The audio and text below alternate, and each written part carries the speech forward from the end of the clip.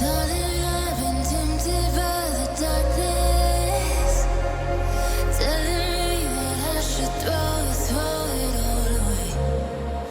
Fight so hard, my heart is hardly helpless. Found myself so desperate on my knees to break. And I hear the voice of an angel telling me not to lay it down. And I feel the spirit guiding, telling me not to give up. Hold on to every promise I've been praying for tonight. I hold on to every coming, won't you run tonight.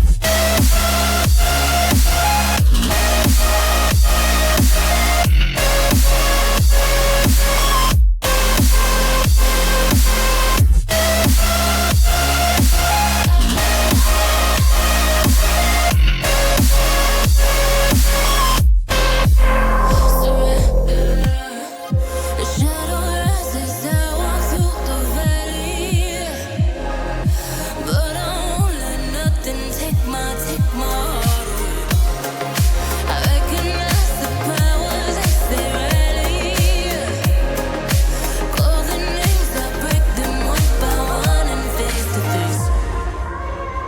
And I hear the voice of an angel telling me not to lay it down. And I feel the spirit guiding, telling me not to give up. Hold on to every promise I've been praying for tonight. I hold on to every coming, won't you run tonight.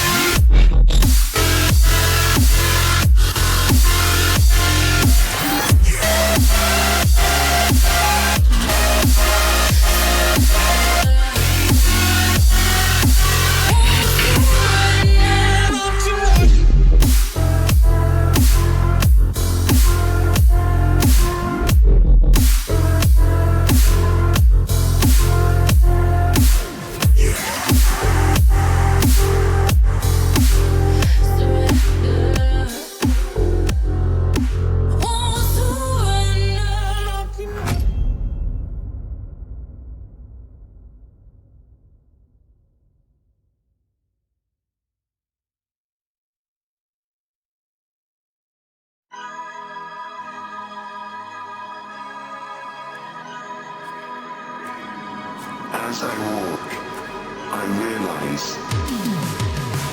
I'm walking on dead land. No hope, no future. I'm lost forever in this wasteland.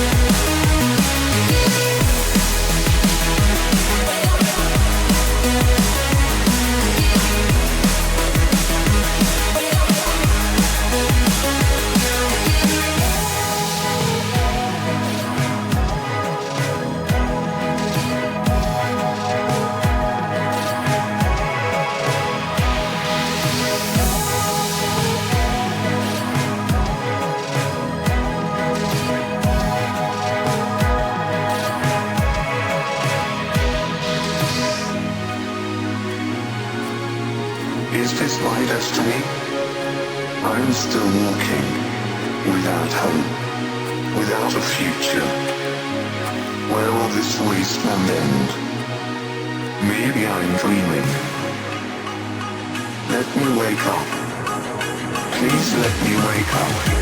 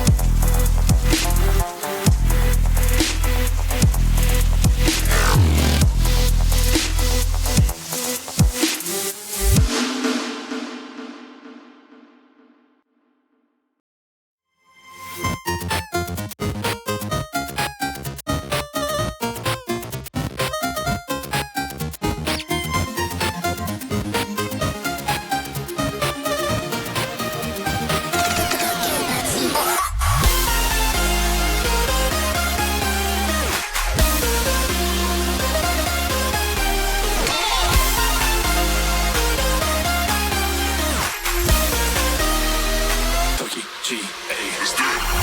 Get up. We want you to get on your feet.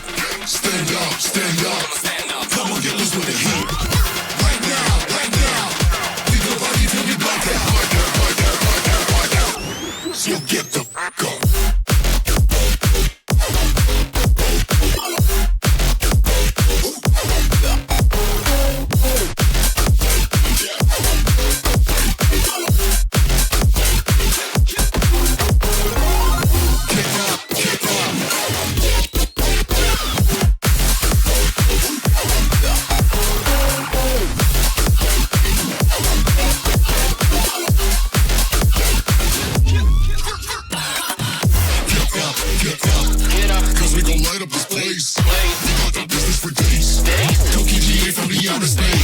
So Carl and Doc, you're out of luck, we don't give up.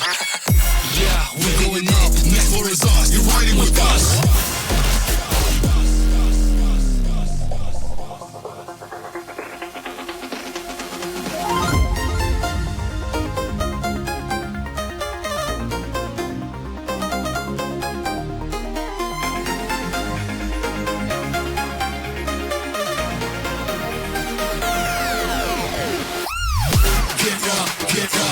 We want you to get on your feet.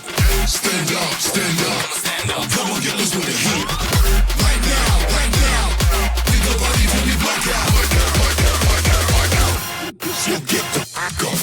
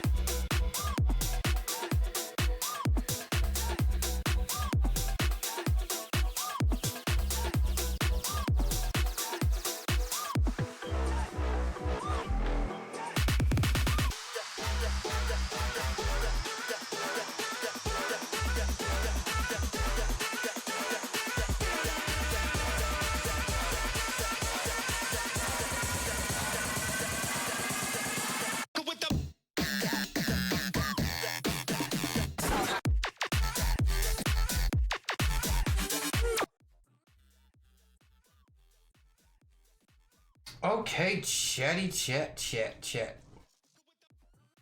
Hello. Oh wait, here. I'm not used to the setup. I'm so sorry. I have chat up here I have 4 monitors now. I have 1, 2, 3, 4. If you don't believe me, here. 1, 2, 3. And I'll do it this way.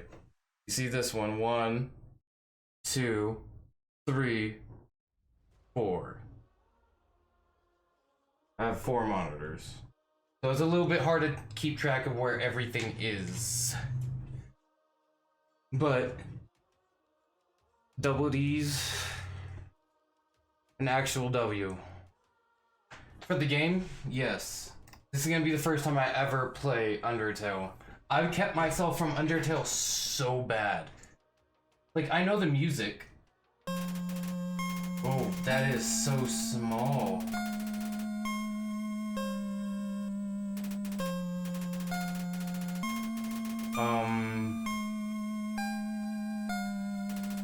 Doesn't make me...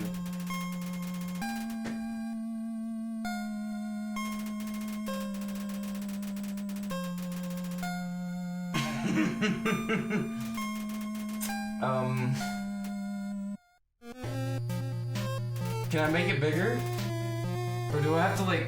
Am I gonna have to be leaning in for this whole game? This is gonna suck, dude.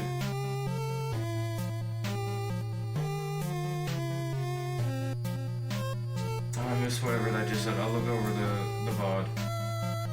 But look, I read part of it. Yeah, she fell into the under.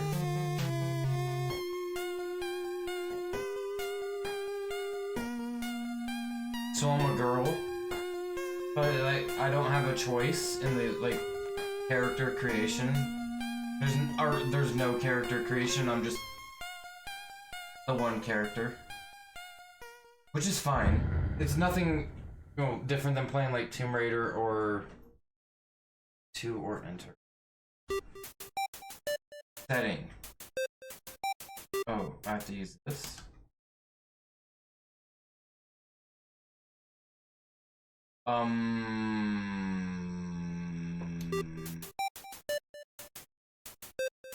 F4. There we go! That's way better. Z or enter to confirm. Oh my, hold on. Let me get a picture of this. Let me grab my phone because it was charging. It was about to die. It was like at 4%. You want in your ball, bud?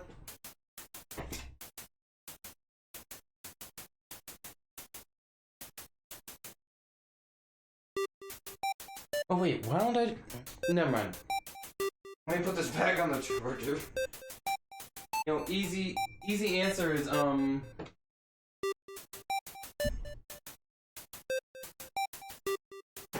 Well, 1, let me stop wasting my electricity with that light.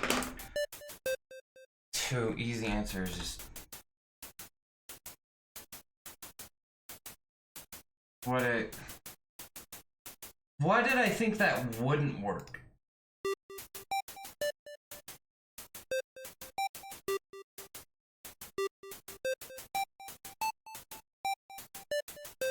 Okay, anytime I click off of it, it completely goes away. So yes, I do need my phone. I need to take a picture. Just in case I forget the commands. My phone's only at 7%. How sad.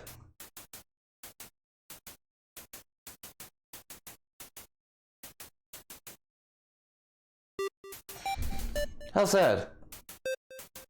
I don't know if you guys can even see that, but it doesn't matter. I'm only at 7%. And I put it on right before I started streaming. That's ridiculous, dude. I swear to God, if I get blinded by this window. I thought I was past this. Okay. So I can hit begin game. But even though I took a picture, I need to make sure I read the controls and try and get them right now. Escape is quit. When your HP is 0, you lose. Menu, controller C. Wait, I'll put these.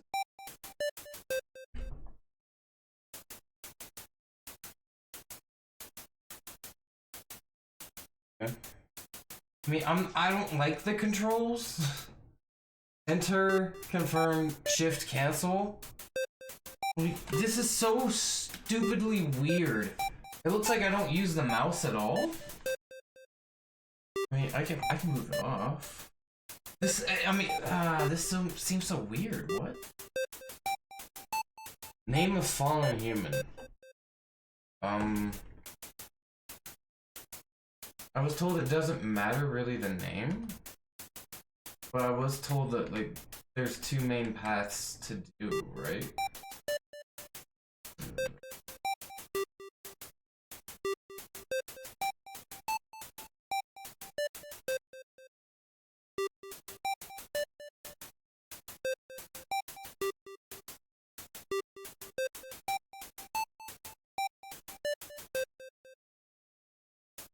Yo, fuck it, I give up. I don't know why it's doing the weird, like, I'm gonna choose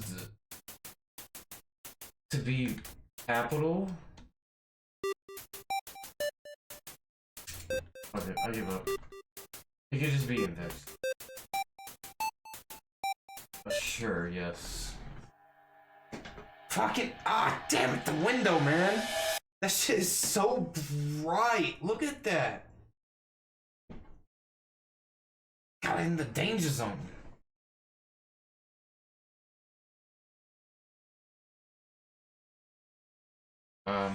Wait, am I supposed to like... Oh wait, okay, so... It's not WASD? Wait, can I... Oh, can I put this on the, Hold on. Game with controls. Here we go. No capture.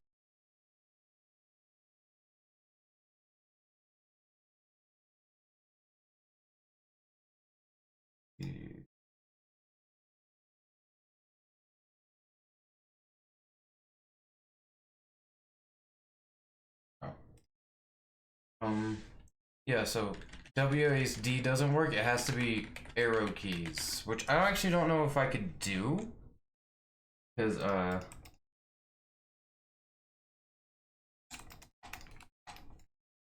that doesn't do anything. This doesn't do anything. So I'm guessing I can only use arrow keys, which is how do I play this game? Like, what's my handstand supposed to be? It seems so weird. Okay, let me switch back to like just the what? Oh yeah, doesn't like pop. Let's see. Seems so fucking weird. Flower. Loud.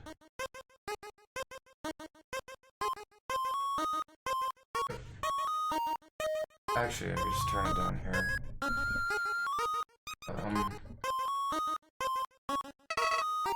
Okay, so confirm.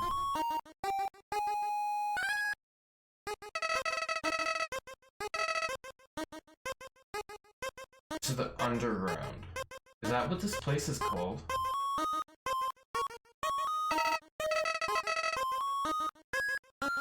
I very much am. I skipped most of the prologue because I was dealing with damn JoJo over there. Ignore me in a minute.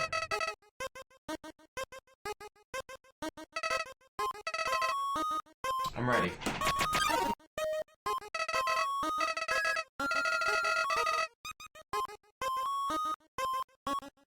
Do I use... Okay, so I still can't use WASD. I can only use... Okay.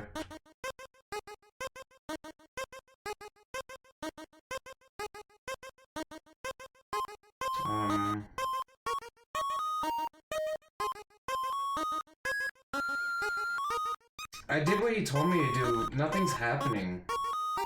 Am I doing something wrong? Inspect power, I'm so sorry. I completely forgot to address you. Yes.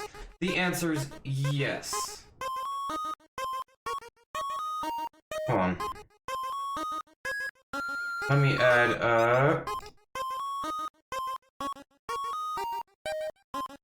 whatever. We have Spec Pattern asking, do I even have a Blue Eyes Toon Dragon? Motherfucker, yes. I have a Blue Eyes Toon Dragon? You know what's on the other side?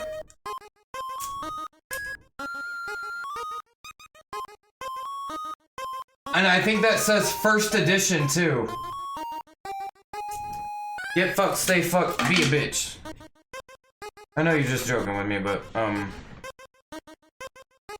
don't ever try me like that again, bitch.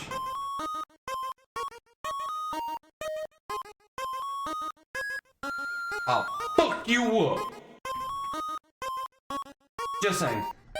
Okay, so what am I supposed to actually do? Like, I've been moving, you know, up, down, left, right.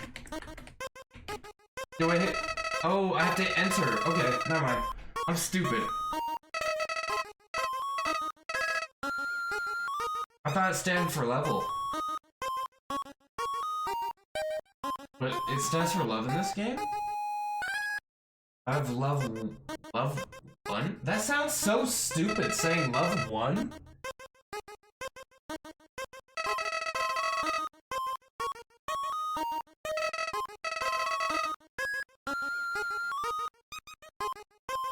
Through. Wait. I mean, I'm not stupid. Okay, it's too late.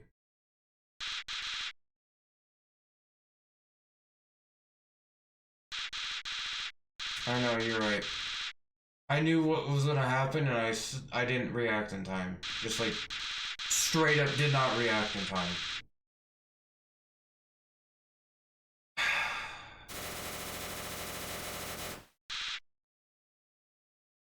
Wait, how much?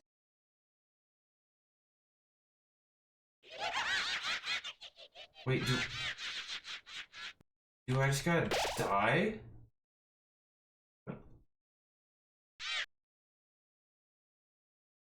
Oh, okay.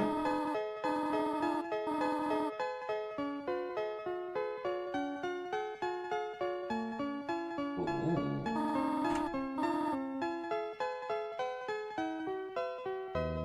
Do not be afraid, much. I'm Torio, the caretaker of the group. Pass through the every day. Falling down. Has this happened before? Wait, because I mean, it must have happened before if she's passing through it every day to see if anyone does fall down. Which means the only way she knows anyone would fall down from there is that someone has fallen down from there before me. In a long time. She said it right there. She confirmed it. I'm not the first. I will guide you through the catacombs.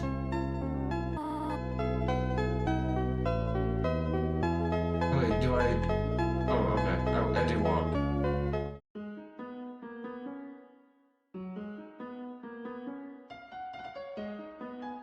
Dude, this song, fuck. What? Oh, wait. Okay, follow. What's a star?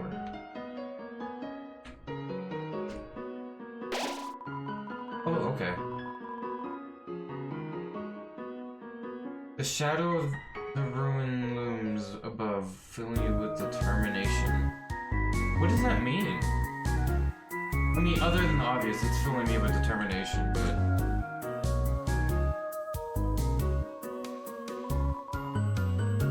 HP fully restored. Save? Filling me with determination?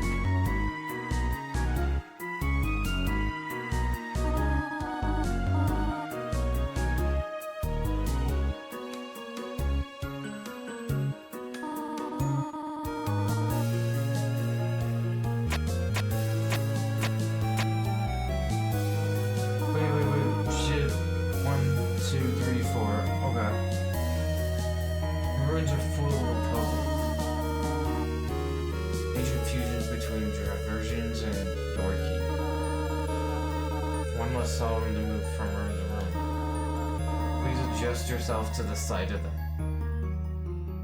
What? What is that supposed to mean? Okay. I mean, you did this. Right? Oh, I can read that.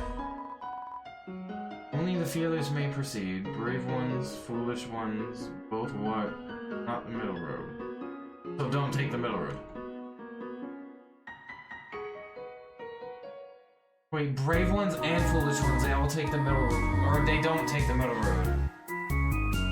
Make progress here even when you trigger several switches. Oh, it makes sense because you didn't.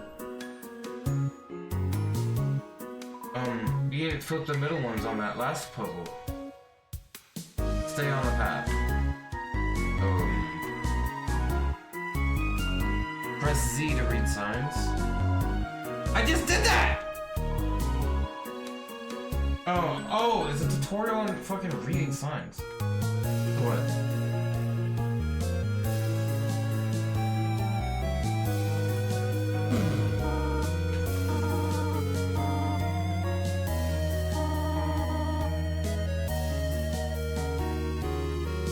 I thought I was gonna say something bad.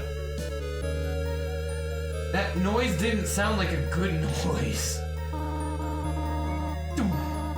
That sounded bad. As a human living in the underground, monsters may attack you. Wait, what do you mean living in the underground? You're not gonna like help me leave? Wait, is my point to be able to leave? Or is it to like adjust? While you are in a fight, strike up a friendly conversation.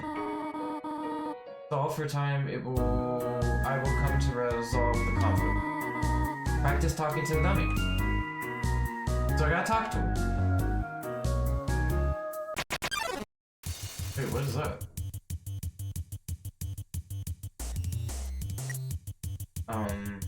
Shit, I never watched any of the battles. What? I don't think I'm supposed to fight. You said talk. Dummy? Talk, there we go.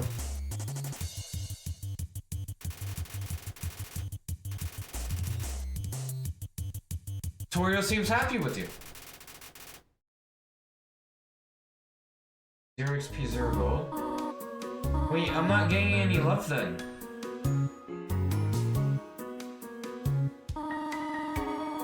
I keep pressing WASD like a fucking idiot. This is so stupid. I feel stupid for doing it. But hold on, this is really bothering the shit out of me.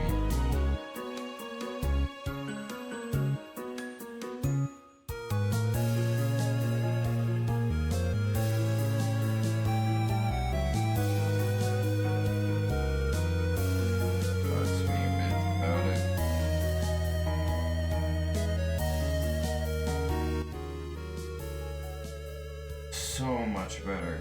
At least in my ears, it sounds better. Let me turn this back up, because then I know what you guys are hearing. If that's too low, let me know.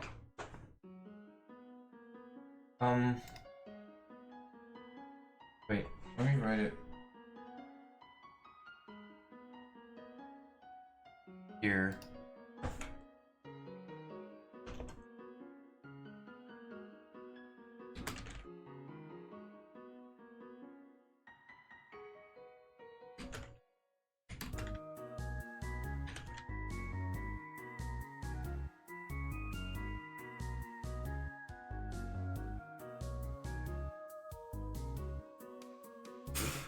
My god, my keyboard's covered in fur. It's kind of like actually frustrating.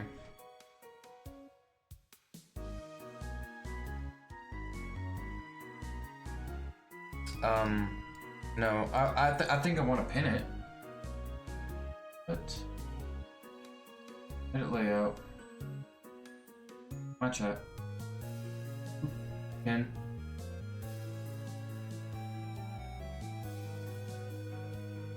Perfect.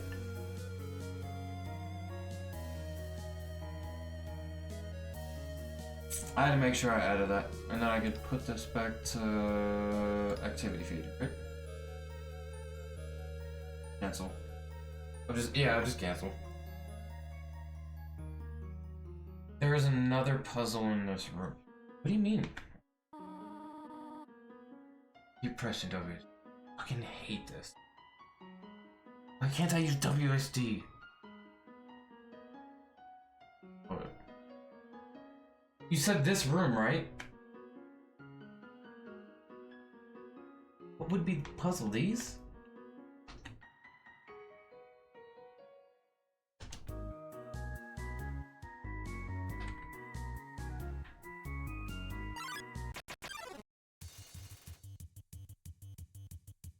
Wait, it's like Pokemon? Oh.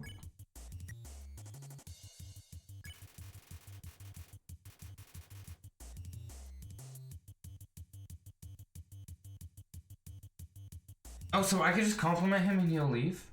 But I'm still not getting XP or gold, so I'm not gonna get any love levels.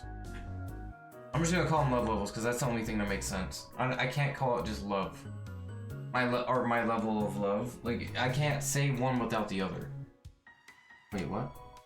Western room is the Eastern room's blueprint?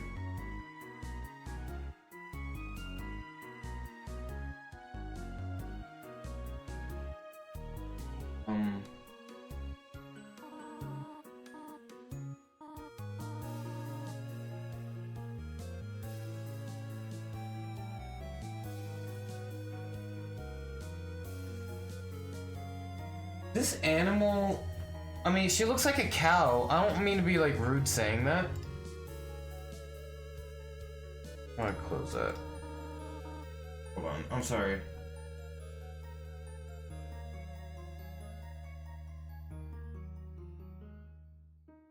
The puzzles seem a little too dangerous for now. She's so sweet!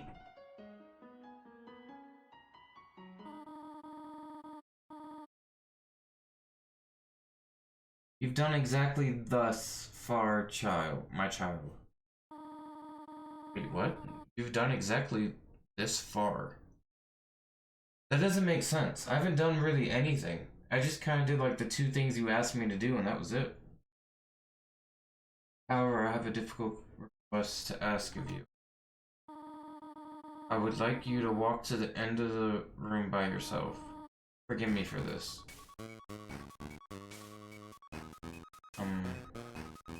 Okay.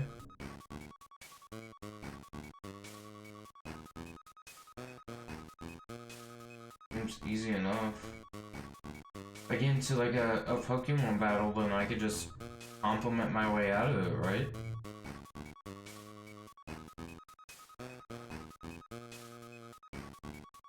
I was told there's 2 paths. It was the kind path and the ruthless path. And from who I would suggest this from, I'm not gonna give out their name. He told me to do the kind path. He said that would like I guess tear on my heartstring. Something like that.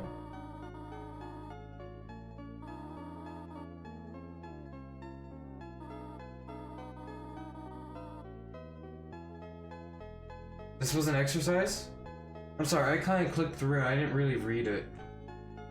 But this really did not seem like an exercise. By the way, chat, ads are running. If you don't want ads, then make sure to follow, subscribe. Really just subscribe, then you can avoid ads. If you have Twitch Prime, get Twitch Prime. If you have Amazon Prime, you sub for free. I mean, I'll wait till the ads are done. Oh, do I want water or juice? I only have the 1 cup of juice left. I do. This water is actually not cold at all. Oh. And I don't know if you had, I don't know if you have Twitch Prime or not. You can look at this afterwards.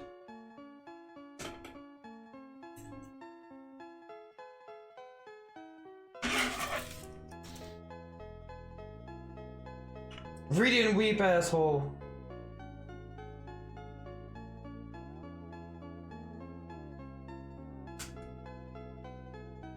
I got 2 of them. One more and I can make it Blue Eyes Ultimate.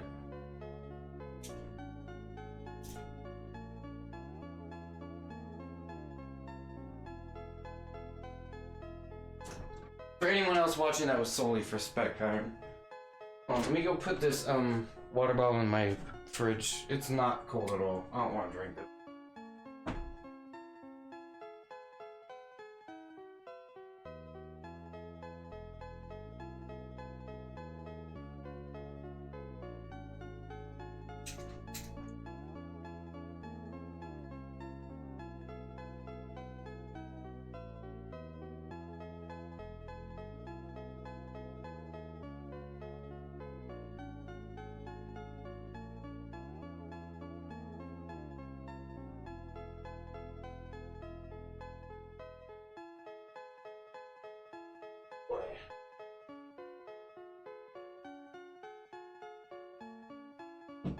You gonna go back to a nap?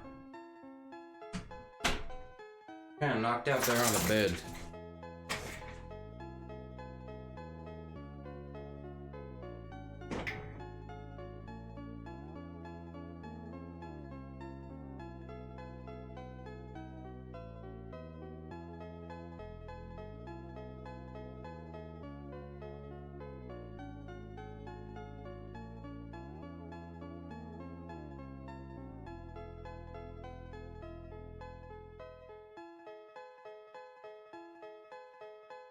He's such a good.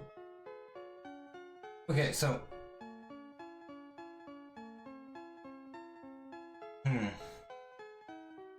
Oh yeah, she said there was a reason for the exercise, but test your independence.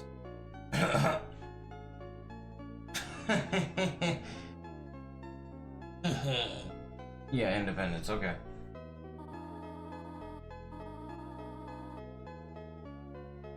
Must attend to some business and you must stay alone for a while. Please remain here. It's dangerous to explore by yourself. I have an idea. I will give you a cell phone. If you have need for anything, just call. Be good, alright? So do I need to like physically wait here? Cause okay, that's not hard. Will she like just call or something?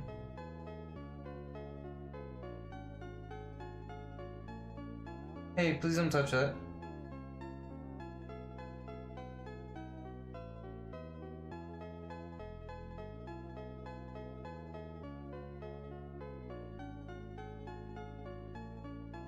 Let me pick it up.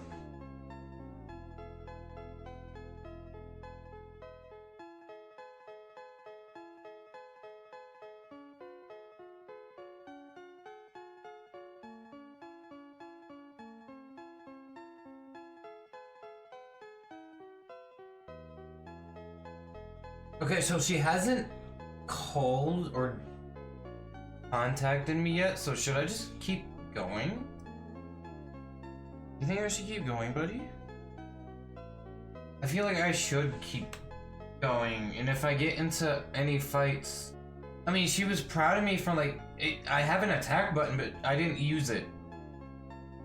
So I guess that's what my buddy meant by you have the kind route. Ring ring.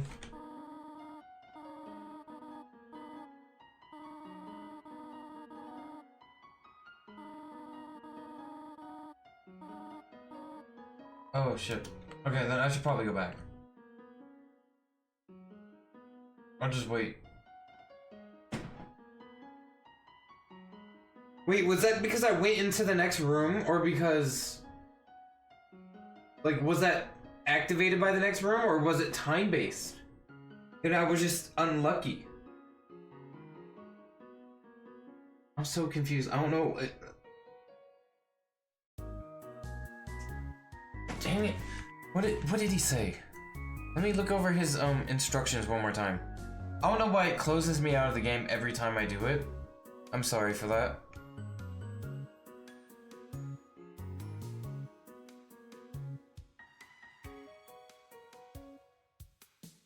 Don't Don't attack anyone. Don't fight with anyone. I don't know if he meant fight with anyone. Wait, what? Don't fight or insult anyone. What is that supposed to mean? The fuck isn't fight or insult? I've already gotten into fights. I didn't have a choice. Don't fight or insult anyone. Be kind. Take the kind route.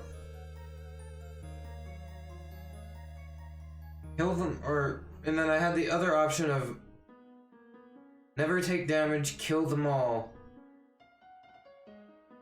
Try not to take damage, kill them all. Oh my god, I don't know why I read never.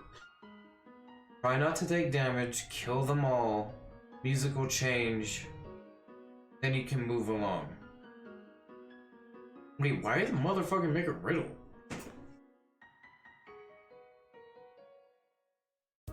Okay, it's not gonna make sense. I'm gonna close on that.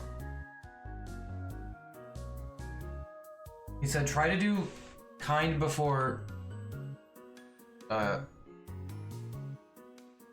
kill. So she hasn't called.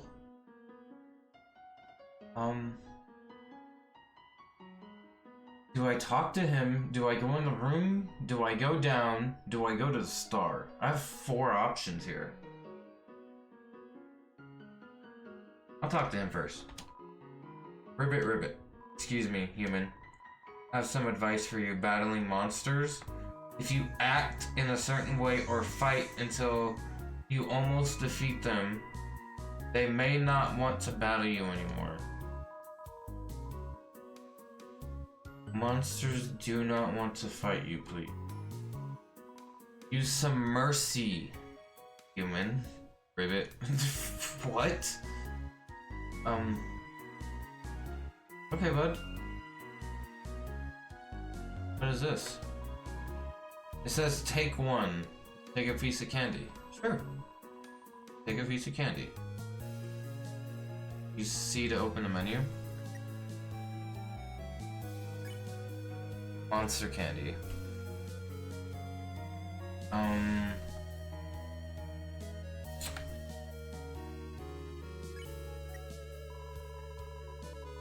It was 10 HP, has a distinct non-licorice flavor. Okay. That's cool. Okay, so this. Grateful crinkling 3. HP fully. Still level 1.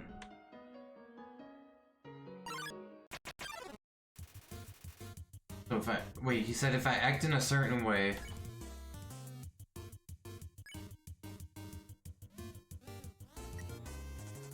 I wouldn't want to do, I want to do console, right? Halfway through your first words, Winsome bursts into tears and runs away. Wait, was I being mad? However, I won.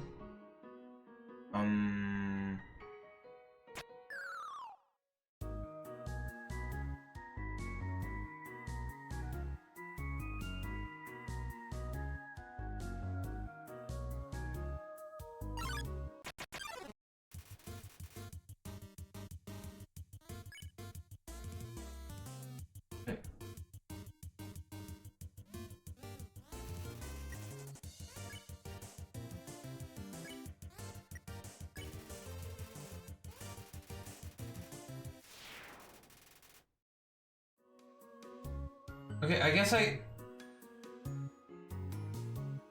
Wait, was I supposed to do that? Wait, should I have done that?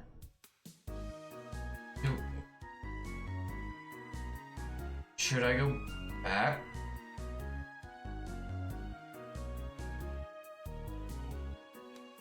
I go...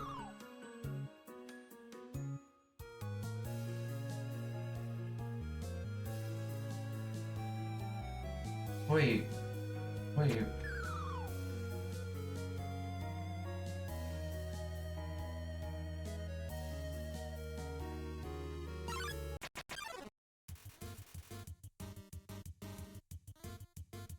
Oh, that fucked me up.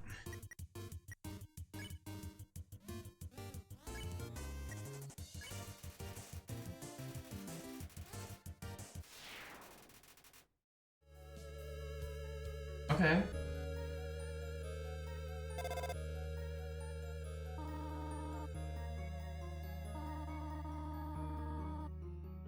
Dude, I have your dog hair in my eye. And you're on my side of the bed, you jerk. Look at him.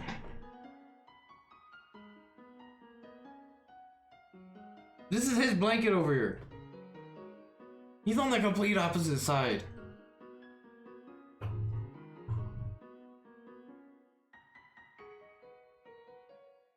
I don't really care. He's such a good boy. Let's put it there. Which is funny because he does have another bed right here. And then he has another one in the living room. Let's get him in butterscotch. Butterscotch actually slaps.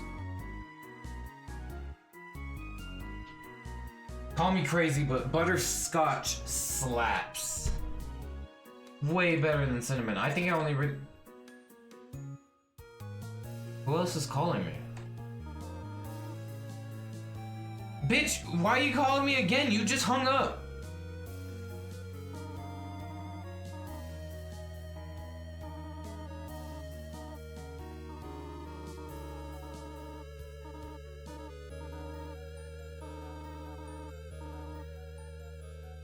You're welcome. Glad you can't hear what I'm saying. You're not gonna call me again in a couple steps, are you? Do this for. Where are the 4 gray rocks recommend you push them? Shit. I'm not used to this fucking pop-up Pokemon battle shit. Good console, I guess. Yeah, it seems like they all do that.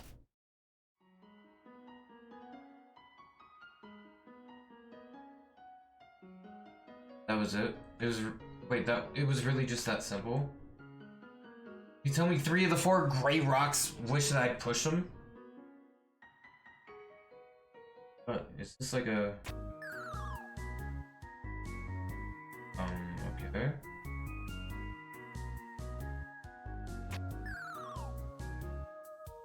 Excuse me, I'm trying. Wait, I can't cut it any closer. Maybe I should go out a little bit further.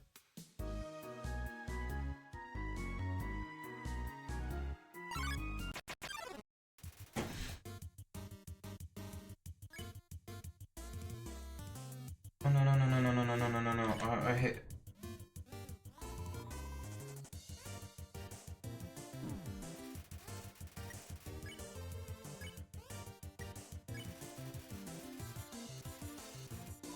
I didn't mean to like attack.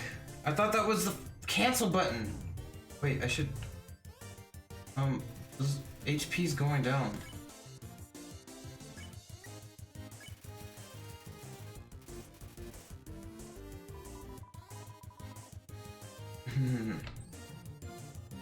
Wait, should I be... Wait, do I have to actually fight people now?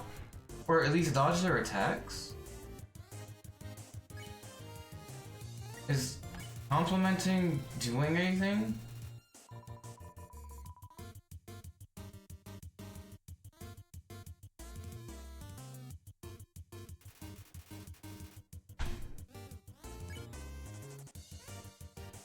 Oh wait, he has a...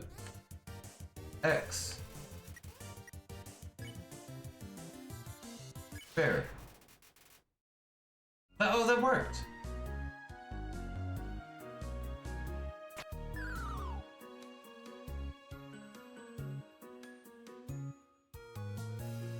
Wait a minute, is there a pattern here? Oh no, there's nowhere I can go up. What does it say? Please do not step on the leaves. Oh wait, is this the path through? All the way over. Way down. Oh no no no no no no no no no no no no no no no no. Wait. X. I can already spare you. It said red name. Or yellow name.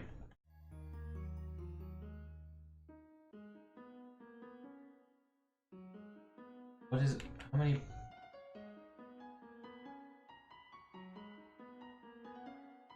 Three.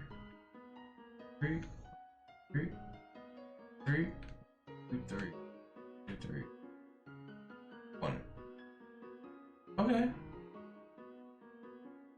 Sorry, I'm sorry, I walked on elite. Fuck me up.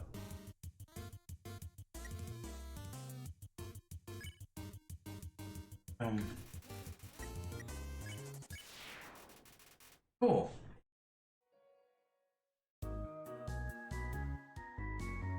Go all the way over. All the way down.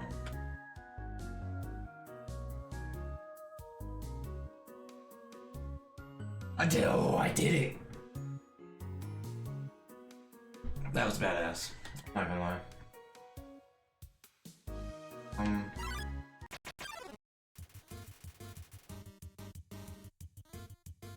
Target.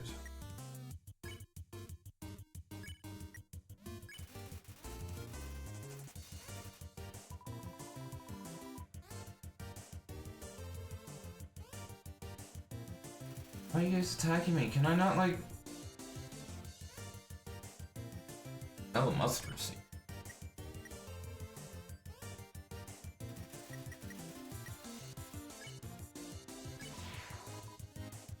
Ribbit.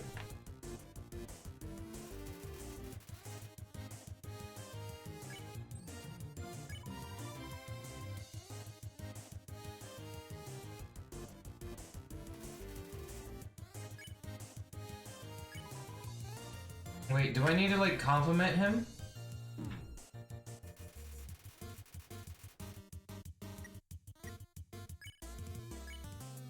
Aye.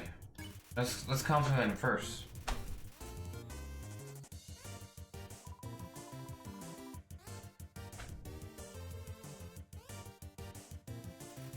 Oh, you're about to get hit too. See, now we can spare him. Okay. So wait, why are we not getting any level? Or love?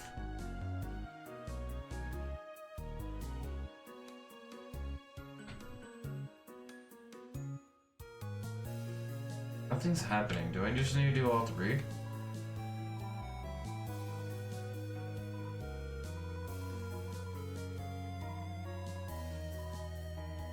Aw, thank you! Wait, yeah, I need you to move over a little bit more, buddy. Can you pretty please?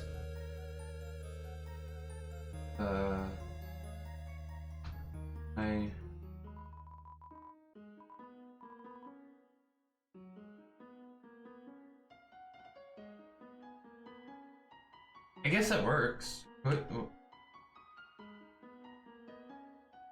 I can't go now.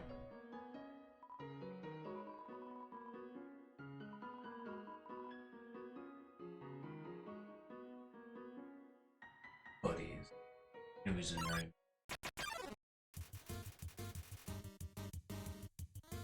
Three.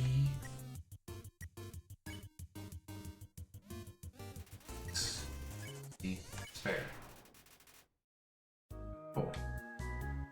Thank you.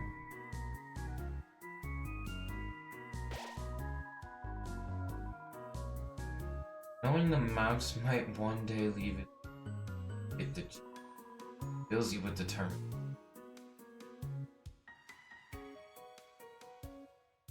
That doesn't make sense.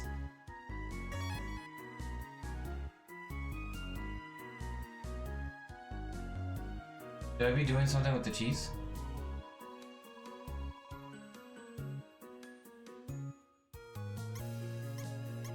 Aww. That's so adorable.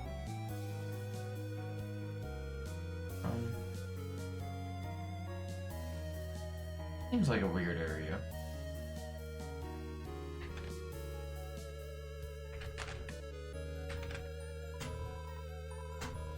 Oh.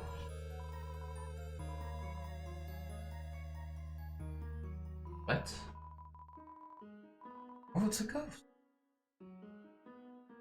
What the fuck? No.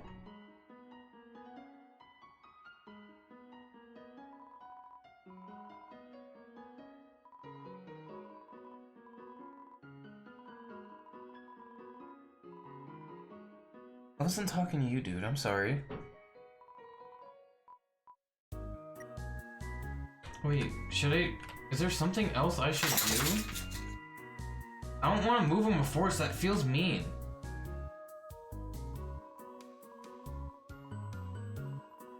Let me see if, like, third time's a charm, and then... Oh, I guess I have to hit yes.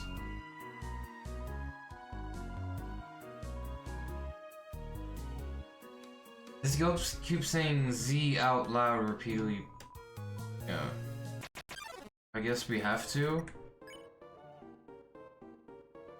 Napstablook?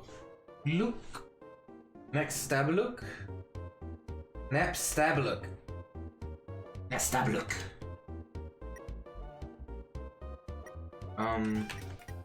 Let's flirt. I did just weigh you down. Wait, what? Oh my god, you're crying, you poor... Oh my goodness, what the fuck is that?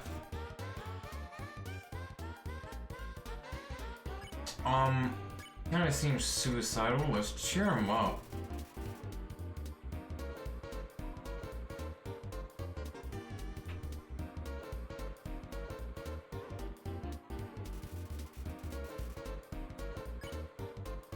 Okay, that looked like it worked. Let's just do it again.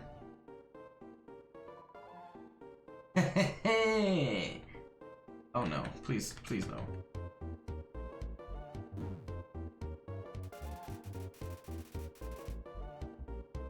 Hearing seems to have improved. Naps looks mood again. Sweet, let's do it again. We're not like really dying too bad, right?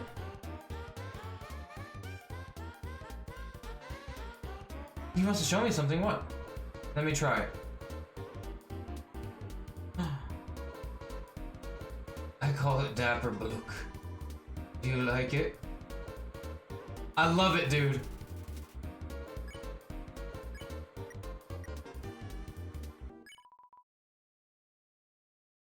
Wait. Is that how I have to do it? I just have to like kind of talk my way through things? That's so cool. Okay, I get it.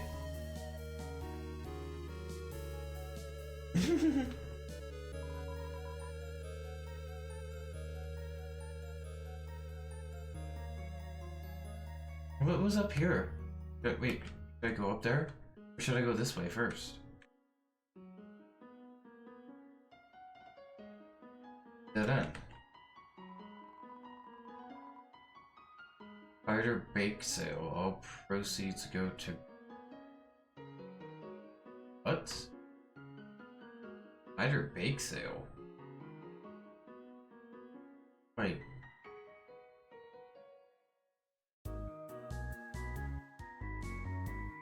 Wait, nothing. Yeah, nothing happens if I walk into them. I thought something may happen. Wait, do I have to press enter? Yeah, I do. Leave 18 gold in the web? I have 6 gold. I'm sorry, I can't do that. What about this one? Smaller. I still can't do that, I'm sorry. I guess it was pointless for me to be there. Damn, I only have fucking 6 gold. Ribbit, sigh. My friend never listens to me. Whenever I talk, they skip through my words by pressing X. Oh, are they talking about people, like, playing the game?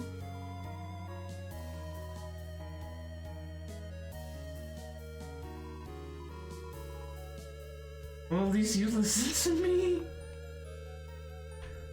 So wait, is he just telling me that I could skip through dialogue by pressing X? Did you miss it? Spider bait sail down the right. I'm gonna eat food made by spiders for spiders of spiders. Okay. Dude, this music bumps. Dum, dum, dum, dum, dum, dum.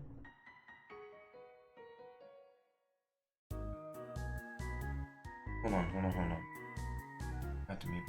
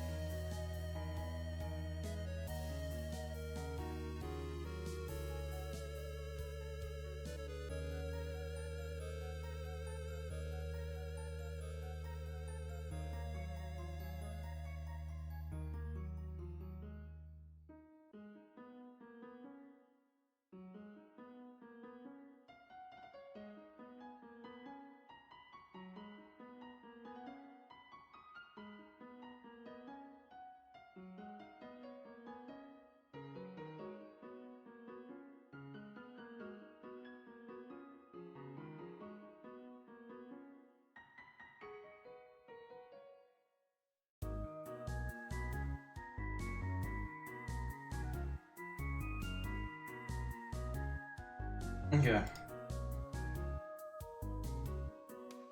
Oh, I didn't click it. I don't think you guys were able to hear it. Shit. But my dog keeps setting off his GPS tag. So I kept hearing doo-doo-doo. Doo-doo-doo. Doo-doo-doo. I was like, bro, what the fuck is that? No, it's literally just his fucking tag. Wait, why? Oh my god, I keep clicking, that's why. Yeah, F4 to make me full screen. 4 frogs. I mean, I've seen a maximum of 3 frogs in this room. This is troubling, to say the least. Ribbit. Okay, he's sarcastic. Ribbit, I have heard you are quite merciful for a human. Surely you have by now... Yeah, yellow name means you can spare it. What do you think of it's very helpful?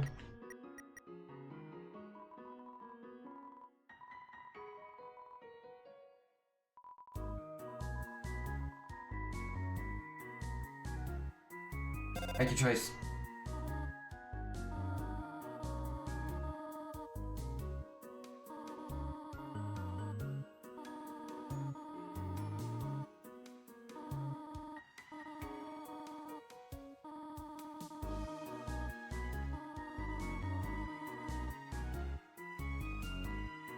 You will want to leave your room in buckets for... Wait, why is she talking about picking things up when she just... Like, last she told me was to stay in the room. Why is she asking me to pick things up?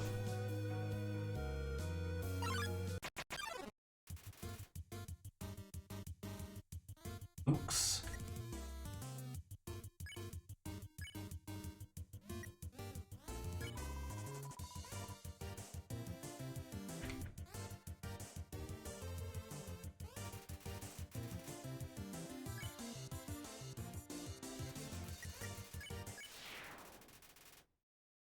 Hey, I got 5 gold that time! Wait, I could go back to the spider bake sale and get something. Cause now I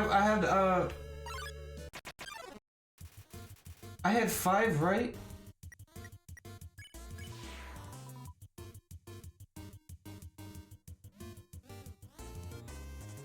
Oh, he was just breaking it down.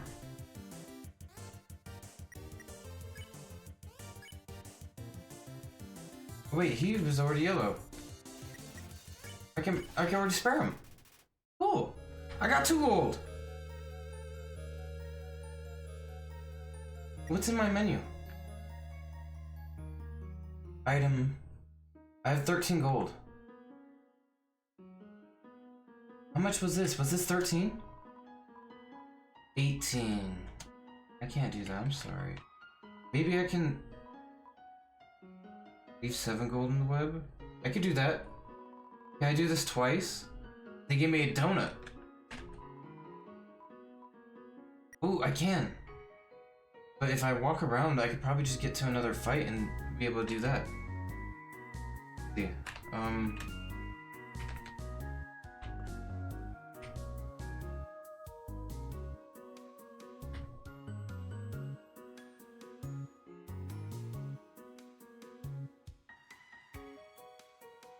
Oh my god, I'm glitching out. That's so cool. Wait, should I be doing that?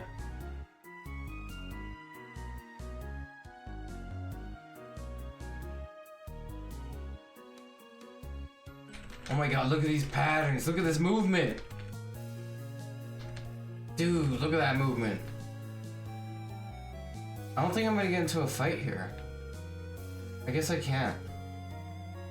I'll go all the way back if I can get into one in the next room, I guess. Wait, what does this say?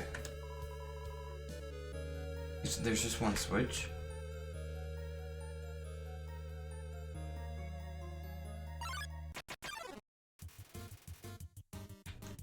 Oh, sweet. Can I just mercy both of them? Oh yeah, he's gonna break it down. Oh.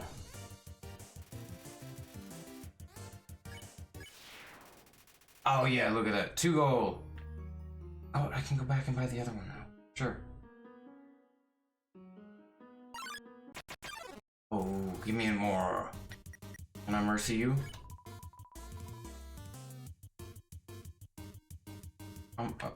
Was I being mean by doing that?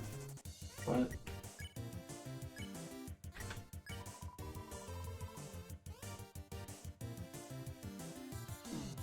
Ooh.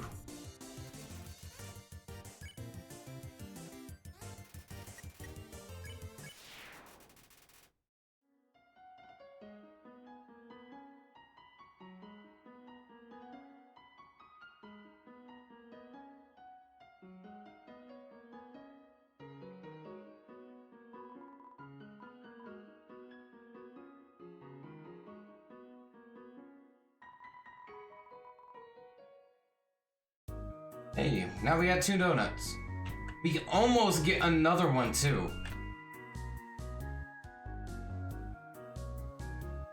Which is like just, that's crazy.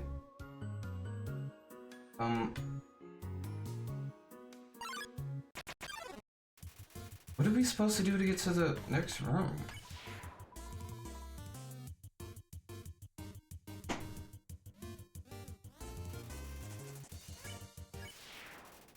Cool.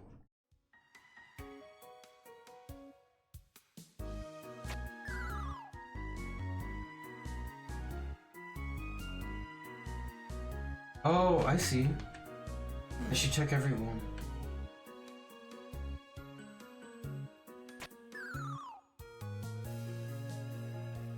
Wait, what is this? Vegetoid? That looks... Oh my god, that was actually kind of like a little spooky.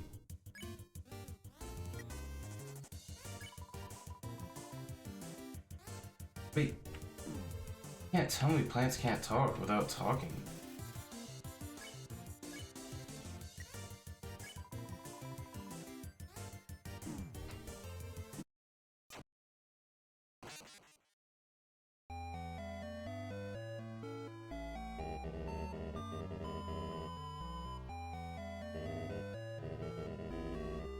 Stay determined. Okay. Okay. Whoa. Okay. There it goes.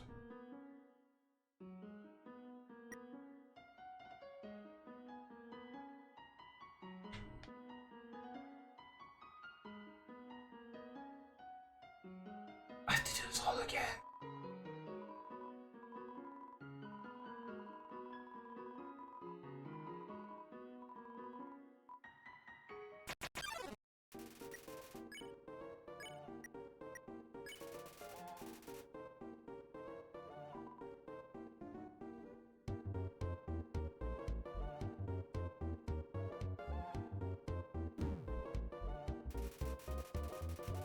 Added 3 damage. Thank you.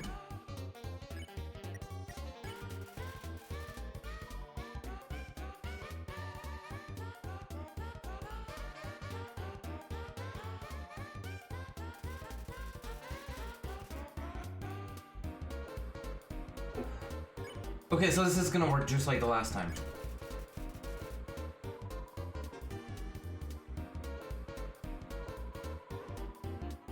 Dapper Bluk. I do like it. I like it a lot. Oh, he has like a hat now. I don't think he had it before.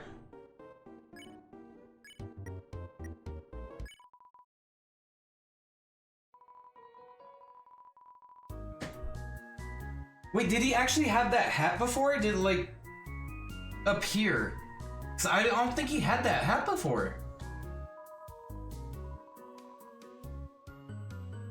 Yeah, he's gonna get out of our way again. Oh wait, shit. Shit!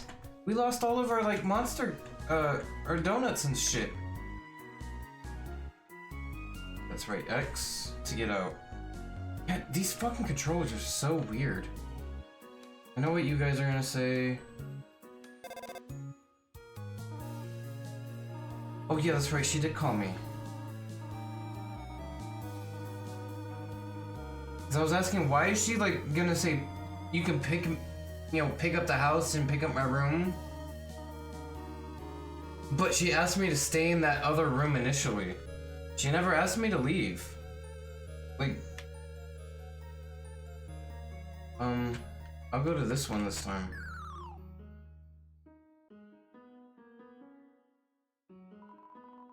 Found a faded ribbon.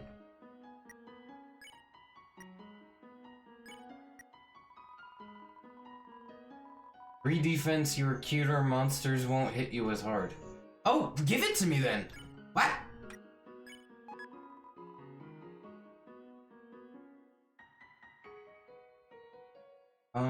Let's do the next one.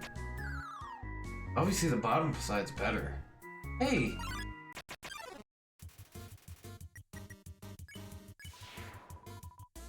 Swing your arms, baby.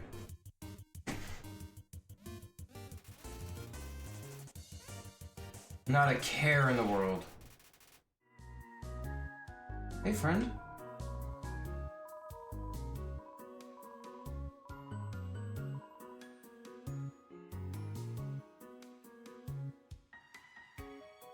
What?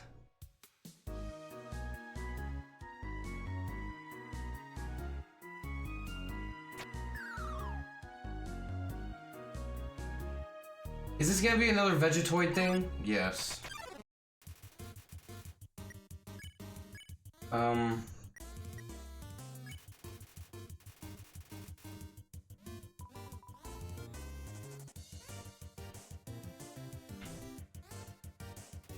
Wait, should I hit that green one?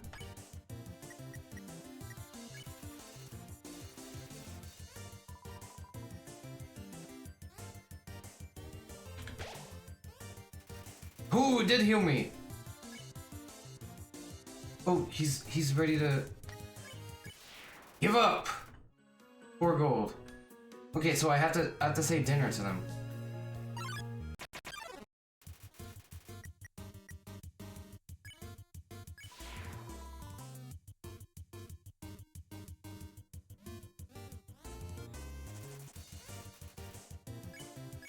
Not a care in the world.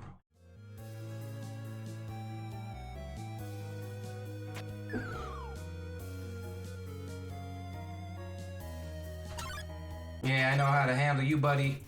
Bucko pal. I think I need to, like, do everything? I don't know. Maybe I could avoid this.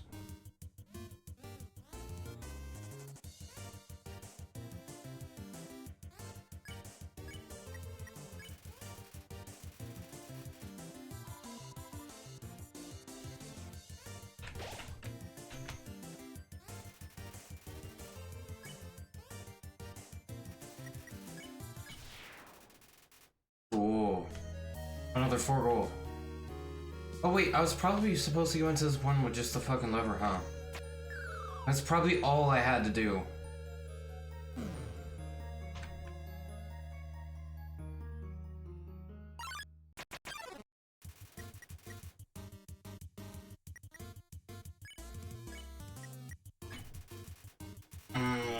Get in my belly.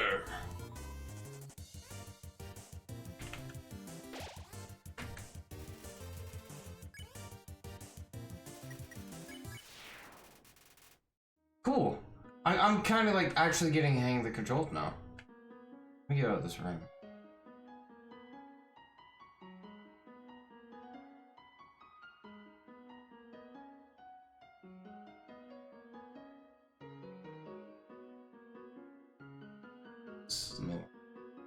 So bad.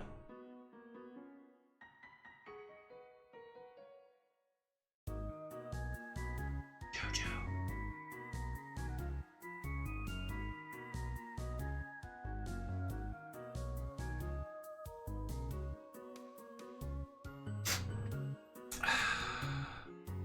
That's right, spiders. How much do I have? I have 22 gold. I could do the big one.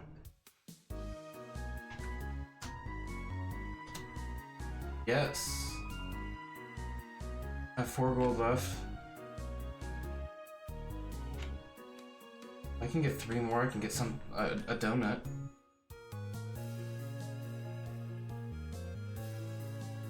Before the Vegetoid was like kind of messing me up. Wait, did I ever? I ain't doing that last one though.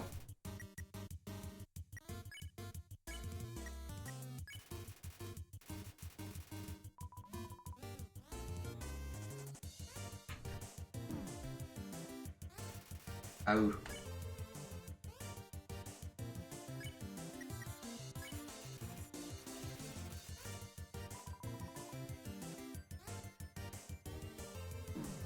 Damn it. Shit.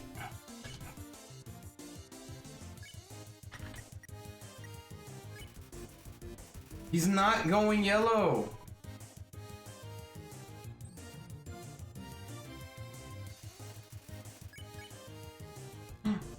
Wait.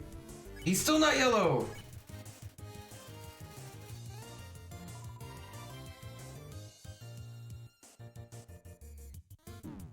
Ow.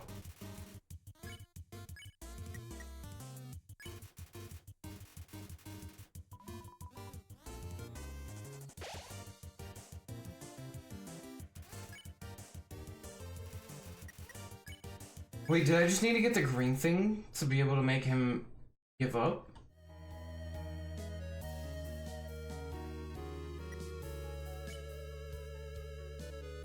I do have 8 gold, so I can get the thingy now.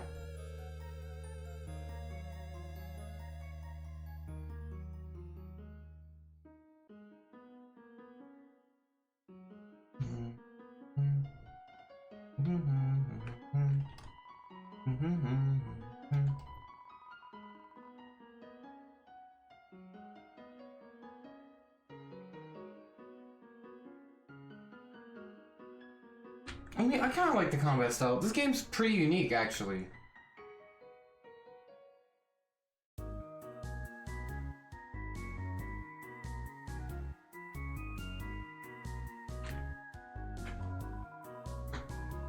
Bar door is not an exit.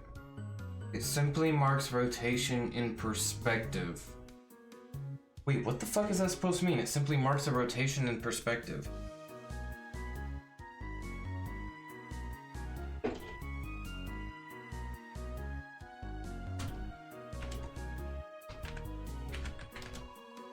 It's a switch, press it. Nothing happened.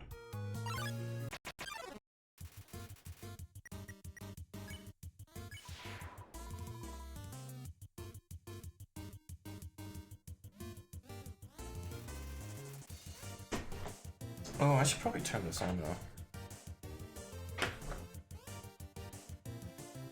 Hold on. Since it's about to get dark, let me actually close my window.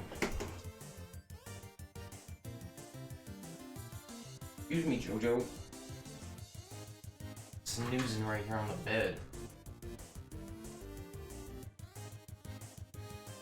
I got your ball. That you destroyed. He's not gonna get up. My dog is so active but lazy. boy, though. He's like the best boy. Ain't you, JoJo? You the best boy, huh? You such a good boy. Should I hit all of them?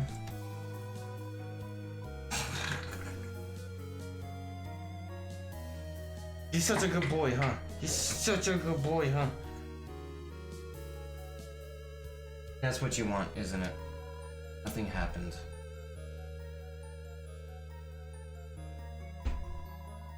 Which press it? Yes. Nothing happened.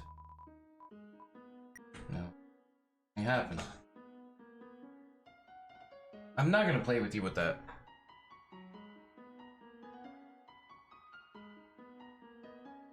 Doesn't have one.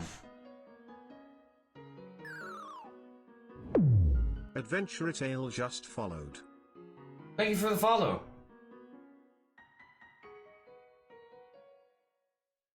But why did that not...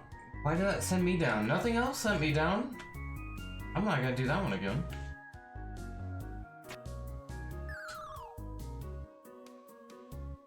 Okay, so these two sent me down, but the other one doesn't even have one. How do I get to the next room? You notice there's a blue switch behind the top pillar. So wait, do I have to like...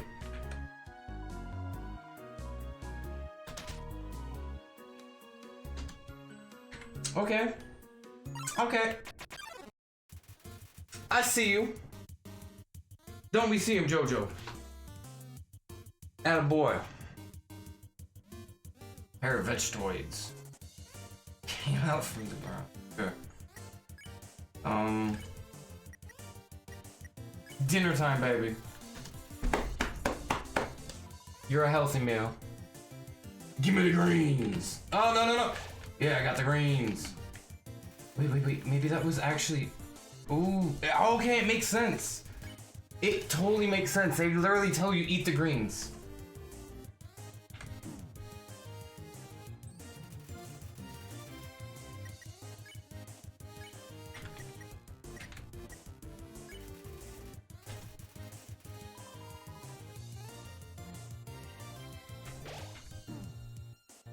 Okay, and then does it... Oh shit, I shouldn't really take too much damage.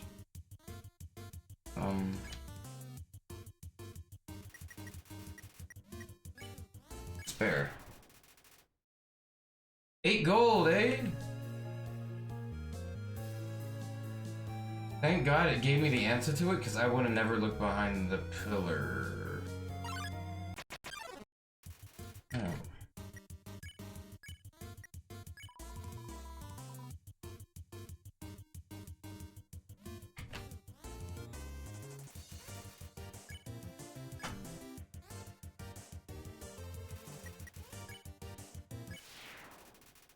Okay, I'm doing the be nice route.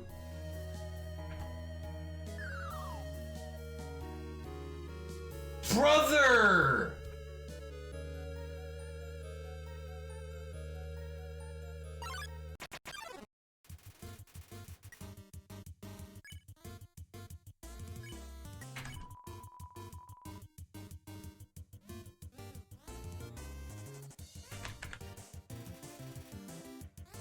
I was gonna eat shit there.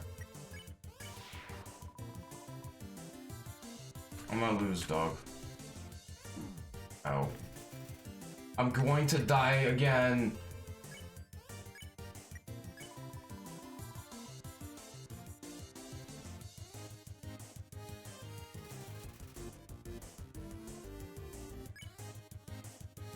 Wait, that's not exit. Spare.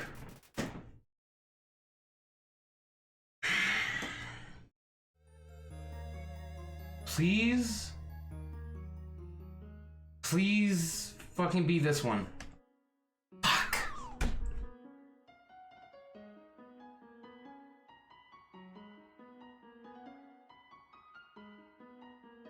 And you know what? Ain't nothing wrong with going all the way back.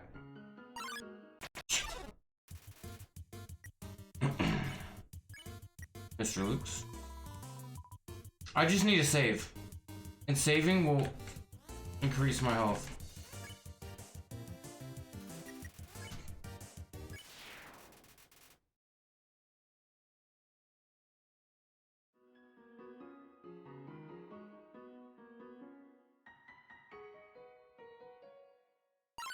Shit. I fucking knew that was gonna come. Hold on.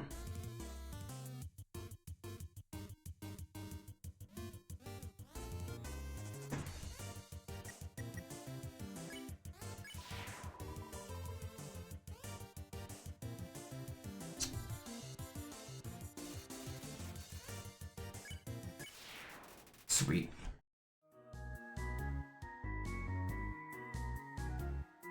Was in the next room? Yeah. Knowing the mouse might take one fills you with determination. Cool. I mean, same thing it said last time, I guess. What am I supposed to be doing? Genuinely, I'm so...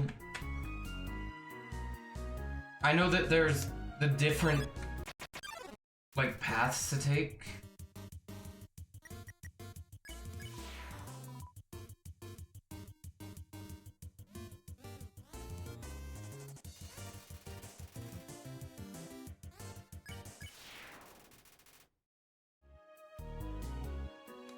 But outside of that, like, what is there? Okay, I had to make sure I did heal. I don't want to use an item and heal and like waste it for when I can use it later. These guys, like, they genuinely just don't attack me.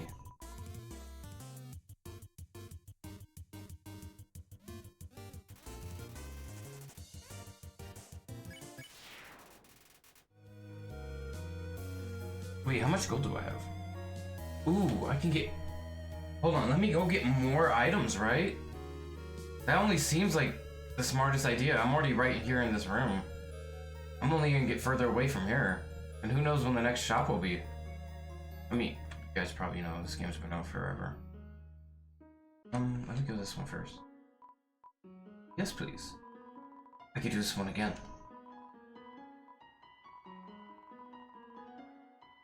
Jug. I got jugs. Oh. I got health restoring jugs. That doesn't sound good. Cancelled. Wait. He may not be. Yeah, I didn't think so. For some reason, these guys, I have to make sure I don't pick on them.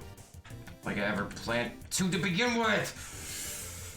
I just restored my health and I spare you. I'm a great person, right? I'm a great person. I'm a good person. I couldn't even get to the other side of the room.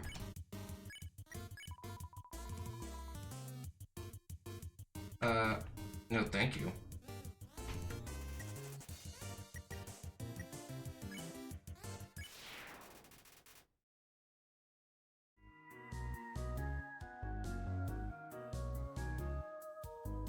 Rose over there. So at least now I know it should be this orange.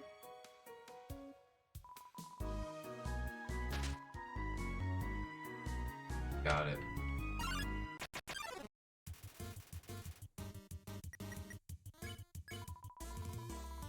Okay.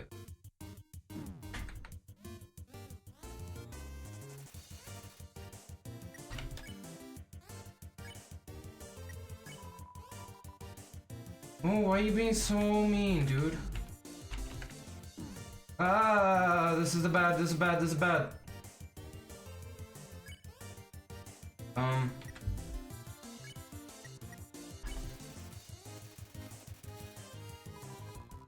Eat your greens.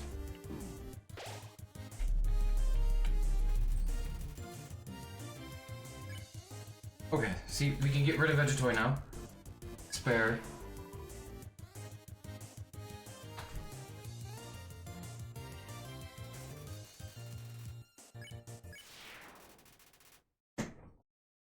There we go. That's so much better. Oh no. No. Oh no. Oh my Lantos! Fuck, fuck.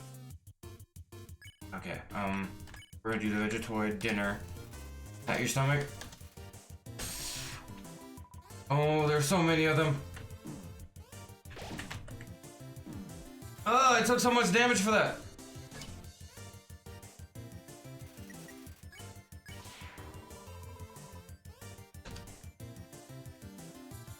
Oh my god, why do I think I can just pick these things up? I don't know why I keep doing this. Yeah, I think so. I'm gonna have to use monster candy.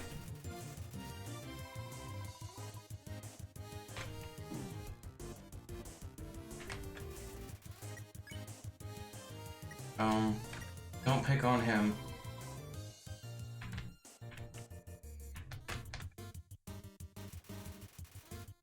That was pretty.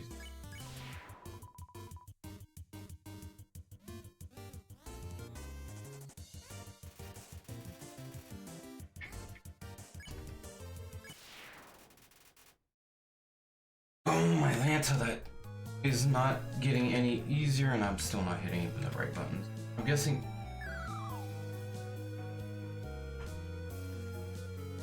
Should I just guess the furthest one? Because I'm really not about this walking through the whole fucking thing again. I'd rather go back and heal. Because I'm gonna die. Of course.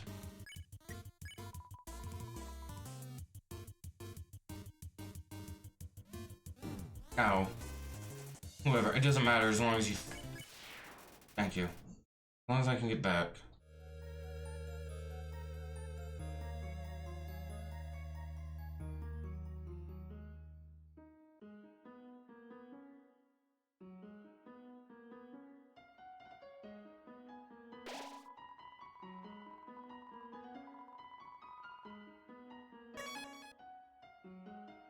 I've been playing this for an hour. I'm pretty sure if this was like a speedrun attempt, this would be garbage, dude. This would be absolutely terrible. Do I have enough money? I do! Let's get some more food and stuff. I don't have enough for 2, but I have enough for one of these and the other one. They give me another jug. I don't know if these jugs are actually good for. Yes, please. Give me another donut. Thank you. Thank you, thank you, thank you. Let me actually go save. Why does it seem like monsters are attacking me in this room?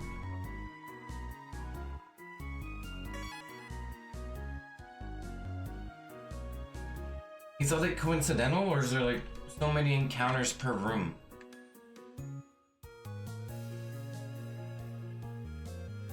Hello, would you like any help with any sort of puzzles? Spider ciders heal a lot more than spider donuts. Or spider ciders? Yeah, I was told to be kind. Hold on, let me pull up the damn document that he told me to follow.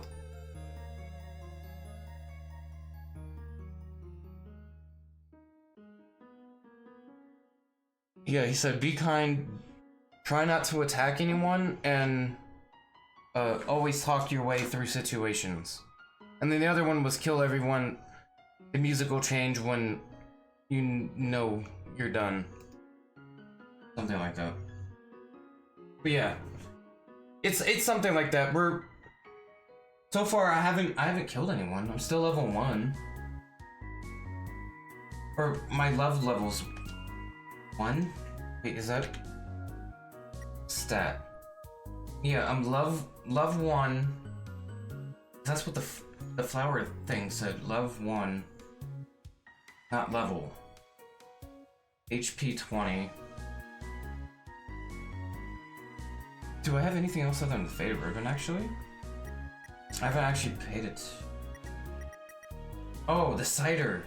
Okay, yeah, it is the jugs, the cider. Okay.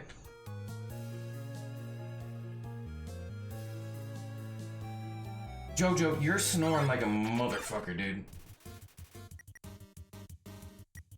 I can just bury both of these guys.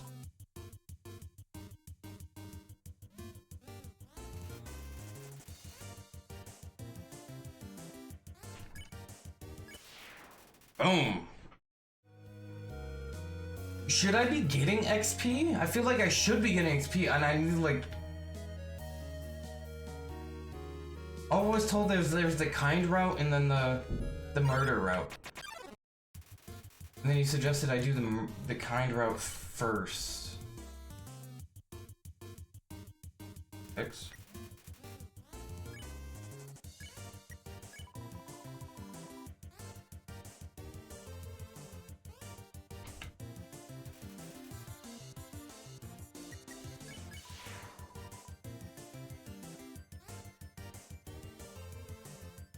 Oh shit, I went right into that. Fuck!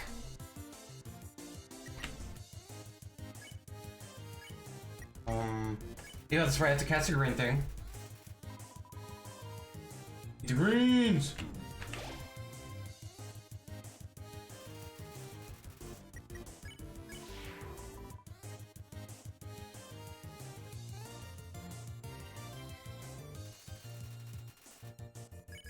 Boom! Got him. It actually went a lot better than normal. Fucking A.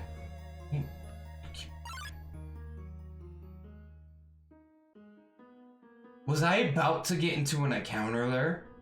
And I just kind of walked right out of it?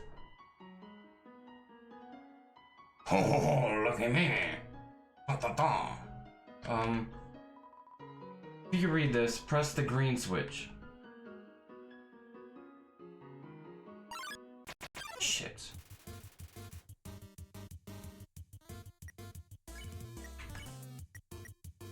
So, Vegetoid.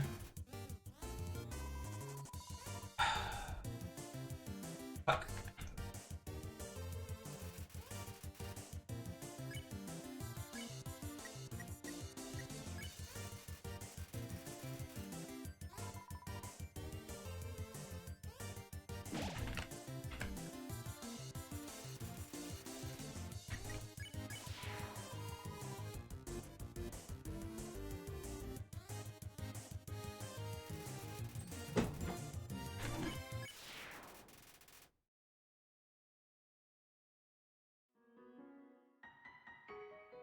It doesn't normally tell me which one's green. The switch, press it? No. You didn't tell me it was a green switch. Fuck! It was that one! Oh fuck, I should have known.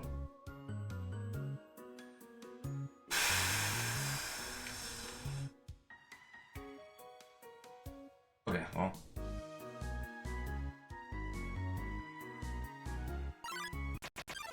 Oh, I almost got out of the room.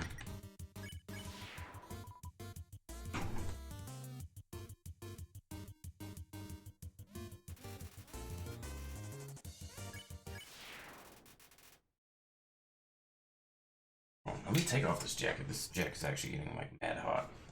Oh shoot, I still have doggy bags in here.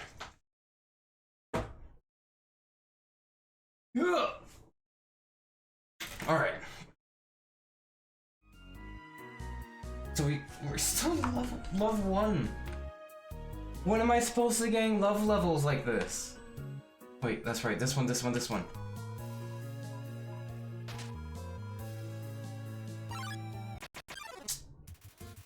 Oh, dog. Doesn't matter. Get in my belly. Ow.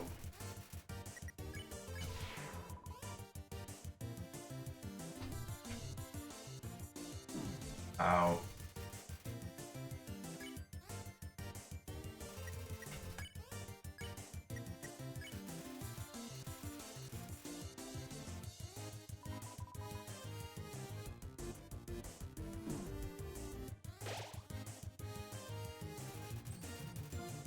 I was about to go under that corn, I promise. I swear. I'm not that terrible.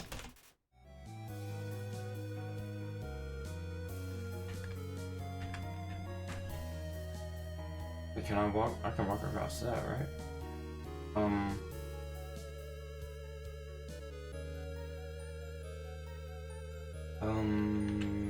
Up?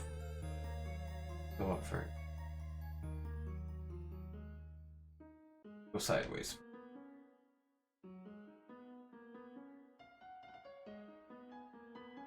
my eyes burning? Rah!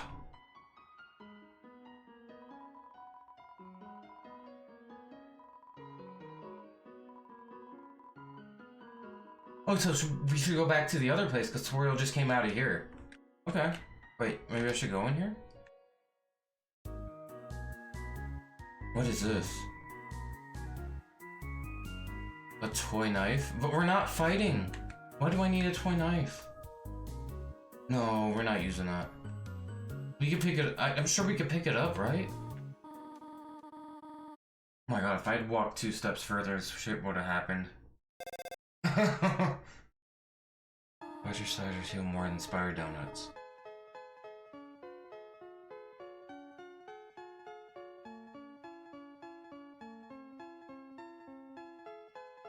Later boss a lot quick. Now it's not too much like of a spoiler, it's not backseating. So, that's passable. Now that I'm like reading it.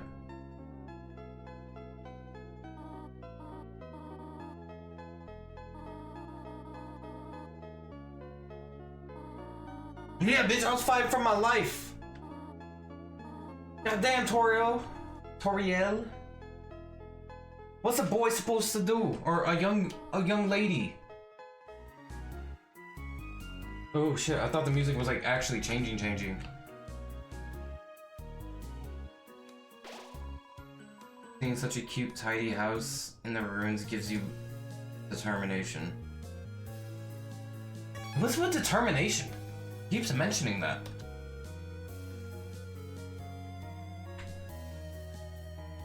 Love means level of violence. If that's a spoiler, then I'm going to have to time you out or ban you.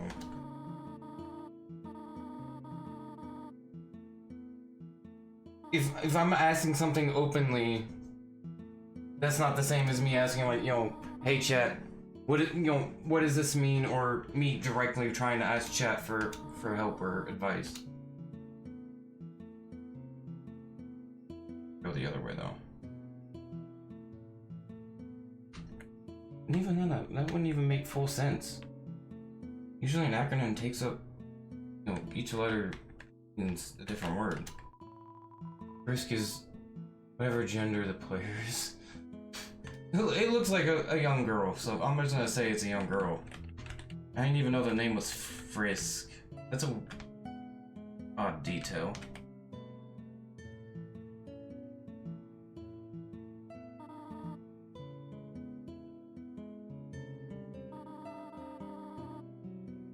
I hope you like it. I'm still confused on why she told me to stay where I was. As soon as I went to the next room, she called me to make sure that I didn't move. And then I moved like 5 rooms and she's like, hey, wait, what about outside? Can I go into other rooms? Oh, I can. That's like search. Scandalous.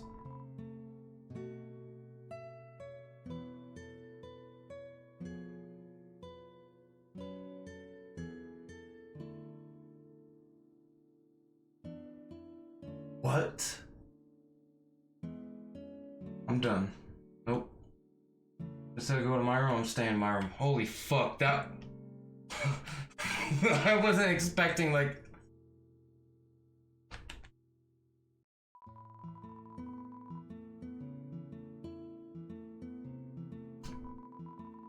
Okay, so the same thing. A box of Kachus.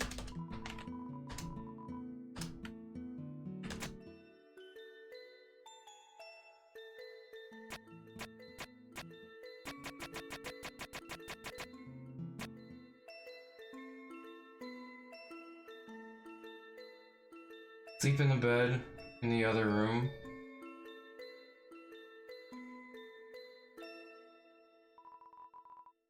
Adventure Tale. Make sure you read what's at the top of the chat, because I asked for no backseating.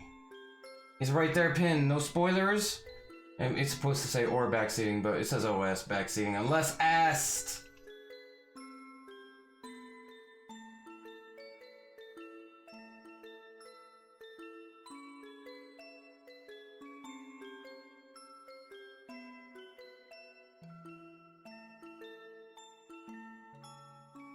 Wait, well, I mean, I don't even have like a... Oh, wait. Buddy, yeah, please stop. Let me have the experience. You kind of raw. I was given kind of blank instructions to... Wait, what did it say? Fuck, I didn't read that. You were carrying too much.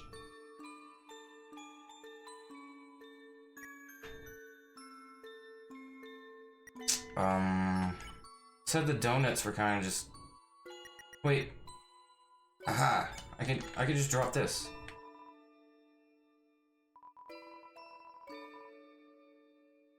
Cool. I don't need the pie. Sweet, yeah, please do. I mean, there may be a point where I end up asking for help. That's very, very possible. I'll talk to her in a minute. Let me look at the bookcase.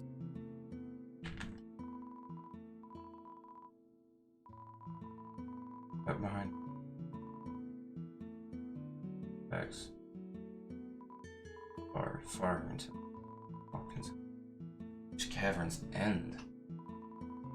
This was our new home, which we named Home. Very specific, you just named it Home. Yeah. As great as our king is, he's pretty lousy at name. Oh yeah! I can tell. Okay, so it does the same here.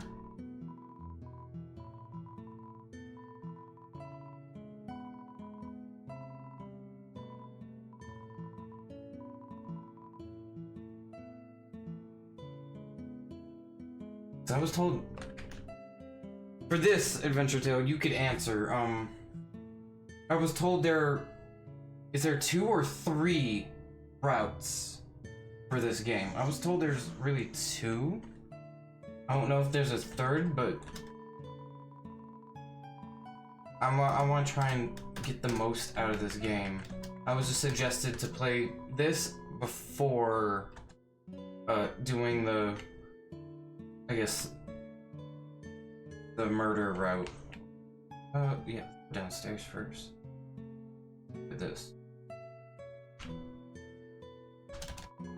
Inside is an old calendar. Beginning of 20X.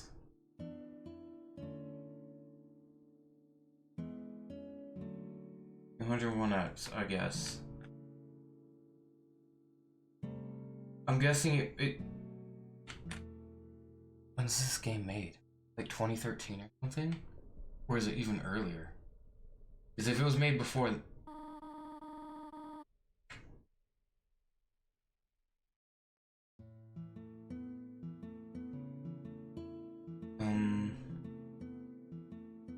There's 3, but technically there's more than 3. So the other ones are just more neutral. Neutral, pacifist, and genocide. Oh, so I'm guessing what I'm doing is technically... Oh yeah, you said pacifist earlier. So, okay, that makes sense. It came out 2015? Why does that feel so much further away than... I mean, it is 10 years, but... That's a far time. Fuck me. Okay, then I guess I'm on the pacifist route. He just told me try to be as nice as possible. Do not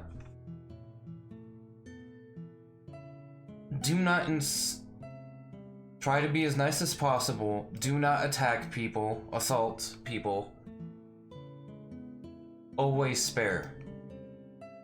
That was all I was told for trying it the first time, and then when he said the second time, he said, go out of your way to confront everyone. Always kill.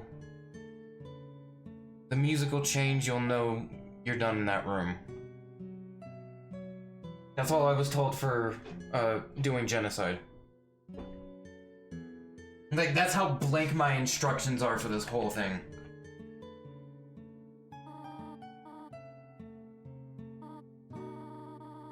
Lady, you just knew I was up. You just pulled me out of the basement.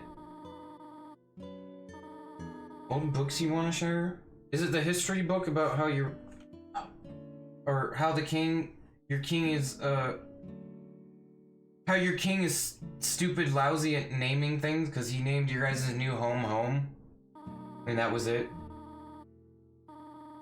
Or I mean, maybe he was a past king. I'm assuming he still exists today. It doesn't say that it was like a very distant king in the past. Living here, I want to go back. What?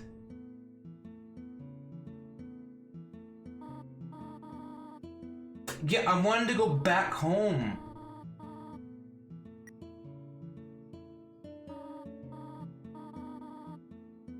No! No, wait, no! Is this gonna be the conflict?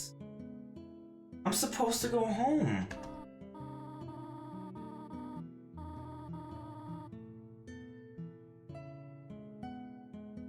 72 uses for snails. God, that is boring.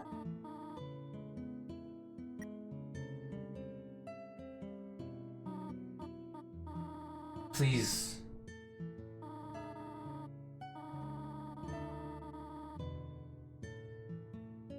I wonder if that's a real fact, but I mean, in the pretense of the game.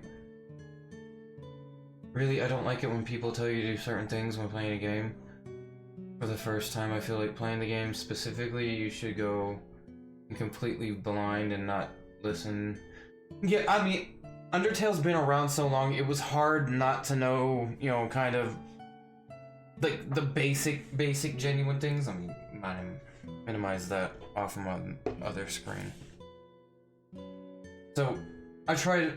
I went for someone who's played the game and, you know, got advice from them to make sure that I'm, you know, if I'm gonna play the game, one, before I get spoiled, because I've been saying off of YouTube, because the more I talk about it, somehow the more it keeps popping up on my YouTube. It keeps popping up everywhere, just Undertale this. I'm like, dude, I want to play the game. I want to go in blind. You know, shit. Apparently, it's been 10 years and I haven't been spoiled yet. But also, I don't care to like ever waste my time because I only have, for me personally, I only have 3 days until I start my next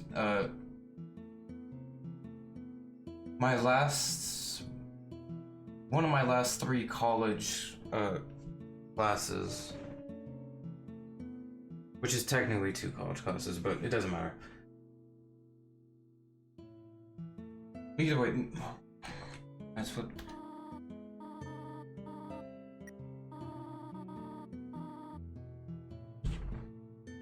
Do I need to wait here? Why do I always assume that when you're playing a game like this, or any game, if it tells you to wait, literally just don't touch anything and wait. That's always like my go-to with it.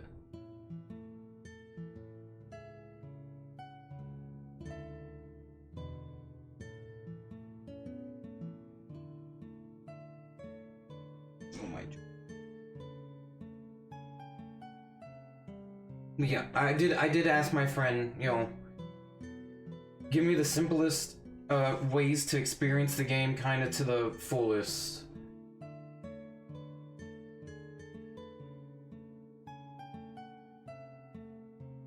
Yeah, I did see that you followed 33 minutes ago, UNDERTALE. I appreciate you for the follow. It makes a young man's life like mine a lot more different. Or potentially it does. And honestly, I'm actually not that young. I shouldn't say that. I'm only 28. But okay, seeing as that nothing has changed here.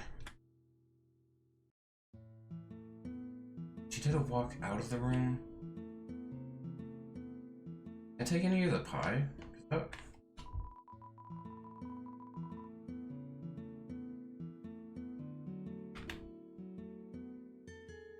But I was the only person given a slice of that pie. There's only one slice missing, and that's me. And yeah, I'm gonna start putting like all this on YouTube, so hopefully I can get like an idea of, you know, what people think of this renovations. Should Should I search anything else in this room? Oh, I don't want to read anything. Nope, nope, nope, nope. I can't after seeing what they said earlier when I checked the fucking, I guess the sock drawer of Torio. It's the only other place to get, nope, there she is.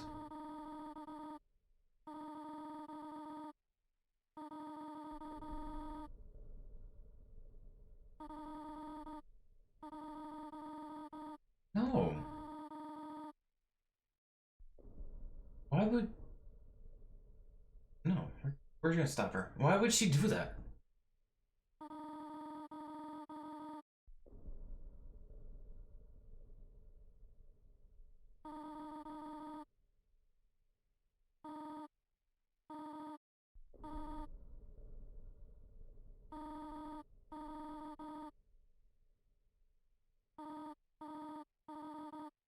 They as Gore.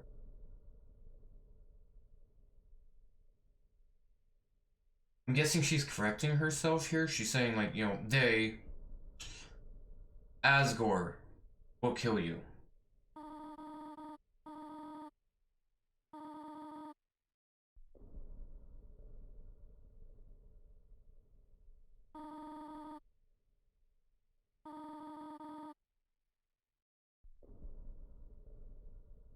I don't like this music.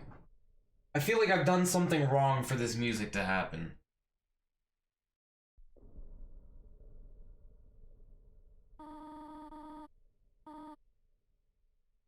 I have a family. I mean, I guarantee she has a family. What do you say her name was?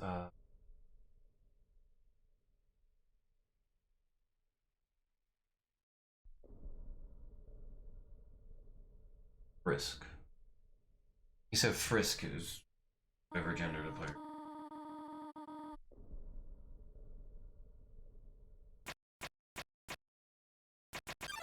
Wait, no, what?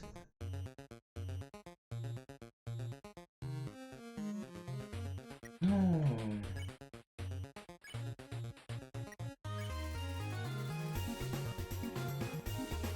How about let me go oh shit.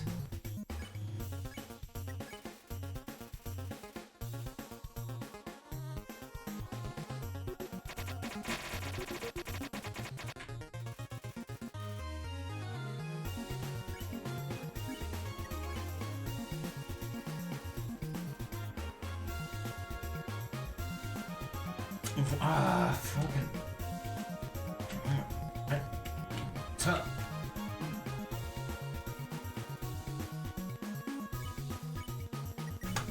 Oh my god, I'm gonna die a lot during this game. Oh my Lanta.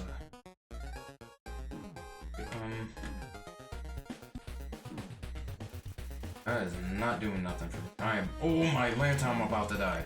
Okay, cider? Hey.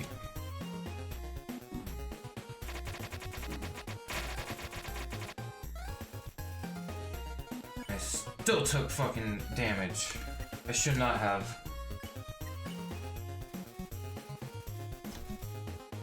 Torio! Oh, I wasn't looking. Fuck me.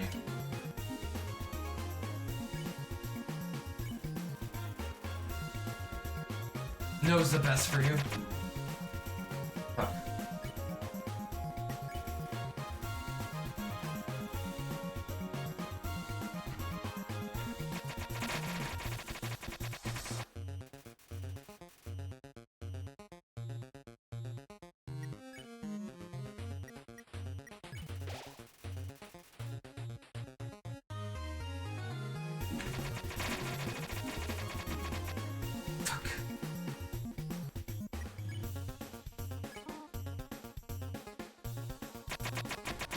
Fuck me, I keep doing the same shit. I just need to go up and I'd be fine with that.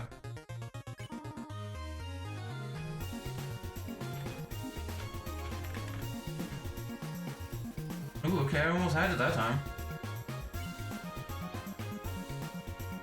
I think I can get to that. Fuck! I didn't react fast enough. I didn't react fast enough. That's all me. If you stay below 5 HP, maybe it's 4 HP, you will not be attacked by Toriel anymore. That is a little backseaty, but I'm gonna try it. Okay, well now I'm under. Oh no, I'm at 5.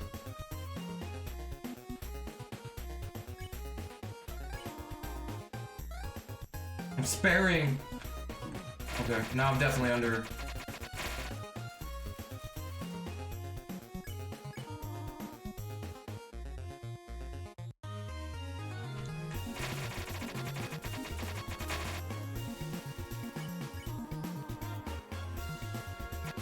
Then I'm strong! Oh fuck, I keep fucking that one up so bad.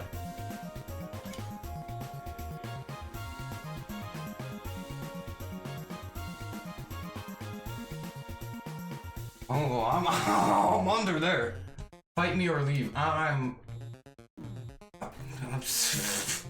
They are definitely not avoiding me. I'm gonna die here. That's alright. Oh, here we go. Now they are. Okay, you were right. But no more backseating. No more, no more, no more. Or I will ban you. Like probably a 2-day ban so I can get through this game. Because it will take me that long at this point. Especially if... It's like, you can tell me, is Toriel the first boss? I don't know, I've been playing for a little bit. I don't know if this is the first boss or if I've already technically came across one. Like, the ghost guy with the top hat.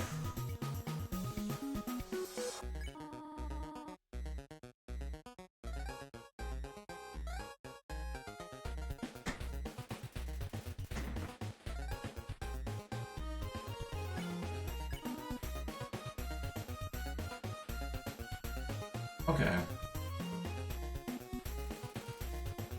Girl takes a deep breath.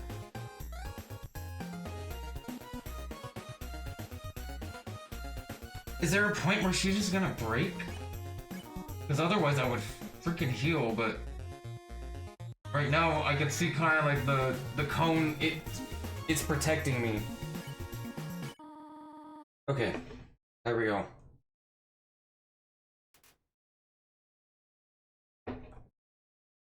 Okay, for the future, especially for you, UNDERTALE, I will say specifically, you know, hey chat, if I have a question that I want answered. If I ask something and I don't say hey chat, just disregard it as stupid banter only by me. You know, don't take it that seriously.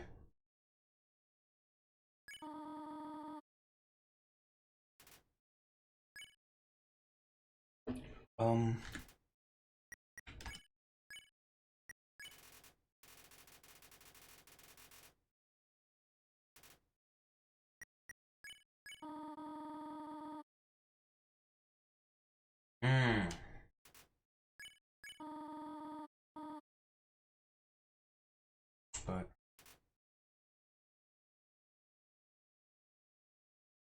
I know the game's like pushing for me to leave, but oh my god, if I had a choice to stay, I'd just stay. This is giving me like a Tarzan 2 Worlds 1 Family vibe, where she's like, I lost a kid. And to me, you know, you were an option or a chance to, you know, redeem myself and prove that I'm, you know, mother capability. Oh, Toriel. You almost killed me.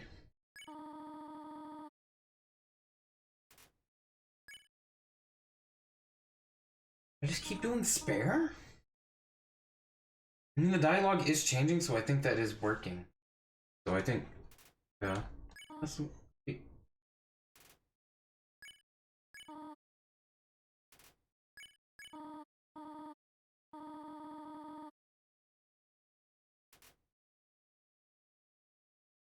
Oh, and now it feels like I'm doing her in service.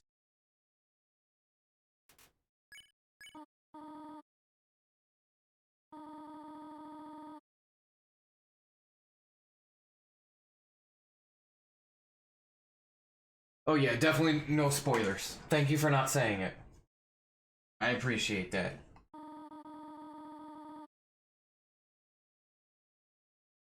very small once you get.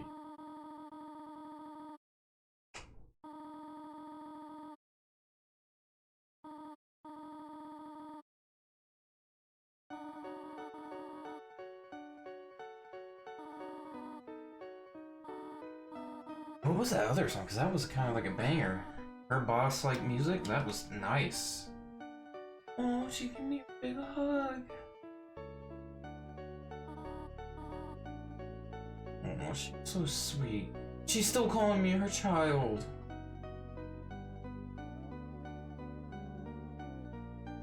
Oh, she's so sweet.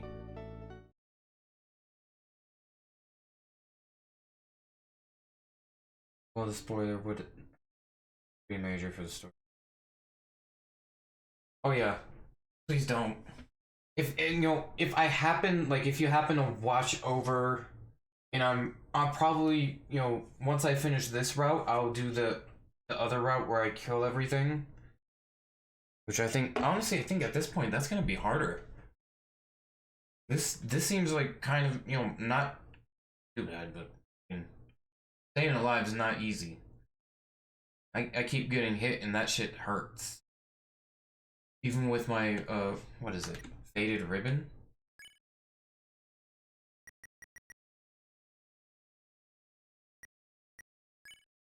Yeah, my faded ribbon.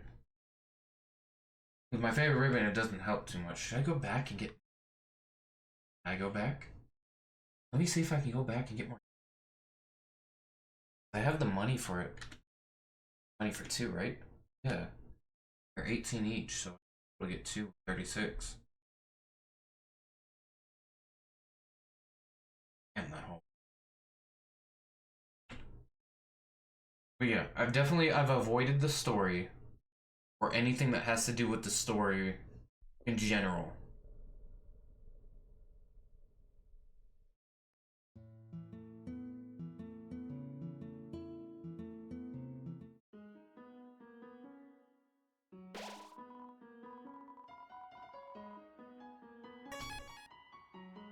Cool.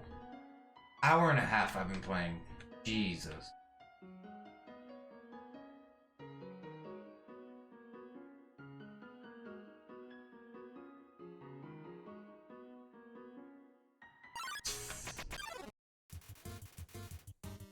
Wait. I have...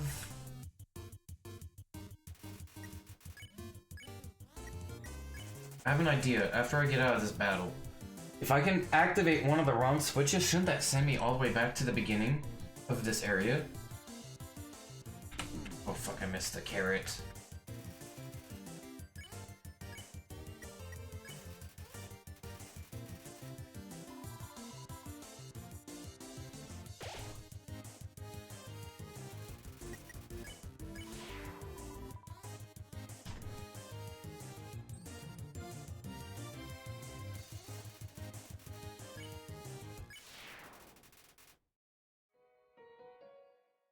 This shouldn't... Yeah. Send me to the front.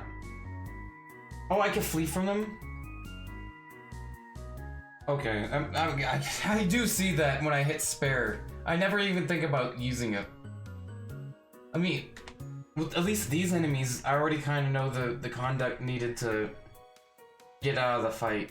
Which does grant me gold. I don't know if fleeing grants me gold. Into the dancing bug during that attack. You actually just end the attack before.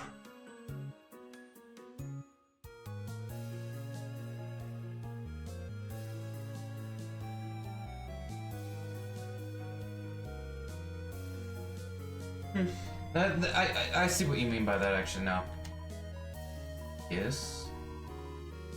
Give me the juice. Thank you. Thank you.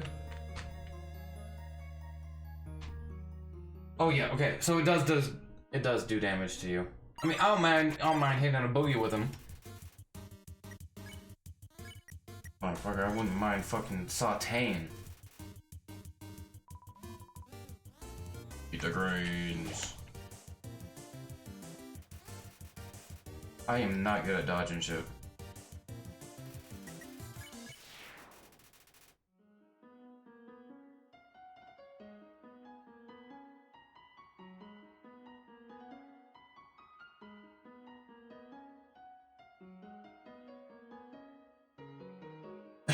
Okay. I think I'm 100% sure on that. Wait, I think and I'm 100% sure. I mean, that's a great combo. I trust you fully. Wow. Yeah. Wait. What was this way? I never really even went this way. Oh wait, yeah, there was just a toy knife in this room. Never mind, I did go that way. Why is this tree black?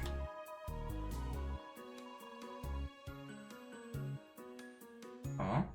At least it can grow leaves.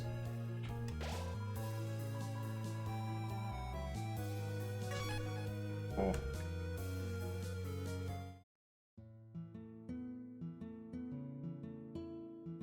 Wait, hold on. That song actually kind of does.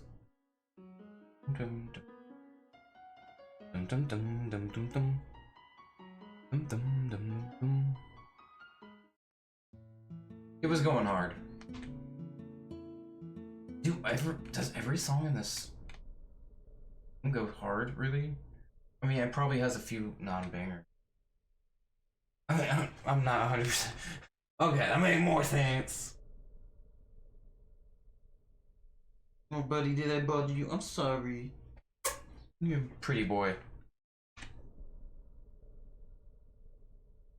You were snoring loud as hell, though. I can hear you, the mic can't.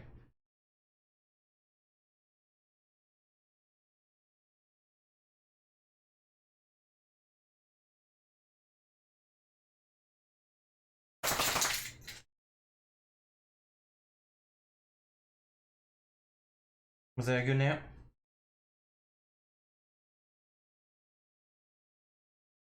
That's not good enough.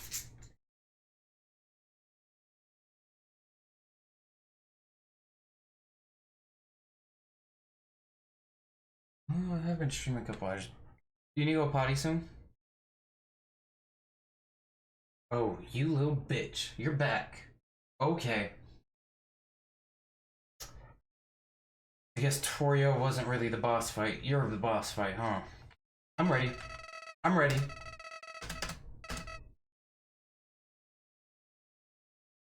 Yes. Okay, same for the real world. Okay. Go to the projects, that's what they said. I spared the life of plenty of people, thank you.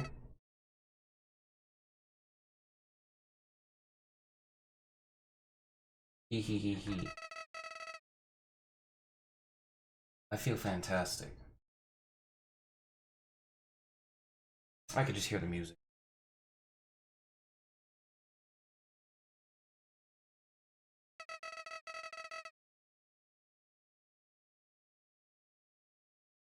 What do you mean this time?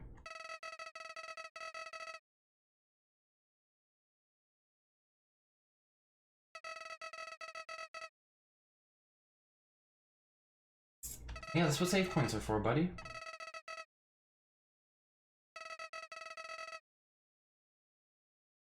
Oh, I don't like his facial expression.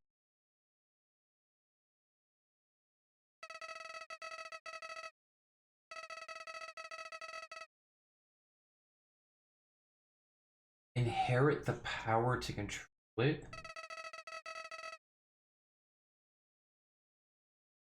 Prince of this world. Brother man, you're... I don't know if this... You're a flower.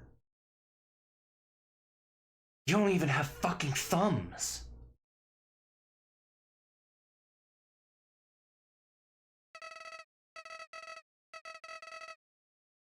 Don't worry, my little monarch. My plan isn't regicide.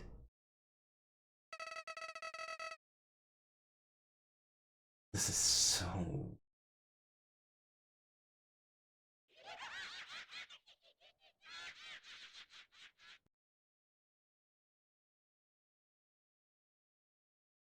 I don't like that fucking flower, dude.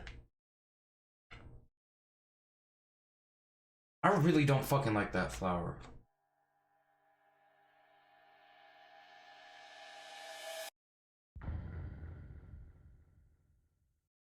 What? Did I just do the prologue? Was that just the introduction to the game?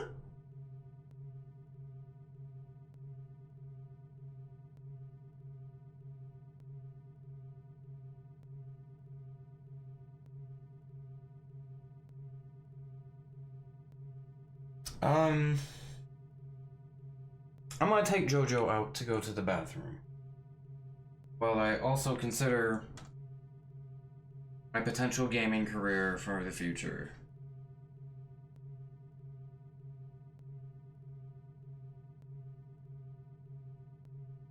Two hours to get. 2 hours to get.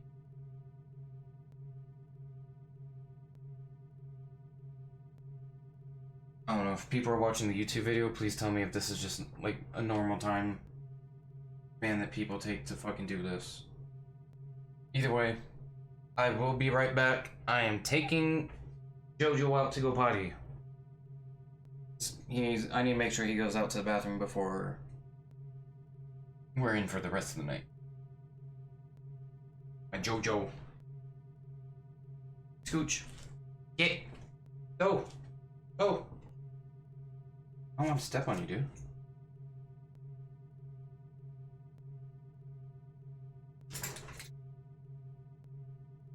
Interact with the bush. Okay, I'll do that when I come back.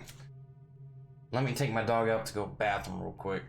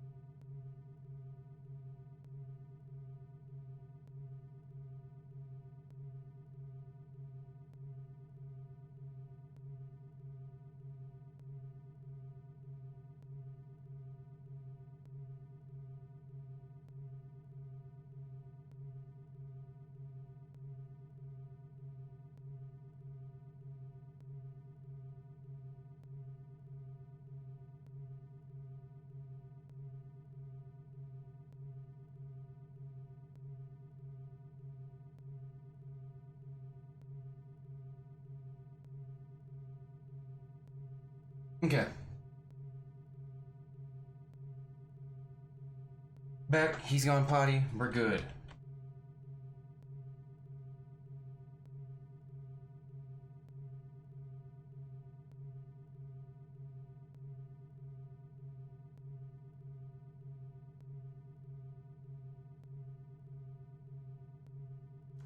Wait, he said interact with the bush. There better not be any more backseating.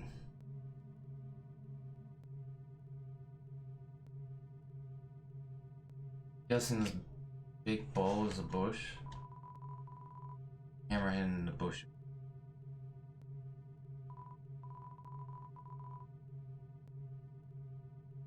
Okay.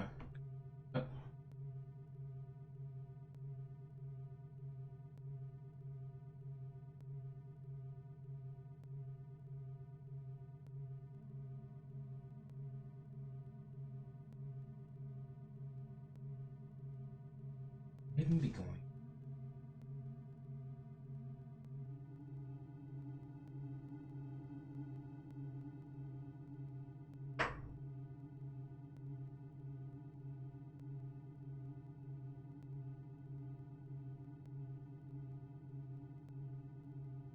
Okay, no, it's not proximity activated. Oh, just optional text? Okay. I thought you were gonna like lead me to that item that, you know, I probably would have just walked by. I was like, ah, I can't do that. If I would have walked by it, I need to walk by it.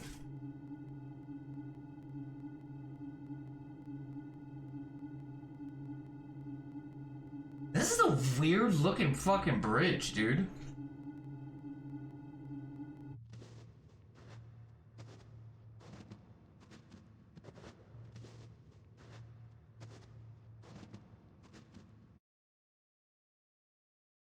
Human.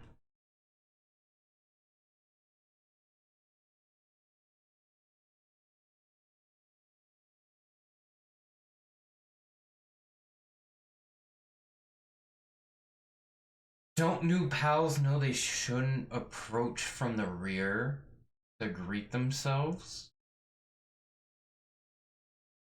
Turn around and shake my hand.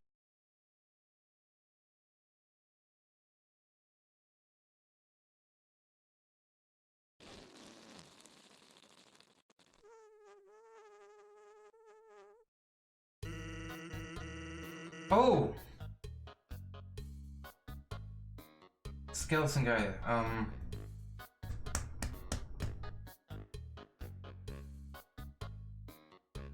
Sans, here. I did not read chat, totally. I didn't read that. Totally does not say Sans right there. I promise.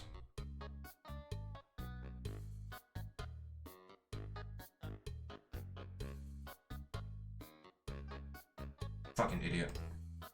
I do not like this form setup. I wish it went like minimize every time I clicked off. That's just habit.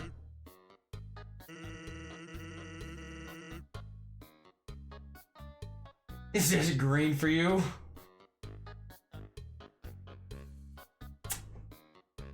I'm sorry, I wish I knew. I am not involved with Twitch like that. Or on that level to, you know, kind of get those answers. I wish I could. That'd be a cool fucking... That'd probably be a cool explanation. No, my luck, it'd probably actually be boring as shit. Like, it just happens because it happens. I need to, like, keep this up here, somewhere in the fucking corner. So I stop clicking off the screen. But yeah, no, yours is like a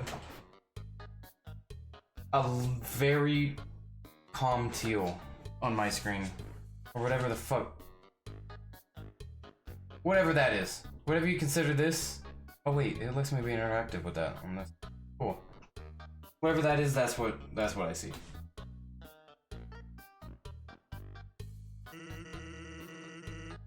It's okay, mine just shows up white. I don't really care about capturing anybody. And my brother, Papyrus, what, like a papaya? Fanatic. Why do you spell it like that? Team Fanatic fan? Deltarune?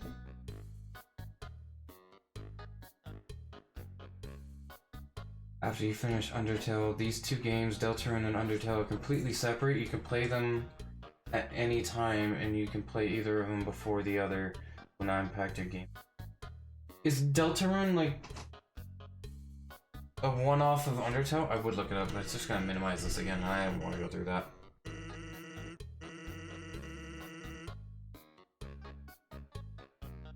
I just hear you under me. Buddy's like right here chilling on my bed.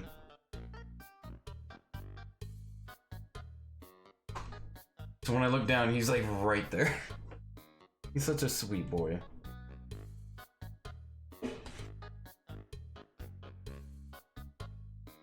Oh. Wait, this was a trap?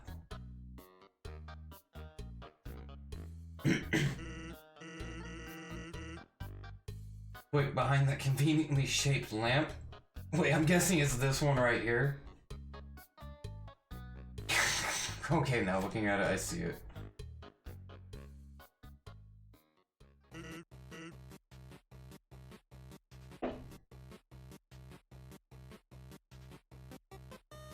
Oh, is that a font?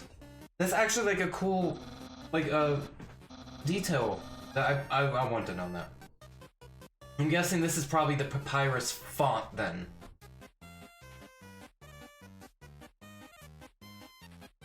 Papyrus is also the paper they use in Egypt. Now that you said that, I can't think of what I would have thought it would be. You like the butt scratches? You like the butt scratches? Aren't you a good boy, Jojo? Jojo!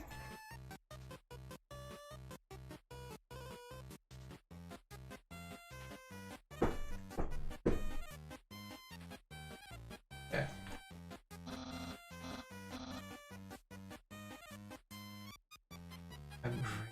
Puzzles. Just hang around outside your station. What are you even doing? Staring at this lamp. It's... Motherfucker!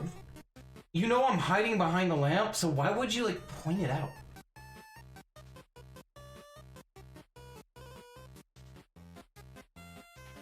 With an asterisk behind the text?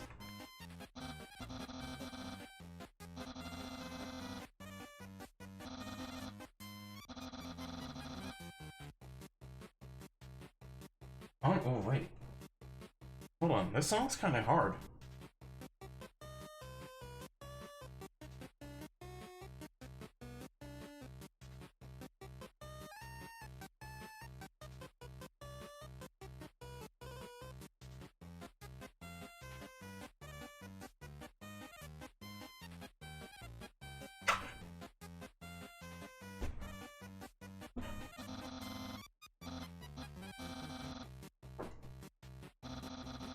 No, don't do it.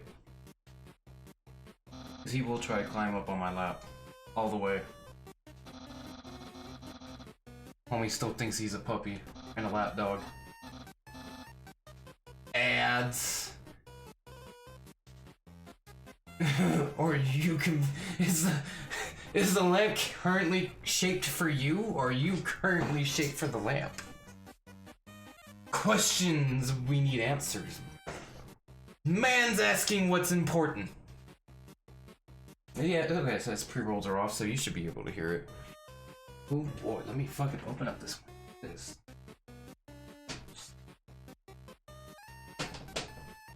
Wait, what? Opened a little bit, but not all the way. Ugh.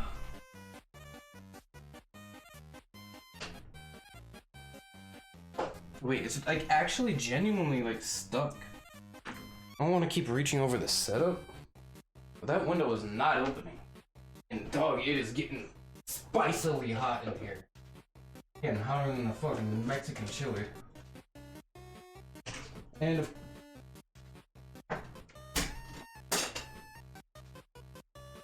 okay, no window for me. I am gonna have to actually just open that and let the fucking air go out.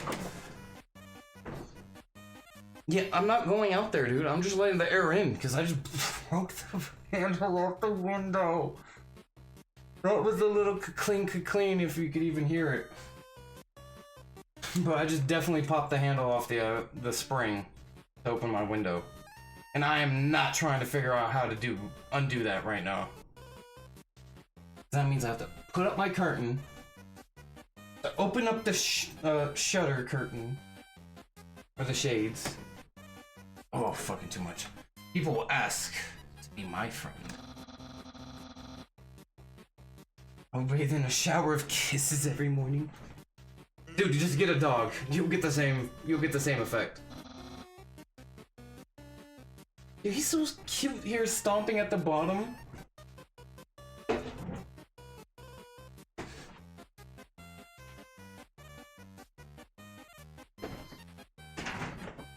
There's nothing there.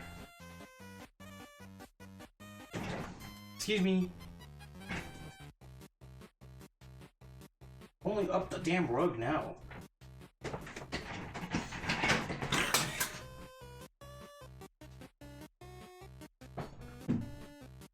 Okay. All you do is sit and boondoggle? Boondoggle? What kind of word is that? Boondoggle. I need to use it.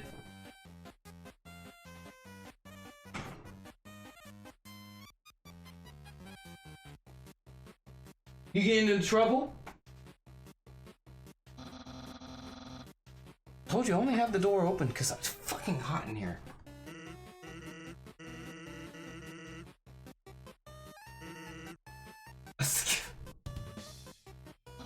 Oh my god, they even have the...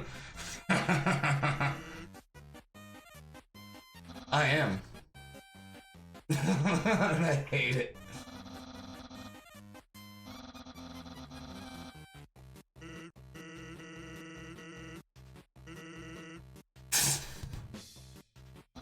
Stop the fucking drum line.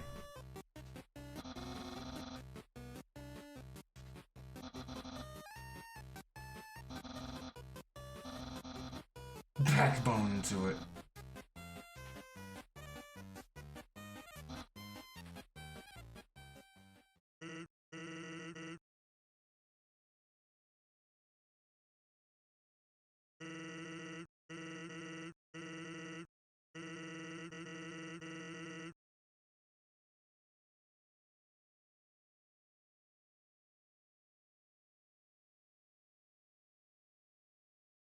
What do you hear, buddy? Okay, come on.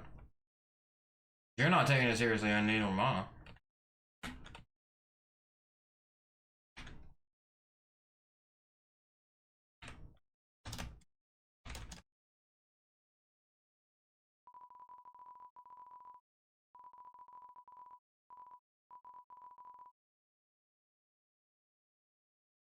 Sounds like a hot dog stand and...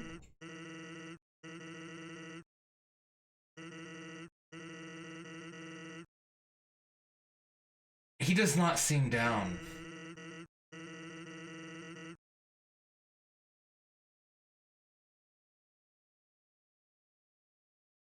How are you gonna warn me to stay away from him and avoid him and then be like, well, on second thought, maybe letting him hunt you would be a good thing for his attitude, yeah?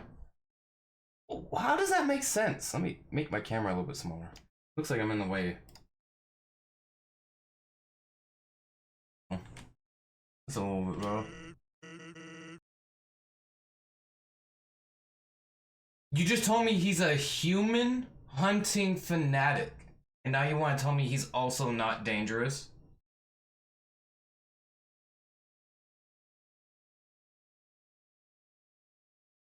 I'm sorry, I'm looking at the comparison between me and the lamp.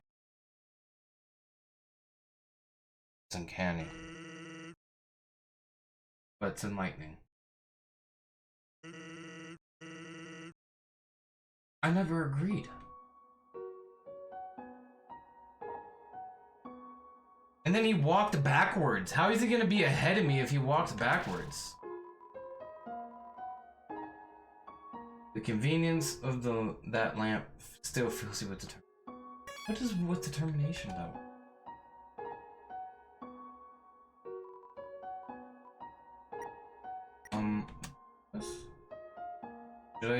Should I store stuff in here? Let's do that. Will I be able to access this later, or do I have to come all the way back here to do this? What is this?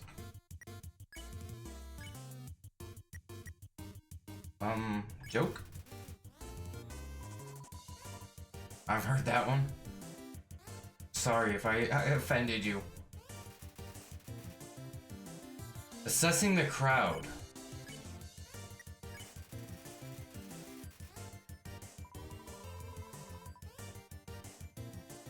That was probably, no.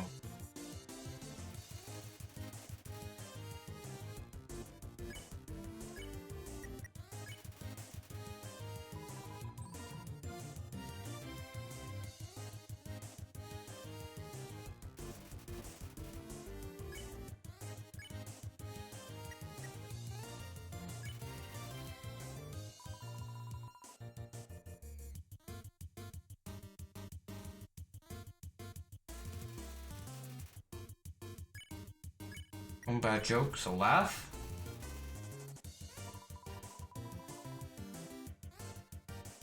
It said you were laughing at your own bad joke. I'm sorry.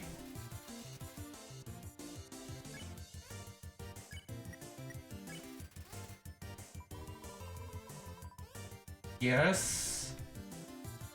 I'm very confused about what you were expecting me to do, Mr. Snowdrake. I'm just gonna keep making puns.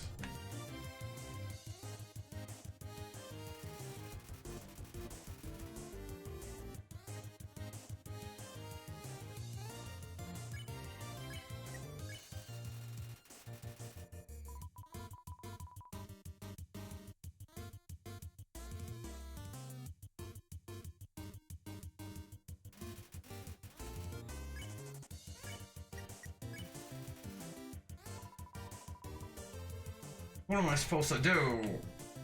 Can I just flee? I think I should just flee.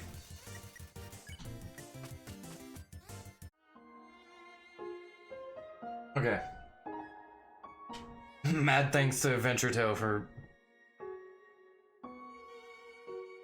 Why you look like you're being caught in the act of something, dude? Standing there all suspicious like. You're not doing anything you shouldn't. I don't doubt that. You've been a good boy. You're the best boy, huh?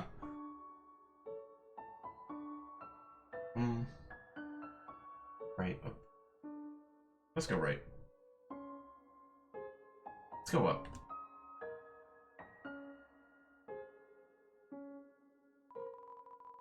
Fishing rod affixed to the ground. Reel it in? Sure.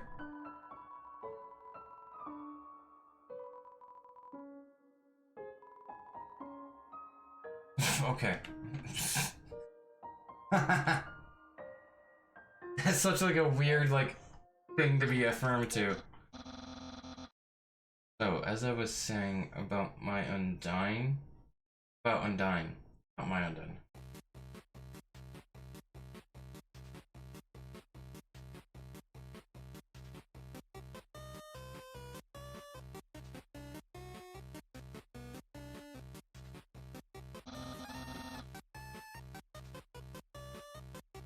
Sounds, oh my god, is that a human?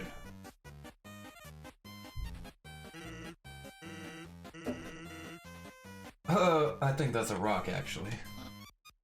Oh.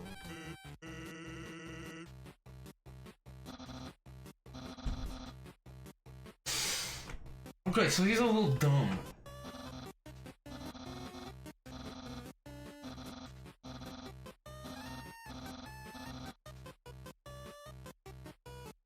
What do you mean I'm gonna... Human, you shall not pass this area. I, the Great Papyrus, will stop you. I will then capture you. you will be delivered to the capital. Then, I'm not sure what's next. In any case, continue only if you dare. Is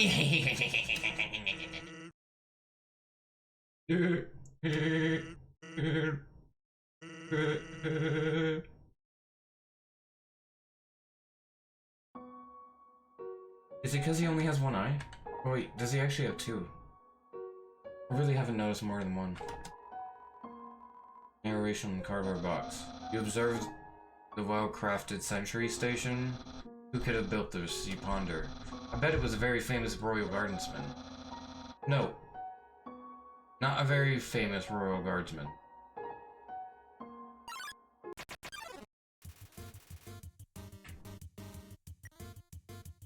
What are you? Ice Cap. You look great today.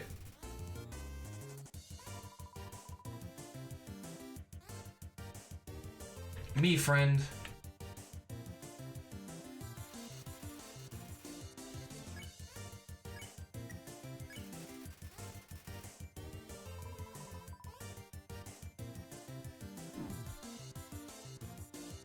Oh my god, I couldn't go up. I mean, I was gonna go up, I just didn't do it. Oh.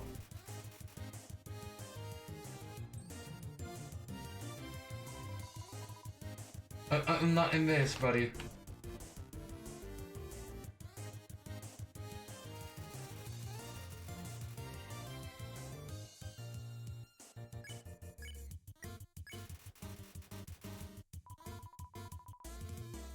Isn't getting me anywhere.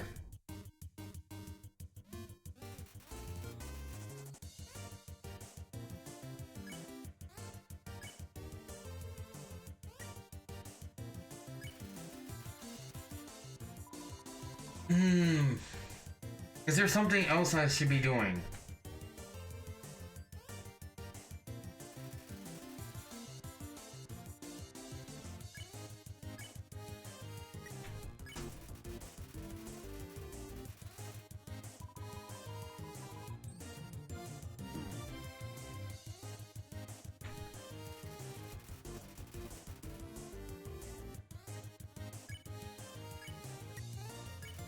I got you.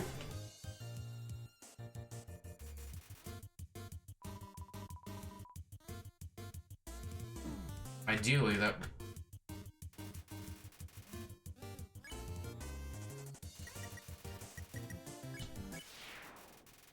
I'm about to die. Oh my god.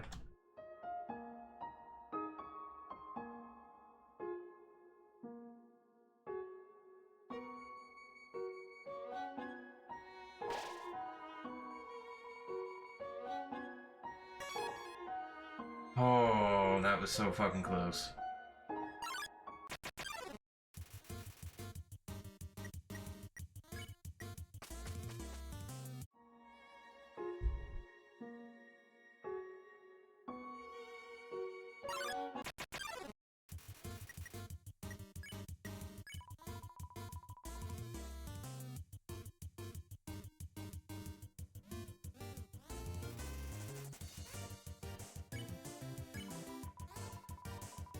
Macaroni and freeze. That's not a bad one.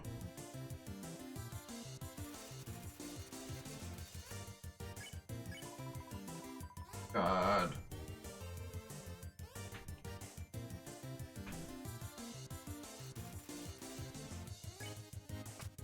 There we go.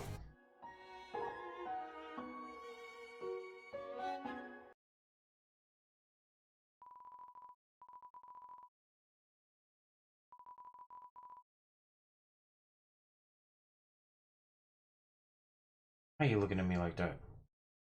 You can only see moving things. Something was moving, for example, a human. Make sure it never moves again. Doggo blocks away.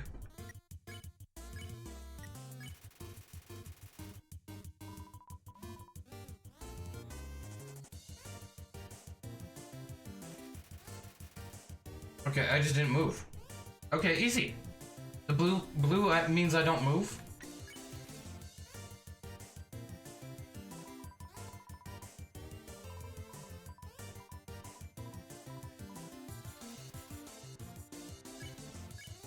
Wait.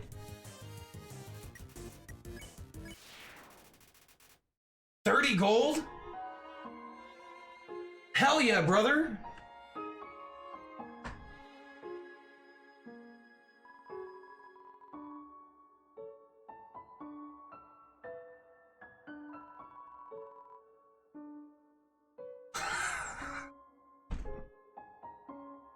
Smoking?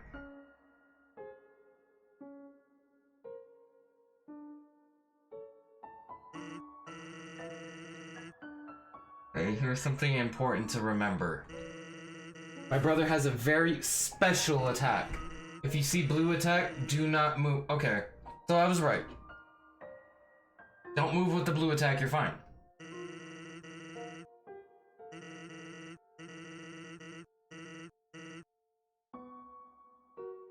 I don't like how you guys have it in red. Knowing that stop signs are fucking red.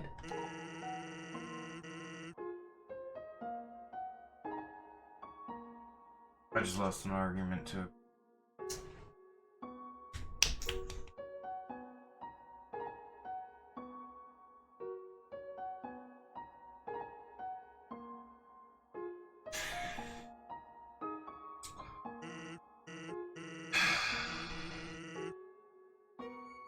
Stop signs.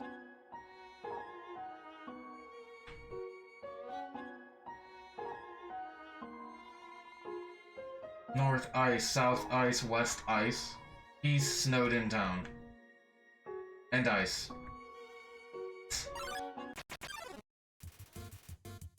Lesser dog? Can I pet you?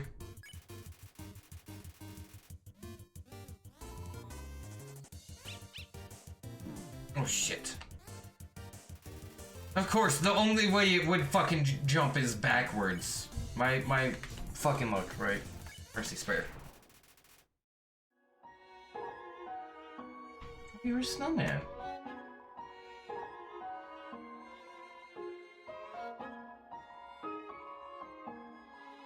Take a piece of me and bring it very far away? Sure.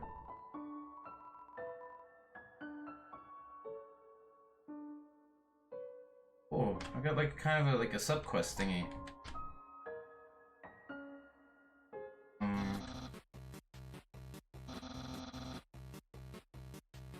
I was about to walk all the way around this block too.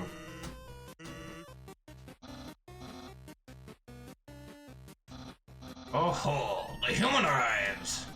In order to stop you, my brother and I have created some puzzles.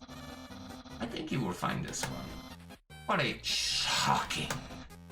But you see, this is invisible electricity maze. You'll touch the walls of this. This orb will administer a hearty zap. Enfant? No, yes. Yes, no? Because... What the fun you have? Probably actually rather smart, I think. Okay. You can go ahead now. Oh, wait.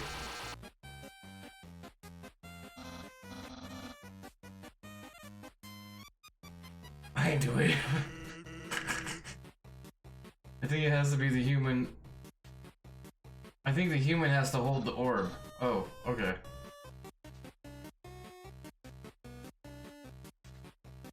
Brother, why don't I just walk all the way around the outside? Do you just top that on my head? Okay, I guess I just need... Oh. He showed me the path.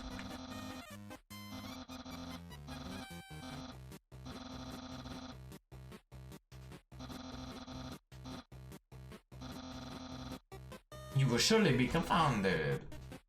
I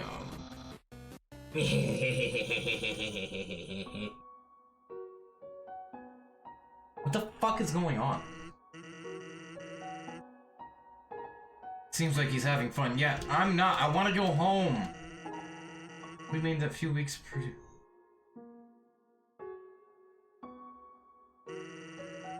For a costume party.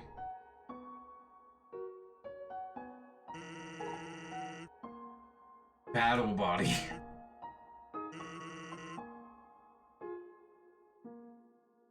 Your brother's awesome, dude.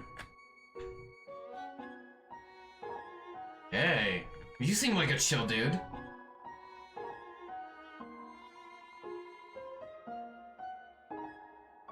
Brother, man, it's cold. Nobody wants something cold when it's cold. Customer. Would you like a nice ice cream? How much is it? Just 15 gold? Yeah, I could do that. You know, I'll even be nice. I'll buy two.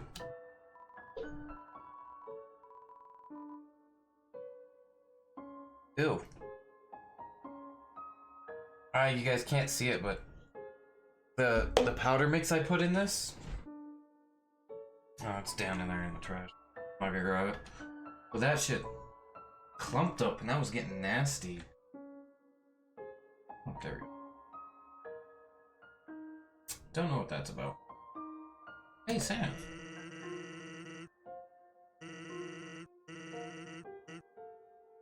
Ride snow?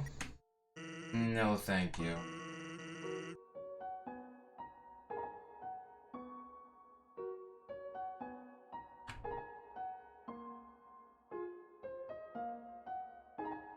What's the point of this? Do I just need to move that boulder down here? This one?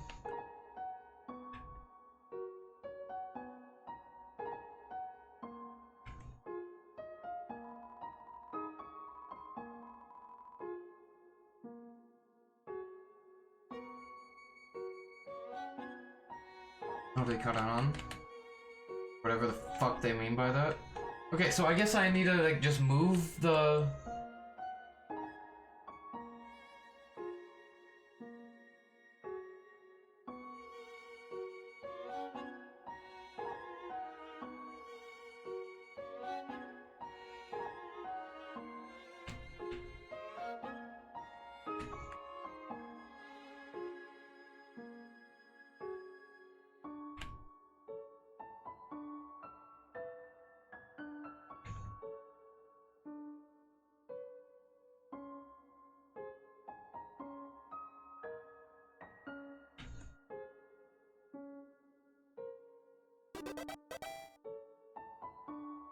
It looked like it was getting smaller and that was gonna be fucking, like, treacherous on me. Oh my Lanta.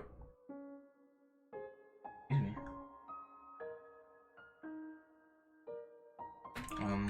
Do I gain anything? Light blue ball is small, you waited still. This opportunity.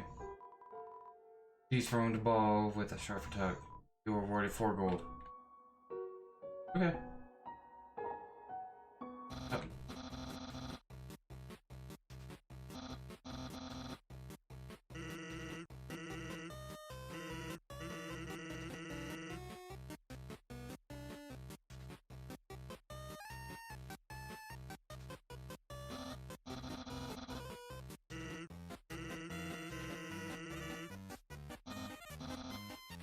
Maybe I should have grabbed it?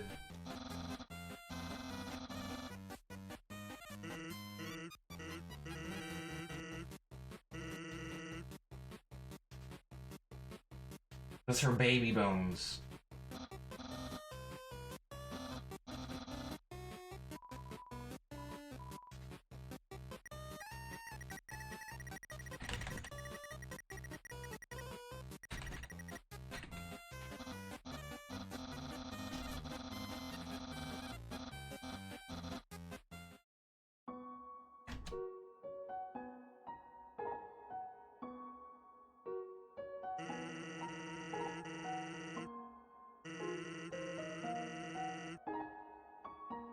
Trying to solve the horoscope? Oh man. Poor man's. Only the mouse might one day find a way to heat up the spaghetti. It fills you with the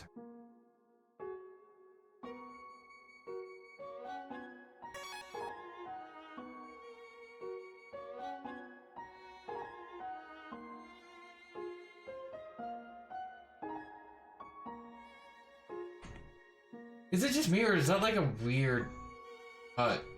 And The landscape.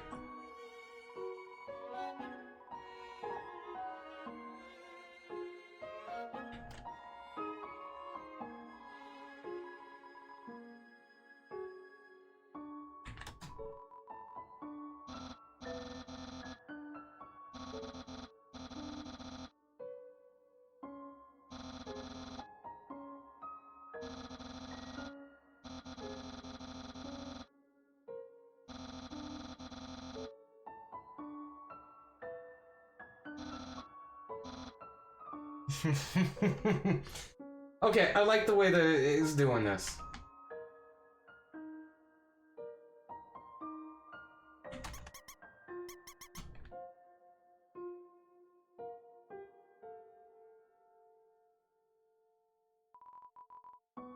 Dog marriage. Dum, dum, dum.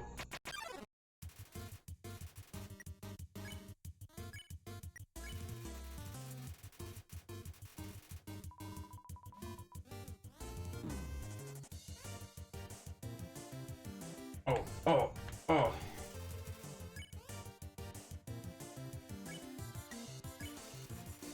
Your hair ain't even all that. Check out this hat. Yeah, look at that. You wish. God damn it, I wish I knew where it started so I could...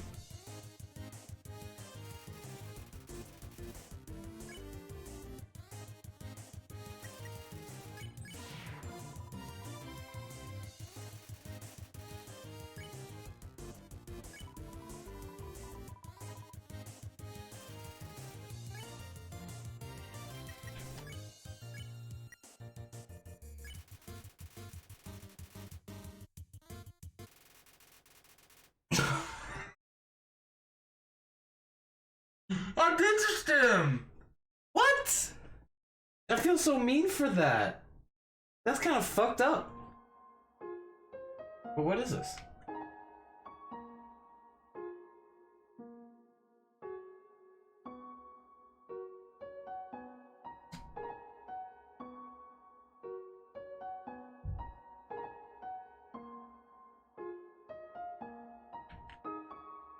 I'm like moving everything out of the way.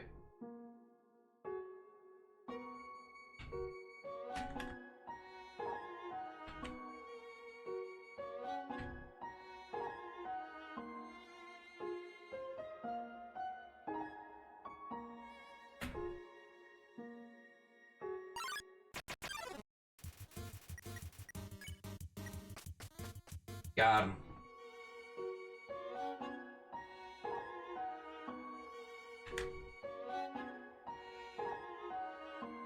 So wait, does this like only work when I like fully clear this out or something? I assume that's like the only reason I should be able to move these snowballs.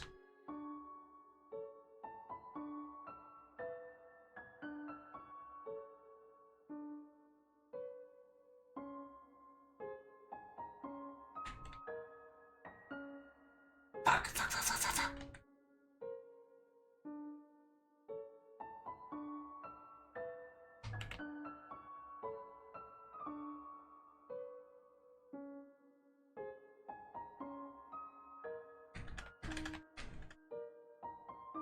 Those pro gamer moves.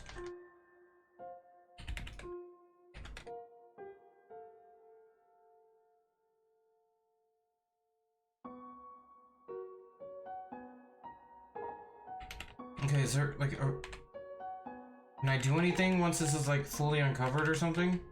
Please? Tell me I didn't do this for no reason, and I'm not stupid.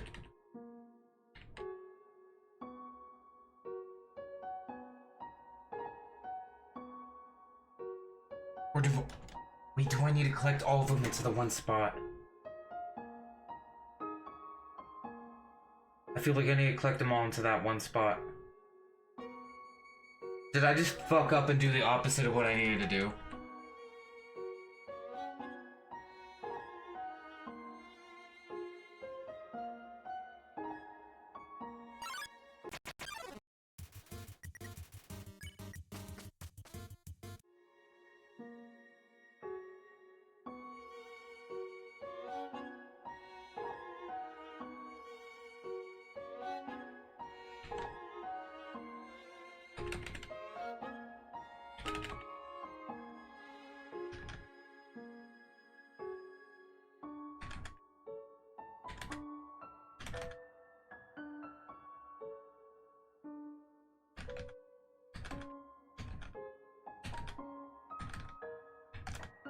this is kind of like working. I'm shoveling them over. I don't know, like, if I'm supposed to do this. I have no idea how to fucking figure this out. I don't want to look it up either. I feel like that would definitely...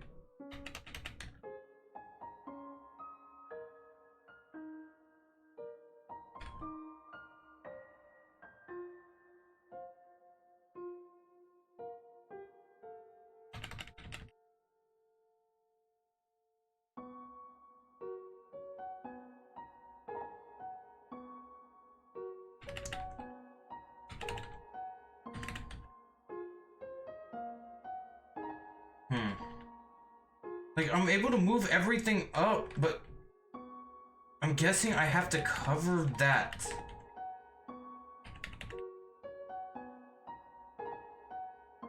Yeah, I'm guessing I have to cover that, and I have to, you know, use a certain amount of snow to do it. It's the only thing that genuinely makes sense to me.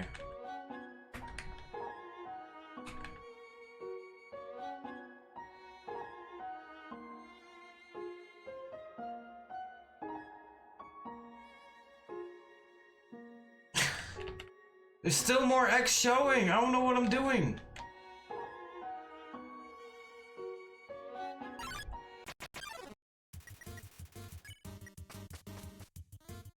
Don't slow me down, please. I'm going slow enough, as is.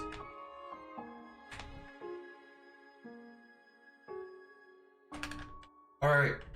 Hey chat, if you have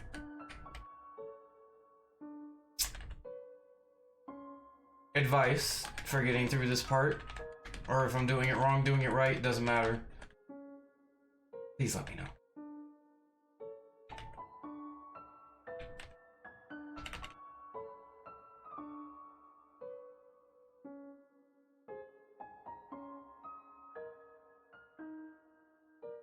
We're up. It's totally covered, so I don't know what I'm doing. Am I doing it right, wrong? What?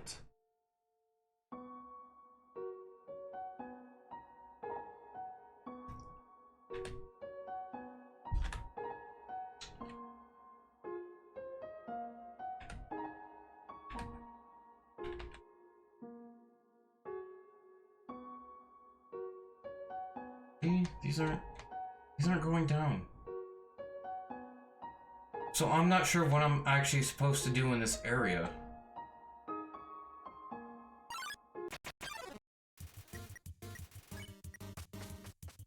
Well, it looks like I could just get away from them though. Anything?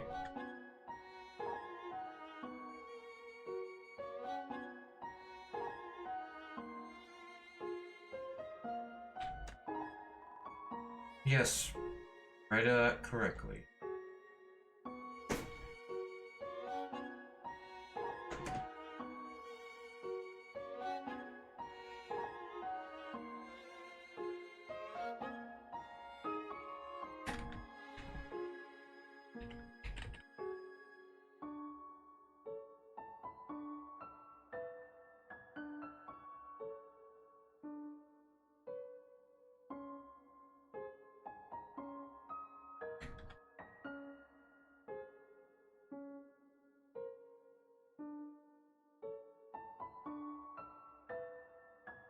How do I get past this part? I'm very confused.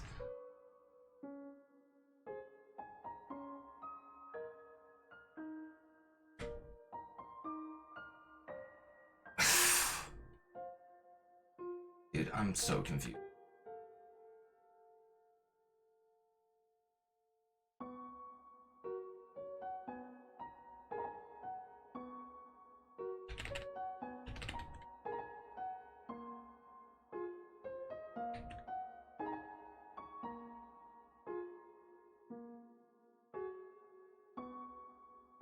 Okay, so, I mean, it's cleared otherwise.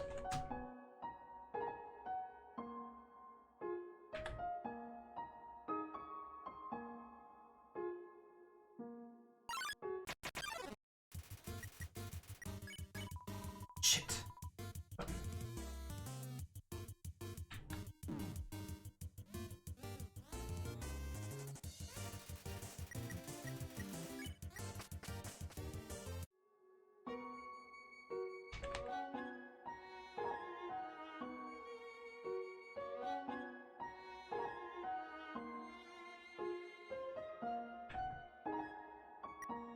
Is there an item I'm supposed to use here?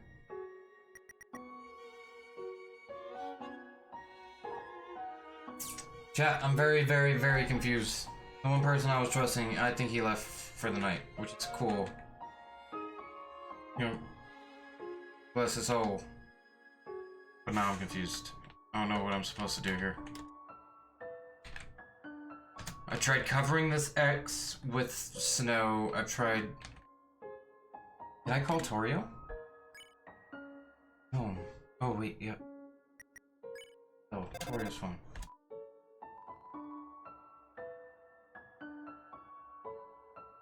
What about if I stand exactly on this? How about then?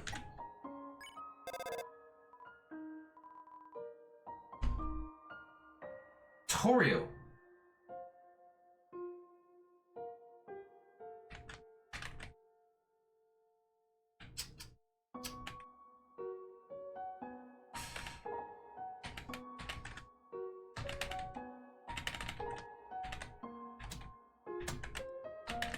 I'm hitting every combination I think I should be hitting.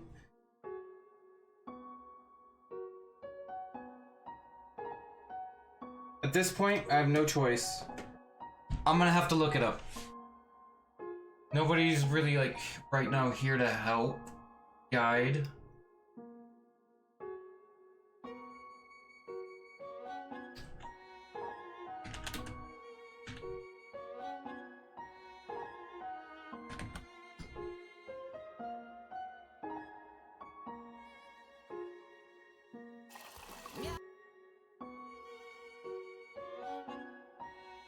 Also, excuse me, I'm gonna take leave to the bathroom.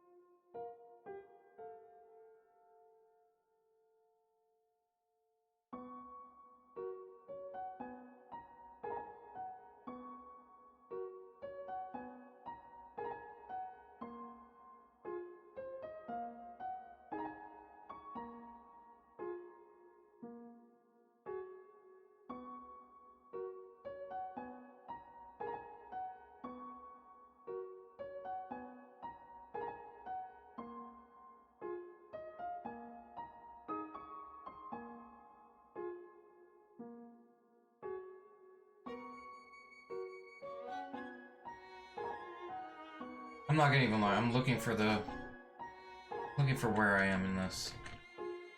He does, oh!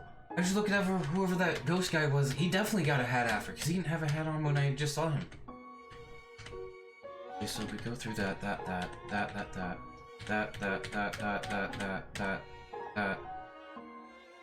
Wait, I haven't gone through this. Wait, he's 3 minutes in and this is where I am?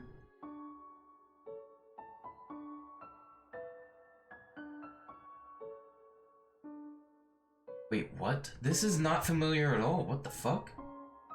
What? Really, dude? What? That easy peasy word scrabble?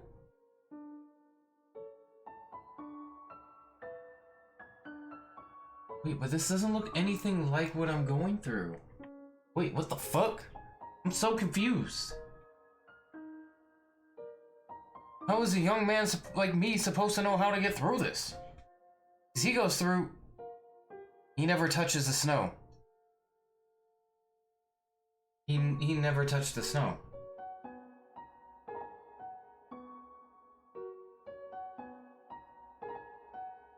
But he also spawned in over here, which I never did. Which is even more confusing. I'm so confused. I'm sorry. You guys are even more confused because I did not send that back.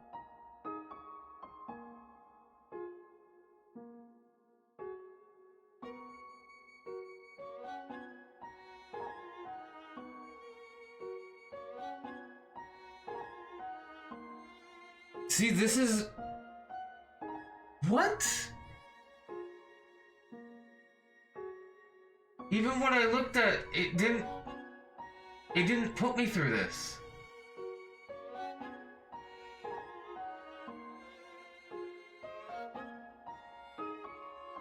Oh no.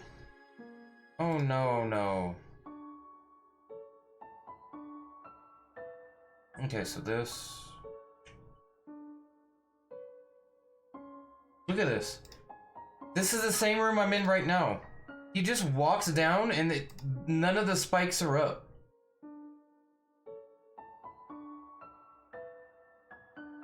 I don't know if this is supposed to be right or if it's like a different, like it changes per.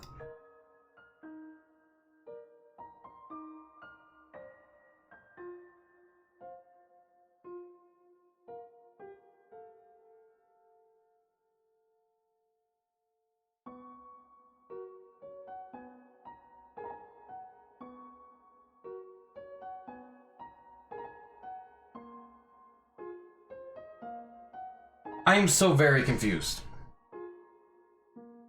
Okay, so he's not as far along as the other guy made it seem. He has Torio. He's in the ice world. There's Sans.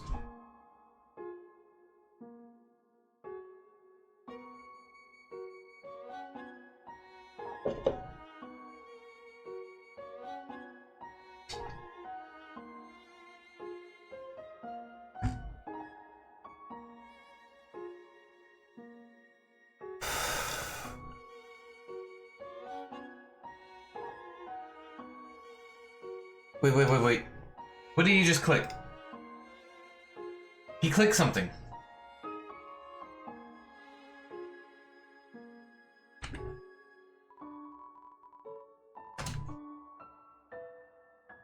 What are you doing?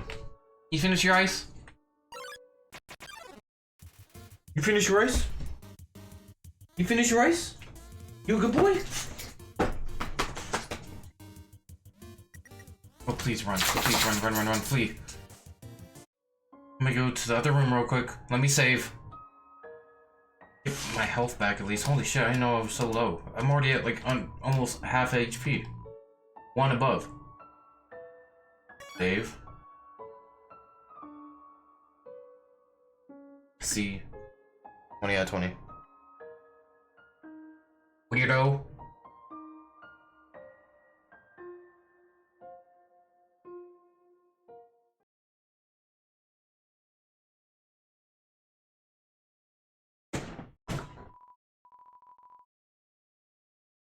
Follow the instructions. It worked. What is this?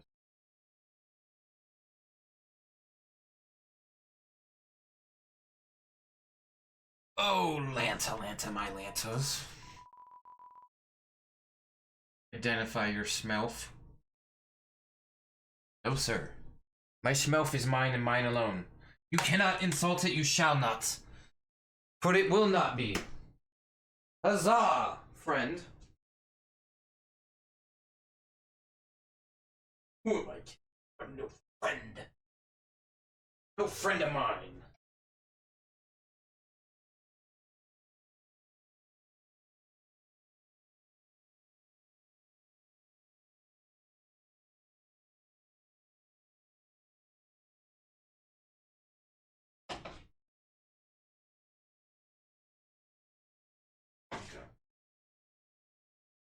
What it is what it is.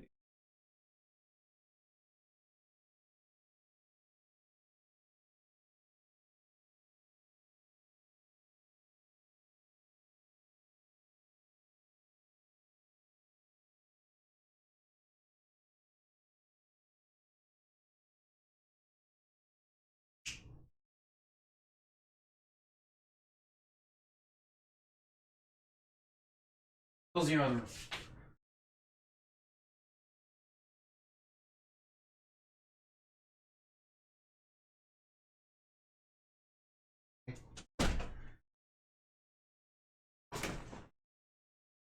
Either in or out. Our room door was only open because it was hot in here. That's because I popped off my damn window door handle, so I can't open that bitch no more. Terrible. Just outright outlackable. Subliminal.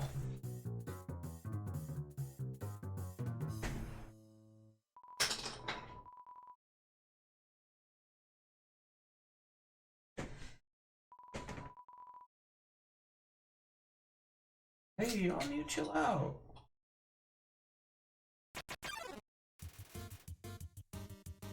Doggy assault you. Okay,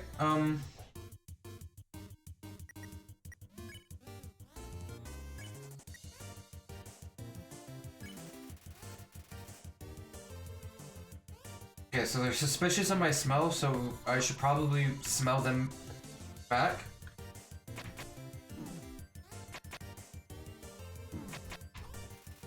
Fuck, how do I dodge that? Dogs are reevaluating your smell. Okay, so act, re-sniff.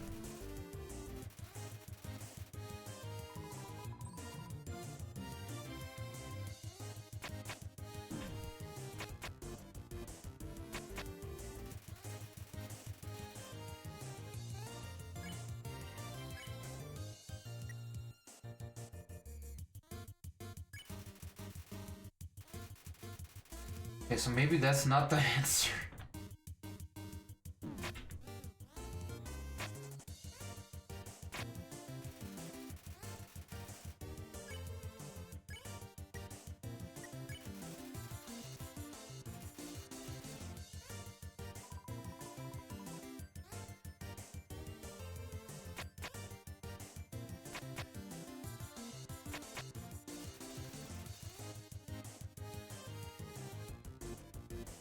Re-smell.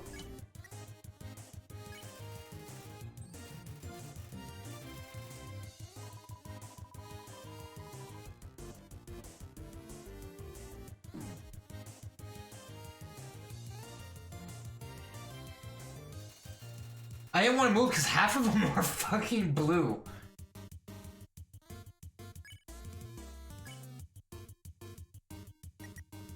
Can I pet them now?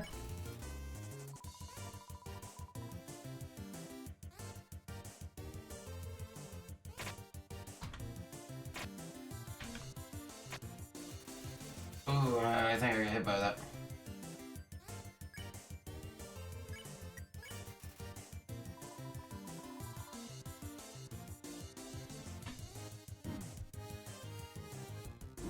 Fuck.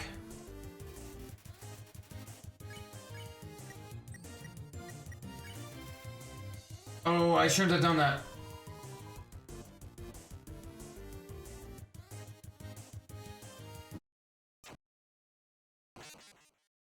Shit. Fuck! Fuck, shit, fuck. Okay. Try again. I'm determined. I'm staying determined. I got it. I promise. I promise. We got this. We got this.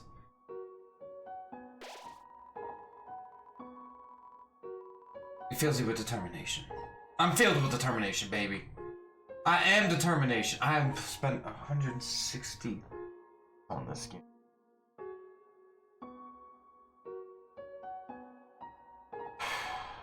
Okay. Fine.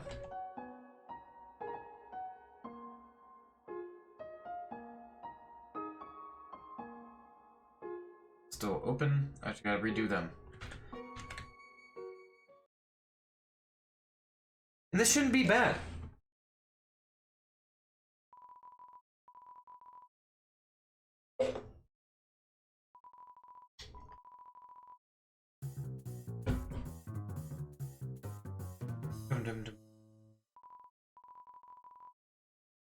There's that weird smell. Makes me want to eliminate.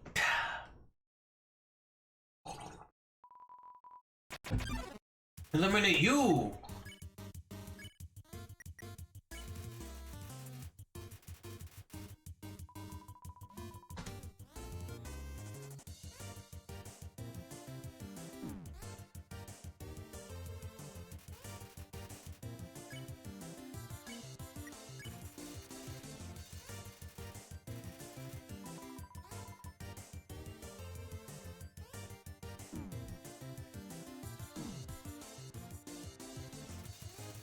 I was about to go into another one.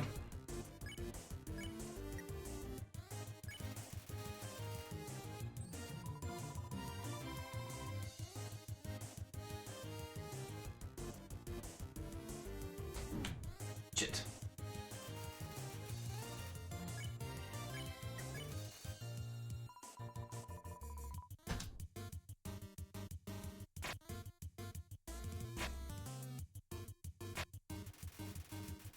Okay, that one I got down.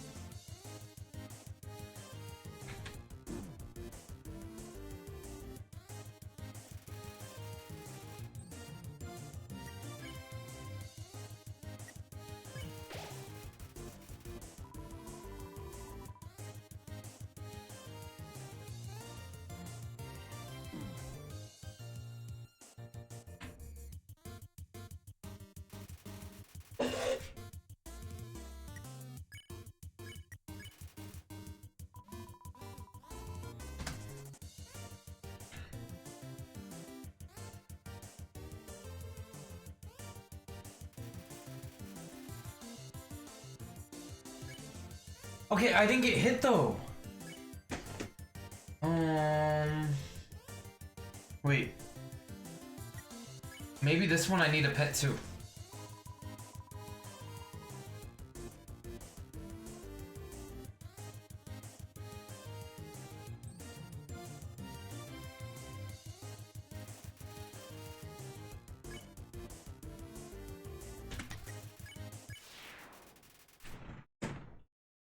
Let's go!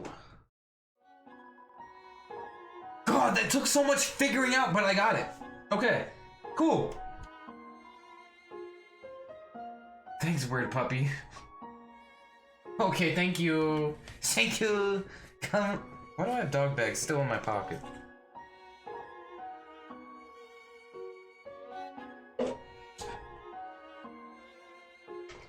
I keep picking up this fucking empty cup for no reason. Let me put it under my other shit.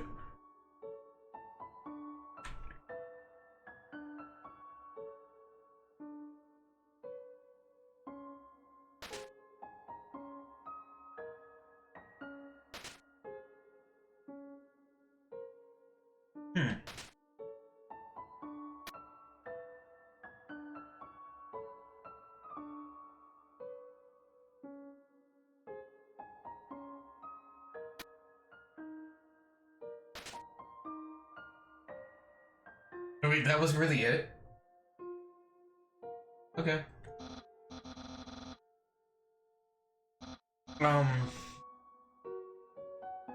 gonna say. Secrets are secrets, brody.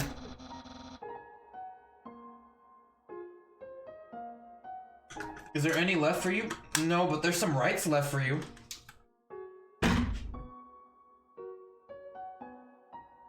I'm blind. What do you tell?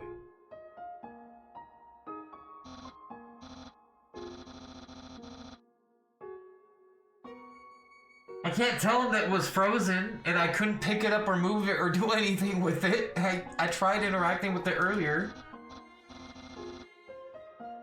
Master Chef Papyrus will make you all the pasta you could ever want.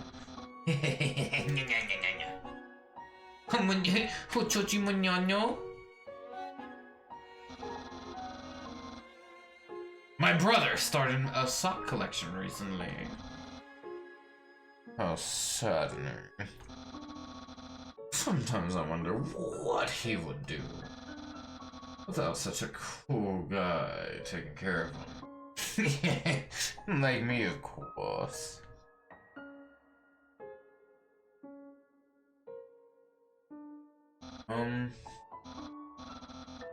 How do I say this? You were taking a long time to arrive, so I decided to improve the puzzle.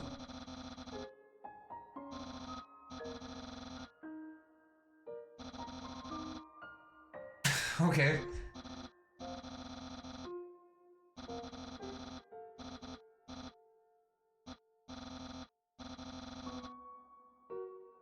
Conundrum.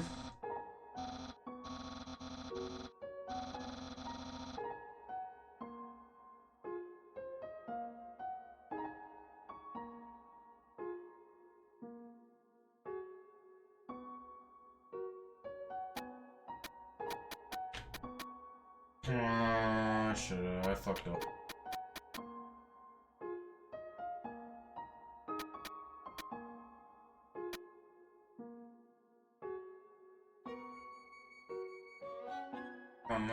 Can I ever press this button and like restart it? Okay, perfect.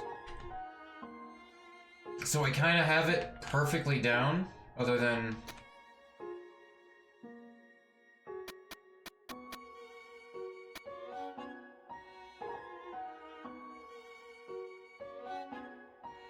I still think I fucked up.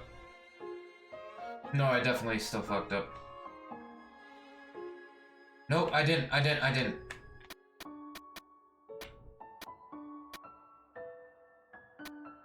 Boom, baby.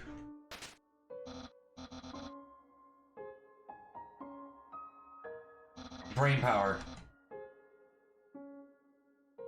Actually, that's exactly what I could use right now. Some brain power. Baby, let's go. Da dee da do da dee do dee. Da dee da da da do.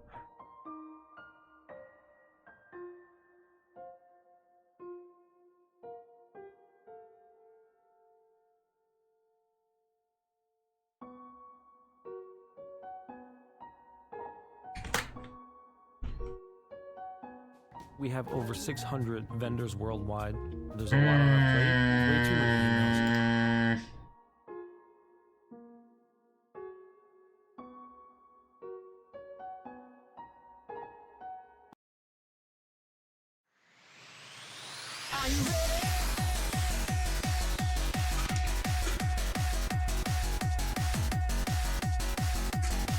I may be getting stressed out by this game, but it does not matter. For it never really mattered to begin with.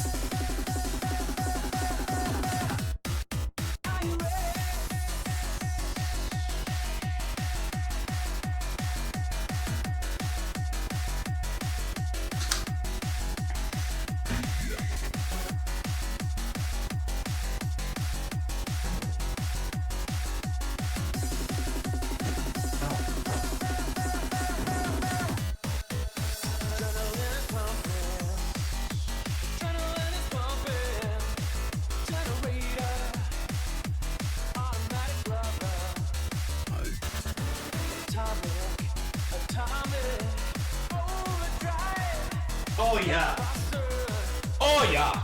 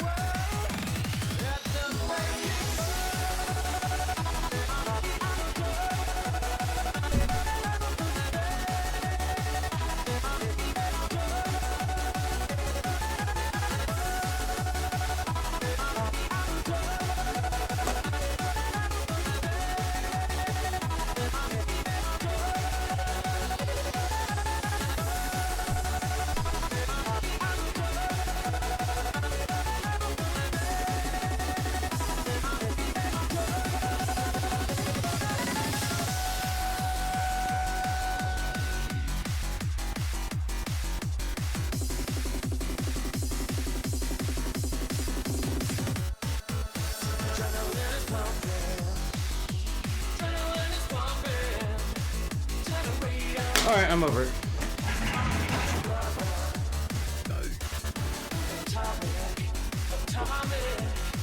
Overdrive.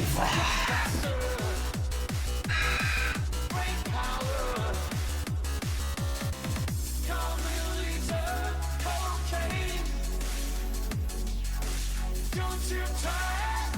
Don't you try it. You're gonna hit up.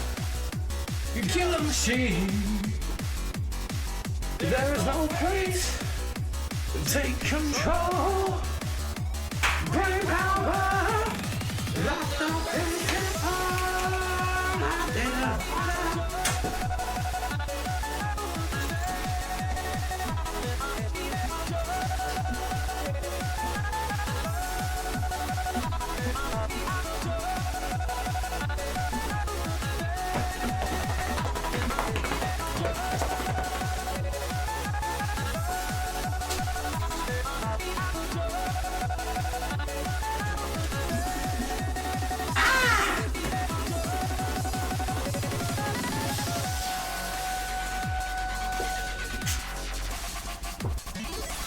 Alright, down.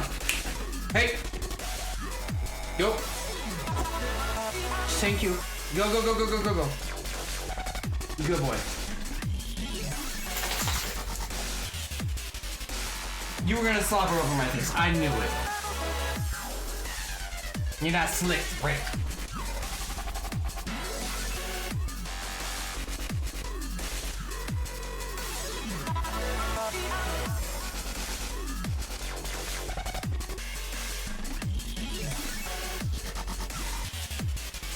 Alright.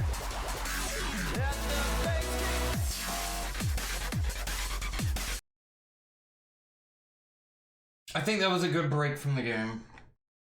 It wasn't even a full song, but that's okay.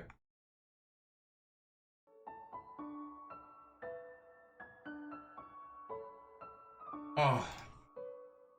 This music, oh, the fucking switch up is so glorious. You must care about puzzles like I do. Hold on. I'm sorry.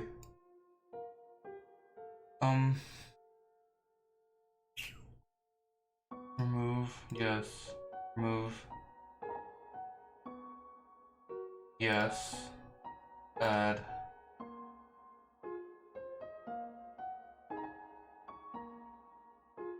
Oh no! That looks like ass. Let me fucking pull it up there.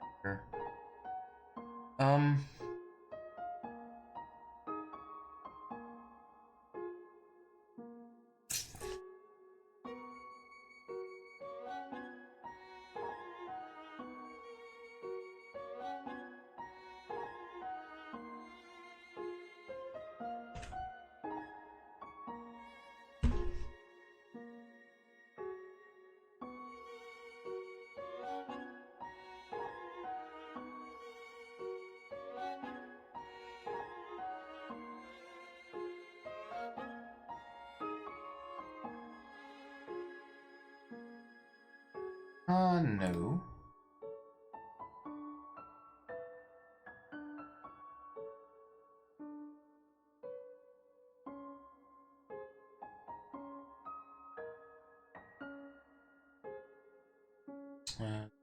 Or...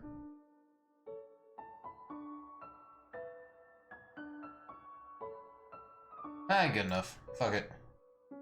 Slap this under here, yeah?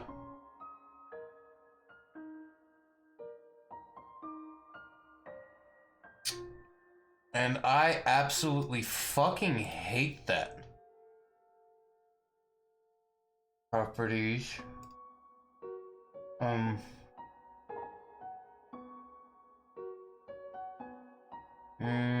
Not the custom frame rate, not the file, not the width, not the height.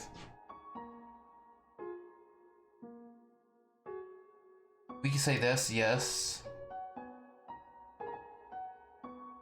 Okay, we're gonna cancel that. I don't like that. Okay. Properties. Cancel. Okay. I mean, it's there. It's there. Wait, that's a little...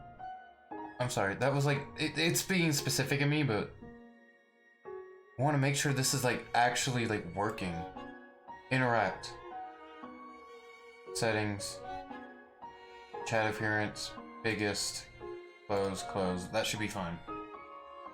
Okay, back to the game, back to the game. I'm sorry, I'm sorry, I'm sorry, I'm sorry. I'm sorry. I'm sorry, chat. I apologize. Deeply internally, I do solemnly swear. I'm not up to no good.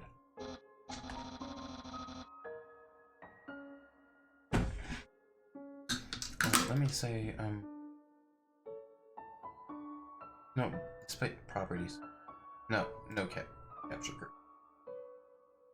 Because then I could literally just like.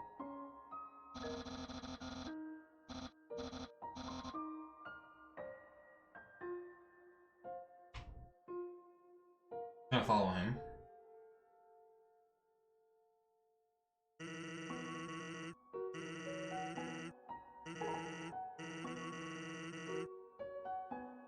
Me too, dude.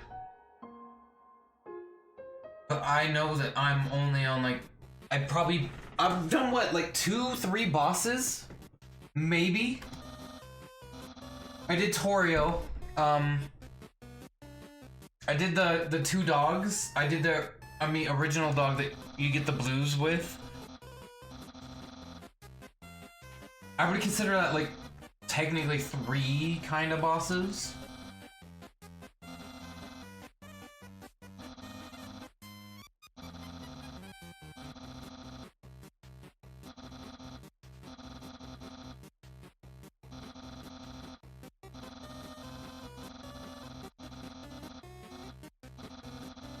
I only see light gray, and dark gray. I don't see no yellow, I don't see no blue. I don't see no purple tiles.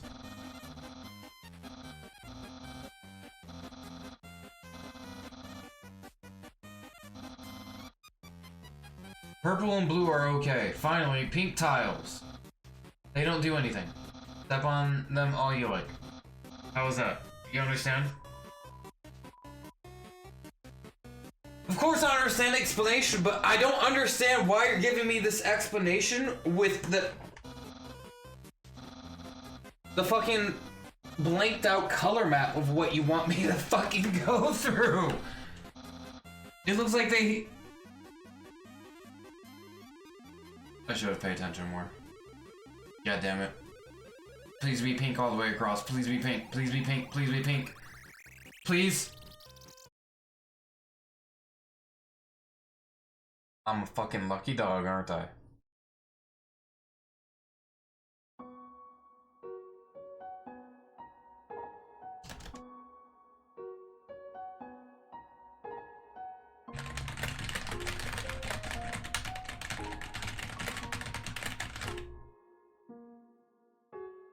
Wait, I never talked to Sans! I missed dialogue! Oh my god! I was just fucking around! Oh no! What was supposed to happen? Oh no! No! What did I mess up? I fucked up. Damn it. Dude, I fucked up. I missed dialogue. Like, that probably would have like been crucial dialogue too. But I fucked that shit up. I messed up. I walked out of the fucking room. I didn't even talk to Sans, and I went back in and he was gone. All because I was fucking around trying to spin like Papyrus. Dude is trouble. He convinced me to do shit that fucking fucked me over.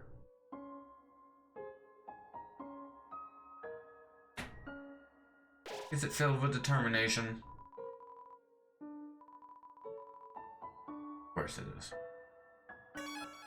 Saved. Who are you? Are you Torio's like actual daughter that doesn't come see her or anything?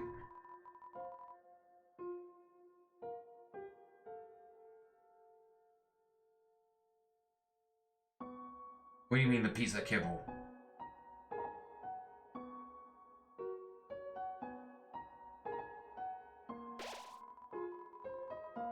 Try save.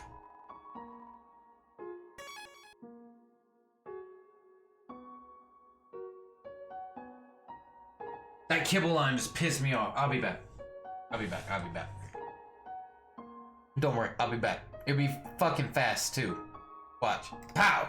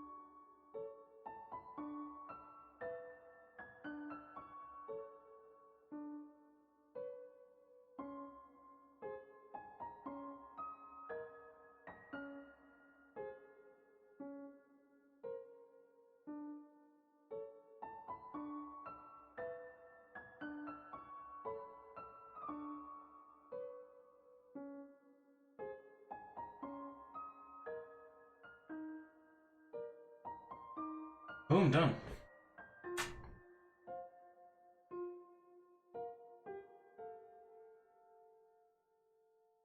Honestly, I can't say that I'm gonna play actually too much longer tonight.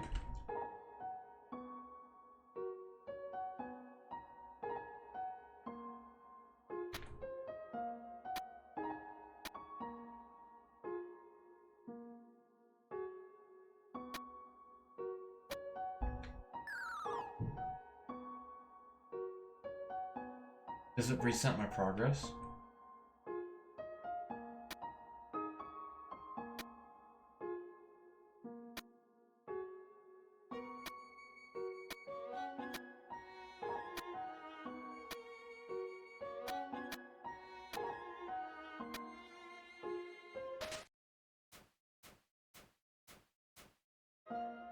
As soon as I use my head, instantly easier. Instantly easier when I use my head. Pretty fucking insanely cool. That can go there. No, cancel that. Please. I don't need any of this shit popping up all the time. I wanna see those.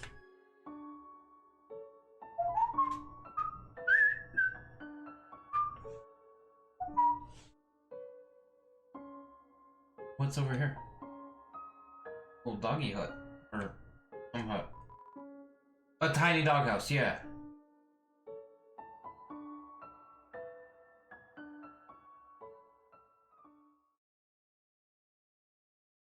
Oh, look at the doggo. Aww. Oh.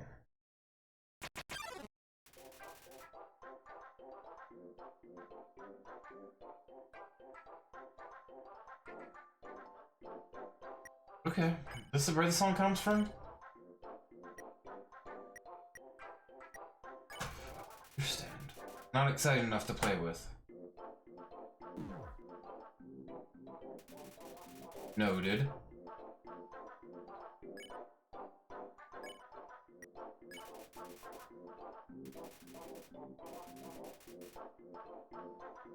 Let King slobber in your face.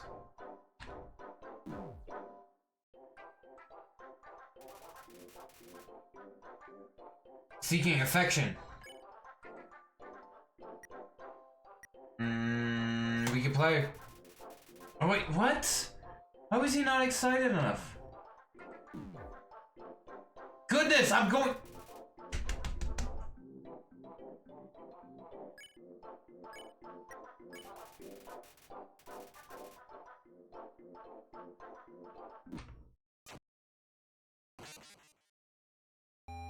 I literally went the opposite way this time! Oh, that's so unfortunate. Okay, we got this. Stay determined.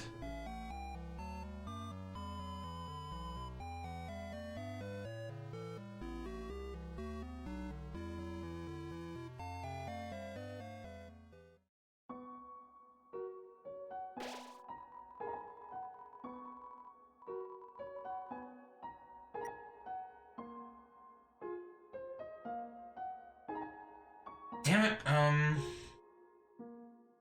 Oh, I went to the bottom.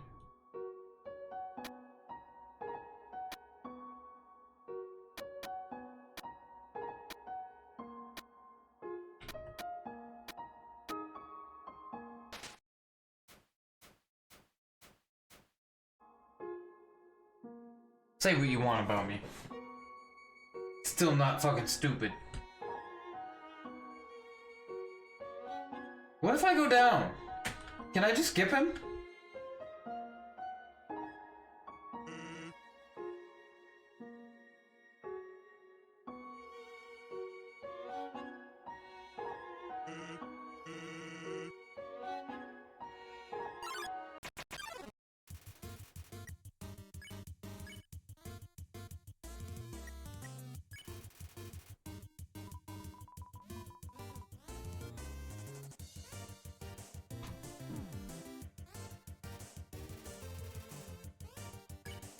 Try not to move, but whatever.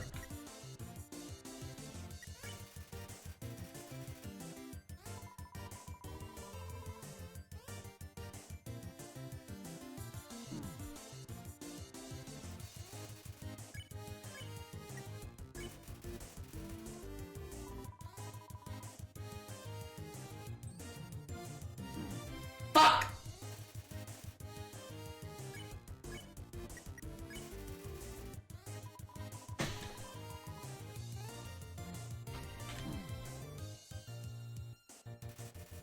I was gonna miss that one anyway.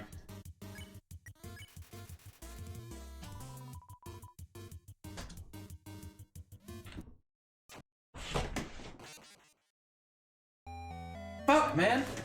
This is getting actually like... Oh no. I'm not gonna say that because I'm gonna jinx it. I'm gonna jinx it. I'm gonna jinx it. I'm gonna jinx it. We can't do that.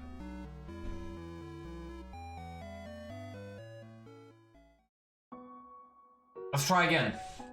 Yeah? This time... Shit, I have to do this again?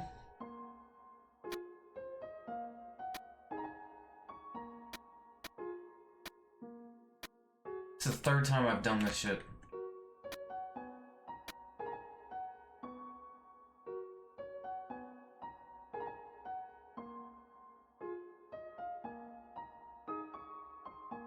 What if I just go down?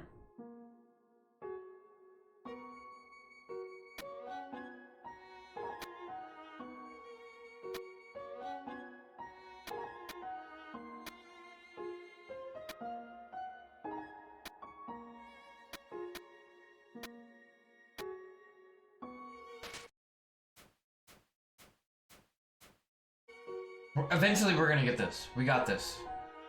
First one, not first try. Or first chance. Or anything like that. It doesn't matter.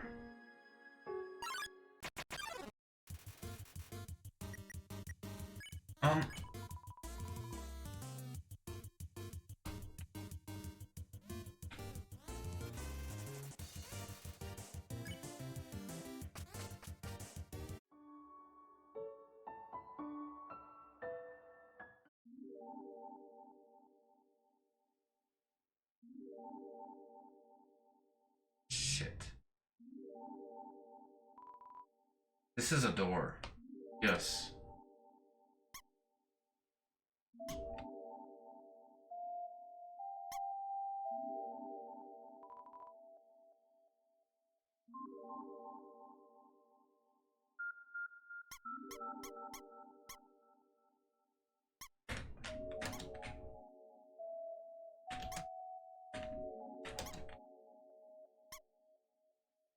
I think I need to hold it off. We're gonna try the... Is there another way? Throw myself off the cliff. Which I might actually want to do.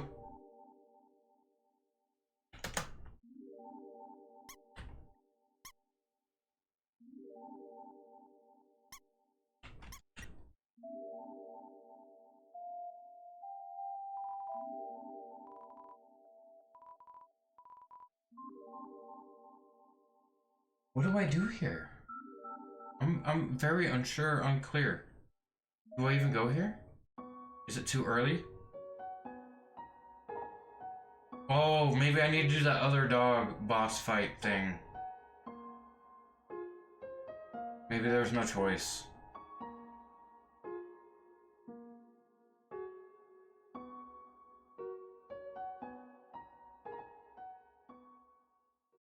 So maybe I need to beat him before I could do something. That's what I'm guessing.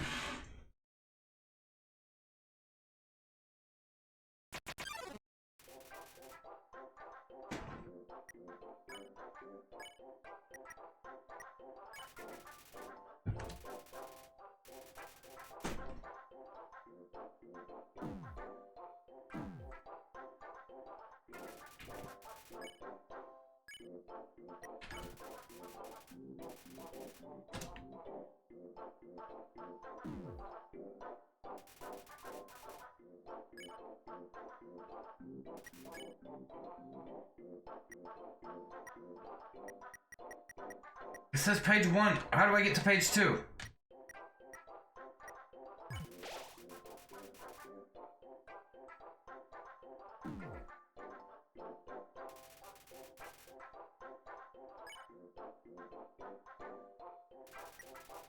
It's seeking affection. Pet it.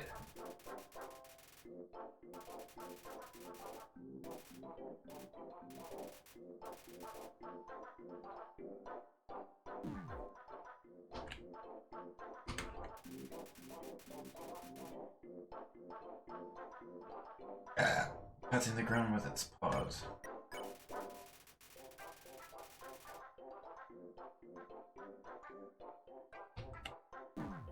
Damn it!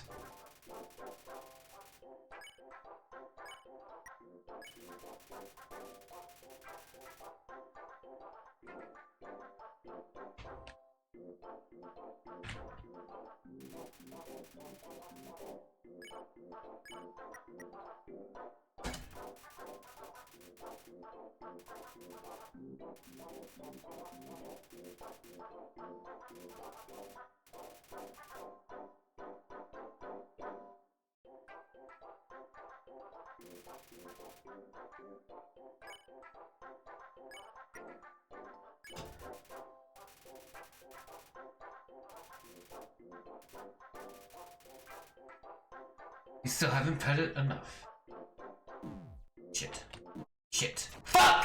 Fuck! I'm sorry. I'm so sorry. I'm so determined to beat this. I have to beat this dog before I can go to the next area. I guarantee it. I guarantee it. I guarantee it. Shit. Fuck.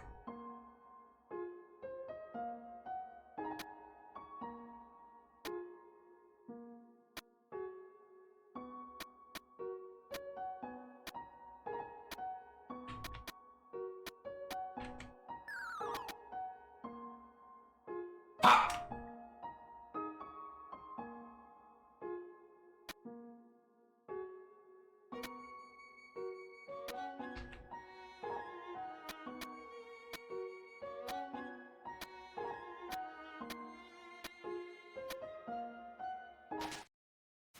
Okay, there we go.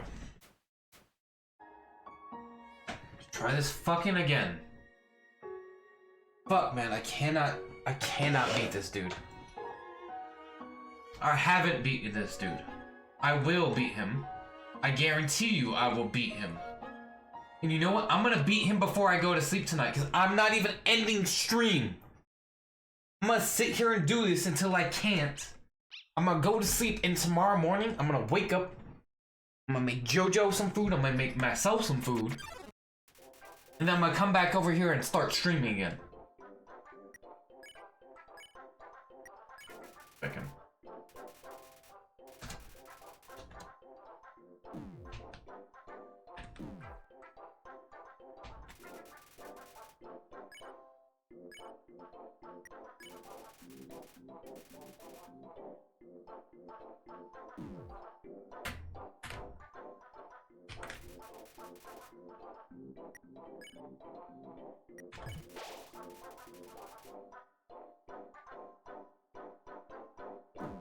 Fuck! I went too far.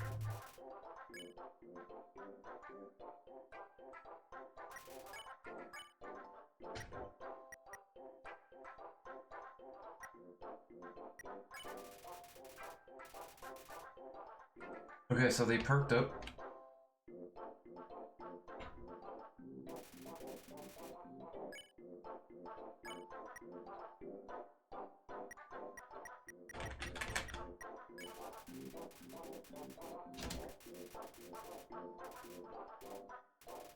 He wakes up, so excited. Perfect.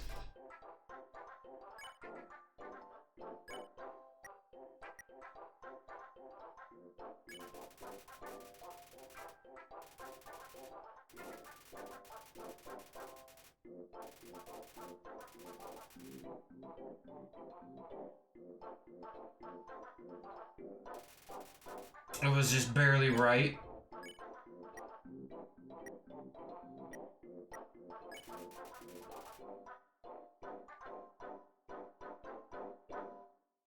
That was just barely right.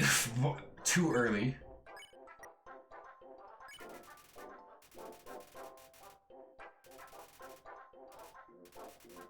We still haven't pet enough. Fuck! Pet capability is 40%. Try me again!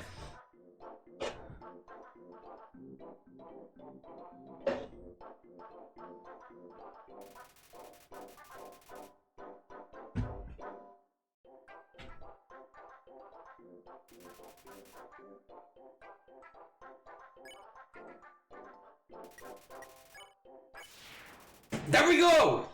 There we go, there we go, there we go! Wait. Should I just mark this as pacifist?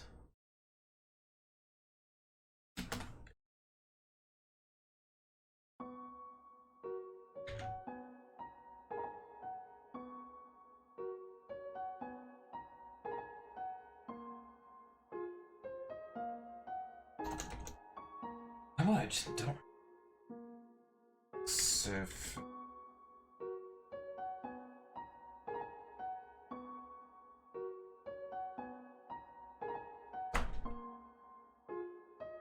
I guess that's what I'm on, is pacifist, right? I mean, I haven't killed anything or attacked anything, not once, so I'm not sure.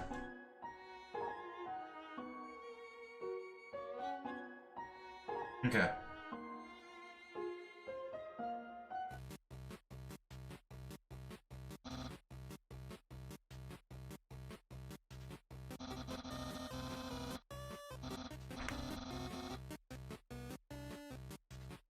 Gauntlet of Deadly Terror, huh? Oh shit, okay, that is kind of deadly.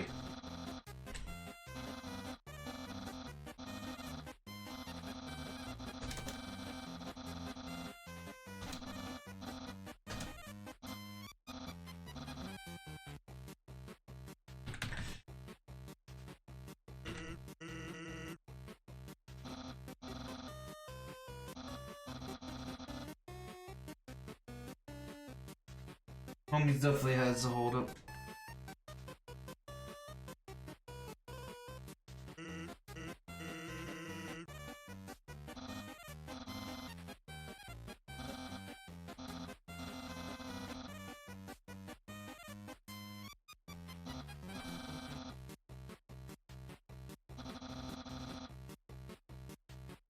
I'm a skeleton with standards. If more women had standards.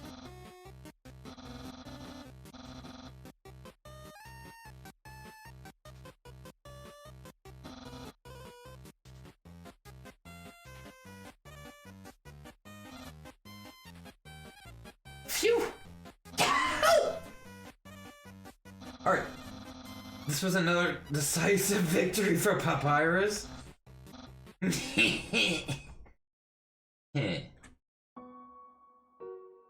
Even though nothing fucking happened. We did nothing. I don't know what my brother's going to do now. That's not reassuring!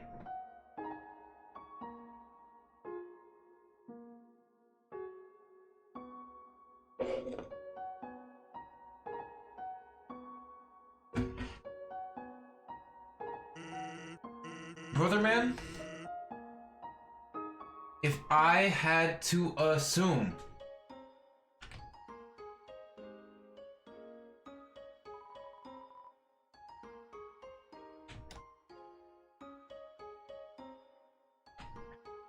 Can't see the flowers, okay?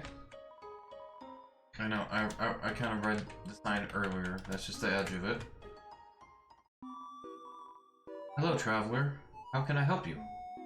I would like to buy...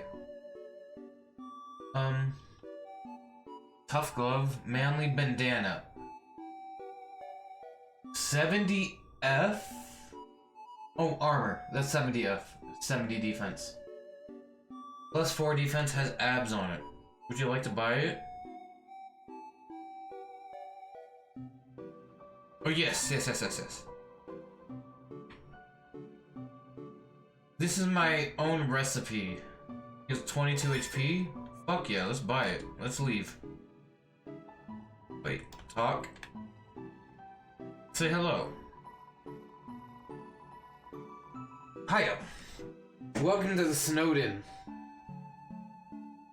I can't remember the last time I saw fresh faces around here. Where'd you come from? The capital?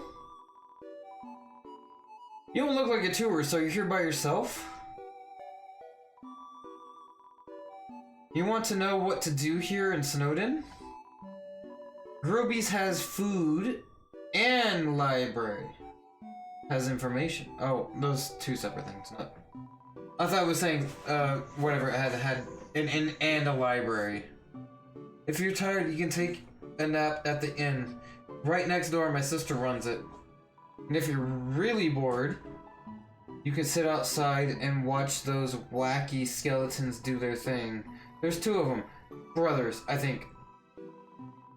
They just showed up one day and asserted themselves. The town has gotten a lot more interesting since then. Think back to your history class. A long time ago, monsters lived in the ruins back there in the forest. Long story short, we all decided to leave the ruins and head to the end of the caverns.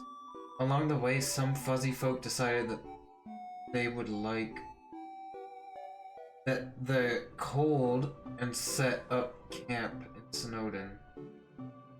Oh, shit, I'm a fucking idiot. Oh my god. Along the way, some fuzzy folk decided they liked the cold and decided to set up camp in Snowden. That's what they're basically saying. Oh, I don't think trying to explore the ruins. And don't think trying to explore the ruins. The doors have been locked for ages, so unless you're a ghost or can burrow under the door, forget about it. How have you guys not dug under the door if you could just burrow under it? What? That doesn't make sense. If you could burrow under the door, you're literally a rabbit! How did you not do this in the last, 3 years you've been living here, minimum? Because I'm sure you could probably do it in a week. A week, you probably could get under the door yourself. You're a fucking rabbit, dude. Excuse my language, excuse my thoughts on the subject. I'm gonna go to the bathroom because I gotta... Boy, do I gotta poop like nobody's business. You couldn't understand what I'm going through right now. I gotta poop so bad. That's literally all I'm gonna do. I'm gonna go poop. And then... Shit. Should I even bother going back through this hole of a cycle of explaining what I'm doing, why I'm doing it? I mean, I enjoy it. This game's actually super enjoyable. I didn't expect this. But, I mean, I don't know. Let me mute the mic.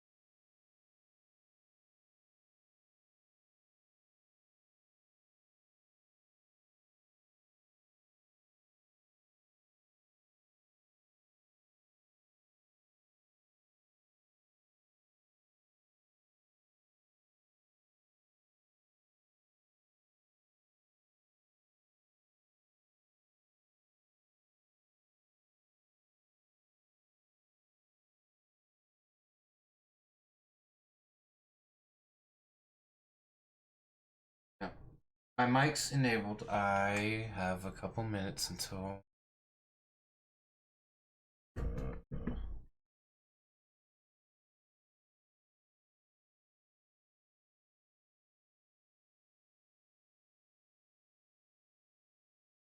There.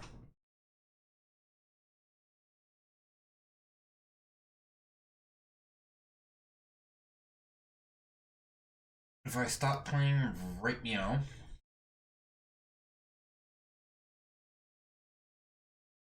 Oh, give me a break.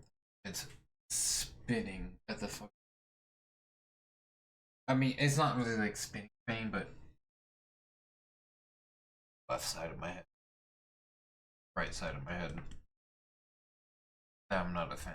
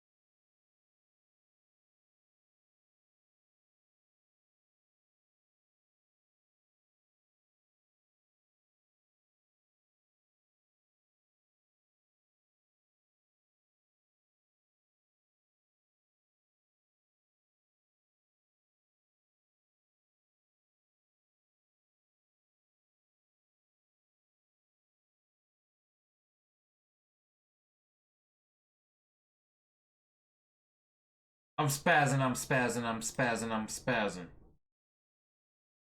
Can I? Yeah, I can do undo that. Do undo that.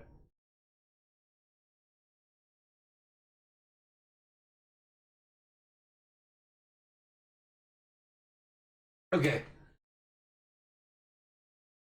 I think that was good. I think that was what we wanted.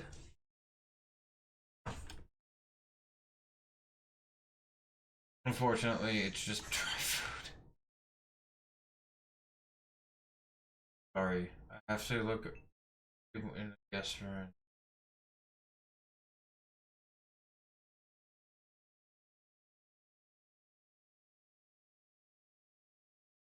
Oh shit, okay. I understand that beeping was to fucking remind me that I'm cooking cookies. I need to get them out right now. My cookies are done.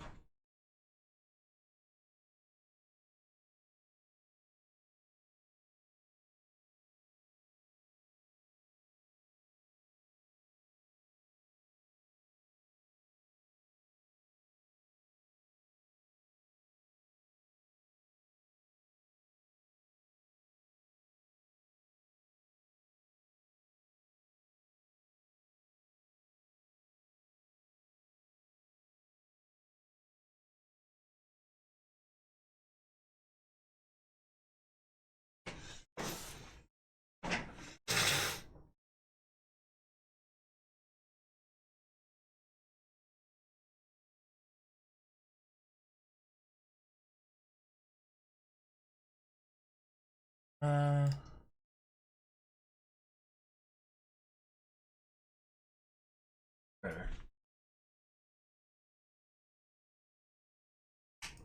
Be free to make yourself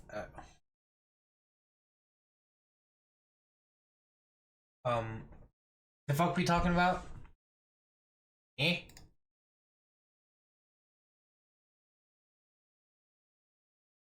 Oh yeah, no wonder I'm not going up in at all. Fucking nice and that's live. I would never get fucking viewers like that. If I knew he was live, I'd be off right now. Do myself the favor. Somebody.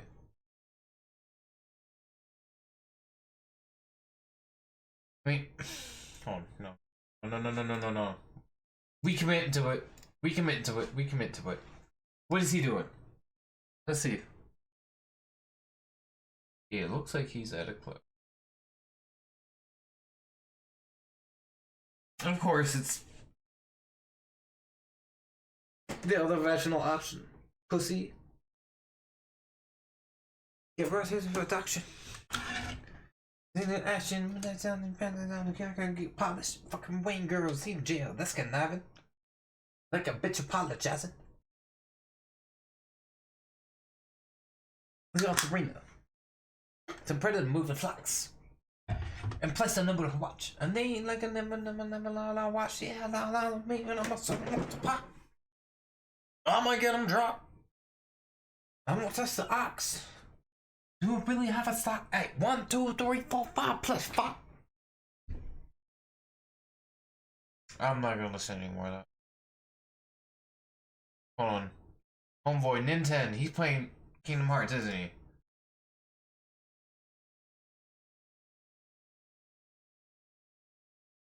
Because it's a big game. The fuck? I've never heard of this. He's the only person in the world streaming it on Twitch right now. Props to him, because otherwise, you know what he's known for?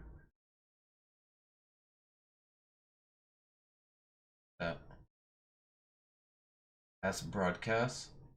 Kingdom Hearts, Kingdom Hearts, Kingdom Hearts, Kingdom Hearts, Kingdom Hearts, Kingdom Hearts, Kingdom Hearts, Kingdom Hearts, Kingdom. All he does is Kingdom Hearts, which I don't care. I don't mind. I love watching him. So that's why it's surprising seeing him playing something that's Piglet's Big Game, not Kingdom Hearts.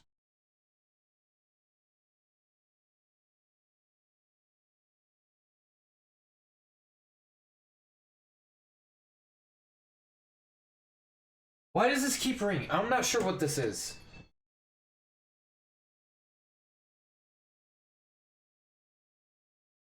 What is this? My timer.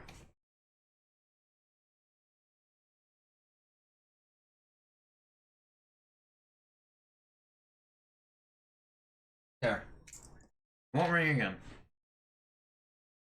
Fuck. I completely forgot that that's what was going on.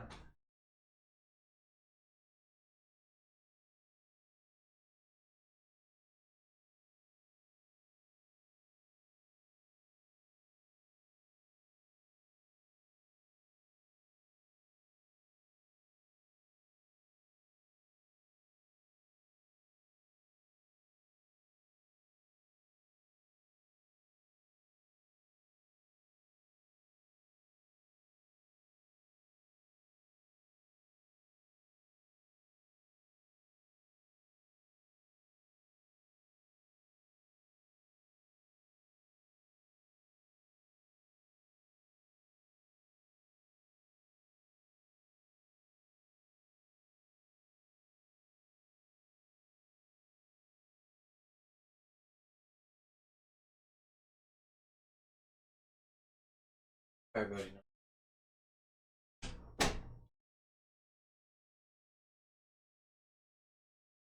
As I said, I made cookies. Well, I'm fucking lying about that.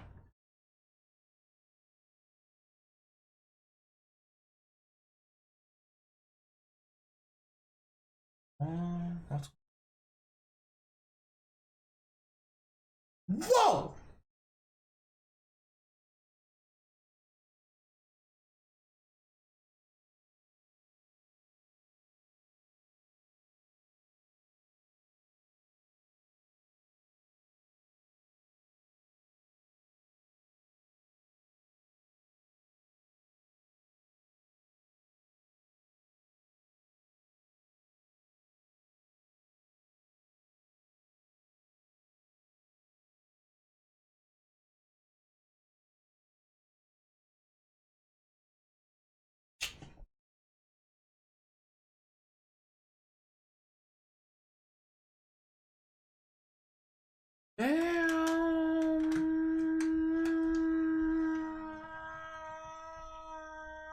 Whoa!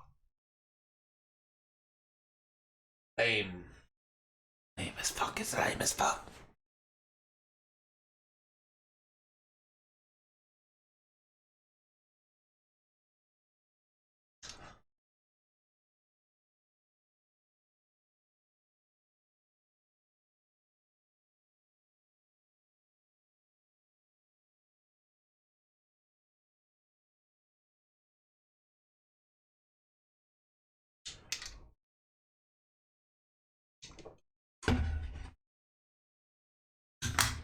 Whoop!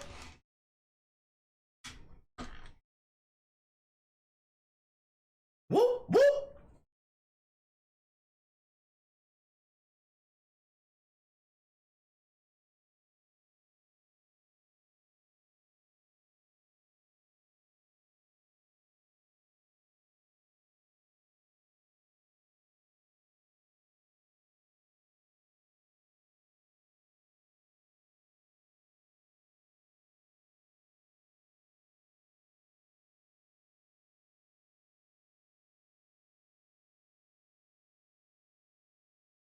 Okay, that's enough of that.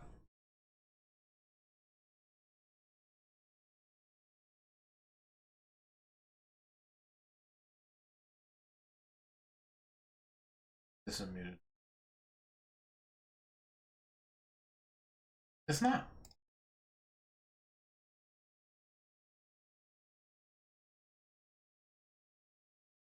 Refreshments and accommodations have been fully yours.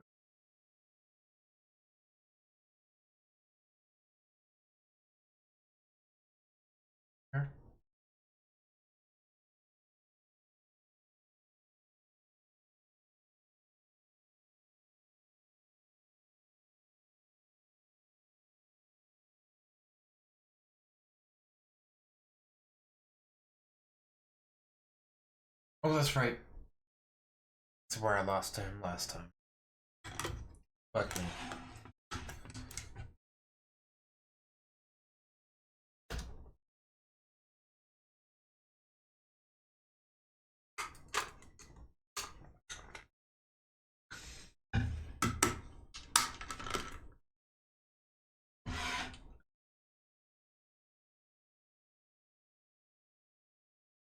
Cookie.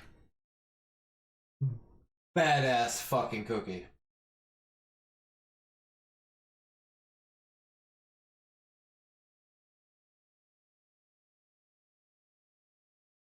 It's really fucking good cookie.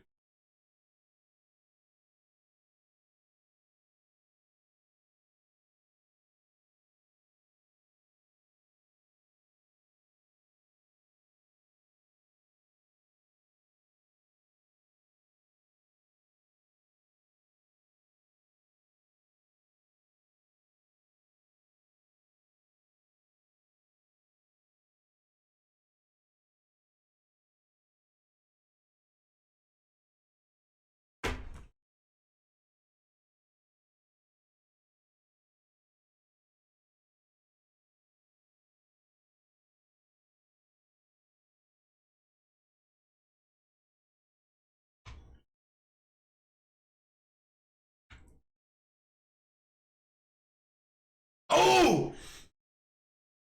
I'm killing it. I'm killing it. I'm killing it. I'm killing it. Oh, I'm locked in, baby.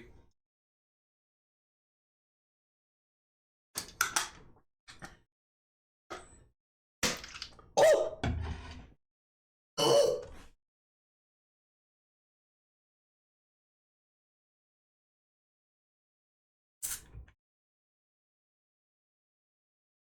No.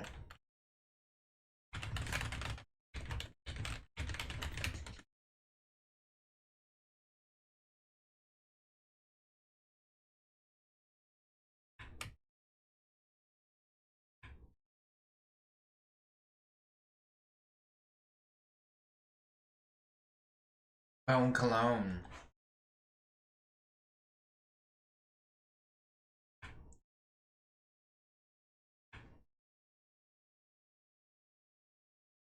Ah, fuck! I jumped too. Marinara sauce behind his ear.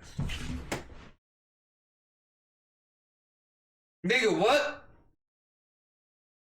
What is he doing? What is he doing? What are you doing? Come here, Jojo. Come here, Jojo. Oh, that's my Jojo. Oh, I'm on lantern. I'm on my lantern. Such a licky boy. We're good. We're gonna spare. We got this. Ah! I fucked that up. Oh, we're good. Some MTT brand Bishi cream behind it. Spare this fool. Unparalleled spaghettor.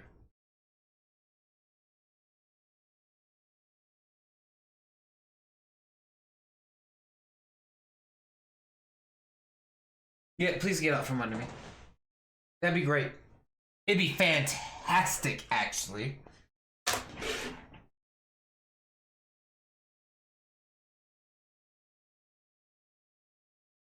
He's such a sweet boy. Okay, the Fires Dabs MTT brand anime powder behind his ear. Anime? We're here for animes?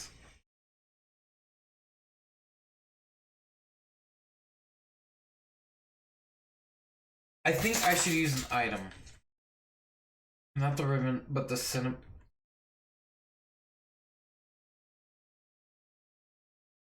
What is cinnamon? I have two of those. Fuck, I fucked it up again. I fucked it up again!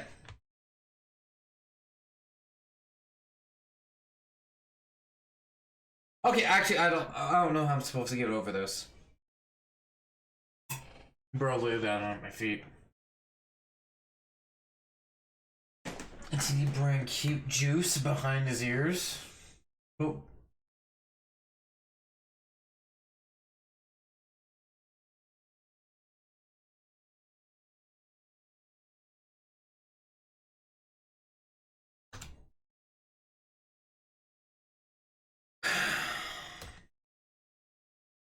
No! I could have easily passed that if I fucking remembered the controls. I immediately forgot them.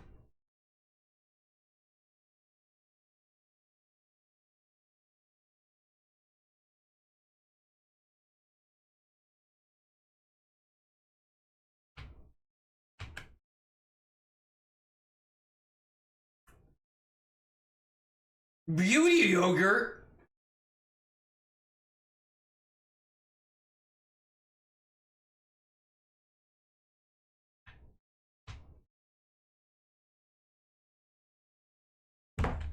Fucking A, bro. Pyres realized he doesn't even have ears. Spare his dumbass.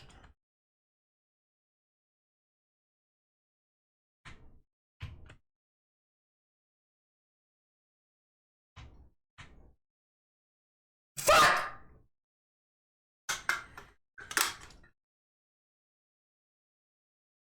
Tell me this is it. Please tell me this is it. Please tell me this is it. Please tell me this isn't not phase 2. No phase 2. No phase 2. No phase 2. Please no second phase. Please. Please.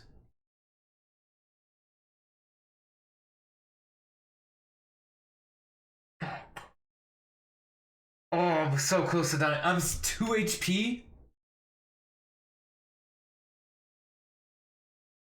Oh my coochie hurts, dude, and I don't got coochie. Wait, yeah, I probably can. The ice cube is still following me though. Wait, am I really gonna encounter him again? Again? Didn't I just do this? Wait, I suppose it's my fault. I told you before I would make you spaghetti. Naturally. I hoped some. Well, I understand. Virus is hungry too. Hungry for justice! But we just did this! What? Didn't I just win this fight? I am beyond confused. I just beat Papyrus, didn't I? I swear to God, I just beat Papyrus. No, I swear to God, I just beat him. I just did this. I just did this. I just did this. Am I crazy?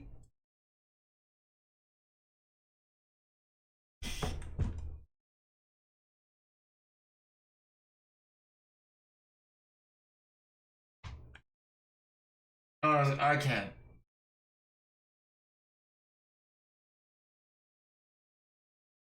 I swear to God, I just did this. I swear to fucking God.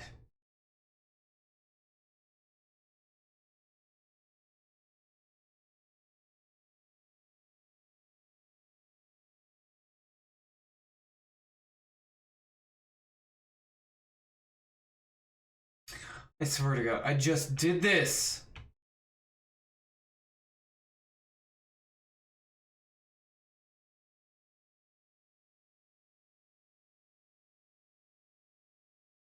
Bone Cologne! Oh my God, am I going crazy? Am I really going crazy? Or is it just a fucking game? I swear to God, it's...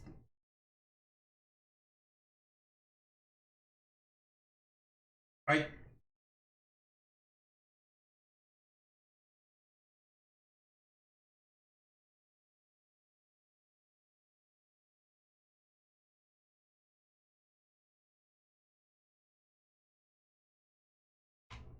Fuck.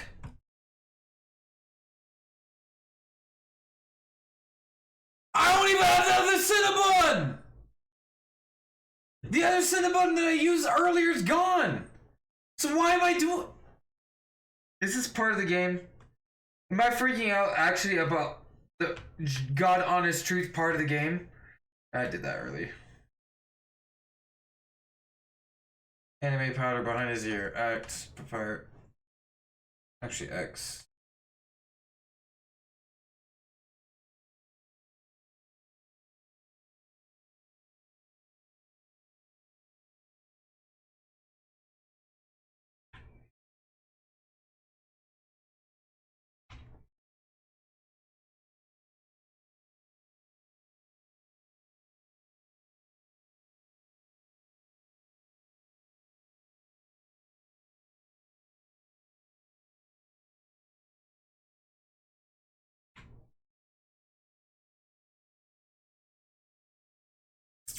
Oh yeah, so even if I hold it last minute, it doesn't make a difference.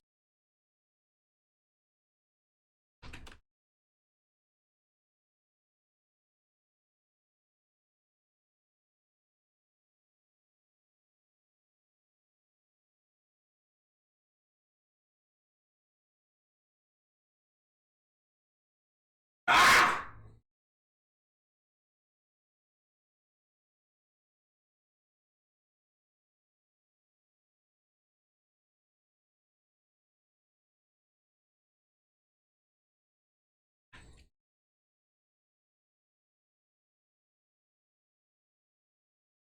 Let's see, I wish I had chosen the fucking killing path first. I wish I had killed everyone. But I guess I'll be... So I was told to spare and try not to fight anyone.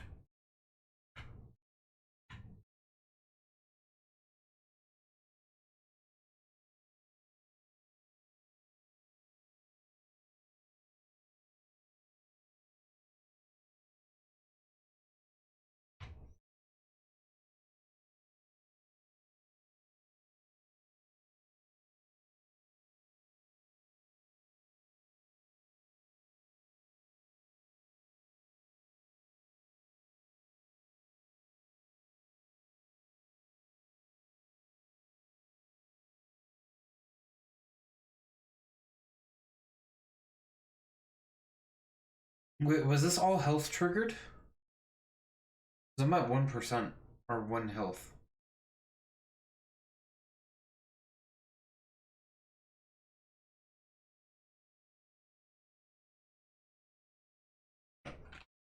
Still at level 1. My love is still 1.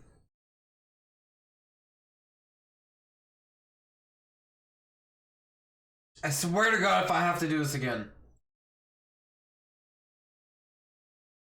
God fucking damn it, I have to. Fuck! Fuck!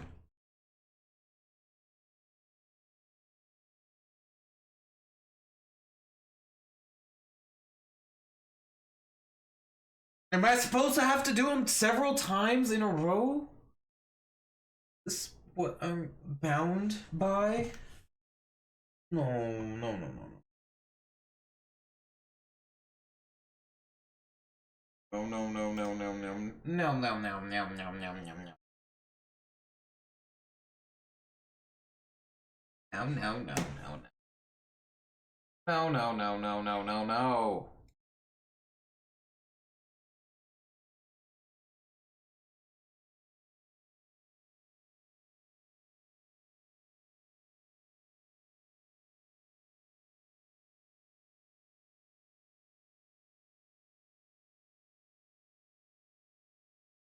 No! It's still there. Fuck me.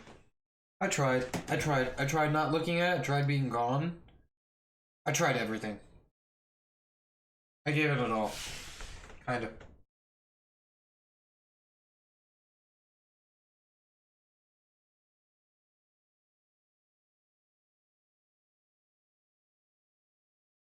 Wait, is that it?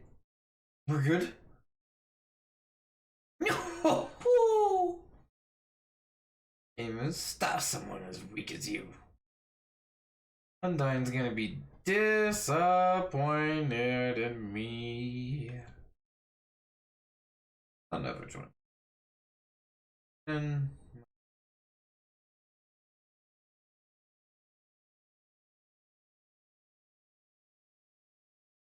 be friends.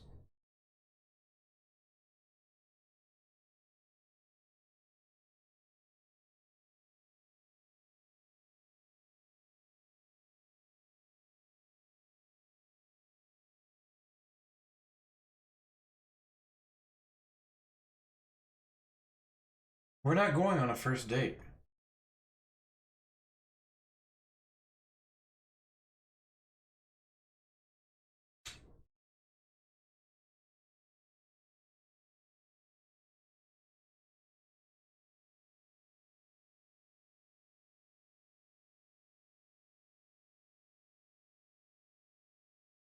I hereby grant you permission to pass through, and I'll give you directions to the surface.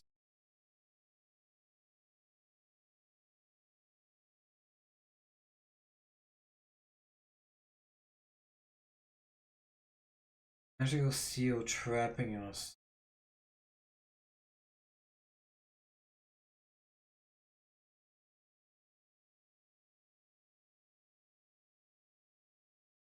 He wants to open the barrier with a powerful soul. Unless monsters can return to the surface. What? I didn't know it was this in depth. Almost forgot to tell you. Reach the exit, you will have to pass through the king's castle. King of all monsters. Is that, I heard it earlier. It was in red.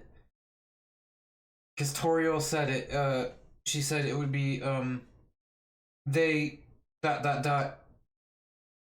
Asgore. That was it. He's a big fuzzy pushover. Everybody loves that guy. I'm certain if you just say, "Excuse me, Mr. Dreamer, can I please go home?" He'll guide you right to the barrier himself. Anyway, that's enough talking. I'll be back at home being cool, a cool friend. Feel free to come by and have a date.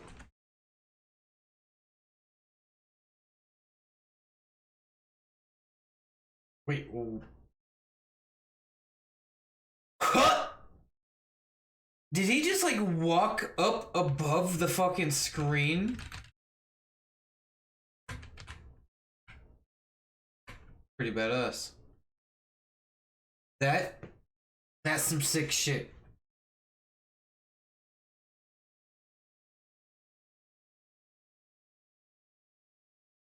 Can't pick up anything there.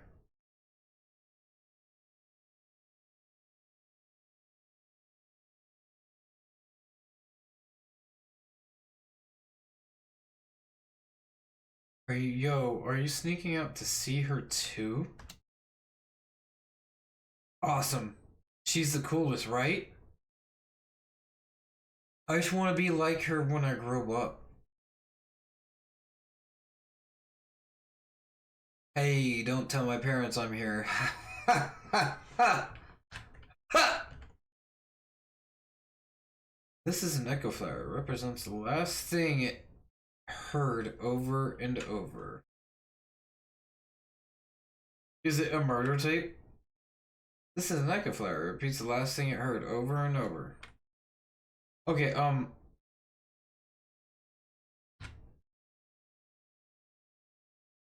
sound of rushing water fills you with determination. We're determined! Wait, why is Sans here? What? Haven't you seen a guy with 2 jobs before? Fortunately, 2 jobs means twice as many illegal before it breaks. I'm going to Grillby's. Want to come?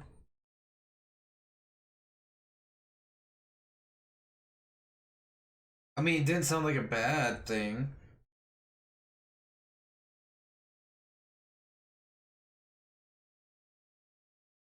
Beating you guys, beating you. There's a Whimser!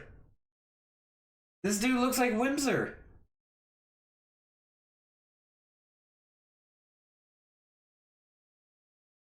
Hey, Sans. Hi, Sans.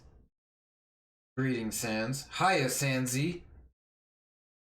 Hey, Sans, weren't you just here for breakfast a few minutes ago?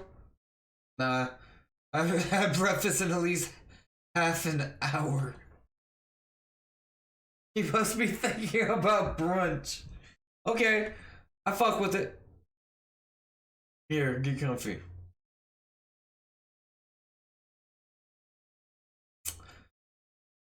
How about you just excuse yourself before you rip fucking hellgates of ass upon myself?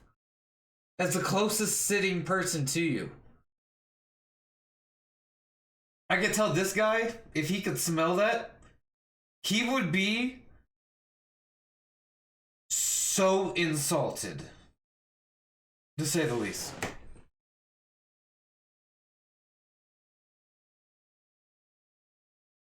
Oh, that's right. You guys can't even see my cursor anymore. Never mind. Doesn't matter.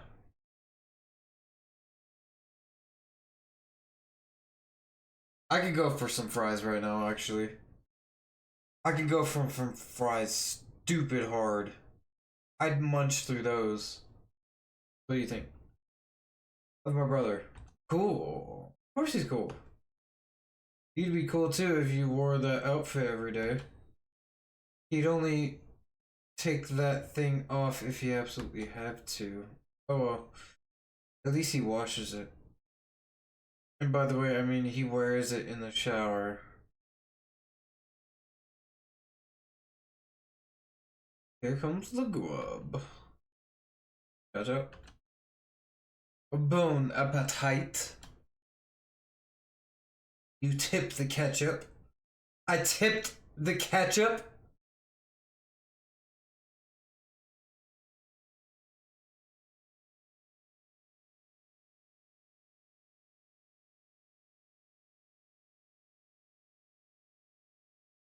Yeah, forget about it. You can have mine.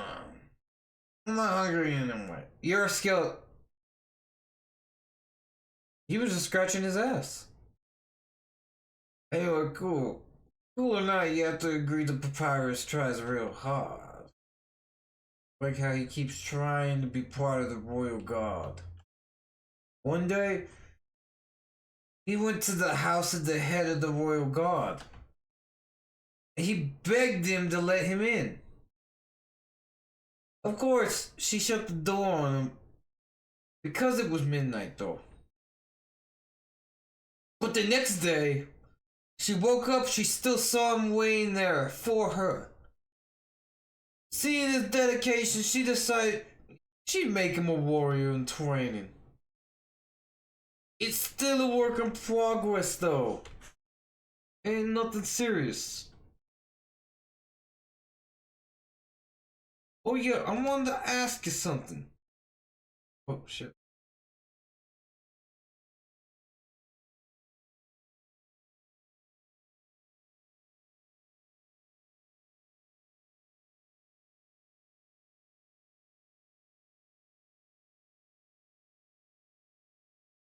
Oh wait, I thought he was talking about Flowey, the flower guy thing. That kind of looks like the dude right there with the teeth.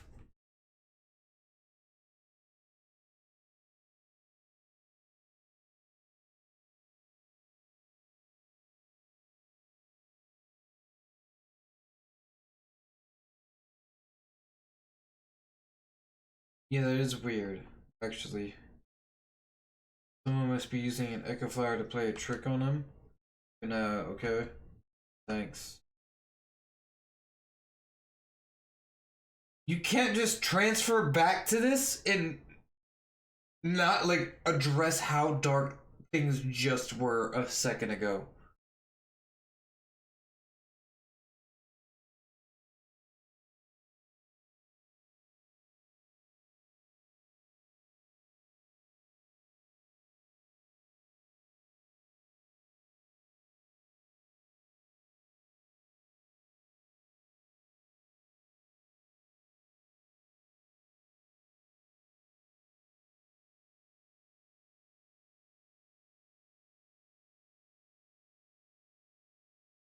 Usa.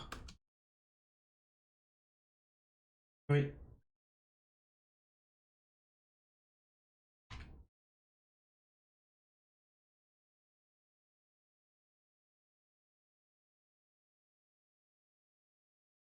You're so adorable. This town doesn't have a mayor. If there is ever a problem, a skeleton will tell the a fish lady about it. That's politics. What? That does not make sense. When a problem arises, a skeleton will tell the fish lady, and that's politics. Everyone is always laughing and cracking jokes, trying to forget our modern crises. Dearness, cowarding, lack of sunlight. I would join them. I'm just not very funny. I believe it. We all know Underground has problems, but we. No, anyway. Why? Can't do anything but be more rose about it. Morose about it? Why does that like sound so weird coming out of my mouth? Fuck me. Not literally. It's a mailbox. I'm overflowing with unread junk mail.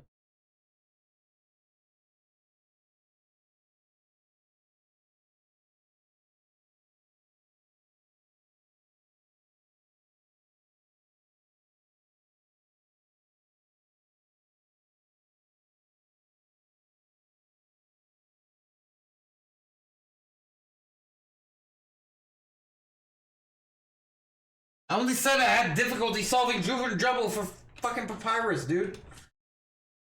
Come on. Not that I can't solve it. Promise. Love working on the newspaper.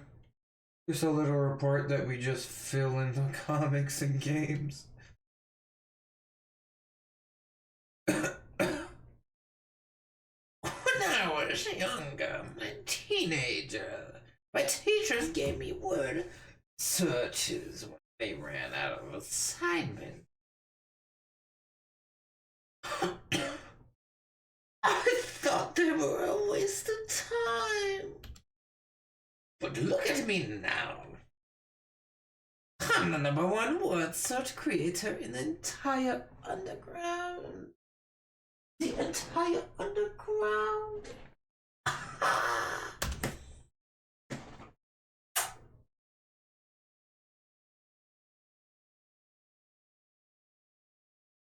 Don't look at me like that.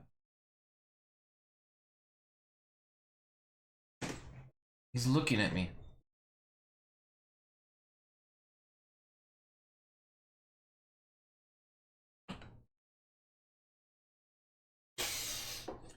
If I look down underneath, if I was able to put you guys all the way down here to see. Wait, maybe I can.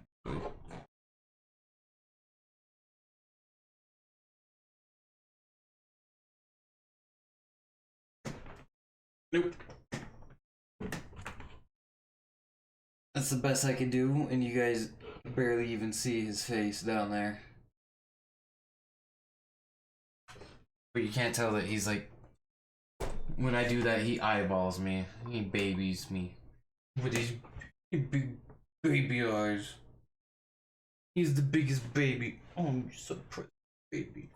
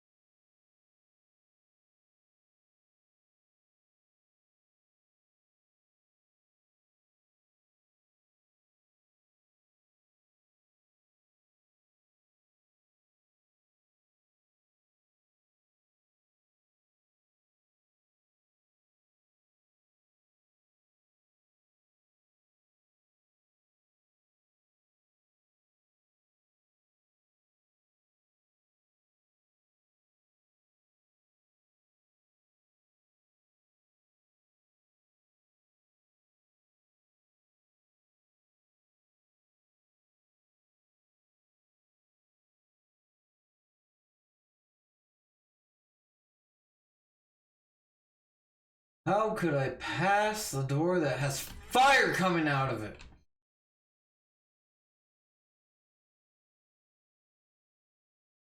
Oh.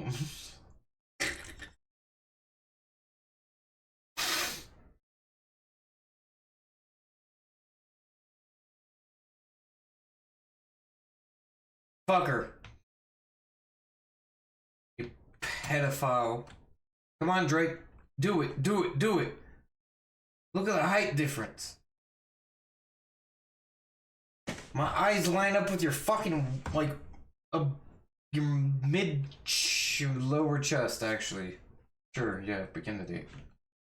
Dating start. Fuck me, dude. He's gonna fucking try to kill me again?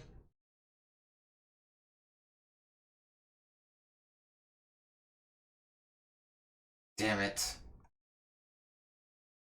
Damn it.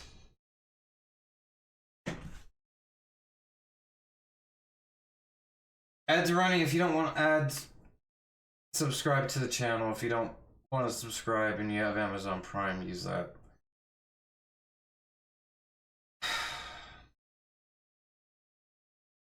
The fuck. I'm only gonna be live. Oh no, I'm gonna be live longer. But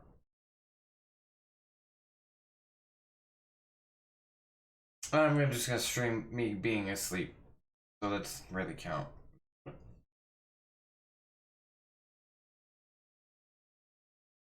25 seconds remaining on the ad, so we're gonna be waiting.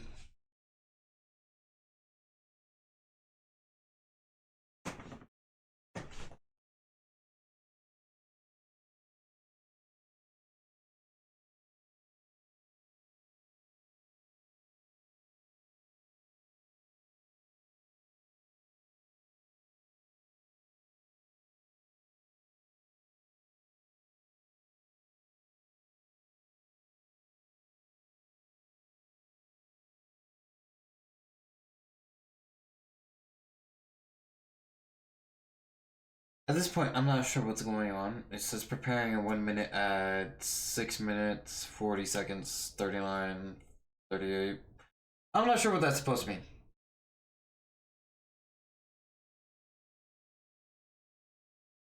See in the keyboard for the... That's my menu, buddy!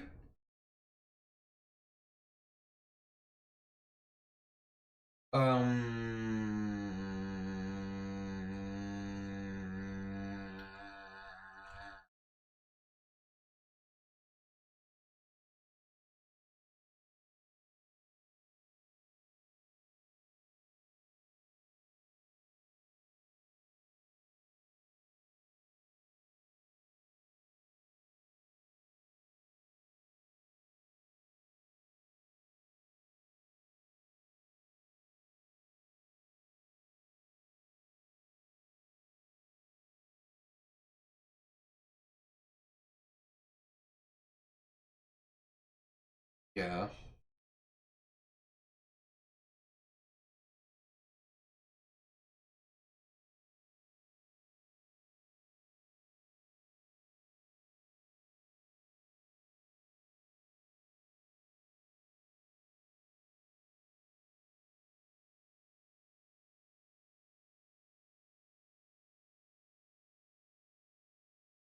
Yeah.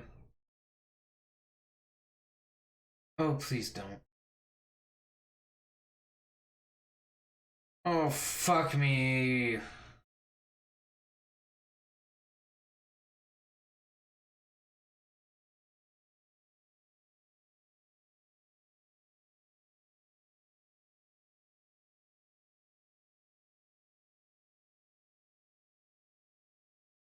Cool, dude. They're basketball outfit.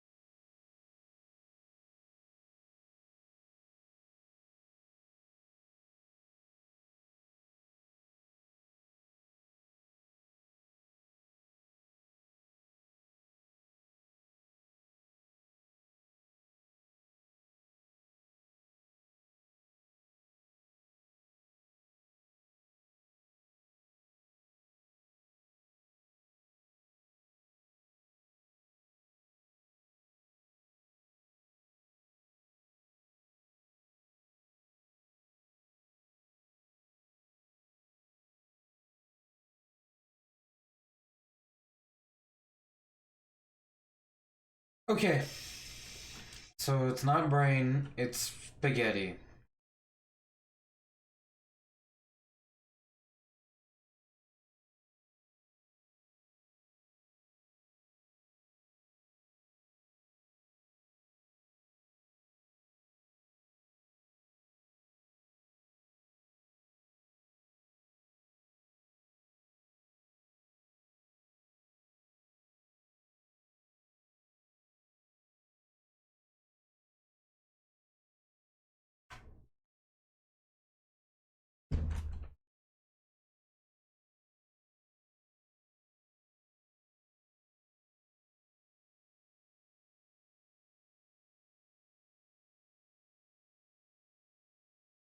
Still love you.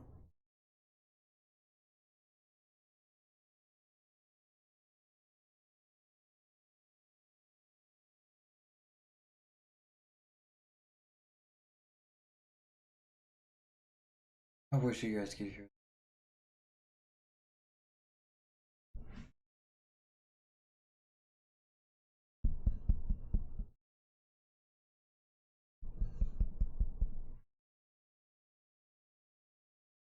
Snoring. Activate. Deactivate them.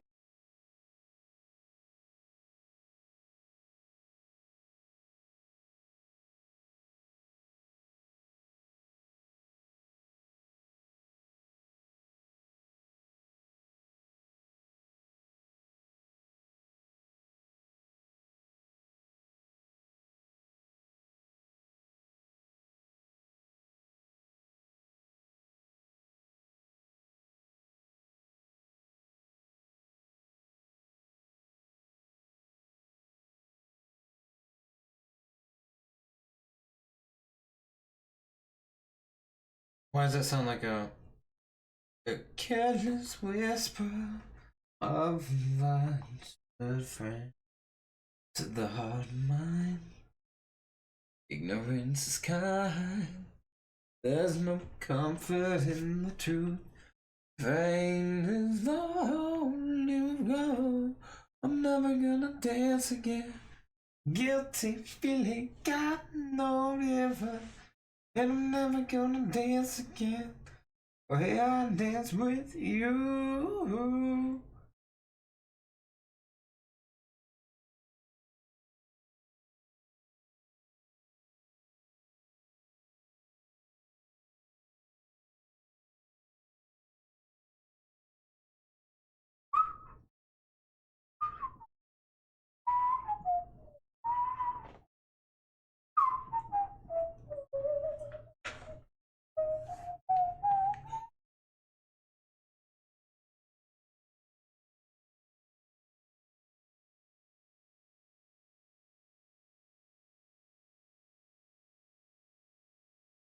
Maybe it's better this way. We hurt each other with the things we want to say. Could we make this last forever? We could have been so good together, but nothing's gonna end with me. Please stay. I'm never gonna dance again. Guilty feeling got no river. And I'm never gonna dance again. We'll dance with you. Oh. Is that it?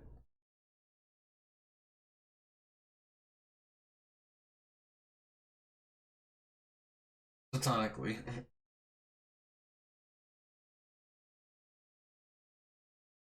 What the fuck am I?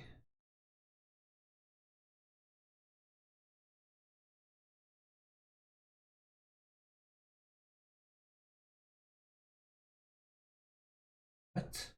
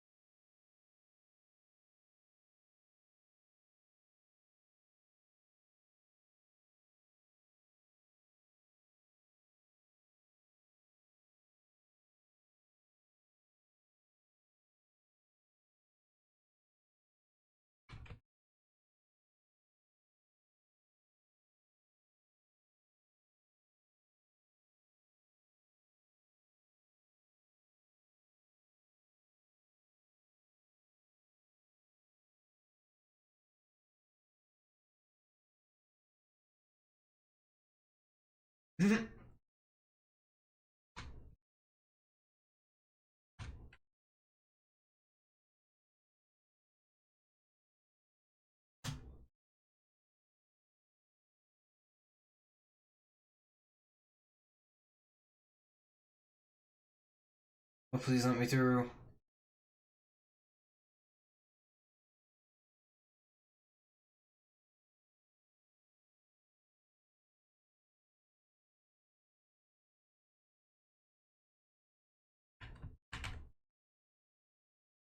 Okay, we're gonna call it a pause here. We've been playing for 284 minutes already. We're gonna fucking pause here.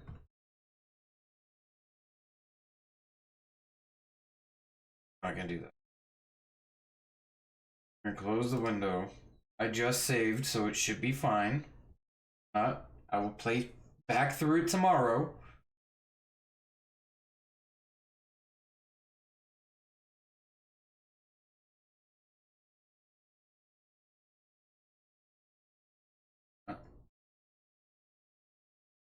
Put 12 hours.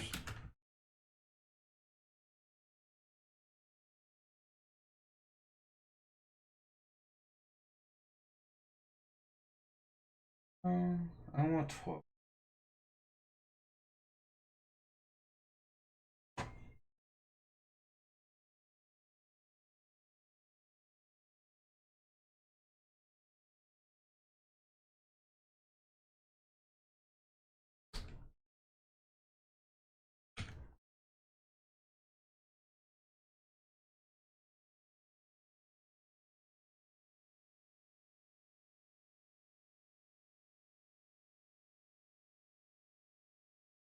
Actually, this is like already perfect. I don't need this.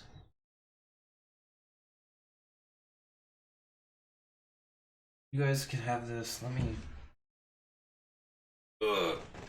redirect. Computer. This way.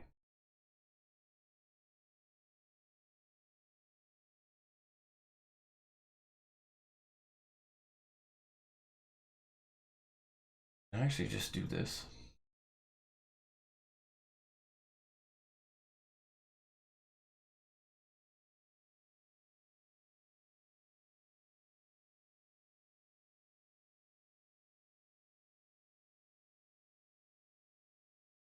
Okay, that should be good enough where you guys could hear it and enjoy it for the night. Put this. But yeah, you guys should be able to hear this and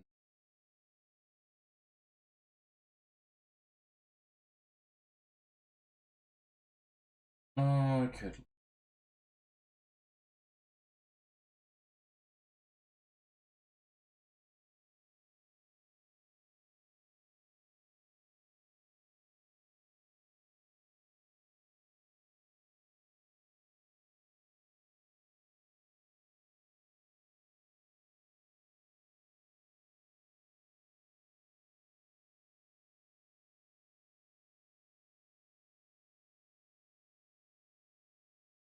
Yeah, that's what we're gonna be listening to. I'm gonna mute my mic because I don't need you guys hearing me or him snore or fart. I'd be ripping ass in the middle of the night. I can't lie about that. I do.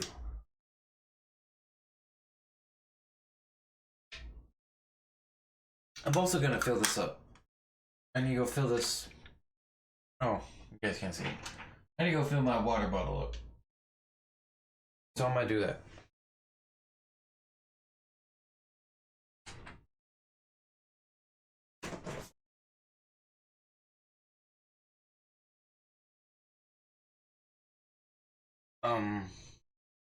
Excuse me? I didn't click on anything to move off of this screen.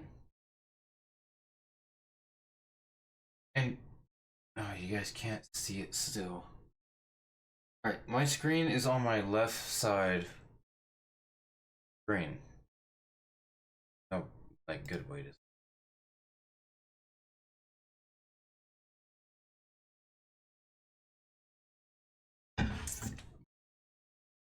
Edit stream info.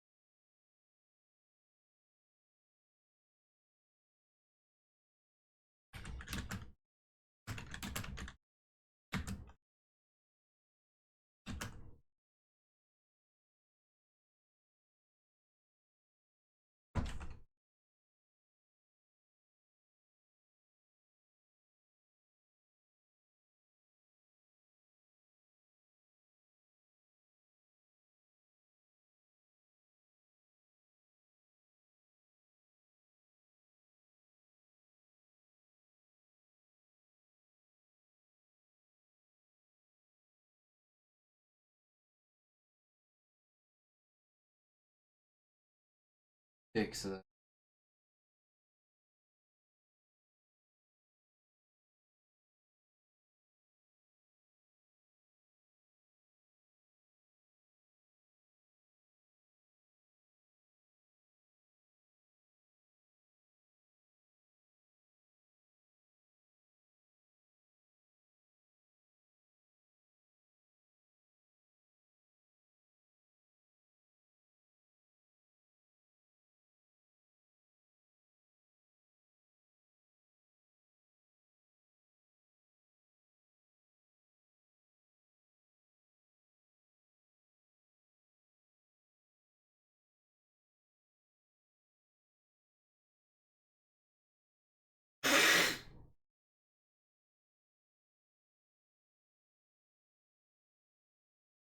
Well, anyway, good night, guys.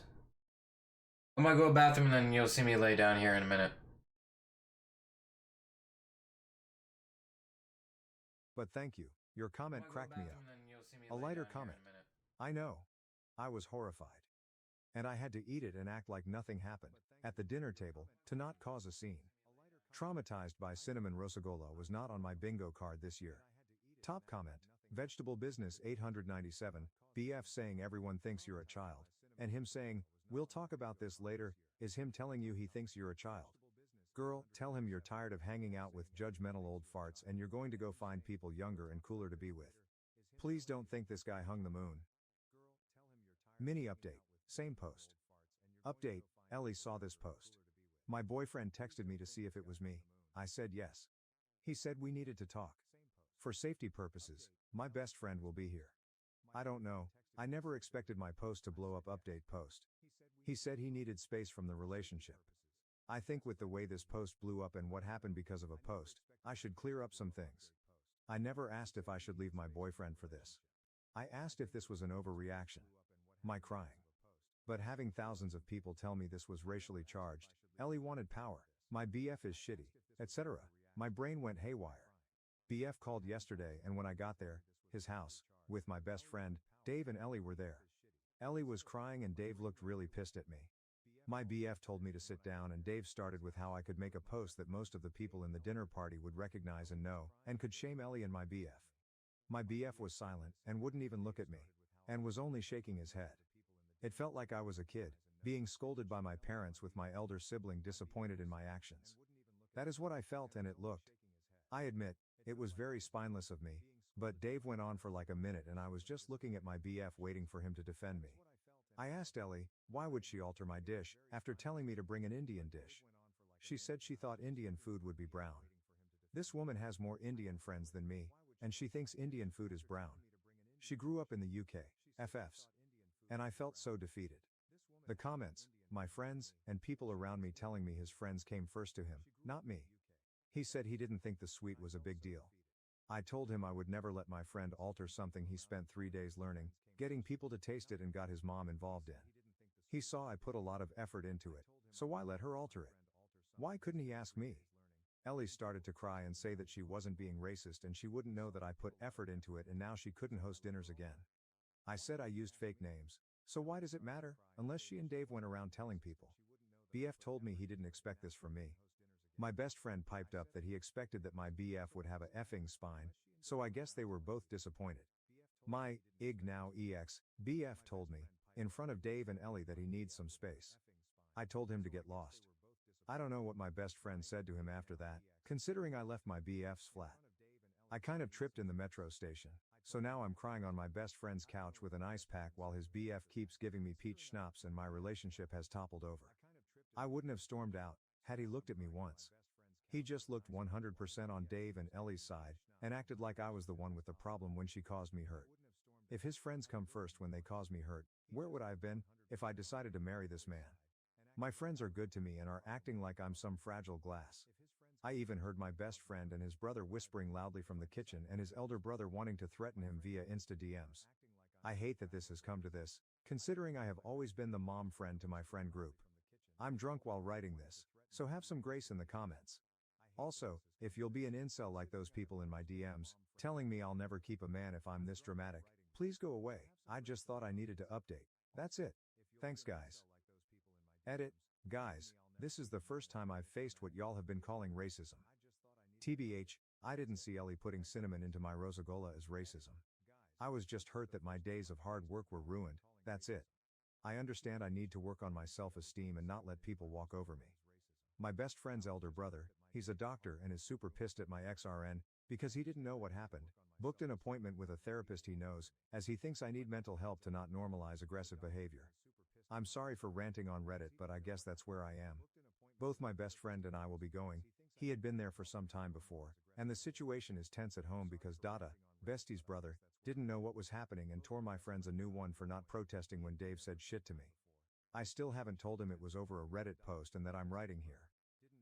I feel awful and I don't know how to tell my mom she was right. I wish I never went out with him.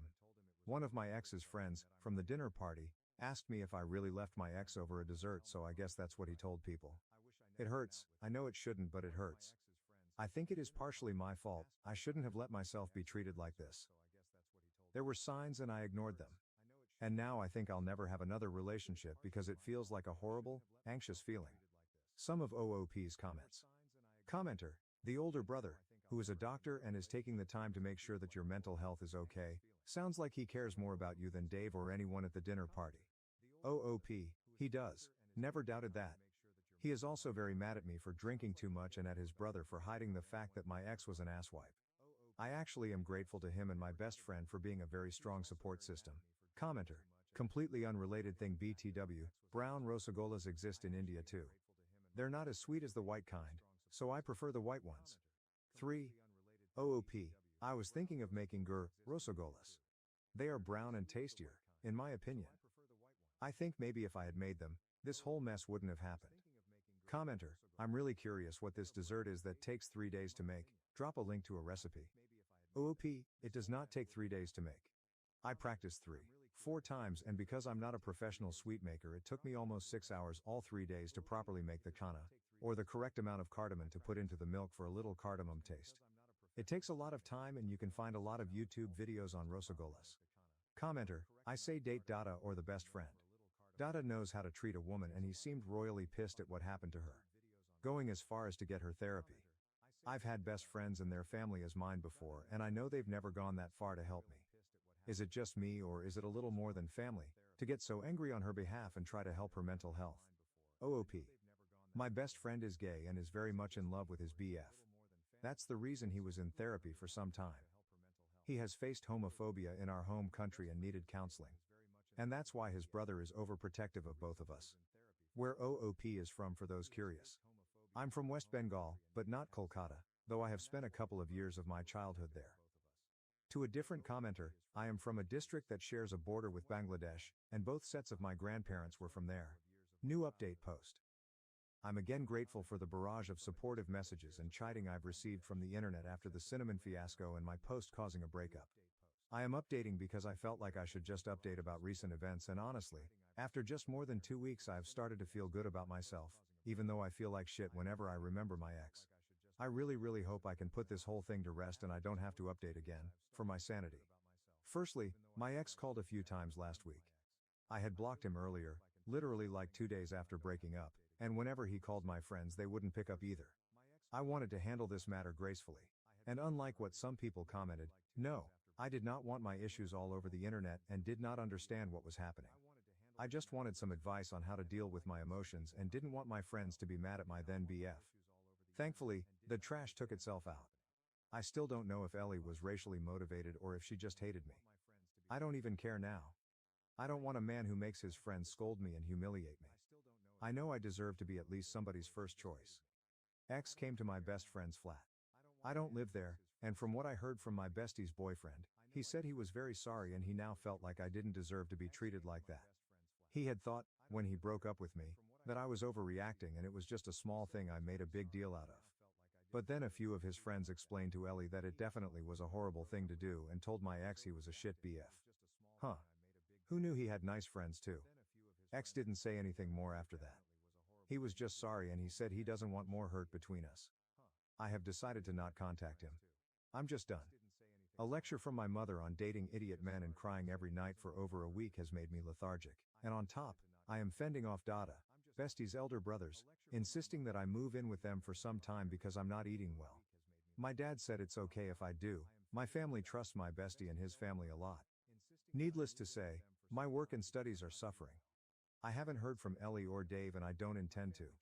The person who asked me if I left my ex over a desert, I told her what happened and she was appalled.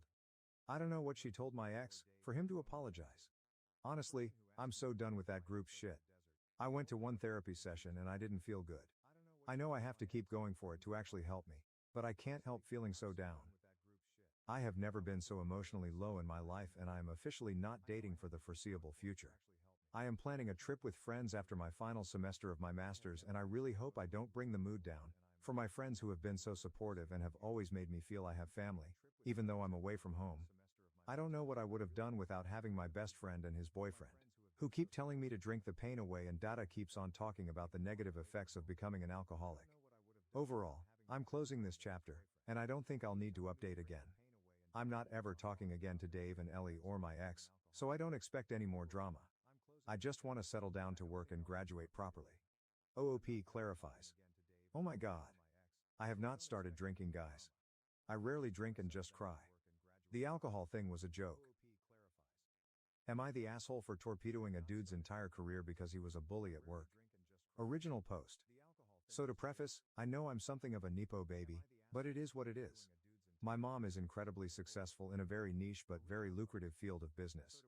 This allowed my dad to be a SAHD and for me and my siblings to get a good education. When I graduated from college, I decided to go into the same field as my mom.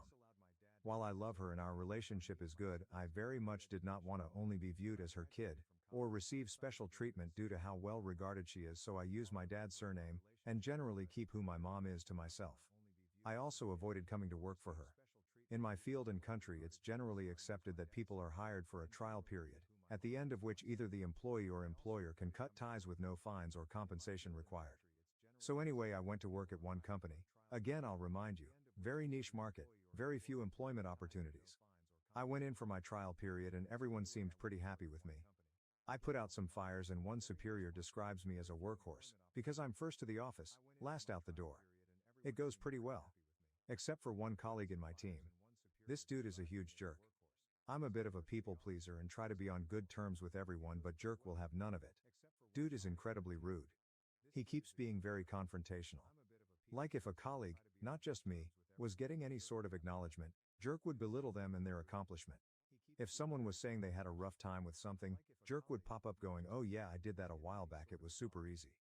Whenever someone tried talking about future plans with me, jerk would go, "Oh yeah, we'll see about that." He also apparently says some very unkind things about my appearance and masculinity, but those at least he had the decency to say behind my back, I suppose, and I only learned about them later. Like dude was incredibly mean, for apparently no reason except trying to make himself look better by making everyone else look worse. This one thing wasn't true to me specifically because I'm male, but his meanness seemed to apply especially to women. A few comments were about how working in this field isn't for moms and they should be raising kids or whatever, and some other very bad stuff. But management seemed pretty content keeping him around because apparently he was a pretty good worker and they liked that he was ambitious. Fine. My trial period ends. I am offered a permanent position, but decide this is not the place for me, as I don't love being anybody's workhorse, and have very little interest in sticking around in jerk's vicinity. I respectfully inform them I will not be sticking around and go find work elsewhere. On my last day I come to say goodbye. Management says they're sorry to see me go. Colleagues wish me well and say they're gonna miss me. Jerk goes, "Ha, told you OP wasn't gonna stick around. Good riddance. Maybe this field isn't for you either." Very loudly. I leave. I'm not very confrontational and I don't have to deal with him anymore anyway, so I just go. Some time goes by and I'm now employed elsewhere. I'm happy and doing well. I love my work and my colleagues. I've been promoted, and I don't really think about jerk anymore, except, apparently there's a relative influx of applicants from jerk's company. Relative because again, very niche market. Whatever. My boss knows I did a trial period over there, so whenever an applicant comes up, he asks me about my experience with them. There are very few people I dislike, so when asked, I usually give my honest opinion, which is usually very positive. But guess whose application we suddenly receive? It's jerk. My boss asks for my opinion, and I say, "Look, I have personal feelings about this person, and I can't be objective." Boss, knowing just how positive I usually am about basically everyone, asks me what's up, and eventually I tell him. I tell him everything. Jerk, obviously, doesn't get hired. I assume that's the end of that. Few days later we had a family dinner. My mom goes, "Wait, you had a trial period at that company, right? Do you know jerk?" Well, my mom knew there was a person I really didn't get along with at that company and the shitty things they did. I tell her it was him. Obviously, she ain't gonna hire him either, especially given his views on women. So my company ends up hiring one of jerk's company's former workers. Me and her are on great terms and this is how I discovered what happened there. Jerk got promoted and that made a bunch of people want to leave. This caused management to look into why strong applicants were leaving after their trial period was over. Turned out it was jerk. Someone had a talk with him and from what I gather he was not receptive to criticism. He was let go. This is when he applied to the company I work for and to my mom's. From what I understand he no longer works in our field. There are, as I mentioned, not many employers around, but unfortunately I have no idea what he does. We'll update if I find out. Update. So it's been a minute since my original post. Things kinda blew up and that caused me to want to give a small update and clear some stuff up. So first, let me stress that my field is very niche, with few employment opportunities. It is also, as some of you suggested, niche. Okay, seriously now. As some of you actually guessed, the field is medicine in a small county. This means that there aren't many spots on the residency program, but also a pretty constant influx of students and interns. The field is pretty lucrative. Shitty hours, yes, but great money and a lot of prestige. Some asked about an exit interview at the end of the trial. Had one of those. Said I didn't really vibe with the culture and certain aspects of the way they did things. Didn't name jerk. As a young, relatively speaking, specialist in my field in a not very large department, I get to weigh in on potential colleagues, so if I say someone sucks, that bears some weight. And if a department starts having issues attracting the best candidates because its chief resident is a jerk, that's gonna be an issue. So with that out of the way, let's get to the update. A lot of you were very curious as to what had actually happened to him. So I reached out to some friends. He's still a doctor, obviously, but he just went into another specialty, which given how long he worked to become chief resident is telling. He's probably okay. The reason for the update. It turns out I know his wife. I like his wife. She was a year ahead of me in med school. Got curious, so I texted her. Turns out she's not actually his wife anymore. She's his ex. They got divorced. Had coffee with her. Still a lovely woman.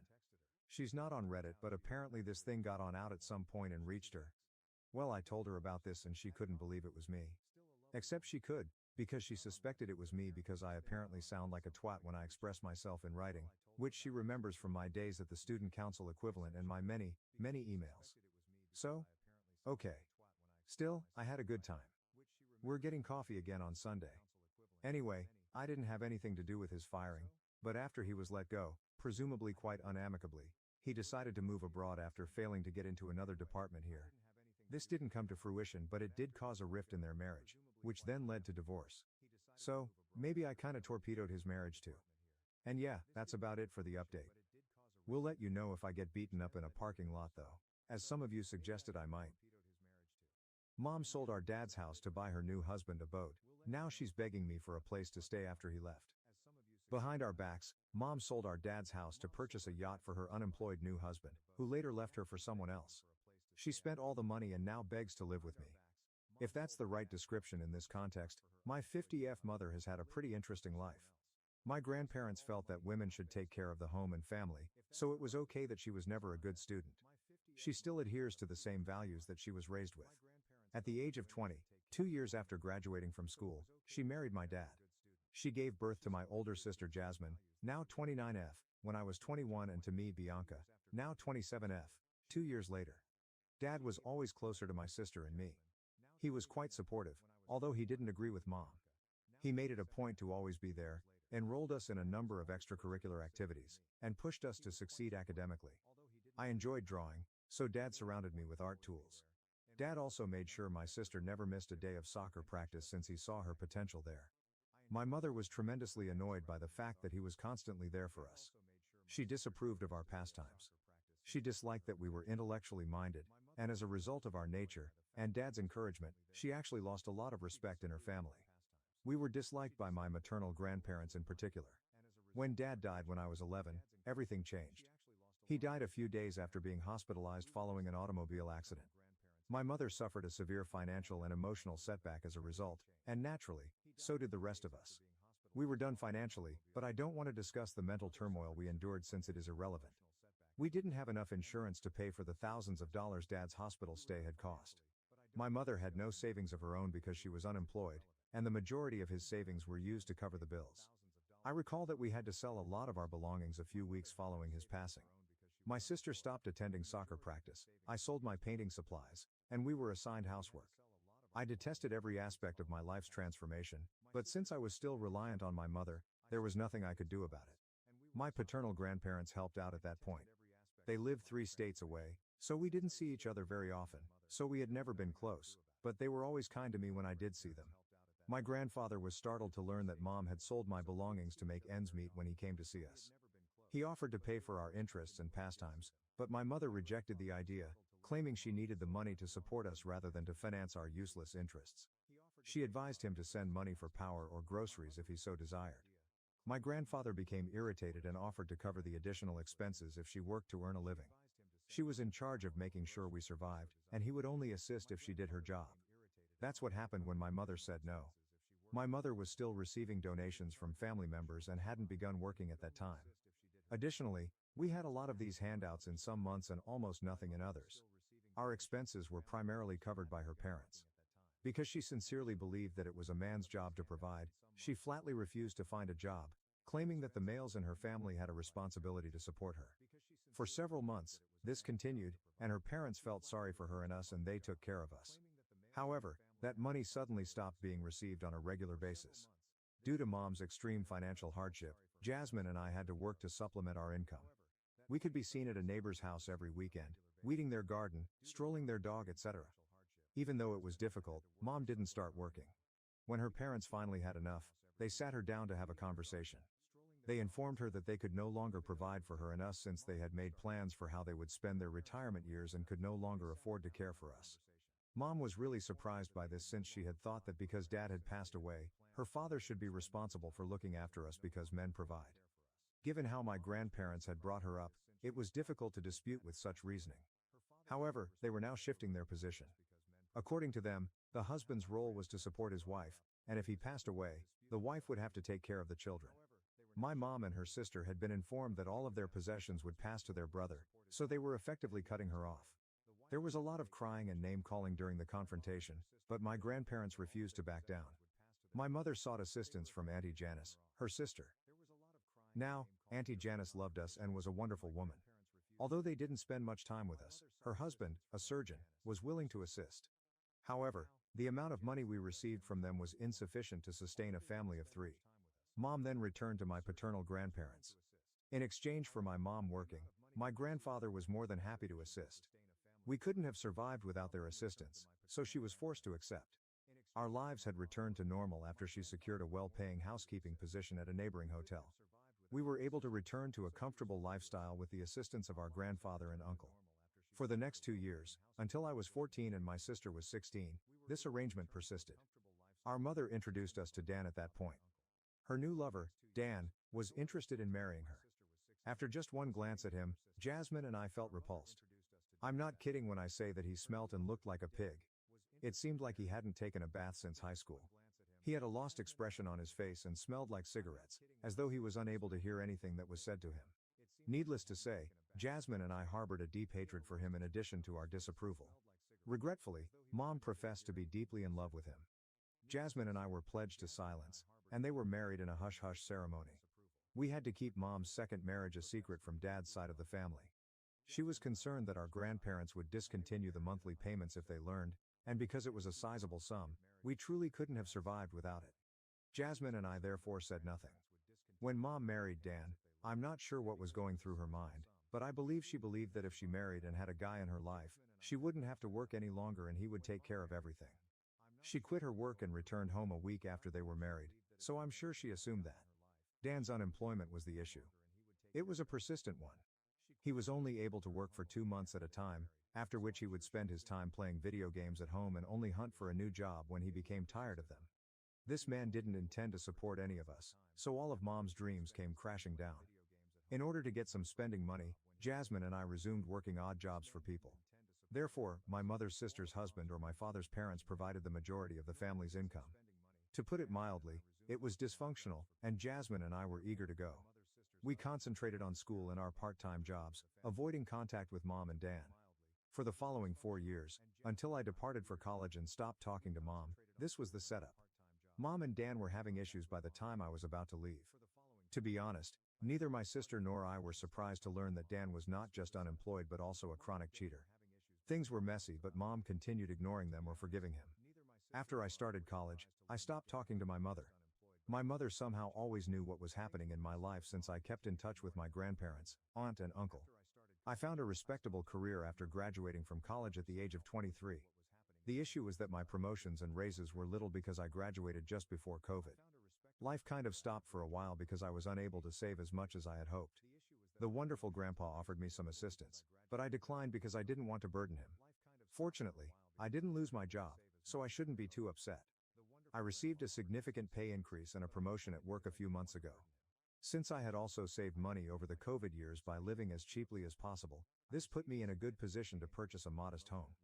Despite my goal of owning a home by the age of 25, I was content with the 2-year wait.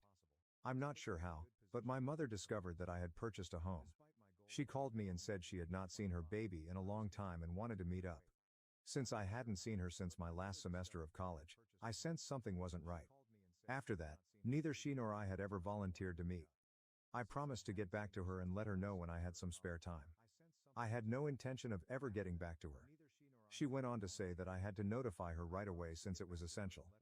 I excused myself and hung up the phone since I knew she was asking for something. She phoned me again 2 days later and said she needed my assistance since she was in a bit of a mess. She stated she had heard I had purchased a home and wanted me to allow her and Dan to move in before I could even consent. In essence, they wanted to live with me in my home. Her arrogance made me chuckle uncontrollably. I expressed to her my surprise that Dan was still alive and my wish that she had moved on from him. I informed her that, contrary to her assumption, I did not own a house. Rather, it was an apartment with a balcony, and the three of us could not possibly fit there. I hoped the size and space argument would be sufficient to dissuade her because I didn't want to explicitly tell her that I didn't want her there. I had been too optimistic though. She then informed me that I could leave the flat as it was only one bedroom, allowing her and Dan to move in together. I informed her that was not possible because I had put in a lot of effort to have someone else reside in my home. I also needed to pay off my mortgage. She lost it when I told her that I would rent her the going rate. She began yelling at me, claiming that she hadn't brought up her daughters to be such leeches, and that she couldn't believe I was renting from my own mother.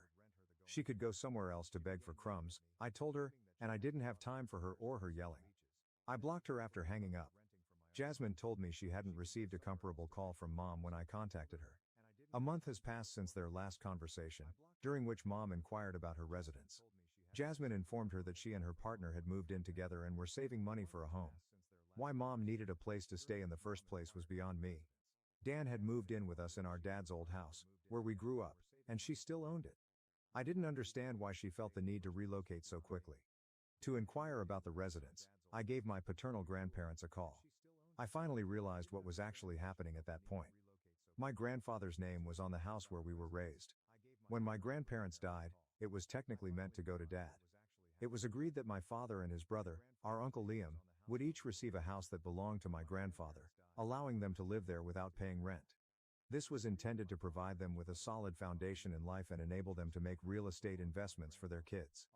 Therefore, the deed to the house we grew up in was legally in my grandfather's name rather than my father's. My grandma insisted that Grandpa keep the house in his name after Dad passed away so that Jasmine and I could inherit it as adults. But Grandpa didn't want to cause Mom any more problems because she was unemployed. I believe he also felt sorry for her, which is why he gave my mother ownership of the house when she requested him to. This was done with the idea that the house would be delivered to us when Jasmine was 27 and I turned 25. I now think this is the reason Mom warned us not to bring up the fact that she had married Dan. But soon, word spread. Grandpa claims that when they learned that she had remarried, they were angry because she had concealed it from them. At that point, they sought to transfer the house's ownership as quickly as possible. They insisted on finishing the papers to ensure that Dan and Mom couldn't do anything with the house because Jasmine was an adult and I was almost one. However, Mom cleverly informed them that Dan had moved on to someone else a few weeks after they had made their plans known. Her uncontrollable tears naturally caused my grandparents to give up on pursuing the ownership issue. They eventually forgot about it, and it became less important. Since then, they had only sometimes communicated with her, and that was the last time they discussed the house with her. I informed Grandpa that Mom had called to express her desire to move in with Dan at my place. What had happened to Dad's house, if such were the case? Since he was unaware that she had reconciled with Dan or that she was relocating, he indicated he would make an effort to learn more. This makes me uneasy, and I have a hunch that more drama will soon break out. Edit. To all of the commenters, I'm shocked that I was unaware of such significant information about my mother's life. This is what happens when you don't communicate with her. I don't regret my decision to shut her out of my life. I left the house and her life as soon as I reached 18, and ever since, I've been quite formal with her. I was unaware that Dan had left her and that he would return because of this. Jasmine and I were children, which is why we were unaware of the mansion. Both our grandparents and our mother were supposed to keep us safe. For this reason, the subject of real estate or home ownership was never discussed. We were minors at the time, and Grandpa and Grandma were dealing with our mother, who was meant to look after us, not defraud us, so they never considered talking to us about it. Jasmine and I are currently unaware of what transpired with Dad's house, but we plan to ask Mom and, if necessary, plan an intervention. I'll keep you all informed. Update 1. It's not good. Jasmine, her boyfriend, my grandparents and I made the decision to meet with Mom 2 weeks after my initial post in an attempt to find out what was going on. She was taken aback when we arrived because we had not informed her of our arrival. The finest aspect. A young couple opened the door when we arrived at our house, which was Dad's house and the place we grew up in. They claimed to be the property's owners, but at first we assumed they were Dan's family or perhaps Mom's acquaintances. They were telling the truth, but I didn't trust them, so I wanted to laugh. Without telling Jasmine or me or obtaining my grandparents' approval, Mom had sold the house. It's also interesting to note that the sale took place more than 6 months ago. There is nothing we can do now because she secretly sold our house 6 months ago. Regretfully, she was the legitimate owner of the house and had the right to sell it because my grandparents never finished the paperwork and ownership transfer. Everyone is shocked by this, and we all feel deceived and repulsed. We made an effort to locate her residence. It was in a one-bedroom apartment in a seedy part of downtown, surrounded by junkies. I wasn't shocked to see that this was Dan's apartment because he seemed to be a junkie himself. Mom went white as a ghost when she saw us all standing together.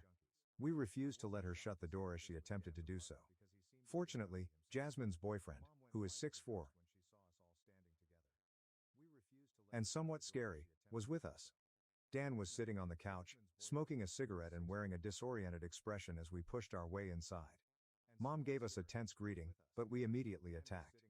I informed her that Mom had sold Dad's house without telling Jasmine, me, or our grandparents, and that I knew it was meant for us. She started crying and claimed that Dan wouldn't have returned if she hadn't done it. She basically broke down in tears as she related how Dan had abandoned her twice for 2 separate women.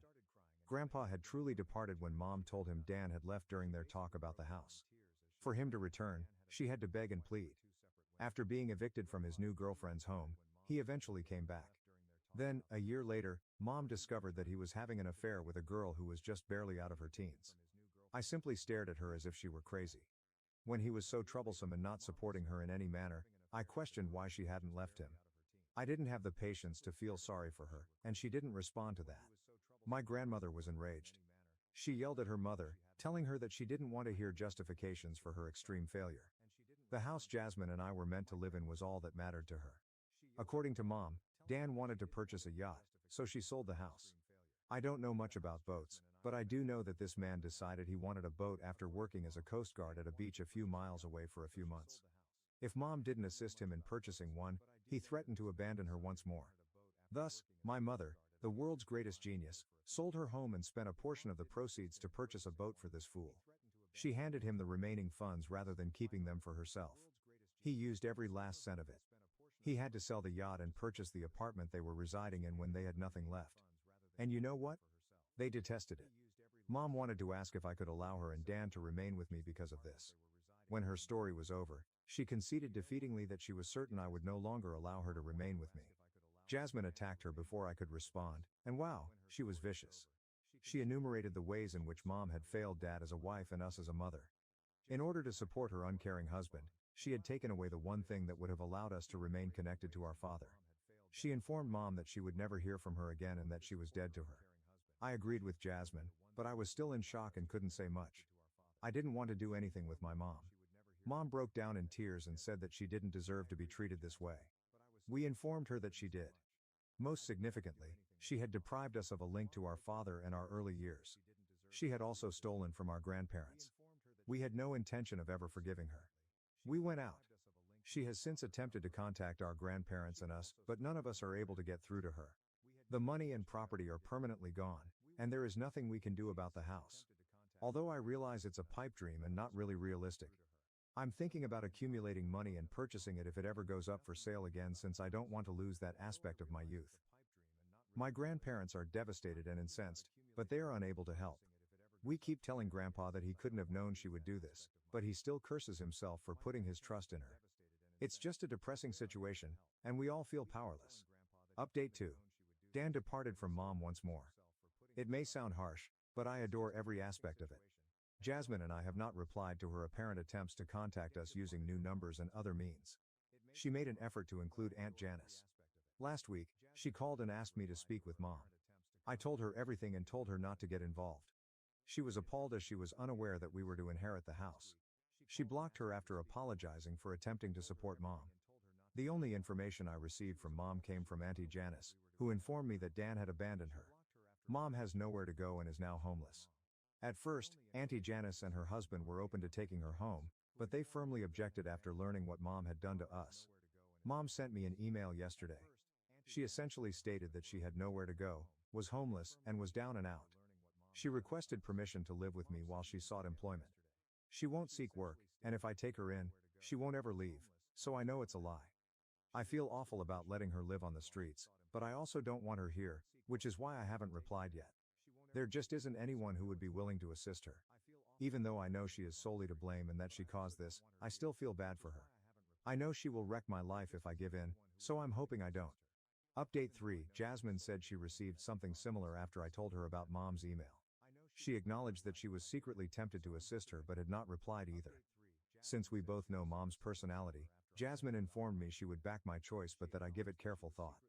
She will take over and ruin any tranquility I may have if I allow her inside. Thankfully, after a lengthy conversation, Jasmine made sense to me. In the end, I answered Mom. I sent her a lengthy email informing her that I would never, ever assist her. I vented all of my feelings, including disdain, hatred, wrath, and betrayal. I don't know if she has replied because I flagged her email as spam. I sent her the contact information for a few women's shelters that might be able to assist her, but that's all I'll do. She no longer deserves our assistance because she has been financially and emotionally irresponsible throughout our lives. I have requested Auntie Janice to keep me out of her affairs because I have no idea what she will do. I don't require her life updates. She was the worst part of my childhood and is no longer my mother. I'm prepared to let her go. My stepbrother bullied me for years. I recorded him and got him expelled. Now my family wants me to say the video was fake to save his future. For the past year, my stepbrother Jonathan, 17M, has been tormenting me at school, and yesterday it just blew up. Because of how messed up this issue is, let me give you some history before I tell you what happened. 3 years ago, at her company's annual dinner, my mom met Jonathan's father, Harris, 45M. Mom had been parenting me alone since my dad died in a vehicle accident when I was 5 years old. Before she met Harris, she had a few dates but nothing committed. He seemed to genuinely care about her and was pleasant and successful. Before getting married, they dated for around a year. About 6 months into their relationship, Harris organized a dinner where I first met Jonathan. At first, Jonathan appeared to be fine, quiet but courteous. After supper, we even played video games together, and I recall thinking that maybe having a sibling wouldn't be that horrible. Being an only child has always left me feeling lonely at times, to be honest. After the wedding and when we all moved in together, everything was different. The initial weeks were uncomfortable but doable. Then, when our parents weren't present, Jonathan began to say these insignificant things. He would remark things like that I was probably in dire need of a father figure or that his dad was essentially my mom's meal ticket, which is untrue. My mom is a wealthy marketing executive. My grandma gave me a number of photo albums, and I have wonderful recollections of my dad. I initially tried to ignore it, assuming he was simply getting used to the new circumstances. However, the remarks continued to deteriorate. He would ridicule me for keeping my dad's photos in my room, telling me that I should move on since his dad was now my father. He would tell me that I was fortunate that they even allowed me to live in their house because, in reality, Harris had purchased it. They really sold both of their previous homes to buy it jointly. Mom would respond that I was being overly sensitive and that Jonathan was only attempting to get used to having a new family member when I tried to bring this up to her. Jonathan's transfer to my school at the start of this school year was the beginning of the real horror. Our parents believed that having us attend the same school would promote brotherly bonding. Jonathan plays football, has a large circle of friends, and essentially controls the social scene, making him the quintessential popular kid. I have a tiny circle of pals who share my hobbies, and I'm more interested in academics and computer programming. At school, Jonathan began spreading all these tales about me. He told people that I'm jealous of him because he has a real father, that I frantically attempt to win his dad's approval, I really avoid Harris out of respect for my dad's memories, and that I cry myself to sleep wishing for my dead dad. I don't. Because they had heard about my emotional issues, even strangers would approach me and ask if I needed an embrace. It got so awful. Physically, it began modestly. In the corridors, he would run into me and say it was an accident. With a phony voice that made his pals laugh, he would knock down my books and say sorry. However, things worsened. In the cafeteria, he once accidentally poured his energy drink all over my laptop. All of my programming efforts were stored on that laptop, and although I was able to preserve the hard drive, the laptop itself was destroyed. Jonathan said it was just an accident and offered to let me use his old laptop when I told Mom and Harris. They told me I was exaggerating the situation because they thought he was right. Even Mom's sister, Aunt Sarah, who was formerly quite close to me and always supported me, began to advise me to make a greater effort to connect with Jonathan. He's just being a typical teenage boy, and you're too sensitive, just like your father was, she would add. My dad was always my hero, so having her point the finger at me in that final remark was incredibly hurtful. Things dramatically worsened around a month ago. After gym class, Jonathan and his pals cornered me in the boys' locker room. They were pushing me around, removing my glasses, and making fun of the fact that I couldn't even fight back like a real man, all without actually striking me. I decided I had had enough at that point. When Jonathan was around, I began surreptitiously recording everything on my phone. I was desperate, even though I realized it might not be the correct thing to do. When I told them what was going on, they didn't believe me. I got just what I needed 2 weeks ago. Tommy, a freshman, was being harassed by Jonathan and his pals. Tommy is quite bashful and little for his age. He was trying to jump and catch his bag as they threw it over his head in a game of keep away. They referred to him by derogatory terms, saying things like, "What's wrong, short stack? Unable to get there?" I took notes on everything. Jonathan went too far though. Jonathan became enraged and gave Tommy a strong shove when he eventually succeeded in grabbing his luggage. Tommy's nose got bloody after he collapsed and struck his face against a locker. I went directly to the principal with the video. Despite their generally lax enforcement of our school's zero-tolerance policy for bullying, they were unable to ignore it when there was video proof of actual physical attack. By the end of the day, Jonathan was formally discharged from school when they phoned Harris to come get him. Everything blew up when we got home that afternoon. Jonathan sobbed to his father about how his life had been ruined, how he would never be able to attend a reputable university, and how this would ruin his chances of receiving a football scholarship. Harris was enraged with me, shouting that I had betrayed family, and that I was only envious of Jonathan's accomplishments. The worst part, though? My mother sided with them. In fact, she advised me to visit them first rather than the principal first. She claimed that by going behind their backs, I had betrayed my family and that in order to get Jonathan back into school, I had to admit to the principal that I had altered the tape or something. Mom began to cry when I refused and tried to tell them about all the bullying I had experienced, claiming that I was ending her marriage and that I should put family first. Then, 4 months before I turned 18, Harris threatened to throw me out. I contacted my grandma, Dad's mother, because I could take it no more. I've been staying with her ever since she came to get me that evening. My mother is constantly texting and calling, switching between threatening to ruin my future and guilt-tripping me over destroying our family. While some of my students are accusing me of being a snitch, others who have also been harassed by Jonathan are expressing gratitude to me. I know what I did was right, therefore I don't regret anything, but now everything is in such disarray. The worst thing is that my mother, who has always encouraged me to confront bullies, is now telling me that I should have remained silent. Update 1. I want to start by expressing my gratitude to everyone who left a remark on my previous post. All of the encouragement has been so overwhelming that I needed some time to take it all in before updating. A lot has transpired during the last 2 weeks, and they have been intense. My mom unexpectedly showed up at my grandmother's place the day after I posted. Despite her displeasure, my grandmother allowed her entry. Mom appeared awful, as if she hadn't had any sleep in days. When she first saw me, she broke down in tears and said she wanted to make amends because she had failed me as a mother. I felt sorry for her for a second. She then mentioned Jonathan. She said that although she could understand why I did what I did, I had to realize that Jonathan's entire future was on the line. It seems that 3 other schools in our district attempted to enroll him after he was dismissed from our school, but all of them turned him away due to the bullying event. I only showed the principal the video, but it somehow got out there, and suddenly Jonathan was being called a violent bully. Jonathan was reportedly despondent, seldom eating, and always talking about how his life was over, according to Mom. She informed me that he might now be turned down by colleges after losing his shot at a football scholarship. She repeatedly reached for my hand during our conversation, but I resisted. She was still attempting to make me feel bad about defending myself, and I couldn't believe it. After sitting silently in her armchair through all of this, my grandma eventually said something. She revealed to me something I was unaware of. My dad had experienced terrible bullying during his high school years. He seemed to be quite similar to me at my age, quiet, interested in school, and a simple target for bullies. When the bullies pushed him down a flight of stairs one day, it got so terrible that he ended up in the hospital with a fractured arm. He was altered by that experience. After that, according to my grandma, he was resolved to never allow bullies to get away with harming people. He always taught me to advocate for others and myself because of this. She claimed that he would have been pleased with the actions I took to safeguard Tommy, the freshman, as well as myself. My mother dropped the true bombshell as I was still processing this new information about my dad.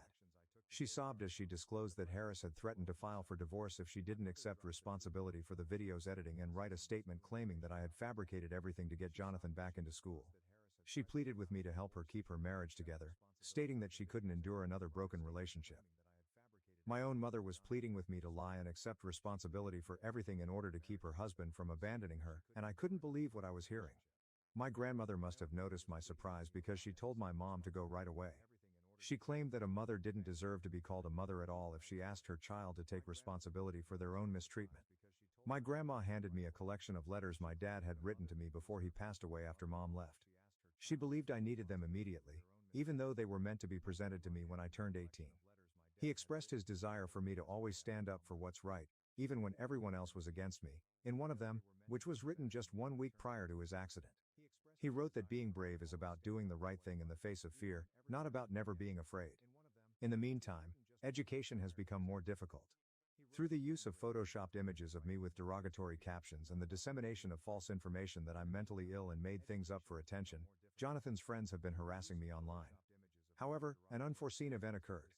The freshman Jonathan had harassed, Tommy, shared his own experience. Tommy informed the principal of further instances in which he had been harassed by Jonathan.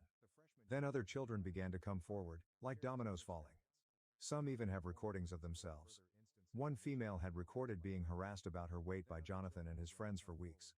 Screenshots of Jonathan harassing him and threatening to tell everyone were in the possession of another man.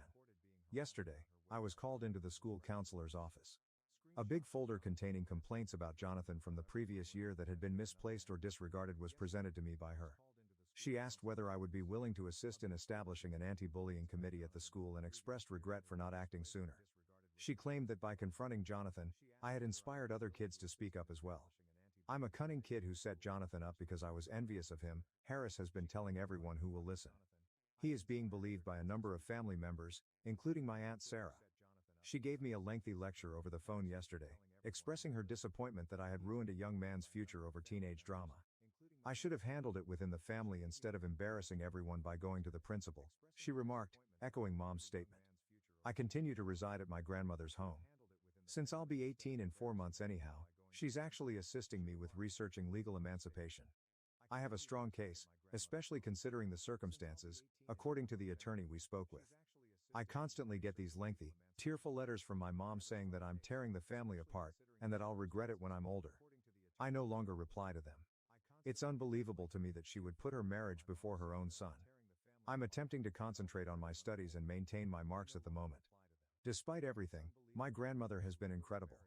She even made me a little study space in her guest room, just as I had at home. Reading my dad's letters is helpful on days that are more difficult than others. It is as though he anticipated my need for his counsel years later. I'm just trying to get through each day right now, but I'll update again if something important occurs. Once again, I want to thank everyone for their support. Knowing that I'm not alone in advocating for myself is a huge comfort. Update 2. Things have taken a surprising turn, and I'm still figuring out what happened. Karen, Jonathan's birth mother, sent me a Facebook message last week, which surprised me. She claimed that one of Harris's relatives had told her about what had occurred and that she wanted to meet with him to discuss it. I was somewhat apprehensive at first. I was unsure of her motivation because Harris had consistently portrayed her as an unstable individual who had deserted Jonathan. However, my grandma consented to accompany me, so last Saturday we met Karen at a coffee shop close to her home. Everything I believed to be true about the scenario was totally altered by what she told us. It turns out that Jonathan had previously engaged in severe bullying. Prior to my mom and Harris's marriage, he had received 3 suspensions from his former school for harassing other pupils. The most recent instance was very awful. As a prank, he and his friends had trapped a child in the gym storage room for several hours. Following that episode, Karen had attempted to get Jonathan into therapy. In order to address Jonathan's violent conduct, she showed us past emails she had exchanged with Jonathan's school counselor, who strongly suggested a psychological assessment and treatment. Harris, however, had objected, claiming that Karen was attempting to portray their kid as weak and damaged. When she gave us the records from their custody dispute, it was the true stunner. Harris had obtained full custody because he had superior counsel and persuaded the court that Karen was trying to create problems where there weren't any by insisting on therapy, not because he was the better parent. Not only did he transfer Jonathan to my school because of the marriage, but his previous school had threatened to expel him if he committed another infraction. As she was telling us all of this, Karen started crying. She claimed that although she had made an effort to remain involved in Jonathan's life, Harris had threatened to take legal action against her if she attempted to get in touch with his school or intervene. She kept apologizing to me for not speaking up sooner, claiming that she was too scared of Harris to take any action. Harris had done this previously, which explains a lot of why he was so fast to threaten divorce if I didn't accept responsibility. Instead of genuinely assisting Jonathan in resolving his problems, he is more concerned with maintaining his reputation. He has been repeating this cycle for years. Last night, I presented my mother with all of this material. Karen had provided us with copies of everything, including the court records, emails, and school reports, but I wasn't sure if she would believe it. I saw genuine understanding appear on Mom's face for the first time since this whole thing began when she read it all. At last, she broke down and acknowledged that she had been seeing Jonathan's conduct even prior to the school event, but she had been too scared of losing Harris to recognize it. She told me how some parents had stopped allowing their children to attend study groups at our house, how she had heard Jonathan being mean to other children when he believed no adults were around, and how she had noticed my withdrawal and anxiety but had told herself it was just teenage stuff. Mom moved out of Harris's house today. Yes, the same Aunt Sarah who chastised me is the one she's staying with. After seeing the proof, she has entirely altered her mind. Mom says she can't stay with someone who would protect a bully at the expense of other children, even if that child is his, and she has already filed for divorce, but not because of Harris's ultimatum. In order to get the custody agreement examined, Karen is collaborating with her attorneys. She has already discussed Jonathan's background and needs with counselors at a school in her state and wants to get him into the therapy he ought to have received years ago. Harris is enraged that all of this has come to light. The most unexpected aspect? Our principal has been contacted by Jonathan's former school. It appears that they are looking into the handling of Jonathan's bullying accusations and the reasons behind the loss or disregard of reports of his actions. Although it hasn't been confirmed yet, there are hints that Harris may have been involved. All of this is still registering in my mind. It's somewhat comforting to know that I wasn't insane and that Jonathan had a lengthy past that I was unaware of. However, it's disheartening to consider that perhaps none of this would have occurred if Jonathan had received assistance years prior, when Karen first became aware of the issues. My mother is always complaining that she should have done a better job of protecting me. Even if there is still too much hurt between us, at least she now realizes how horrible what she wanted me to do was. In order to understand why she was so willing to overlook the warning flags, she is discussing seeking therapy for herself. I'll give you another update if anything significant occurs, but for now, I'm just trying to concentrate on having a successful end to the school year. According to my grandma, I should be proud of myself for not only confronting Jonathan but also for being the one to end the years-long cycle of silence that had been shielding him. Update 3. 3 months have passed since my previous report, and things have finally begun to return to normal. I thought I should give you all a final update because a lot has changed. About a month ago, once my mom acquired her own house, I moved back in with her. Despite being smaller than our previous home, the flat nevertheless feels more like home. She continues to apologize nearly daily, and even though I've forgiven her, our relationship has changed. We both seem cautious now, as if we're worried about saying the wrong thing. Surprisingly, I chose to start family counseling 2 weeks ago. The counselor is assisting us in improving our communication and re-establishing mutual trust. There were some unsettling findings from the examination at Jonathan's previous school. It appears that Harris had been contributing regularly to the school's athletic department, which could account for the disappearance of numerous complaints regarding Jonathan. A thorough investigation is underway by the school board, and a number of administrators have been placed on leave. Last month, Jonathan relocated to his mother's state and is now enrolled in a new school that focuses on behaviorally challenged adolescents. I've heard that he's doing better now that Karen has him in rigorous therapy. He apologized for everything in a lengthy Facebook message that I received. He wrote about how therapy is helping him deal with his anger management difficulties and how he's finally realizing why he acted the way he did. I haven't replied yet. Perhaps I will, but right now I'm not prepared. The school's anti-bullying committee has flourished. The school administration is now taking bullying concerns much more seriously after we assisted a number of students in coming forward with their stories. Actually, I sit on the committee with Tommy, the freshman whom Jonathan harassed. He has grown to be the kind of brother I had thought Jonathan would be, like a little brother to me. The remaining letters from my dad were given to me by my grandma, and reading them has been both devastating and therapeutic. In one of them, he expresses his desire that I will become a person who defends others, and it seems as though he is still mentoring me despite the passage of time. Last week, my mom's divorce was finalized. Harris attempted to argue against it, but he immediately changed his mind once mom's attorney presented the information regarding Jonathan's history and Harris's role in concealing it. Mom is also receiving therapy to help her understand why she was so ready to overlook Jonathan's bullying warning signs. She claims that she lost sight of what was truly important, being a good mother, because she was so terrified of being alone once more when Dad passed away. The most surprising thing happened last week. I received a letter from Karen. She expressed her gratitude to me for being the first to reveal Jonathan's situation. She claimed that after years of feeling bad about not being able to support her son, she has found peace in witnessing him finally receive the assistance he requires. As a thank you, she also wrote me a check for my education fund, which I was able to return with the assistance of my grandma. Accepting it didn't seem right. Next month, I will graduate and move to another state for college. My dad left some money for my schooling, and my grandmother is assisting me with the money now that I've been accepted into a reputable computer science program. To have a new beginning ahead of me feels nice. Although fewer people now believe Harris, he continually disparages me to everyone who will listen. I've received apologies from some family members who initially supported him, such as Aunt Sarah, who now gives me cookies every weekend and never stops telling me how proud my dad would be. I've learned a lot about sticking up for what's right, even when it's difficult, from this entire process. I've discovered that you should continue to protect yourself even if the individuals who are supposed to do so fail you. I'm grateful for everyone who supported me, especially my grandma, who taught me what true family support looks like. I'm no longer furious. My sister invited my abusive ex to my wedding to sabotage it. I exposed her infidelity to her boyfriend, and she lost everything. Hello Reddit. I, 32F, never imagined that I would be blogging here, but I feel the need to vent after everything that has transpired. I know the title sounds harsh, but bear with me. It will take a while to read this. I've always considered my family to be very typical. I'm the eldest of 2 sisters. Although they weren't severe, our parents instilled strong values in us and worked hard to provide us with a wonderful existence. When we were younger, my sister Catherine, 28F, and I were close, but during her adolescence, things began to change. She started to seek attention more and somehow kept getting into problems. Her problems, failing classes, sneaking out, and lying about where she was going, took up a lot of my parents' time. I, on the other hand, was consistent in my grades, complied with regulations, and never caused trouble. The tendency persisted after college. While Catherine changed employment frequently, never remaining for more than 8 or 9 months at one place, I was able to secure a steady work. She would get dismissed for a variety of reasons or quit because the atmosphere was toxic. Our parents continued to support her financially by paying her vehicle payments and rent when she was unable to. I also made an effort to assist by setting up 2 interviews for her at my company, but she was late for the first one and failed to show up for the second. 3 years ago, during my friend Lisa's 30th birthday celebration, I met my husband, Tyler. He worked with Lisa, and as soon as we spoke, everything made sense.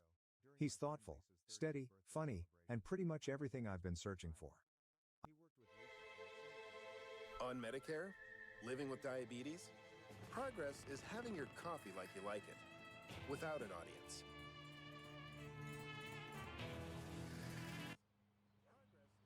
The Freestyle Libre 3 Plus sensor can help lower your A1C over time. Covered by Medicare for more people managing diabetes with insulin. This is progress. Ask your doctor about the Freestyle Libre 3 Plus sensor. The Silverado Trail Boss. And a little work.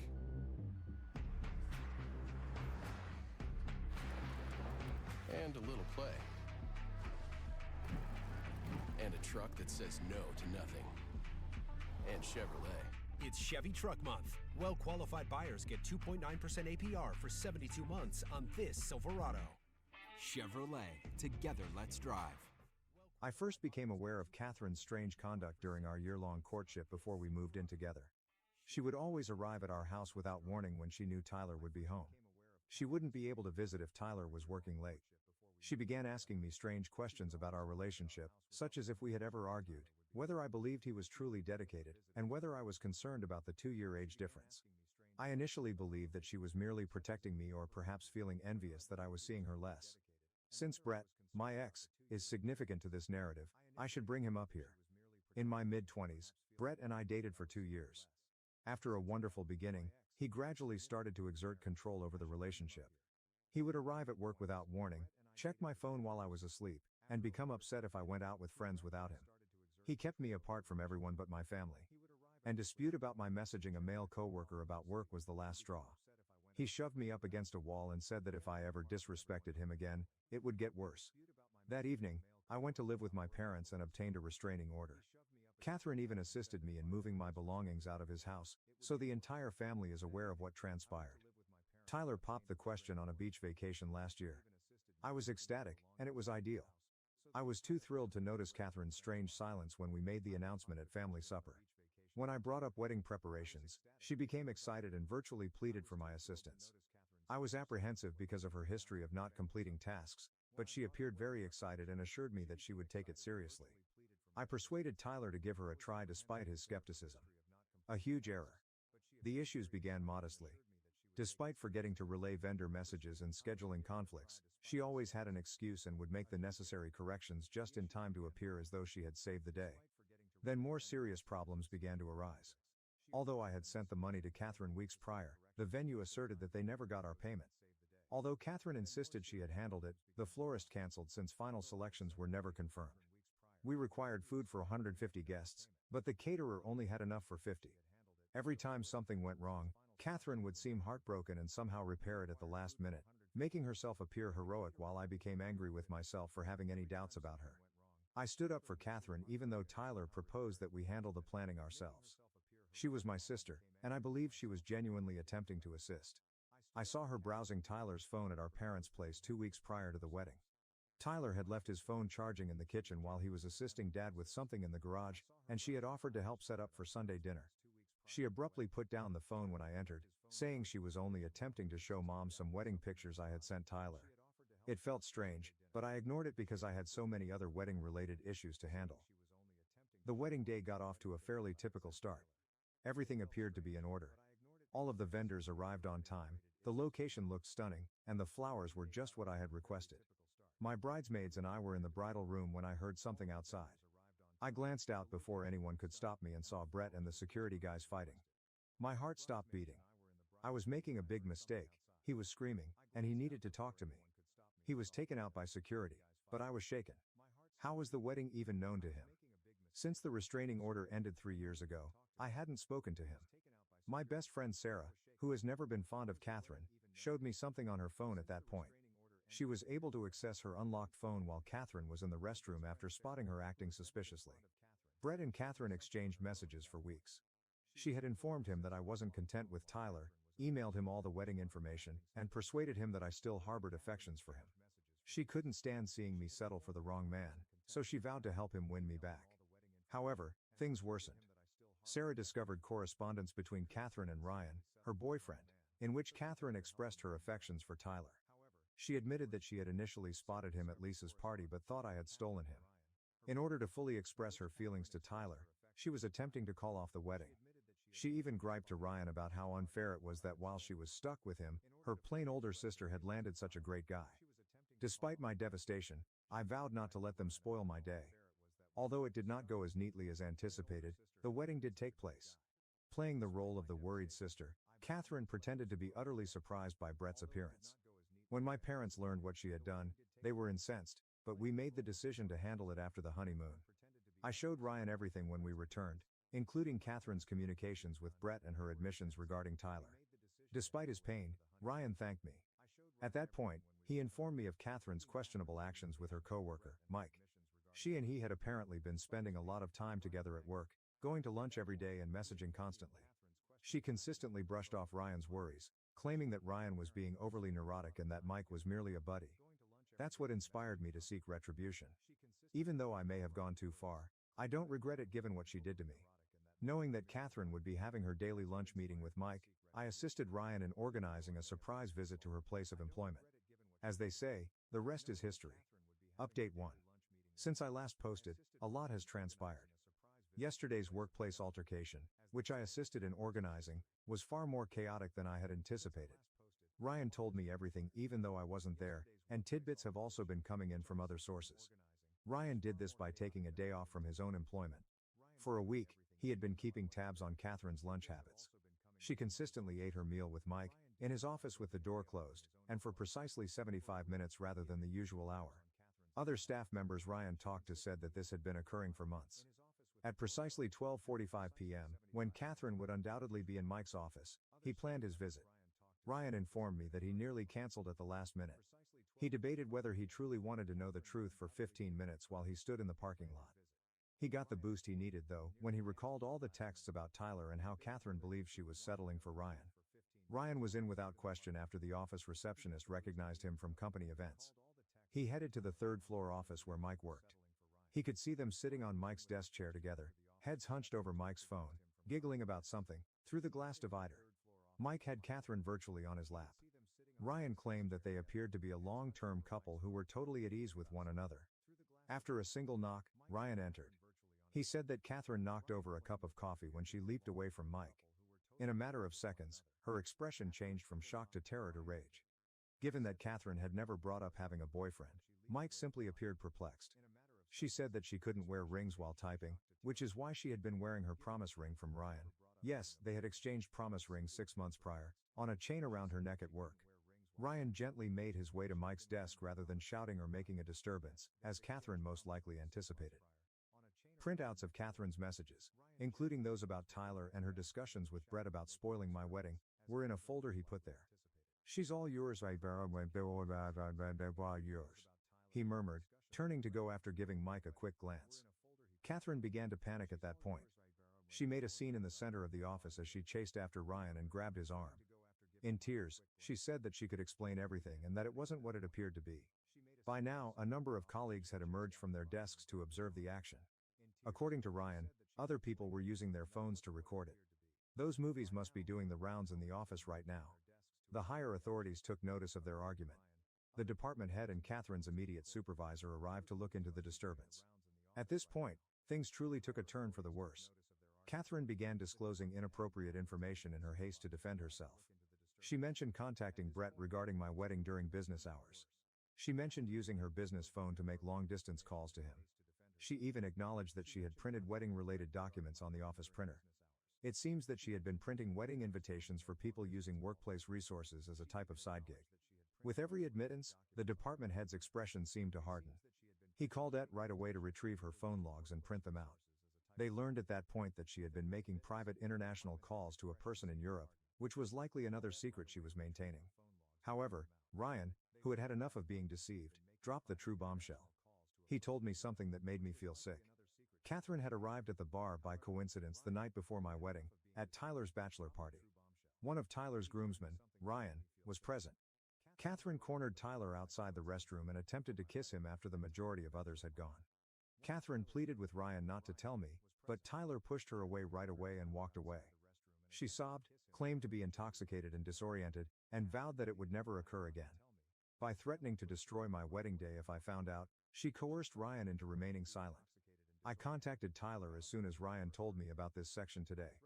He stated he didn't inform me because he didn't want to start a commotion just before the wedding, but he did confirm everything. After we returned from the honeymoon, he intended to inform me. Tyler was attempting to keep me happy on my wedding day, therefore I'm not upset with him. However, I'm upset with Catherine for placing him in that situation. The consequences have been enormous. Catherine's supervisors are thoroughly auditing her computer usage and spending. Mike reportedly went to HR to defend himself, saying that despite his request to maintain professionalism, Catherine had been making inappropriate advances. Ryan's observations are totally at odds with this, but I suppose Mike is attempting to protect himself. Last night, Ryan left their shared flat. Until he can locate a new place, he is staying with friends. Everyone's phones have been blown up by Catherine, including Tyler's, Ryan's, our parents, and parents and mine. She alternates between acting like the victim and claiming that we all plotted to destroy her life. Our parents disagree about how to respond to this. Mom says I should have handled it privately as a family concern and believes I went too far by bringing up Catherine's place of employment. But Dad is really on my side. He asserts that rather than receiving another bailout, Catherine should finally experience the repercussions of her actions.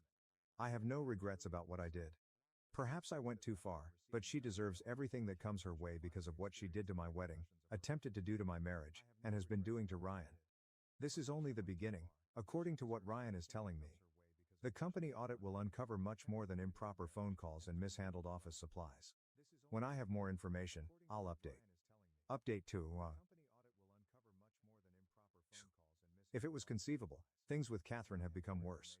When the audit results were released, they were much more detrimental than anyone had anticipated. The finding of systematic fraud resulted from an investigation into the misuse of business resources for wedding sabotage. Catherine had been submitting fictitious expense reports for non-existent customer appointments for the last 8 months. She made complex spreadsheets with fictitious phone numbers and email addresses that detailed encounters with possible clients. She even falsified the signatures on paperwork confirming the encounter. She falsely claimed more than $15,000 in reimbursements in total. The The really heinous thing, though, is that she had set up a paper trail that implicated Jenny, her assistant. She had been gradually assembling evidence to blame Jenny for everything in the event that she was apprehended.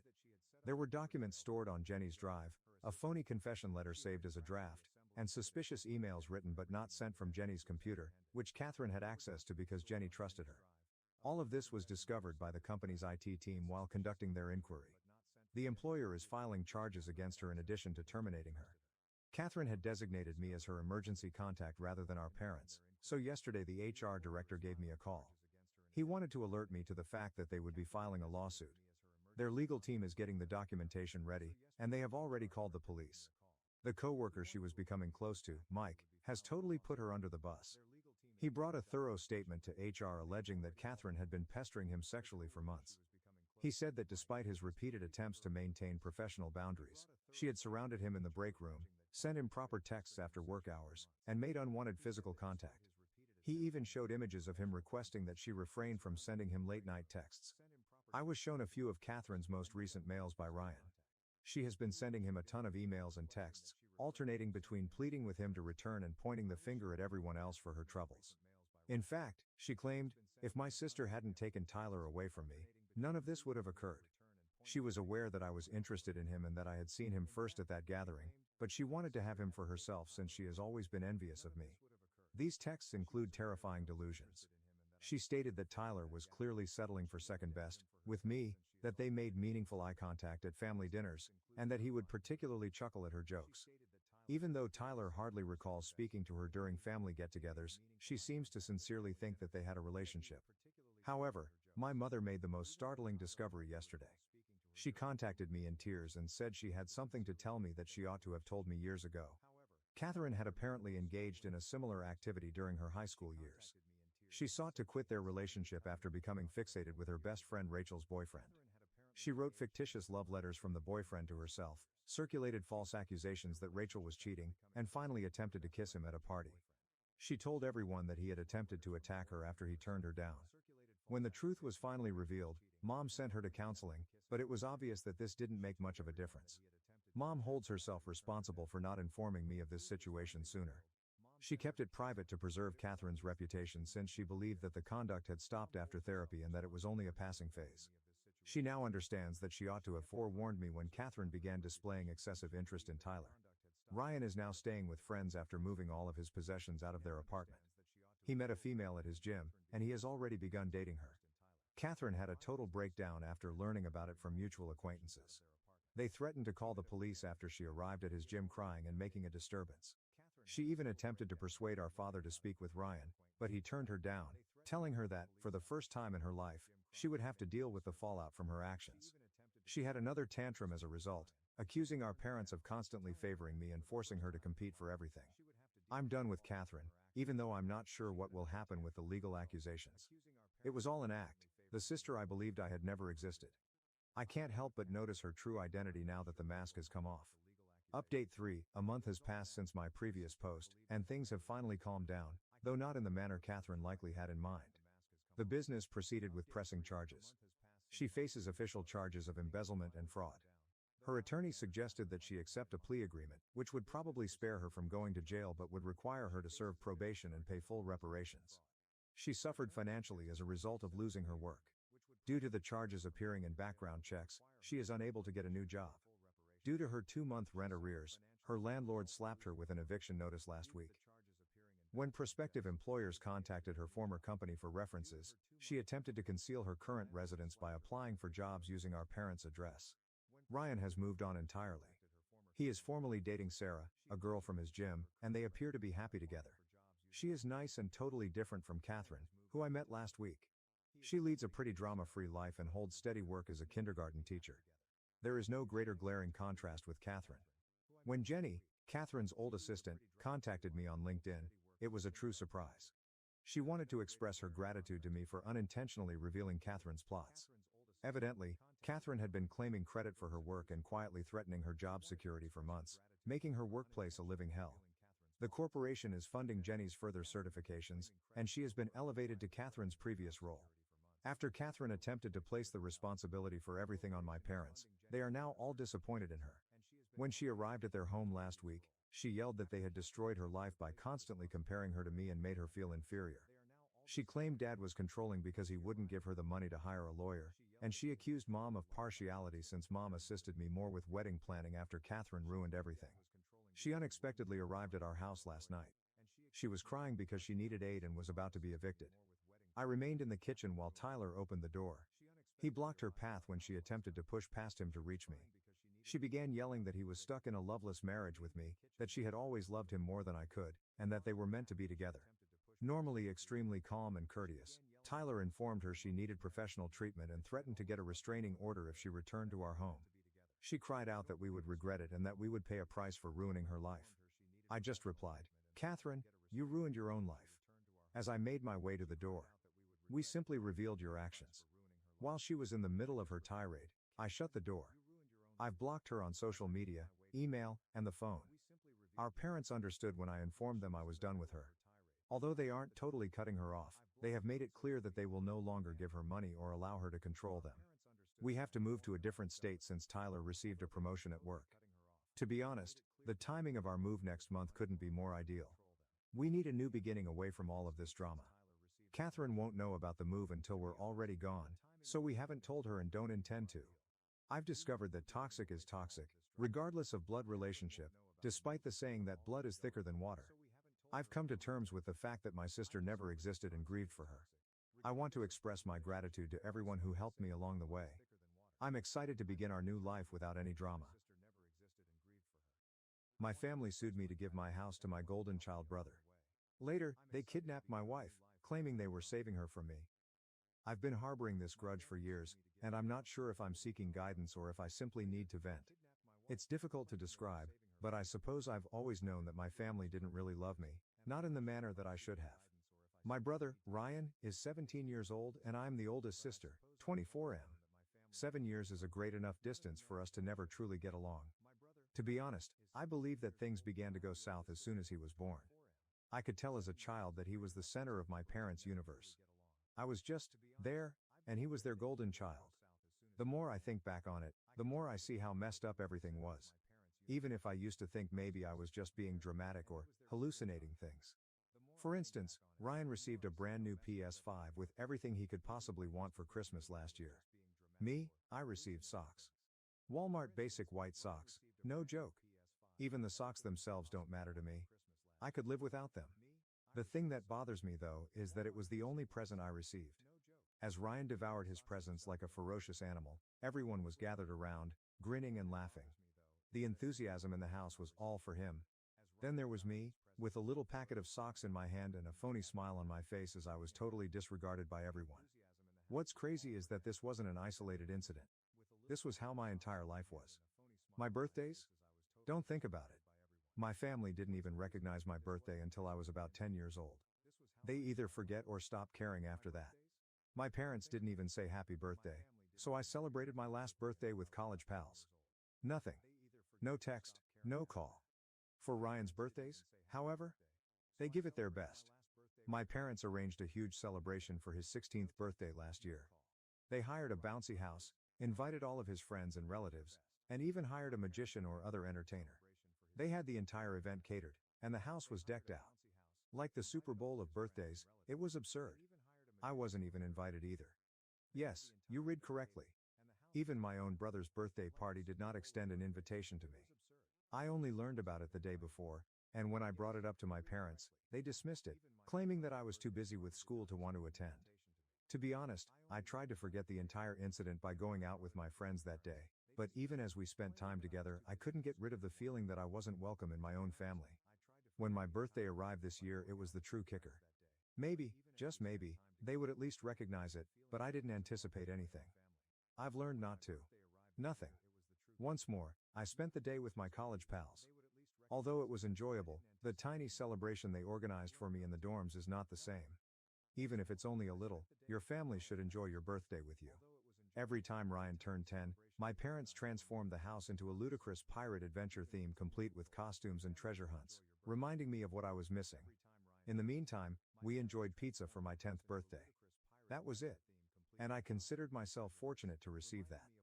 The continual reminder that I'm not the favorite, that I never will be, is what hurts the most, not the presents or the parties. I've made a concerted effort to be a good son by doing all they asked of me, staying out of trouble, and getting good grades. However, none of that was important. Ryan has always been charming. He's gregarious, athletic, and everything I'm not. And my folks loved it. I recall being ecstatic to have a younger sibling when he was born. I assumed we would play video games together, be great friends, and hang around like the brothers in movies. However, I quickly discovered that Ryan also had no interest in me. He had all he could possibly want. His friends, his sports. I was merely present. I was the forgotten child, the fallback option. I became resentful of him as we grew older together. At first, I don't think it was his fault, but he began to recognize his authority. In the view of my parents, he could do no wrong. Guess who would be held accountable if we got into a fight? Me. Always me. My parents would simply laugh it off if he made a mistake, or they could even accuse me of not doing enough to assist him. I was always the villain, regardless of what he did. I recall Ryan lying about smashing the TV once. The TV was knocked off its stand as he and his friend were roughhousing. The object was all but broken. Ryan pointed directly at me when my parents got home and said I was the one who had knocked it over. Even if I wasn't at home, you know what? They took him seriously. They confiscated my phone, grounded me for a month, and pretended that I was a criminal. I basically gave up at that moment. In an attempt to escape from home, I began to isolate myself more and spent most of my time in my room or at friends' houses. However, each time I entered the house, it seemed like I was entering a never-ending reminder that I was unimportant. Ryan's room was filled with posters of his favorite sports teams and all the newest technology, whereas mine was tiny and claustrophobic. He seemed to have his own little empire, and I was just a nobody in the background. I will always remember my 18th birthday. I hoped that since I was growing up, they would do something special for me. However, no. It was just another day when I came downstairs that morning. Ryan was playing on his new Xbox, my dad was reading the paper, and my mom was working in the kitchen. No one spoke. Not even a happy birthday card or present. I seemed to be non-existent. I came to the realization that nothing would ever change at that point. Ryan had prevailed. He had stolen everything from me, including my parents' love and care. What's the worst? Most likely, he was unaware that he was doing it. Or perhaps he did, but he didn't give a damn. In any case, it wasn't just the typical sibling rivalry that made me loathe him. I'm referring to *hate*, the kind that keeps you up at night contemplating how much better your life would be without them. I realize it seems drastic, but that's my situation.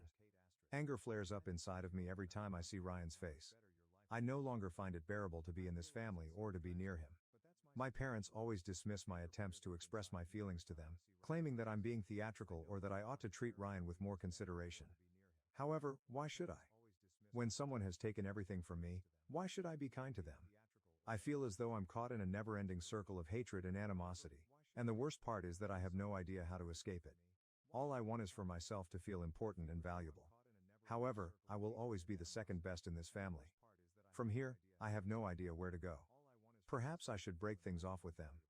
Perhaps I should go up to Ryan and tell him how much he has wounded me. Or perhaps I should just continue to separate myself from them and make an effort to live my life without them. I'm not sure. I just know that I can't continue to live this way. No more. My last post was a few years ago, and to be honest, I never imagined that I would return. I believed that the family trouble was behind me forever. However, the nightmare I thought I had escaped has suddenly become worse than I could have ever imagined, since life has a tendency of throwing curveballs. This is a lengthy and convoluted narrative, so buckle up. I took the necessary action after my last post. I cut off contact with my parents. How could I not? I was being tormented by the ongoing disregard and the obvious partiality shown to my younger brother Ryan. I decided to avoid making too much touch. As quickly as possible, I left my parents' house and moved in with a few college pals. To be honest, I felt as though a burden had been removed. Of course though, I still had to earn a living. Since I've always been skilled in graphic design, I began working as a freelancer on Fiverr. Initially, it was only to cover the expenses, but as I gained more customers and established a reputation, it grew into something more. I put in a lot of work, whether it was on the weekends or late at night. I refused to let my achievement be defined by how my family treated me. Then I met her, Megan, and it was incredible. She was intelligent, ambitious, and kind, everything I could have hoped for in a spouse. We clicked right away because she worked as a freelancer managing social media for small businesses. We began working together on projects, supporting one another's professional development. She was the first person, to be honest, who gave me the feeling that I wasn't invisible. She did see me, And since she truly cared about me, she loved me for who I was, not for what I could do for her or out of duty. Our dreams grew as our jobs flourished. After a year or so of dating, we moved in together, and things continued to improve. Our crazy plan was to combine our savings and purchase a home. But we didn't want just any house, we wanted something unique. We searched for months before locating the ideal location, a huge 3-story suburban home. Our combined income allowed us to make it work, even though it was more than we ever imagined we could afford. We were overjoyed. This was something we created together, our dream. 3 days after we completed the transaction, we were formally homeowners. The real nightmare began at that point. My mother called me 3 days after we moved in. I wasn't even willing to pick up at first. Since I moved out, we hadn't spoken much, and the few times we had spoken, it had either been awkward or resulted in a fight. However, I responded for some reason. As if nothing had happened, she chirped, "Hey honey, we're in town and thought we'd stop by to see the new house." I ought to have been more aware. I should have sensed that something wasn't right. I told her they could come over though, even though I should have known better. I reasoned that it would be better to end the visit than to continue avoiding them. My dad, Ryan, and a woman I had never met before arrived at our front door a few hours later. This is where things start to become extremely strange. My younger brother Ryan, the beloved and golden child, wasn't by himself. The female companion?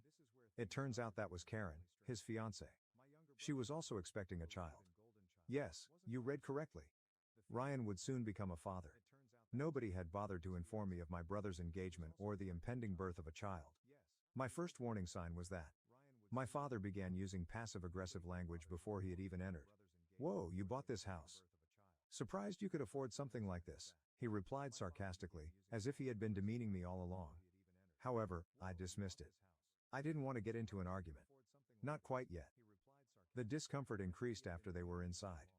Megan sensed that something was wrong when my mom tried to strike up a conversation with her. She kept looking at me as if to ask, "What's going on?" At the same time, Karen was pacing the house as if she owned it, while my dad and Ryan were whispering to each other. Then suddenly, my father revealed shocking information. As patronizing as ever, he began, "We've been thinking. It would make sense for Ryan and Karen to move in here since they are starting a family and will need space for the baby." Not quite digesting what he had just said, I just gazed at him. "What? This house is much too large for you and Megan alone," my father went on, utterly disregarding my surprise. "A location like this would be very beneficial for Ryan and Karen as they raise their child. You don't need all this space." What I was hearing was unbelievable. I felt as though my own house was being gaslit. "Are you kidding me?" After giving me a direct look, my dad said something that made my blood boil. "No, we're serious. It's time for you to let your brother have what he needs and move aside. After all, he is establishing his own family and family comes first. You can find a smaller space with Megan. This house will work better for them." I went crazy. All of the years of animosity, disregard, and partiality suddenly surfaced. "Are you for real now? This home belongs to us. This place is in our names. Megan and I purchased it. Ryan knocked someone up, so you can't simply walk in here and declare he should have it." Ryan, appearing smug, tried to add something. "Dude, you don't really need all this room. Come on, we are parents, you are not." I yelled, "That's not the point. The idea is that just because you believe you have a right to something doesn't mean you can just take it. I'm tired of being ignored for you, even though I've done it my entire life." My dad became really combative at that point. In an attempt to frighten me, he stood up and puffed out his chest. "Watch what you say, boy. You should be appreciative that we're asking rather than merely telling you to give up the keys. Whether you like it or not, Ryan will own this house." I became enraged. I'm not sure what got to me, but I lost it. I shoved him back into the wall as I pounced at him. "Please leave my house immediately." I let out a yell. I was unable to stop Megan from yelling at us to stop. Anger that had been bottled up for years was erupting. After my dad pushed me back, we got into a full-on brawl, hurling punches and cursing at one another. Karen stood in the corner, frantically calling her phone while my mom and Ryan screamed. We didn't ultimately stop until the police arrived. I suppose that when things got out of control, Karen had phoned them. They took my dad and I apart, put us in handcuffs, and dragged us to the station. It was unbelievable to me that this was my reality as I sat in the holding cell. I was sitting in jail because my own father had attempted to take my house from my brother. A few hours later, Megan came to my rescue, but the damage was already done. My family was officially irreparably damaged. However, it didn't stop there. It grew worse, oh dear. In his unending brilliance, my father chose to sue me for the house. In fact, he attempted to sue me, saying that Ryan and Karen were more in need of the house than I was and that I ought to give it to them. I was stunned by its blatant insolence. Thus, we appeared in court. I prepared for the battle of my life by hiring a lawyer and gathering all the required paperwork to prove that the house was in my name. The truth is, though, I had something different planned. I wasn't going to overlook the trail that years of emotional and psychological abuse had left behind. I collected information from acquaintances who had witnessed my parents' treatment of me over the years, including emails, texts, and even eyewitness accounts. I took everything to court. In addition to asserting that the house belonged to me, my attorney claimed that I had spent the majority of my youth being neglected and emotionally abused. I had had enough of being the submissive, quiet son. It was time to defend ourselves. Months passed throughout the court case. My dad did everything he could to paint me as the villain. He portrayed himself as a devoted father who only wanted to act in his family's best interests. Ryan and Karen pretended to be the victims, saying that I was being self-centered for keeping the house and that they needed it for their child. However, none of it was successful. I felt as though a burden had been removed from my chest as the final verdict was rendered. In addition to finding in my favor, the judge mandated that my father compensate me for emotional and psychological abuse by awarding me $120,000. It was unbelievable to me. It felt like justice that someone had finally defended me for the first time in my life. I stopped communicating with Ryan and my parents following the court decision. The lies, the manipulation, and the unrelenting favoritism were all too much for me to handle. Having the house to ourselves at last allowed Megan and I to begin rebuilding our lives. However, the wounds caused by everything that transpired will never completely heal.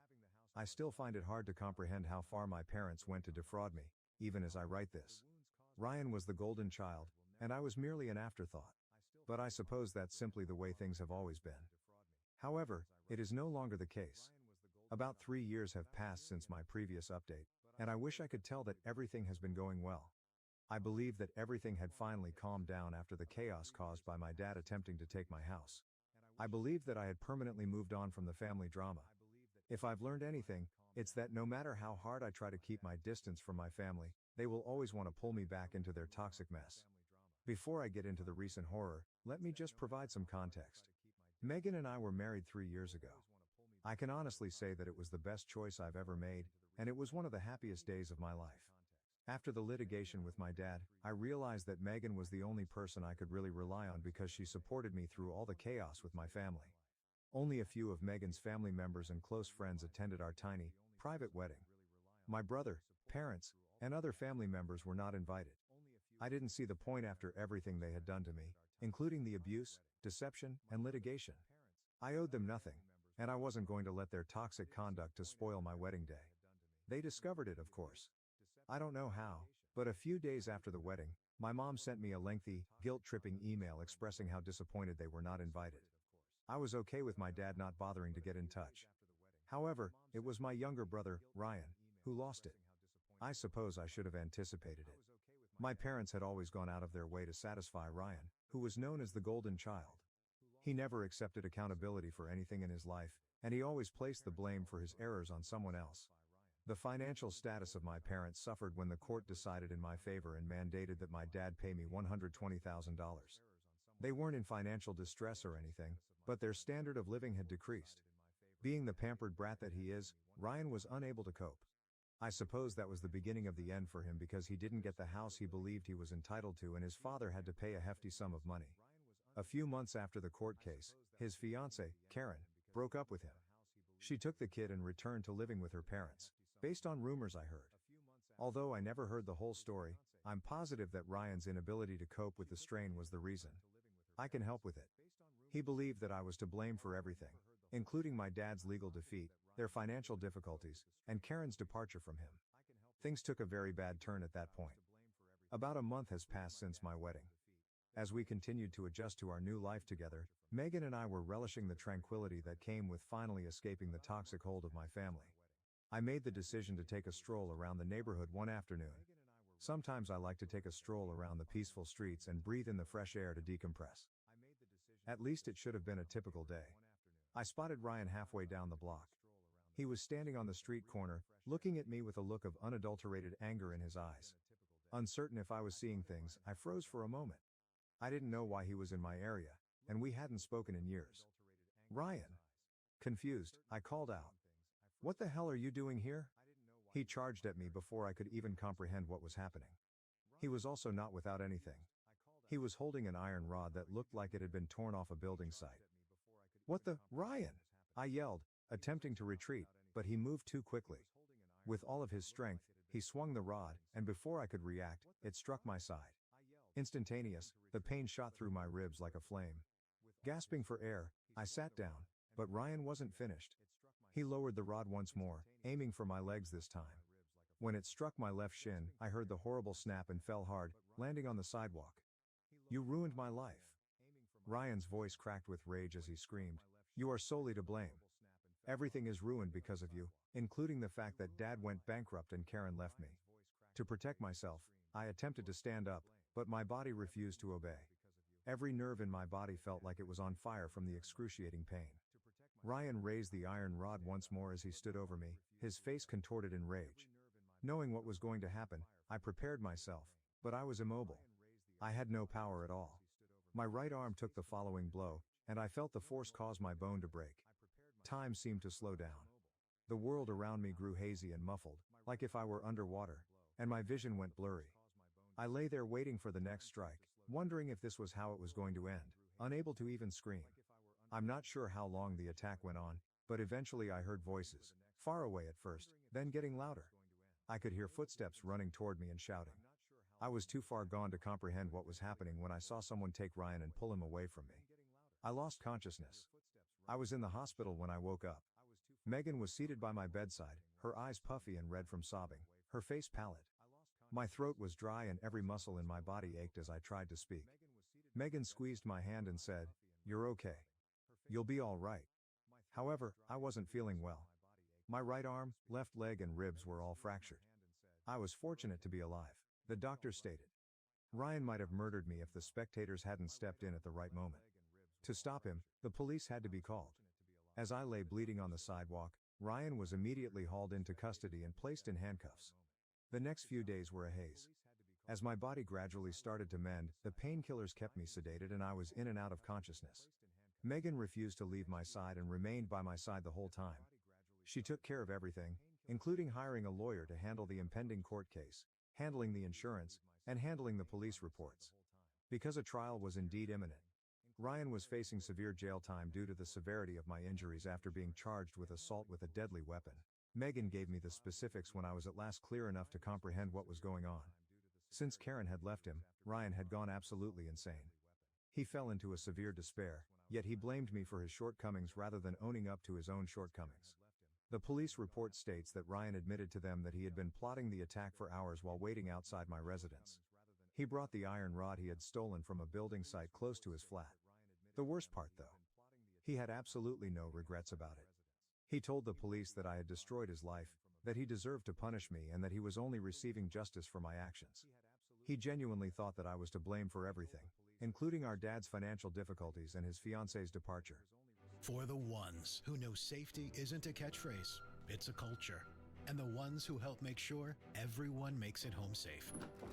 For the safety-minded who watch everyone's backs, Grainger offers supplies and solutions for every industry, as well as safety assessments and training to keep your facilities safe and your people safer. Call, click Grainger.com, or just stop by. Grainger, for the ones who get it done. I was in the hospital for weeks to heal from the fractures. Physical rehabilitation, innumerable testing, and the impending court case were all new forms of agony every day.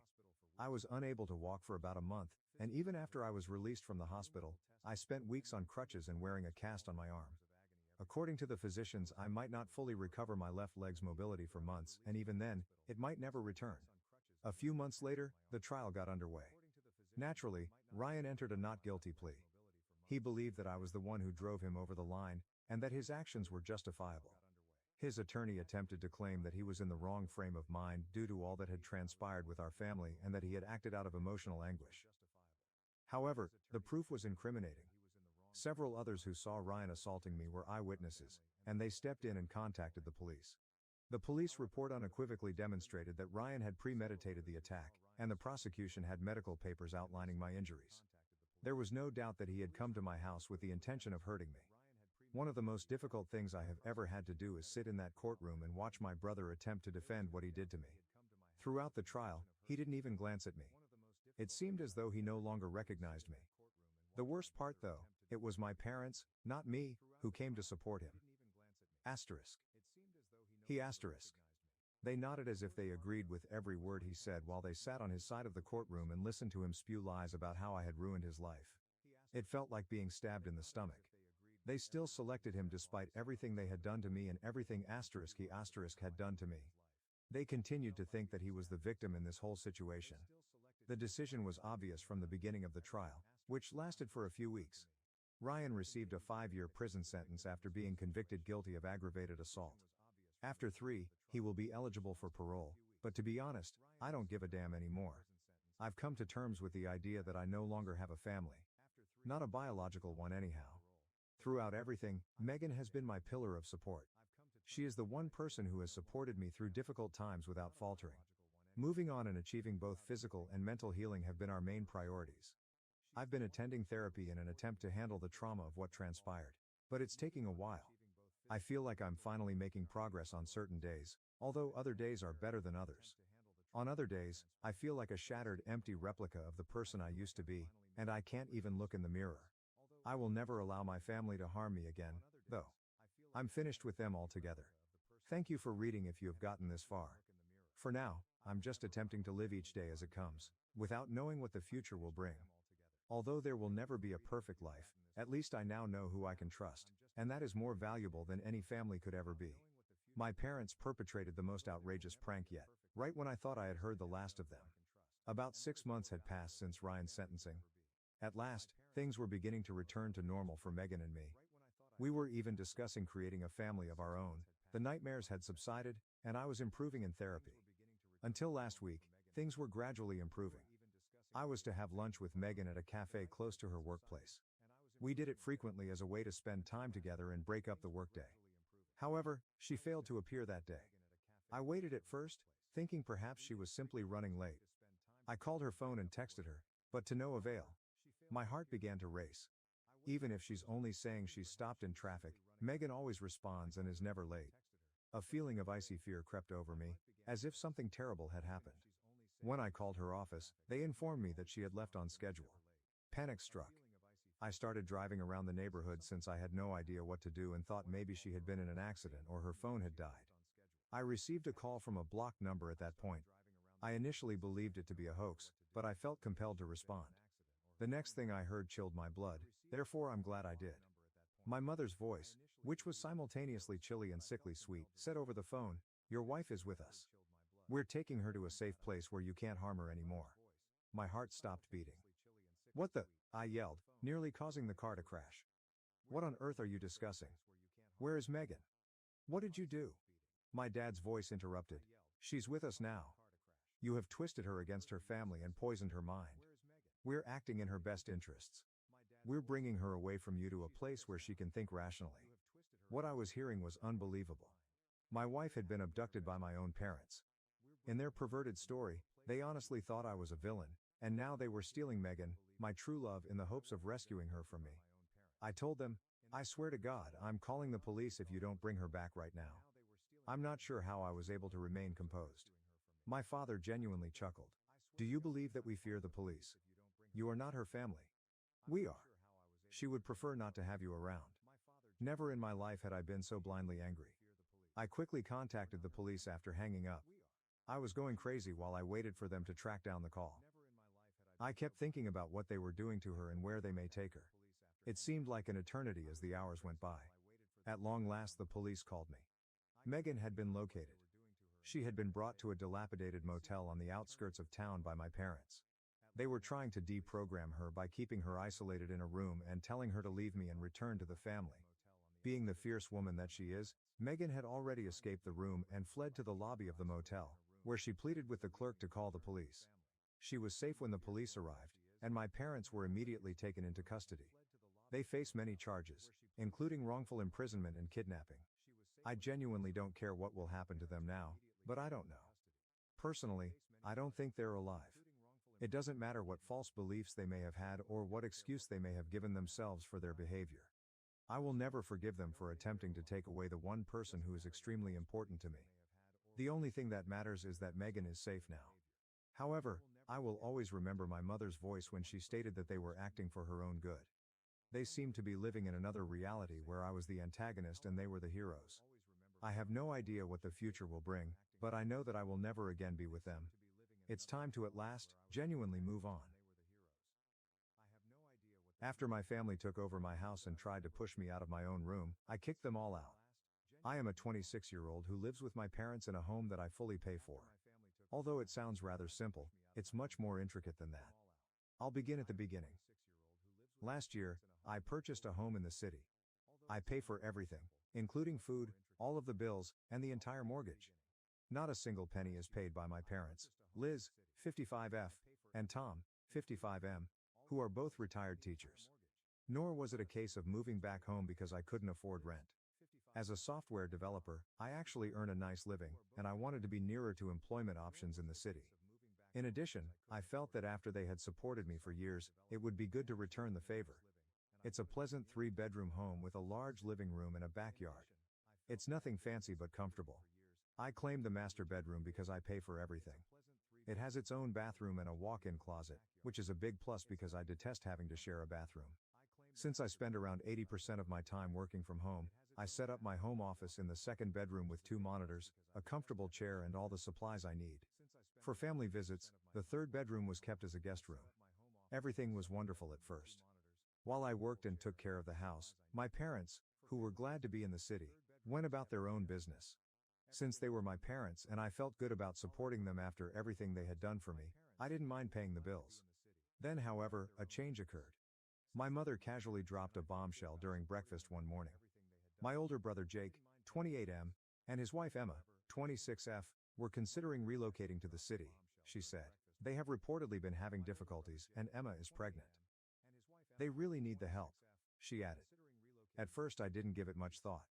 I thought that if Jake and Emma relocated, they would find a tiny apartment close by, but they have a history of jumping from one horrible circumstance to another. Things took a turn for which I was unprepared at that point. A few days later, my mother sat me down and, in her most innocent voice, informed me that Jake and Emma had been invited to remain with us, albeit only temporarily, until they were able to get back on their feet. They didn't ask if I was comfortable with this though. Oh no, they informed me after inviting them. Jake and Emma arrived with their luggage in hand, obviously intending to remain for the duration, while I was still processing the entire situation. The deal is this. As soon as Jake and Emma moved in, it was obvious they had no intention of leaving. I'm already anxious about the additional costs I'll have to pay. Now that I have 2 more people to support without anyone asking how I feel, I'm paying for everything, groceries, utilities, the mortgage, etc. Although I like my brother, Jake isn't the most responsible person. He always gets himself in a predicament where everyone else has to save him. Emma seems decent enough, but I don't like her entitled attitude, which makes me feel like everyone should take care of her because she's expecting. Almost instantly, the tension began to rise. Emma began making these innocuous-sounding remarks a few days after they moved home, but they are really bothersome. For example, "This place is so big, it must be hard for you to clean it all by yourself." Or, "When the baby stuff arrives, we're going to need a lot of space." At first, I didn't give it much thought. However, things became more heated one evening. Emma and Jake drew me away and said they needed a conversation. I hoped they would give financial assistance or perhaps apologize for the additional strain they were placing on me. However, no. "So we've been thinking it would make more sense if we took the master bedroom," explains Emma in a relaxed tone. Jake interrupted. "Yeah, the baby's going to need a lot of stuff, and your room has the walk-in closet and private bathroom." And I blinked, thinking I could have misheard. Let me remind you, these 2 were sitting here recommending that I give up my own room for them and their unborn child, even though I pay the mortgage and everything else. I was suddenly struck with boldness. I said, "Why don't you just take the guest room?" While maintaining my composure. "It's quite large." Emma looked at me as if I had just made a ridiculous suggestion. "There isn't a walk-in closet in that room," she stated. "The infant will require room." I was finished. I refused to give up my room. You can either locate another place to stay or use the guest room. Jake was somewhat taken aback. As if he was surprised that I wasn't simply giving in. However, Emma was blatantly insulted. I realized then that things weren't going to work out. Things quickly started to go south. I observed Jake and Emma become quite at ease over the course of the following few days. Their belongings were all over the place, with baby magazines strewn on the dining table and shoes kicked off by the couch. Emma even began discussing the crib's location as if she had already made up her mind that they would remain in the master bedroom. I had to attend a meeting in the office one day. For the remainder of the night, the house was strangely quiet. Nobody tried to quarrel with me or knock on my door. They must have realized at last that I was no longer playing around. They didn't deserve to reside in my home if they didn't respect me. That night, I slept better than I had in weeks. First update. I was hoping for a dramatic outburst, or for everyone to finally take me seriously once I handed out the eviction papers. Rather, there was an uncomfortable silence in the home. Due in part to my inability to fall asleep, I woke up earlier than usual the following morning. I was waiting for a certain event. Perhaps my parents would try to persuade me, or Jake might knock on my door and insist that I change my decision. However, none of that took place. The house was deserted when I woke up and entered the kitchen. No parents, no Emma, and no Jake. I even wondered, wishful thinking I suppose, if they packed up and departed in the middle of the night. I waited for someone to say something, anything at all, while I sat at the table and made my coffee. I had no desire to engage in small talk or repeat my explanation. I wasn't going to back down now that I'd drawn my line. I couldn't continue living that way. They had pushed me too far. They showed me no respect, and they certainly showed no respect for the fact that I was footing the bill. My mother eventually entered the kitchen. She appeared to have had little sleep. She simply got a cup of coffee and sat across from me without saying anything at first. It was strange that neither of us knew how to respond to the awkward silence. The stillness was finally broken by her. She spoke softly and wearily. "Honey, I know things have gotten out of hand." I just stared at my coffee and waited for her to continue without saying anything. Even though I knew she would have to apologize in some way, I wasn't going to let her get away with it. She went on, her voice shaking slightly. "I didn't realize how bad things had gotten between you and your brother. I guess I didn't see how unfair it was to you. We were just trying to help them." I was surprised by that. At least not this quickly. I didn't think she would confess. I briefly believed that perhaps she was finally realizing that I wasn't the bad guy in this scenario. However, I was still unable to get over my irritation with all that had transpired. With a stronger tone than I meant, I responded, "You didn't just ignore what I wanted. You always took his side, as if you thought I would give in and let them have whatever they wanted." She stared down at her coffee for a few seconds before speaking. "I understand," she muttered. "However, we reasoned that you've always been the more resilient one. He has never had it easy, Jake." She always used that as an excuse. Jake required more help, he wasn't strong, and he had struggled more. Since I was the one with my life together, it seemed as though they didn't believe I had any boundaries. "You also believe that I've had it easy?" With my rage seething just below the surface, I asked. "This residence was purchased by me. The mortgage is paid by me. The groceries are paid for by me. Do you really believe that I can continue carrying you all indefinitely?" She nodded and groaned. "You're correct. We couldn't have asked for anything more from you. However, Jake, the baby, is on the way." I interrupted her. "The baby is not the point of this. You guys haven't shown me any respect, and this is about that." She looked tired as she sighed once again. "We believed we were acting appropriately," she ultimately stated. "Emma and Jake don't have much. And who is to blame for that?" I fired back. "I didn't request that they move in. None of this was requested of me. You can't keep saving them by putting me in a bad position. They need to learn how to live their own lives." She seemed to finally comprehend, or at least attempt to, as she nodded. She said, "We'll figure something out," in a softer tone. "But don't push us away, please. Not in this manner." I tried to relax and sat back. Since they were my parents, I didn't want to expel them. However, I also couldn't continue to live this way. They would have to leave if things didn't change. I said, as quietly as possible, "I don't want to push you out. However, things must change. I can't continue to be treated like I don't belong in my own home." She simply nodded silently without arguing. "All right," she said. "We'll find a solution." She then walked out of the kitchen, leaving me to think alone once more. At least it seemed like they were beginning to take me seriously, even though I wasn't sure if anything would actually change. When Jake eventually arrived later that afternoon, he appeared to have been holding his rage all day. He simply dropped down across from me in the living room, wearing the same angry look he had worn ever since I delivered him the eviction notice, without saying hello or anything else. I also remained silent and focused solely on my phone. So this is how things will be? At last, he spat, his voice dripping with resentment. Are you really going to expel us? I hardly raised my gaze. I gave you a day. I'm going to contact the police if you're still here tomorrow. Jake snorted and shook his head as if I were the villain. We are related. You don't treat your family like this. I reclined back in my chair and placed my phone down. Yes, family members also don't take advantage of one another. Do you really think you can just take over my house after weeks of freeloading without doing anything? Jake, I'm not your backup plan. After that, he didn't say much. For a minute, he sat there, obviously wanting to dispute, but he ran out of things to say. He understood I wasn't bluffing because I had outlined my criteria. Jake stood up, mumbling to himself, and went off again after a few more uncomfortable moments of stillness. Jake was typical, always fleeing when he didn't get his way. Almost too peacefully, the remainder of the day went by. Even though I had no idea what Jake and Emma would do, I wasn't going to change my mind. They had more than enough time to work things out, yet all they had done was snoop me. Everything would be decided in the following 24 hours. Second update, I got up early once more on the morning of their eviction deadline. I was aware that today would either be the day Jake and Emma moved out or compelled me to file a lawsuit. Oddly enough, I no longer felt angry. I didn't even feel nervous. The only thing left to do was to follow through on what I had already recognized had to happen. The home was still eerily quiet when I woke up and went into the kitchen. Almost like the quiet before a storm, it felt different. Even though the refrigerator was still very empty from Jake and Emma's most recent grocery run, I prepared myself some breakfast. I was able to pull together enough money for a good supper, and as I ate, I couldn't help but reflect on how quickly things had gotten out of hand. It was all right only a few months ago. I was doing well with my parents. Life was wonderful, I was working, and I was paying my expenses. Everything went haywire when Jake and Emma arrived. When individuals begin to feel entitled to things they didn't earn, it's amazing how quickly things can shift. I heard footsteps in the corridor a few hours later.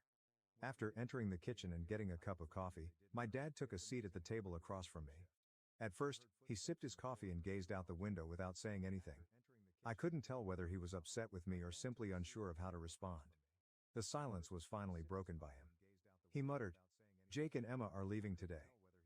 I took a while to reply. Although I felt awful about it, I knew that this was the proper thing to do. I couldn't continue to allow them to exploit me, and if it meant they had to go, then so be it. With a quiet voice, my dad remarked, "They have nowhere to go. Until they work things out, they will be staying at a hotel for a while." Mid-bite, I paused and turned to face him. I did experience some guilt, but I pushed it away right immediately. They hadn't done anything to help themselves, even though I had given them plenty of time to get their act together. I said in a firm voice, "I gave them a chance. They gave me no other option." My father did not quarrel. He simply nodded and took another sip of his coffee, without attempting to guilt-trip me as I had assumed he would. I believe he eventually realized that this time, I wasn't going to back down. We couldn't return to the way things were after everything that had transpired. Jake and Emma began packing their belongings at lunchtime. I spent the majority of it in my room because I didn't want to argue with anyone else or hear more passive-aggressive remarks. However, I knew something was going to happen when I heard Jake's voice growing louder from down the corridor after a time. Jake did really knock on my door. He was standing there with the same irate expression he had had since the beginning of this whole situation when I opened it. "Are you really going to allow this to occur?" His voice was stern as he inquired. "You're simply going to dismiss us in this manner?" I leaned against the doorframe with my arms crossed. "I gave you a day. You were aware of what had to occur." Jake clenched his jaw, obviously attempting to control his rage. "Dude, we're family. You don't treat your family like this." I inhaled deeply while attempting to maintain my composure. "Families do not exploit one another. I won't throw you out without cause. For weeks, you have been wasting your time here without making any contributions. I've been covering everything, including the groceries and the mortgage. And you attempted to evict me from my own home and seize my room instead of showing gratitude. I will not allow that to occur." For a few seconds, Jake remained silent. He was obviously furious, but he had nothing more to dispute about. Even though he didn't want to acknowledge it, he knew I was correct. "That's it then?" At last he muttered in a quiet voice. "You're simply dismissing us." I answered, I'm giving you the same option I gave you yesterday. You have two options. Either move somewhere else or respect my personal space by remaining in the guest room. However, you're going to leave if you're unable to accomplish it. Jake gave me one last look, then turned and left without saying anything else. I took a deep breath and shut the door. Although I knew it had to be done, the entire scenario had been draining. Jake and Emma had left by mid-afternoon. Sincerely, I didn't want to watch them go, so I didn't. A dramatic farewell was unnecessary. Without a word to me, they packed up their belongings, put them in their car and drove away. After they left, the house was calmer and less tense. For the remainder of the day I didn't hear much from my parents. They were probably still assimilating everything that had transpired.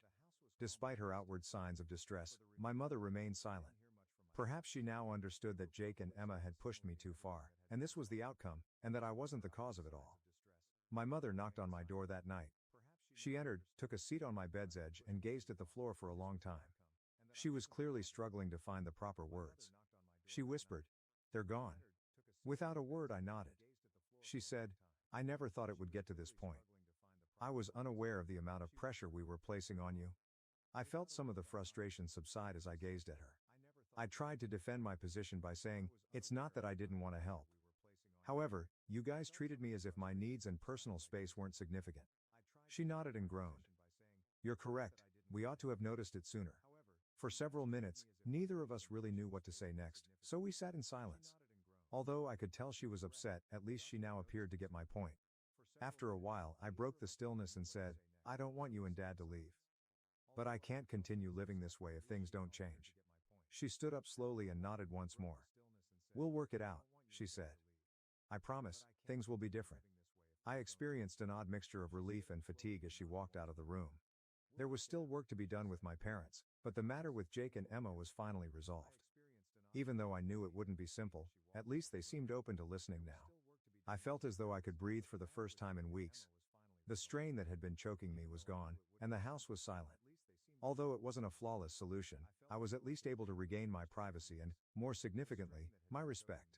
The house fell into a spooky silence when Jake and Emma left. Although I felt as though I could breathe at last, the incident continued to nag at the back of my mind. Even though I had won the fight for my room and my respect, I still questioned whether or not my relationship with my parents would ever truly return to normal.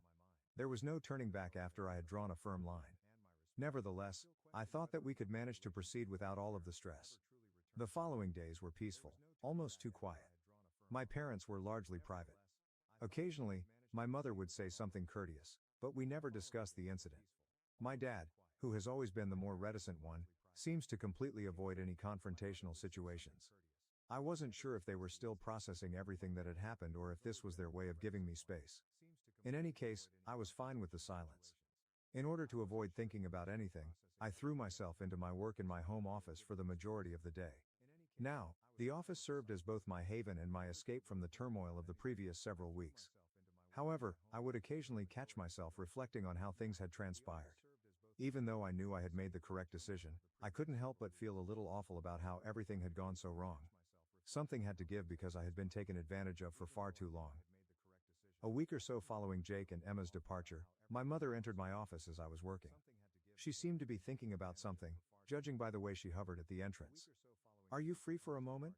Her voice was strangely gentle as she inquired. I turned to her and nodded, saving my work. "What's going on?" She nervously wrung her hands as she entered the room.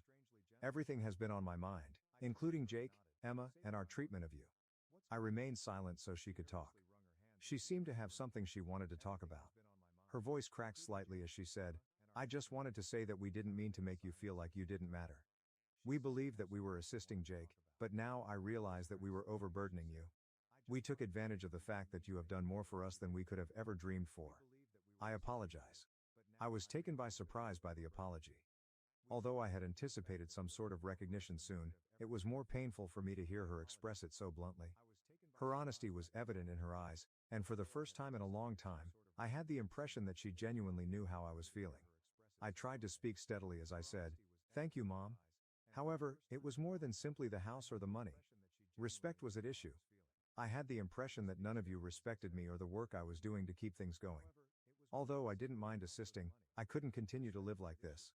She wiped a tear from the corner of her eye and nodded. "You're correct. We ought to have honored your personal space. It won't occur once more.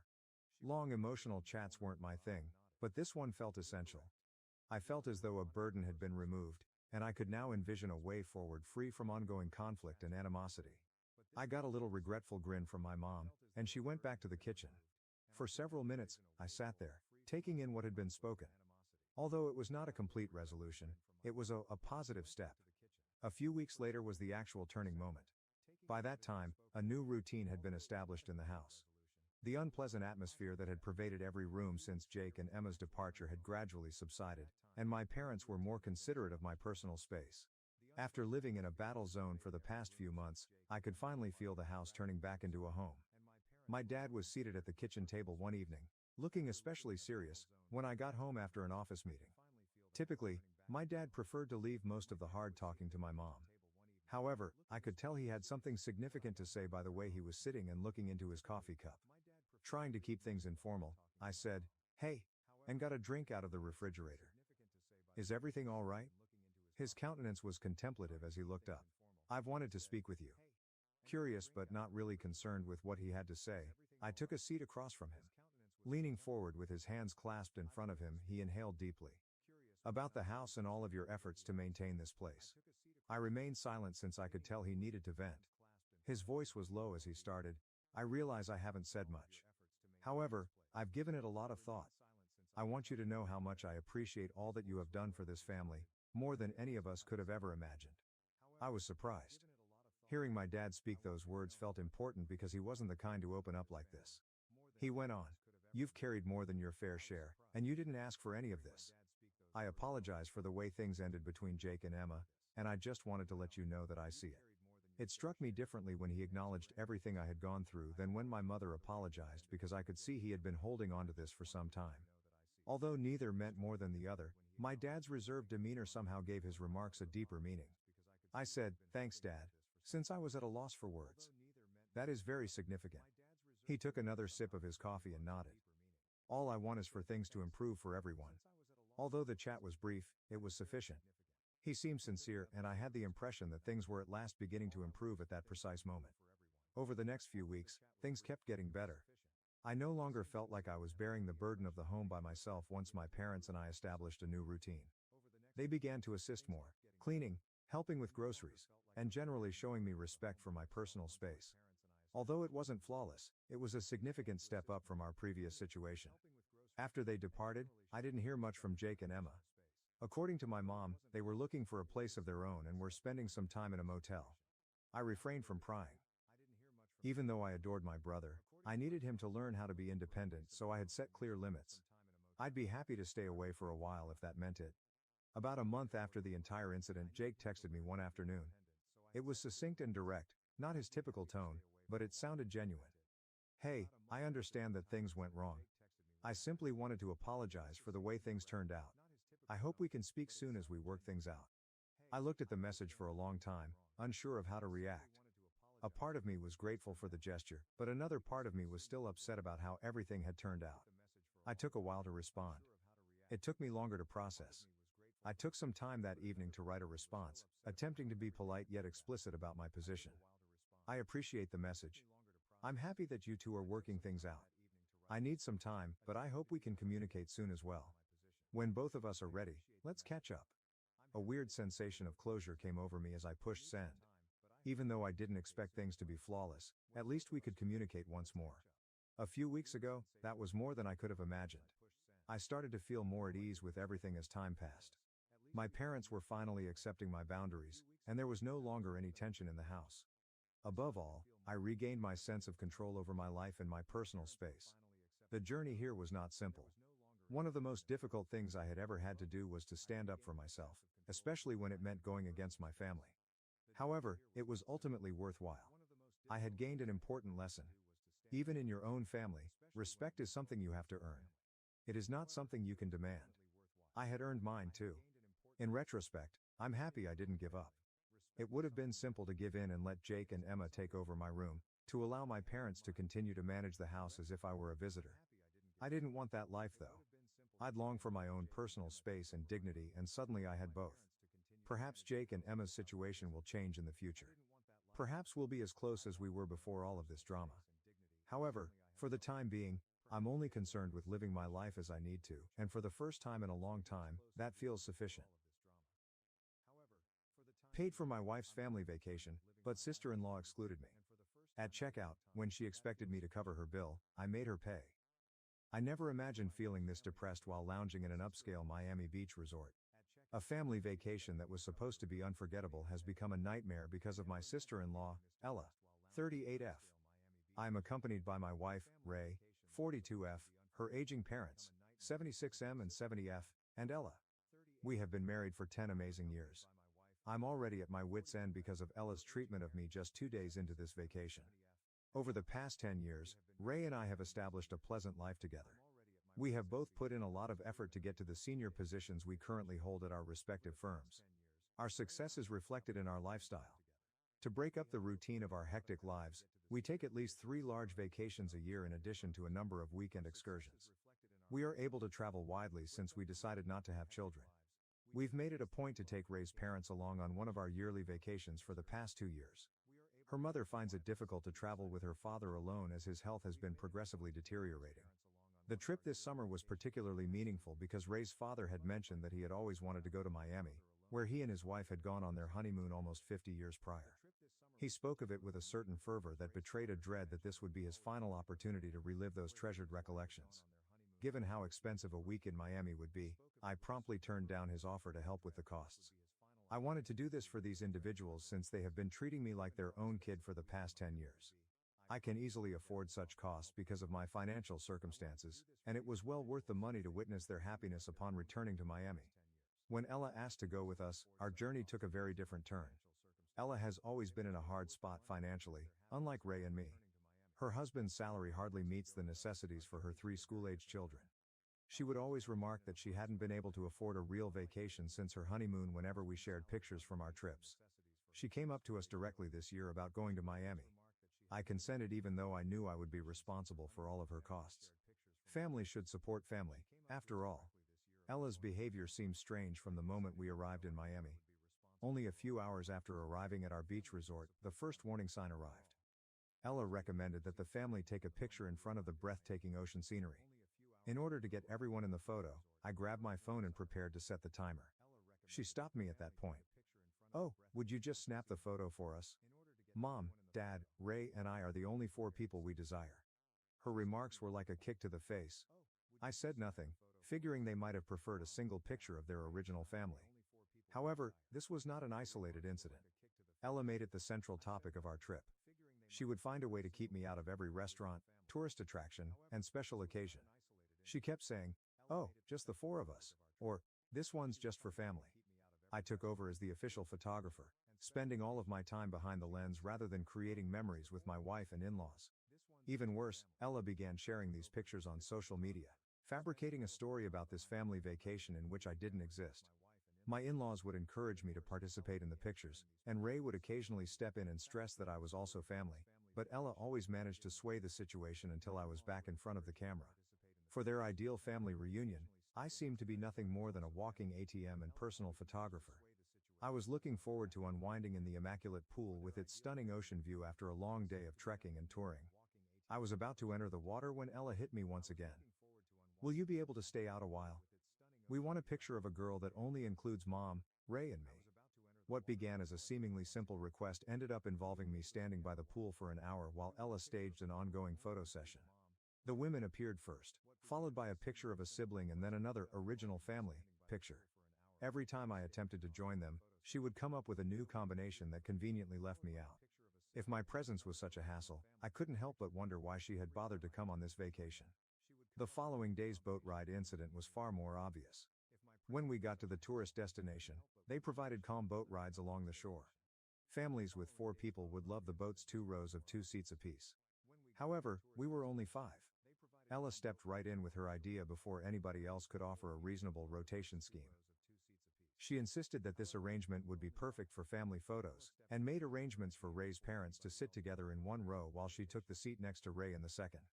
In the subsequent boat, I found myself surrounded by strangers. They also purchased a memento of their boat ride with the family. This is the text, punctuated and clearly divided into paragraphs. Currently, Ella's social media feed features the picture. My entire holiday experience was well captured in the souvenir photo from the boat excursion, when I was awkwardly crammed between strangers as my wife and her family had wonderful memories without me. I couldn't help but observe that I was always the one who had to be left out of any situation. Even though I was paying for this entire vacation, Ella never once volunteered to trade places or take turns being the odd one out. It was the same for dinner at the fancy seafood restaurant. I had been looking forward to this reservation for weeks, particularly asking for a prime table with an unhindered view of the sunset at one of Miami's most upscale waterfront restaurants. The hostess escorted us to a circular table for 6 when we got there, which was well situated to capture the golden hour light across the ocean. Ray's parents were seated across from us, and I had imagined us sitting together and taking in the scenery while we shared this beautiful time. Since Ella was a last-minute addition to our trip, she might have easily grabbed a seat on the side. Rather, Ella sat beside Ray before anyone could even bring out a chair, and her parents, of course, took the best seats. With my back to the sunset, I had deliberately planned this dinner around. I was forced into the worst conceivable position, between Ray's parents and the crowded server station. Ella's true colors came out when Ray attempted to defend me by proposing that we reorganize the seating. Telling Ray to stop being so clingy and reminding everyone that this was a family holiday, she yelled at her sister. As the evening wore on, the dinner only grew worse. I made an effort to engage in the discussion in the hopes of discovering some points of agreement, but Ella had other ideas. She would purposefully direct the conversation away from me and toward things like high school escapades, family inside jokes, and childhood recollections whenever I tried to participate. Ella would constantly interrupt and reroute the conversation, even when Ray and her parents attempted to incorporate me by providing background or making connections between stories and current affairs. I felt like an outsider peering in at my own dinner table because of the unbreakable wall of shared history she built. I had stopped attempting to join in by the time dessert came. It was during our scheduled spa day that the last insult occurred. I had carefully set up private suites in the resort's opulent spa, one for Ella alone, one for her parents, and one for Ray and myself. I believed that the 4 of us could still enjoy the spa treatments together until my father-in-law opted to stay back at the beach because he wasn't feeling well. Ella, however, saw another chance to keep me out. She smiled and said they needed a girls' day at the spa, so I should keep her father company instead.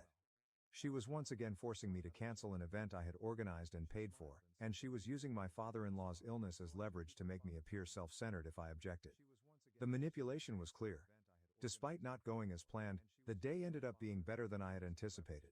My father-in-law and I had one of our most sincere talks ever while we were sitting on the beach. We connected in a level we had never experienced before as he told us stories about his life and gave insights from his years of expertise. I wanted to vent my aggravation that had been building up over the trip by telling him how his younger daughter was treating me. However, I couldn't bring myself to burden him with family trouble when I watched him relish the ocean wind and share his recollections with such contentment. One night in our hotel room, I had attempted to have a private conversation with Ray about this. She admitted that I felt upset, but her remark only made me more perplexed.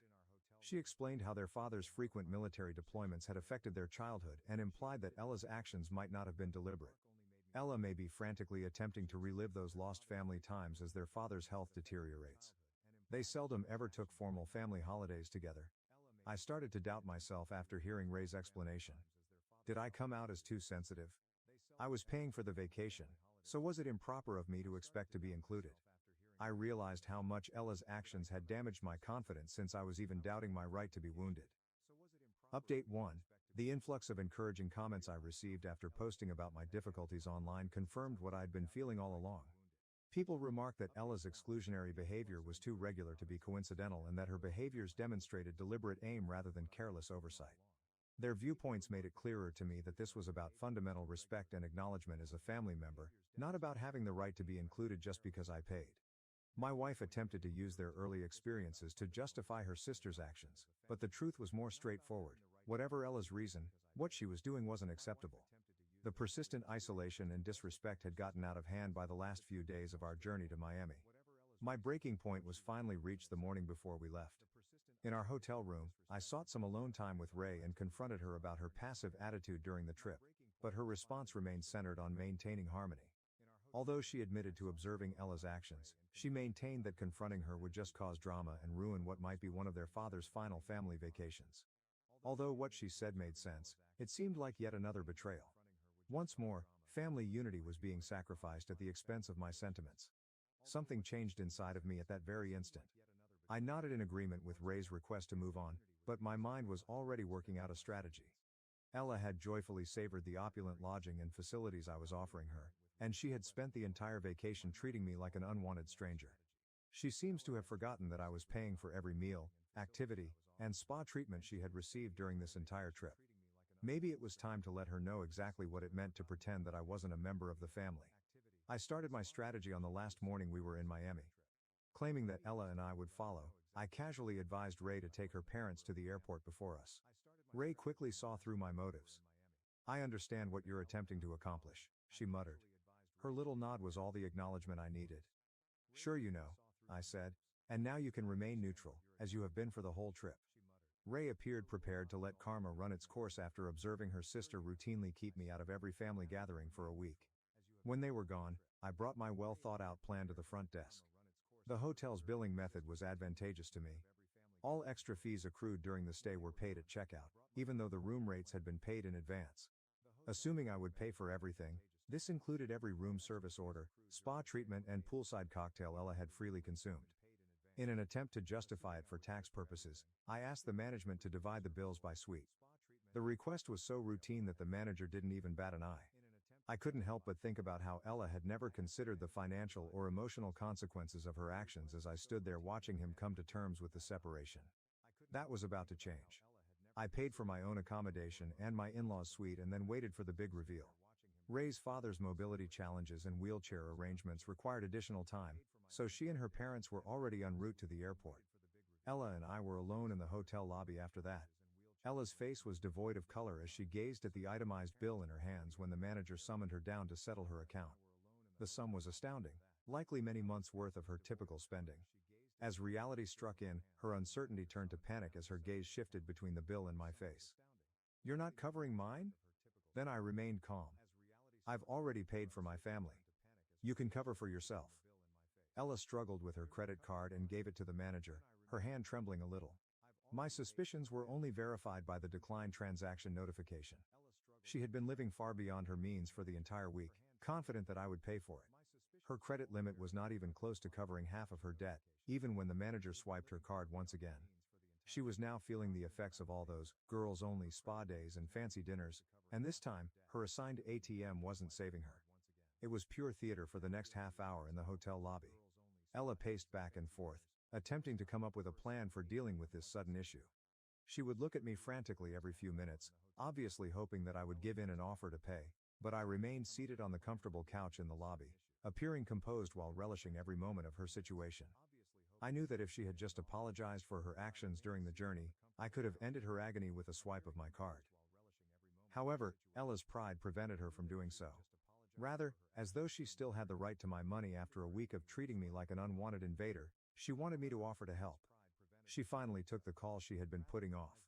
As she described the circumstances, I could hear her husband's anger rising over the phone. He was demanding to know how she could spend so carelessly, as the bill she had accrued was almost equal to his entire monthly salary.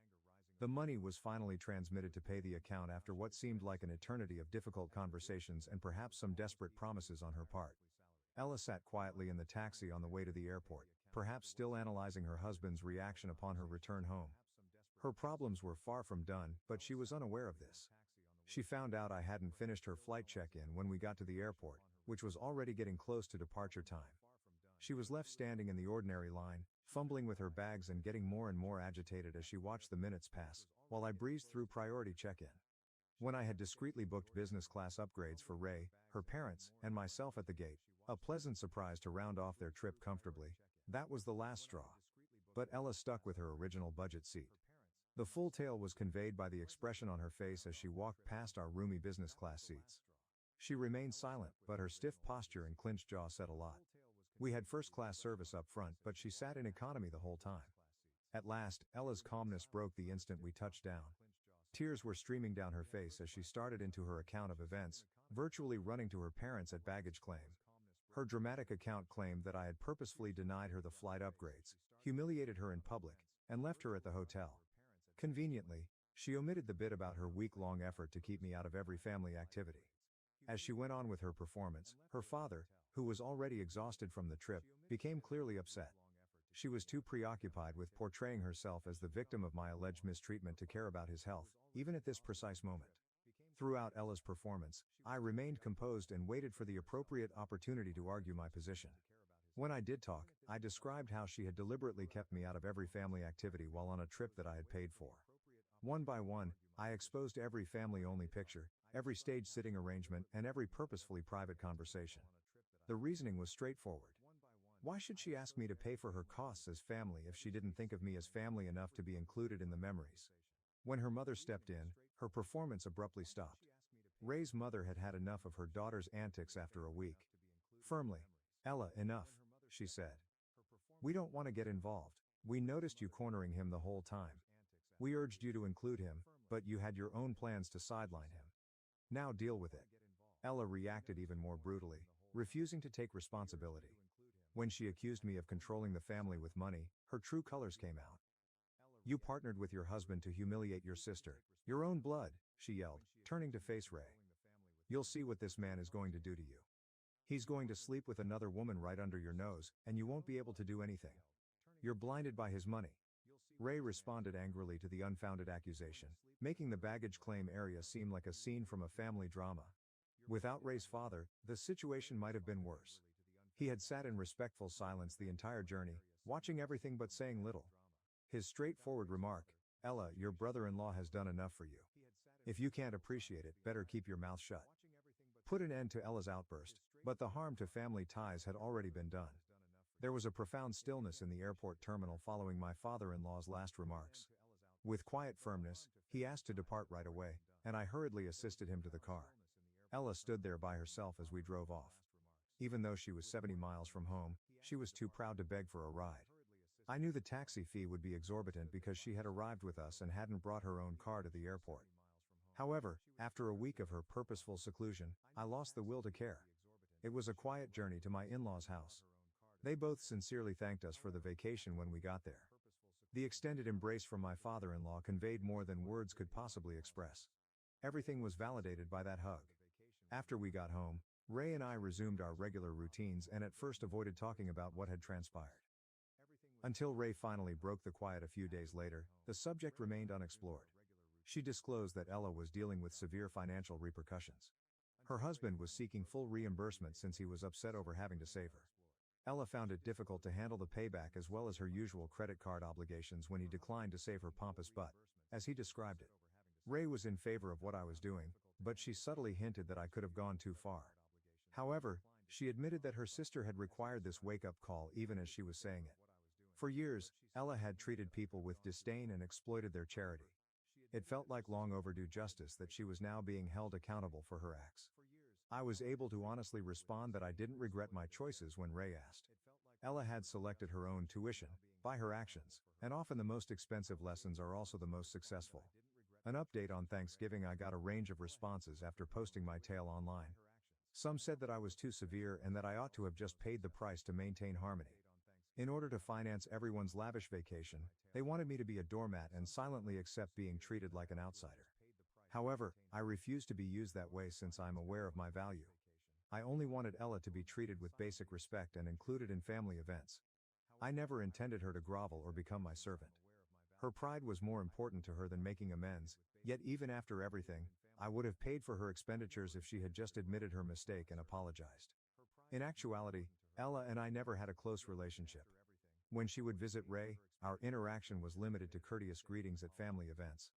Over the years, we didn't have any meaningful conversations or a true connection. Nevertheless, because she was family, I readily agreed to pay for her trip when she requested to go on the vacation. That kindness ought to have at least gained her some fundamental respect, but instead it seemed to strengthen her resolve to keep me out of her life. Ella's husband was still furious that he had to spend all of his money to pay for her exorbitant expenses. She had accrued a bill that was almost equivalent to his monthly wage. If their spouse spent a week acting like a princess on someone else's alleged dime, no working individual would be pleased to see their hard-earned money go. However, rather than take ownership of her actions, Ella did what she does best, which is to fabricate a story in which I am the villain who purposefully humiliated her and she is the victim. Knowing that Thanksgiving might be one of the final holidays spent with my father-in-law due to his deteriorating health, my mother-in-law had been organizing an extra special celebration during the planning stages. However, Ella's husband's refusal to go through a wrench in the preparations. Why? He couldn't tolerate being seated at the same table as someone who would make fun of someone who wasn't as wealthy. My mother-in-law finally had enough at that point. She sat him down and told him everything about Ella's actions on the trip to Miami. She said to him, "Check out the pictures from the vacation. Really look at them." Ella's own social media post had photo after photo of me being purposefully left out, shoved behind the camera, or forced to sit apart. It was impossible to ignore the visible evidence of my systematic exclusion. My mother-in-law described how she and my father-in-law had made several attempts to involve me, but Ella had always found new methods to keep me out of the picture. I had always respected Ella's husband, so this was very painful. Although we weren't close friends, we always had cordial and courteous interactions on Thanksgiving and other holidays. I had never denigrated him because of his financial circumstances. I had never even entertained such ideas. We were only two men who had joined the same family and were doing our best to provide for our wives and help out where we could. Ella would go to great lengths to avoid accepting responsibility for her actions, as seen by the way she had tricked him into viewing me as a classist villain. After everything that had transpired, I was hesitant to attend Thanksgiving dinner, but I went out of respect for my father-in-law. A convenient explanation of visiting his parents was used to justify Ella and her husband's absence. The true story, which was far more repulsive than I had anticipated, didn't surface until after my father-in-law had gone to bed. It seemed that a significant argument in Ella's marriage had been sparked by the Miami incident. Instead of gaining humility from the event, she had used her shame as fuel to continuously disparage her husband based on his income. Even though she only worked 20 hours a week as a part-time employee, she started pressuring him to take on a second job on top of his full-time job. He accepted the reasonable requirement that he take a break from childcare and domestic chores in exchange for looking for more work. This concession infuriated Ella. Ella's husband had sobbed while telling her everything, according to my mother-in-law. It was astounding how much was expected of him. While she had a relaxed schedule, Ella wanted him to work well over 40 hours a week and still handle his fair share of household duties. It seems that the entitled attitude that had been so noticeable during our trip to Miami was only the beginning. After spending a week accruing debt she was unable to pay, the woman was now criticizing her diligent husband for not giving her a more opulent lifestyle. Ella's mother-in-law had done everything she could to help her see the light. She tried to convince Ella that her demands were unrealistic, supported her son-in-law, and gave advice to her daughter. However, it appeared that Ella had become dangerously aroused by the taste of luxury during our journey to Miami. Once claiming to be happy with modest family holidays, the woman was suddenly consumed with leading a life she hadn't earned. The situation got so bad that my mother-in-law had to give a firm order at last. She bluntly advised Ella that she shouldn't count on the family's support if her actions resulted in a divorce. More significantly, she was cautioned not to discuss marital issues with her father because the stress of seeing his daughter's marriage fall apart due to her newfound materialism was too much for his health. Ray and I thought about how our well-meaning invitation had gone awry on the way home from Thanksgiving dinner. There's no turning back once you taste the luxury of a private island. I recalled a remark I'd seen on display at the resort.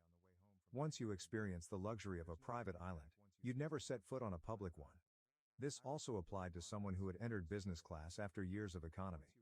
Her spouse was now suffering because we had unintentionally allowed Ella to see a way of life she couldn't support. I felt bad about the whole thing, not because I forced her to pay her own expenses, but because I exposed her to a lifestyle that had so thoroughly distorted her viewpoint. She momentarily had luxury, but now her husband, a kind man who worked hard to support his family, was being punished for not being able to sustain it. All I could do was hope she would change her mind before ruining her marriage to live a lifestyle she couldn't afford. My brother secretly had a crush on my wife and even brought my ex to our wedding to ruin it, so I told his pregnant girlfriend he was cheating on her. Please be patient as this will be a lengthy read. My younger brother, Jake, false name, is 25 years old and I am 27. As siblings, Jake and I have always been close, and I assumed our connection was quite typical.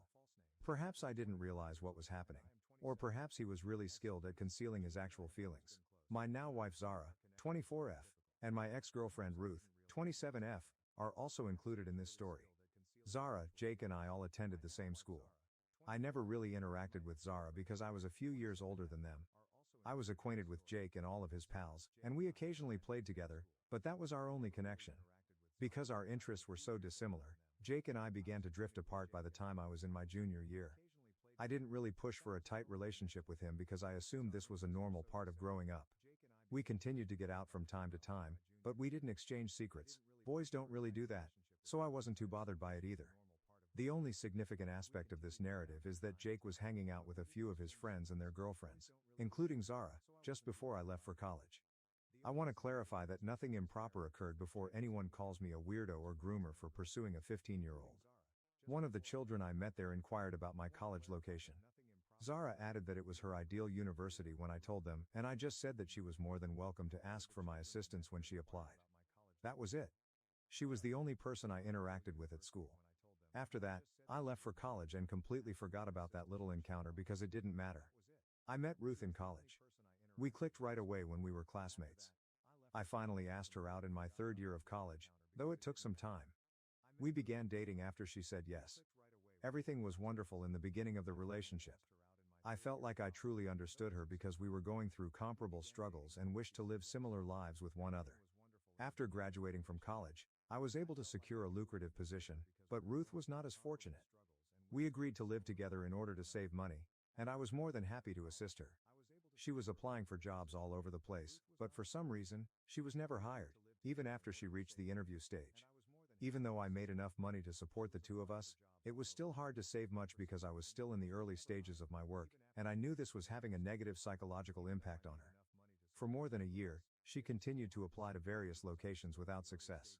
She was devastated, and I did my best to be there for her. But shortly after, she realized that we could make ends meet with just my paycheck, so she gave up completely. At first, I welcomed the shift because I assumed she was simply worn out from applying and being turned down and that it was having a negative psychological impact on her. She followed my advice to take some time off and engage in enjoyable activities. For 3 or 4 months, this continued.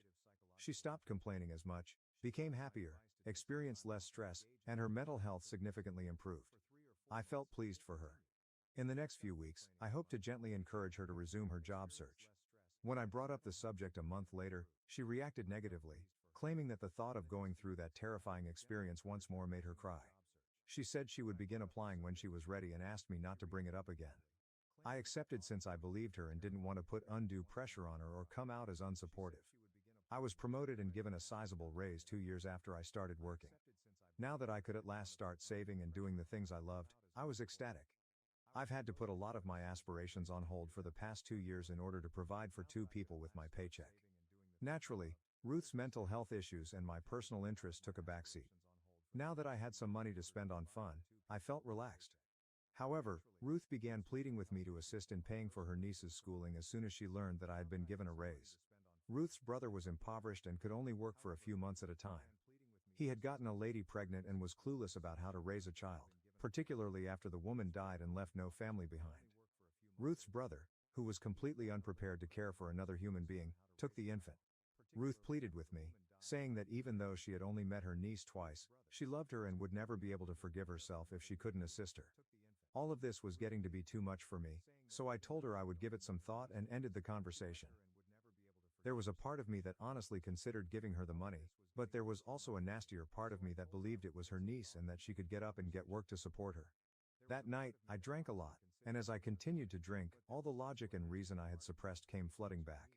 Since I was in love with Ruth, I never really gave the suspicion that she was attempting to take advantage of me any thought. I was unable to get rid of those emotions though. I was pleased to support her throughout her life, but it seemed excessive to ask me to support her niece as soon as I received a raise, especially at the expense of my own desires. Since I would be stuck in this situation for the rest of my life if I started supporting the niece now, I knew it was time to stand up for myself. I sat Ruth down the following day and informed her that, regardless of how regrettable the situation, I would not be providing financial support for her niece. Additionally, I told her that she was free to take a job and assist the poor child if she felt sorry for her. I didn't care what she did with the money. I refused to listen to her attempt to butt in, claiming that I was being unkind and that a poor youngster needed my assistance. I also informed her that the distribution of domestic duties would shift if she failed to find employment. If she wasn't making a financial contribution, I expected her to do 80% of the tasks because we didn't have any children or pets. I informed her that I wanted a vacation after working tirelessly for the past 2 years to support her while balancing work and home.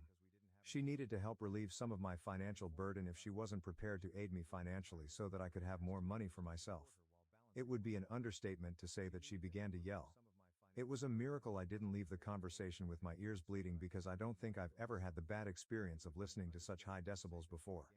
She called me every possible epithet during her lengthy tirade, including misogynistic, manipulative, gaslighting, and financially abusive. I simply needed a break though. If she couldn't do this for me, why were we even partners? The altercation continued for a while. She probably thought that because I've never been confrontational, I would give in. I didn't, which surprised her. For several more days we were at a standstill. She cut me off once more when I attempted to bring up the subject. I realized we were done at that point.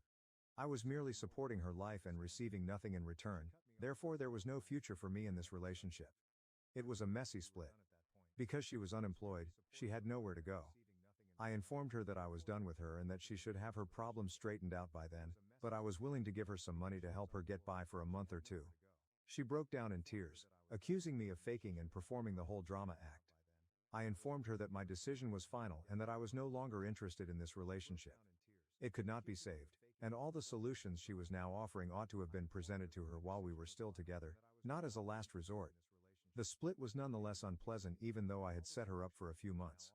I didn't understand how much dead weight I'd been carrying until she walked out.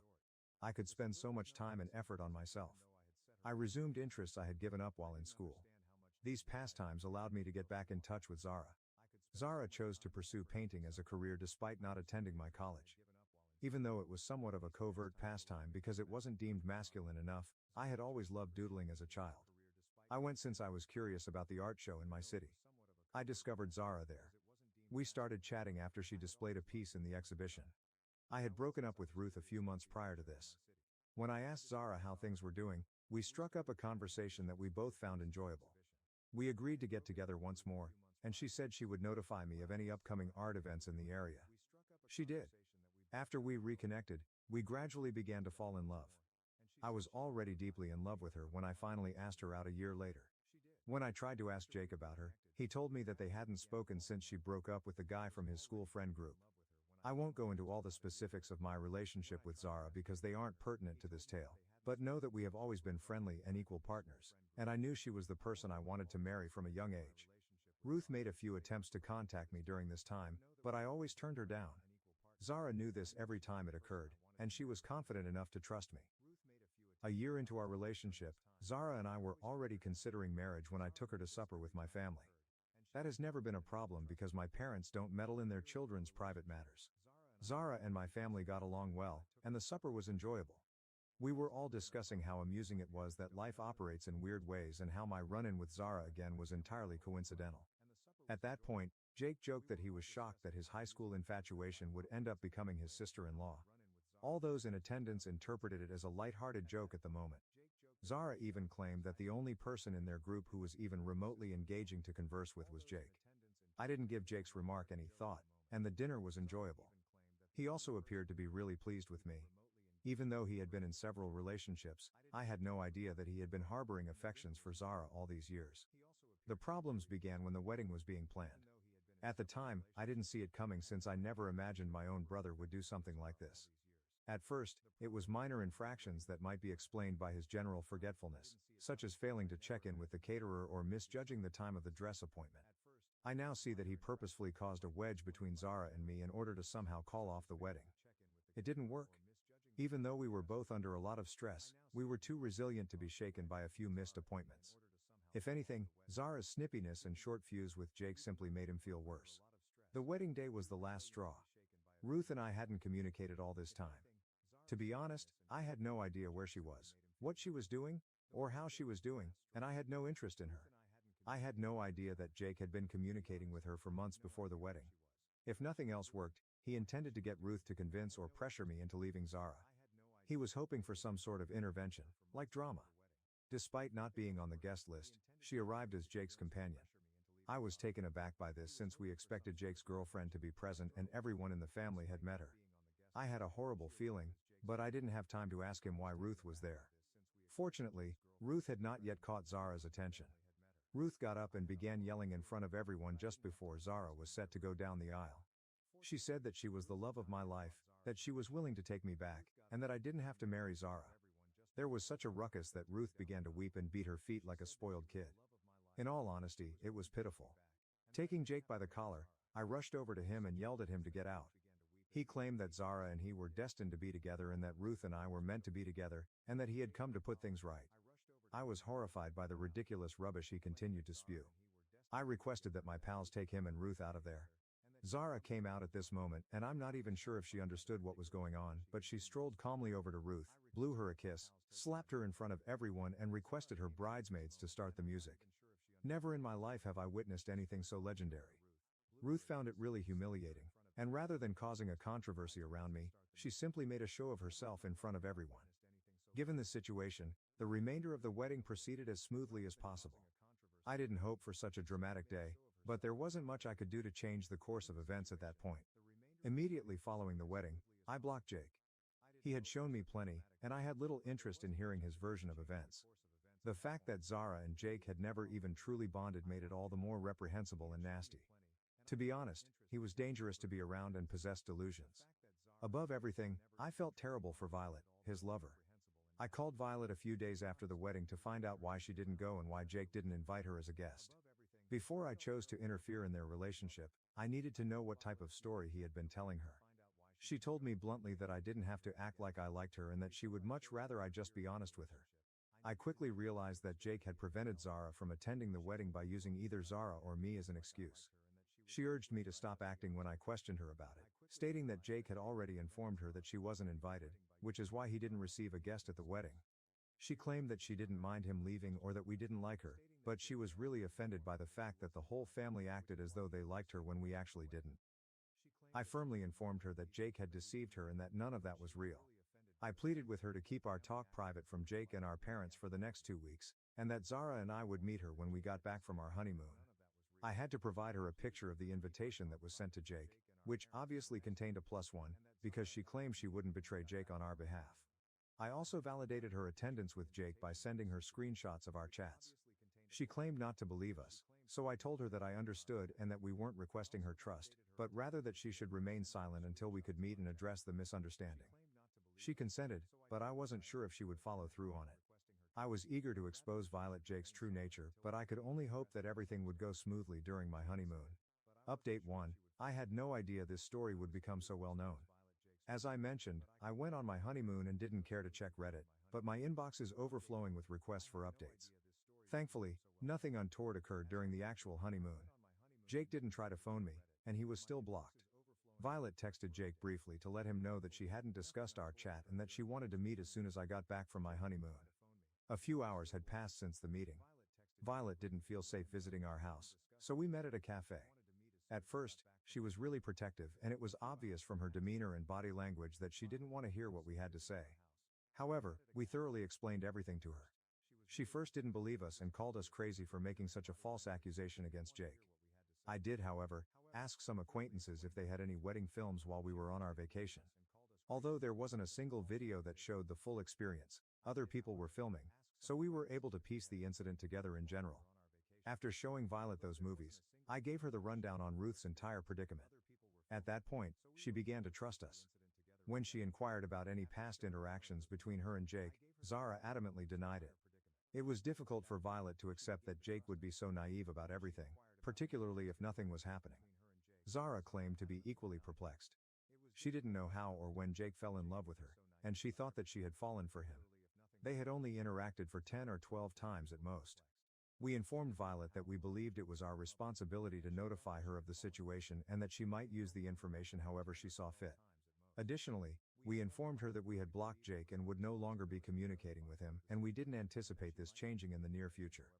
She acknowledged that she could see our point of view, but she also stated that she wanted to speak with Jake right away. We made an effort to talk her out of it, but she felt that she owed it to herself to know if staying with Jake was wise, especially since she was pregnant. Zara and I both congratulated her on her pregnancy and assured her that we would always be there for her.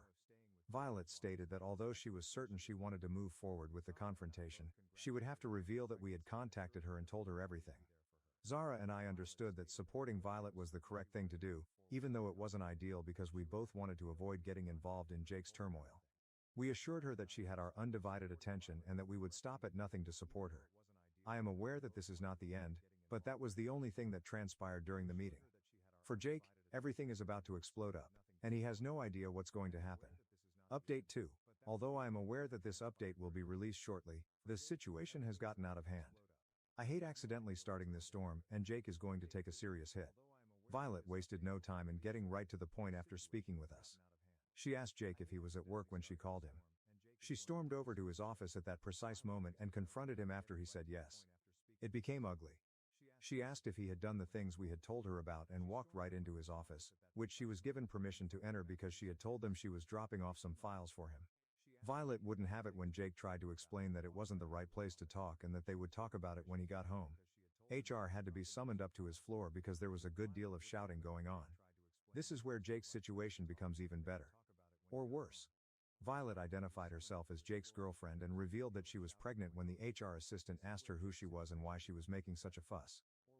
She was shocked when Jake denied it. He categorically denied dating her. More shouting followed, and Violet was finally led away. That day, a storm awaited Jake as he returned home. I don't know the specifics, but they got into a huge fight. I do know that it was discovered that Jake had been having an affair with Violet for a considerable amount of time, and that the lady he was having an affair with was the HR assistant who had stepped in to break the news. Jake is therefore doomed. Violet is a no-nonsense woman who doesn't put up with disrespect, therefore I'm positive that she will leave him. It is nearly impossible for her to forgive Jake and condone cheating. Jake's workplace has an extremely stringent no-dating policy about his affair partner. Employees are forced to sign contracts and other documents. His affair partner, let's call her Jane, found out that Jake had been pretending to be a single man and that he had a pregnant girlfriend after the altercation and Violet's tirade at work. When Jane discovered that Jake had been lying to her the entire time and that she was the other lady, she was horrified. Word spread quickly, and Jake is currently facing criticism at work for his actions. Jake is in a lot of trouble because Jane has ties to the company's executives, which makes things worse for him. He will undoubtedly lose Violet, and he may lose his job. Jake has nowhere to go because Violet has also evicted him from the house, which turns out to have been Violet's grandmother's. In the middle of the night, Jake came to see us and gave me an explanation of everything. For some reason, I let him in. Never in my life have I witnessed him so enraged. He would not stop yelling that Zara would one day leave me for him, that I had destroyed his life, and that I never deserved someone like her. I was genuinely concerned for his mental health because of how insane he sounded. He requires assistance, possibly from a psychiatrist or a therapist. Jake also became aggressive with me. I'm aware that I'll be called a fool for not calling the police on him, but ultimately, he's my brother, and I didn't want to add to his troubles. More than anything, I felt sorry for him. It's incomprehensible how one foolish choice can ruin someone's life. He had it all, a fantastic profession, a devoted and caring fiancé, and now a baby on the way, but he blew it all away with a series of foolish choices while living in a bubble of bizarre illusions. Right now, I simply feel bad for him. Update 3. Jake was laid off. Even while this is not shocking, I still feel horrible. Violet no longer wants to interact with him after their breakup. Violet has the full support of Zara, me, and my parents. Jake now believes that because of a harmless prank, I have alienated the entire family. Yes, he is now claiming that his pledge of unwavering love was a hoax. He has been totally shunned by the family, and no one is believing this new story of his. This drama has been annoying me, and I'm not sure where he's residing at the moment. As a recent bride, I can't keep rushing around cleaning up Jake's mess. I'm happy that I brought Violet into this in the first place, but I never imagined things would get so out of control. I don't see how Jake can get over this. It's a complete mess. I don't blame my parents for being upset with him because he threw everything away and was essentially a jerk. I don't know how he came to be this way. We weren't brought up this way. This will be my final update though. Zara and I have come to the conclusion that we must move on from this. Violet and our niece or nephew will always have a home with us and we will support them in any manner they require. We're done though, other than that. I appreciate all of the advice, Reddit. I never imagined that I would have my own dysfunctional story to tell, but that is what it is. My husband abruptly adopted a Burmese python, which caused me anxiety and fear. Years later, our marriage fell apart, leading to divorce. Original post, May 7, 2015. Maybe this would be more appropriate on our snakes, but this problem is less about the python itself and more about my relationship with my husband. So personally, I don't think so. 6 months ago, our corn snake unexpectedly died. My husband and I were both very upset. He was a cute little guy and still very young. My husband has owned several small reptiles during his lifetime, and he told me he was thinking of trying a milk snake this time instead of a corn or a garter. Instead, 2 months after our corn died, he came home with a baby Burmese python. Apparently, it's always been his dream to own a Burmese. Not only am I pissed that he got something like that without consulting me, on the upside, where we live they are legal. But I had several reservations that have only grown since we've owned it. I have GAD and that thing triggers my anxiety like no other. When I was doing research about Burmese pythons, I kept reading stories about them killing pets, children, and even their owners. So now I'm freaked out and have barely slept for 4 months. This is made worse by the fact that my husband has no experience with large snakes, and the larger the python grows, the more it shows, and also by us having a cat. The other snakes we've had, our corn snake, and my husband's old garter snake, pose no threat, but now I constantly worry that the python is going to get out and eat her. I've taken to locking the cat in our bedroom at night, which interferes with our sleep since she meows and scratches at the door, and I constantly worry about her when she's home alone. I'll reiterate, this thing is fucking huge. He is already 6 feet long. I'm home more than my husband, so I have to feed it and change its substrates often. I hate doing both. So much. Especially now that he's graduated to eating rabbits and pigs. I honestly think that since my husband bought him without consulting me, that caring for it should be his sole job. But I'm not going to let it go hungry or live in its own waste out of pride. I honestly don't think we'll be able to give this snake the best quality of life, which I think is essential for all pets. He's getting too big for the tank he's in, which is his third since we've gotten him, and I don't think we have the room in our house for the enclosure my husband wants to build him. His food is very expensive and eats into our savings, but it's what he needs, so we can't downgrade. The python does not deserve to live in a tiny space and eat inadequate food because my husband wanted one as a kid. At the same time, it's a good possibility it could eat us out of house and home. I don't want kids while we own a python, and these things can live up to 20 years. I don't want to ever have children, which I've dreamed of, because of a python. Because of all these reasons, but especially the ones about our cat and its quality of life, I think we should rehome the python, preferably to a wildlife sanctuary or something. I've gently brought all of this up to my husband. How much mental anguish it causes me, how worried I am for our cat, how the snake is unsustainable, and all he's done is tell me to get over it, accuse me of not caring about his happiness, and tell me I'm being prejudiced against animals that aren't cute and cuddly. None of this is true, not even the last accusation. I liked his smaller snakes a lot. How can I communicate productively with my husband about this issue? He already loves this snake, and I think that's getting in the way of him seeing reason. Edit, fucked up the title. My husband is male. Edit 2. For the snake people, I acknowledge now that our husbandry is probably wrong, proving my point even more. Also, I have been informed that the snake probably wasn't a baby if it's at this size now, so take that into account. I am not the most knowledgeable about snakes. TL.dr, my husband adopted a Burmese python without consulting me. For a variety of reasons, most of all that I worry that it could kill us and the cat, that we don't have enough experience with large reptiles, and that its conditions are too expensive. I think we should rehome it. My husband thinks this means I hate snakes and is offended. I want to rehome the python. I need advice on how to communicate with him in a way that will make him see my perspective. Relevant comments, additional info, OOP on her husband's rebuttals to her arguments. Here they were. As far as worrying about the python getting out and killing the cat / future kids us. I won't let it get out. You need to go on new anxiety medication. Never mind the fact that both the corn and the garter escaped from their tanks. Well, what are you going to do? Let it starve just because you don't like it? That's cruel. He says that we have room for the enclosure and that we'll find money to keep buying it food. He says I'm ridiculous to not want babies while we have a python, and says everything will be fine. I don't find any of his rebuttals particularly compelling because they're just, no, that won't happen, to a concern of mine without explaining why it won't happen. Update 1, May 14, 2015. First of all, I have to say thank you for the outpouring of support I got, especially from the reptile enthusiasts who happen to be browsing this sub. You guys are awesome. Now I just want to say at the beginning what everyone wants to hear: the snake is gone and my cat is alright. Here's how it happened. Thursday night, while I was replying to people in my post, several people suggested talking to my husband's friend, who owns Burmese pythons, is an experienced reptile keeper, and could be a huge help. I was too blinded by the situation, my own anxiety, to even think of that. I messaged him on Facebook Thursday night and told him the situation.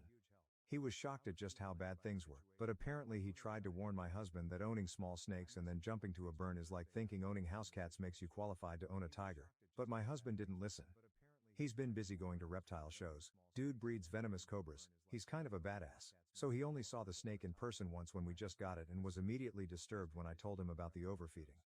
My husband's desire to start it on live food, and the fact that it free roams and is handed alone.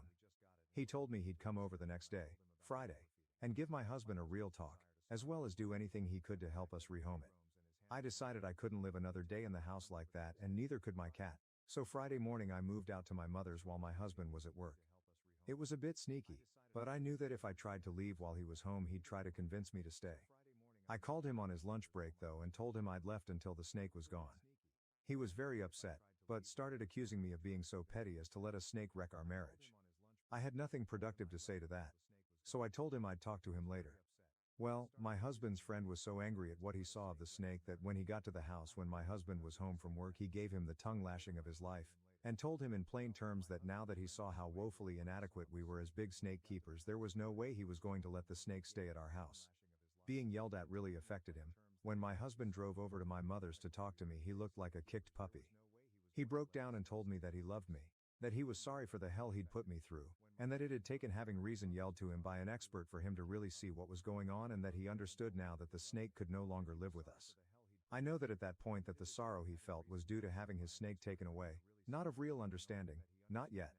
So don't worry, he's not completely off the hook. It was cathartic to hear though.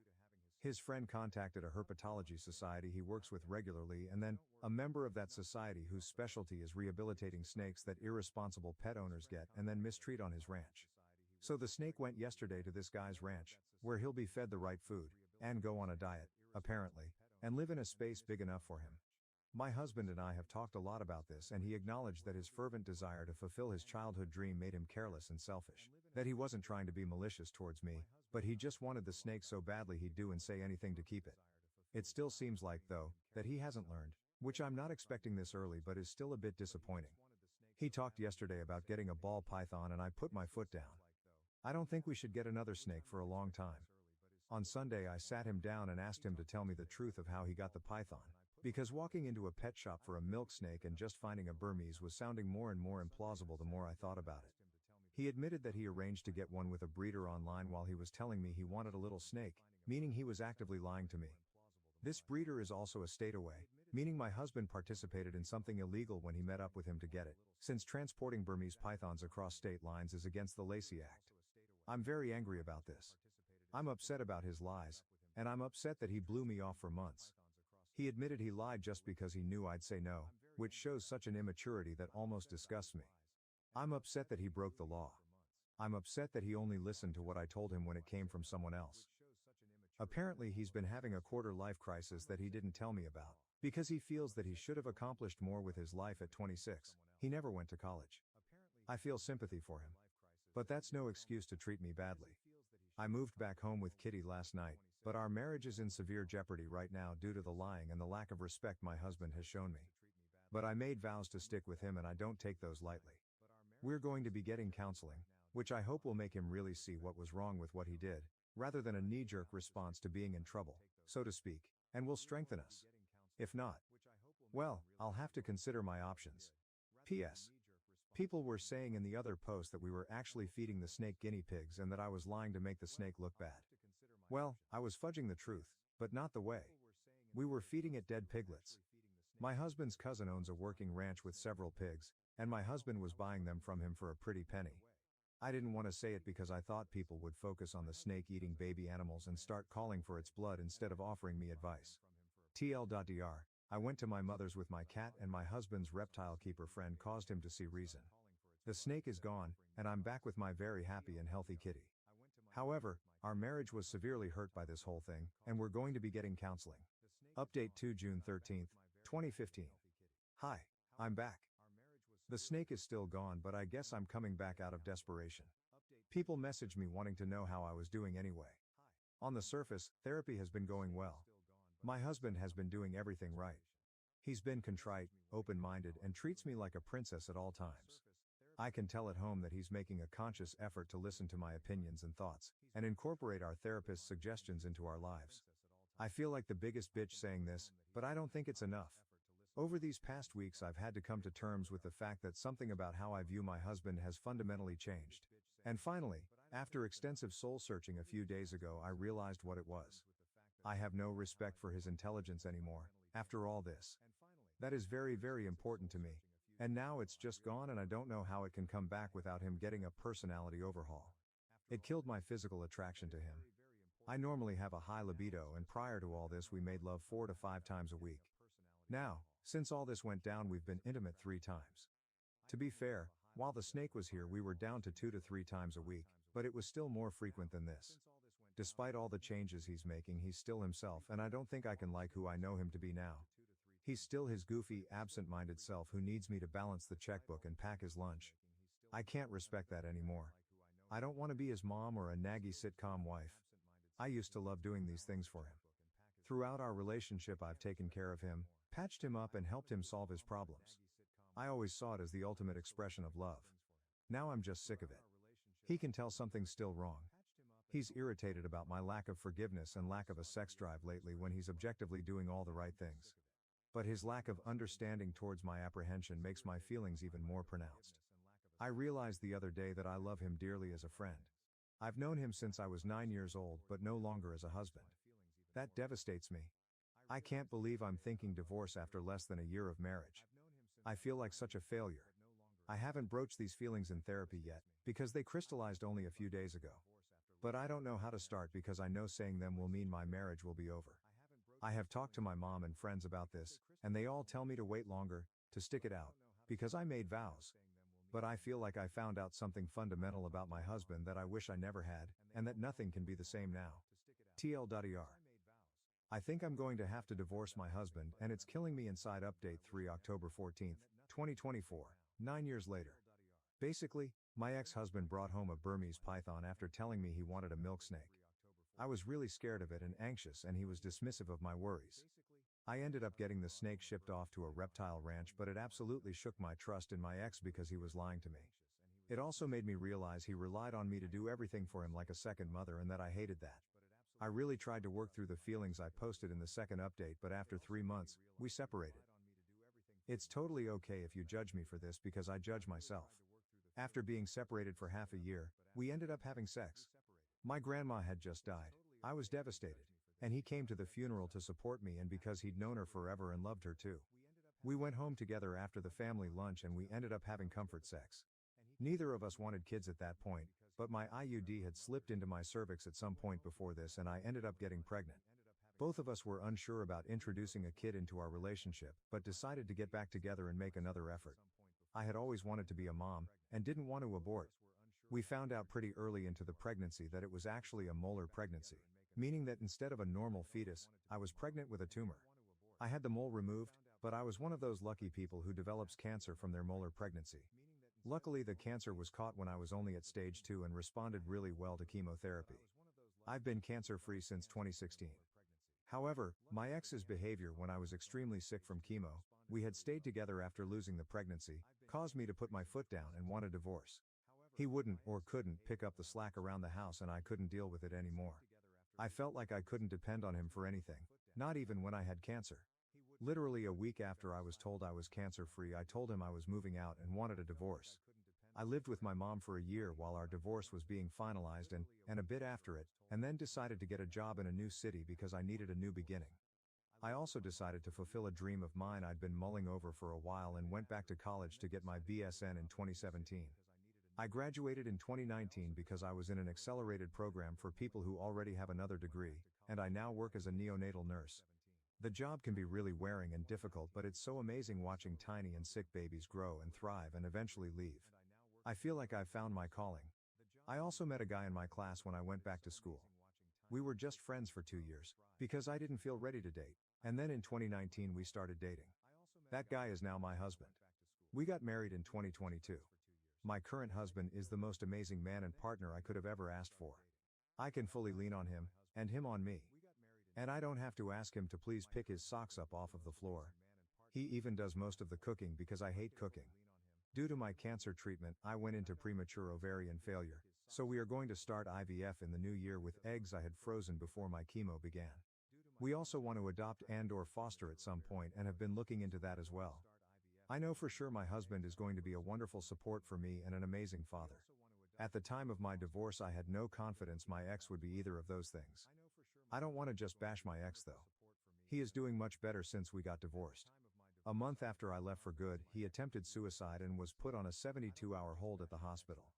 He took their advice to follow up with a psychiatrist seriously, and was diagnosed with ADHD.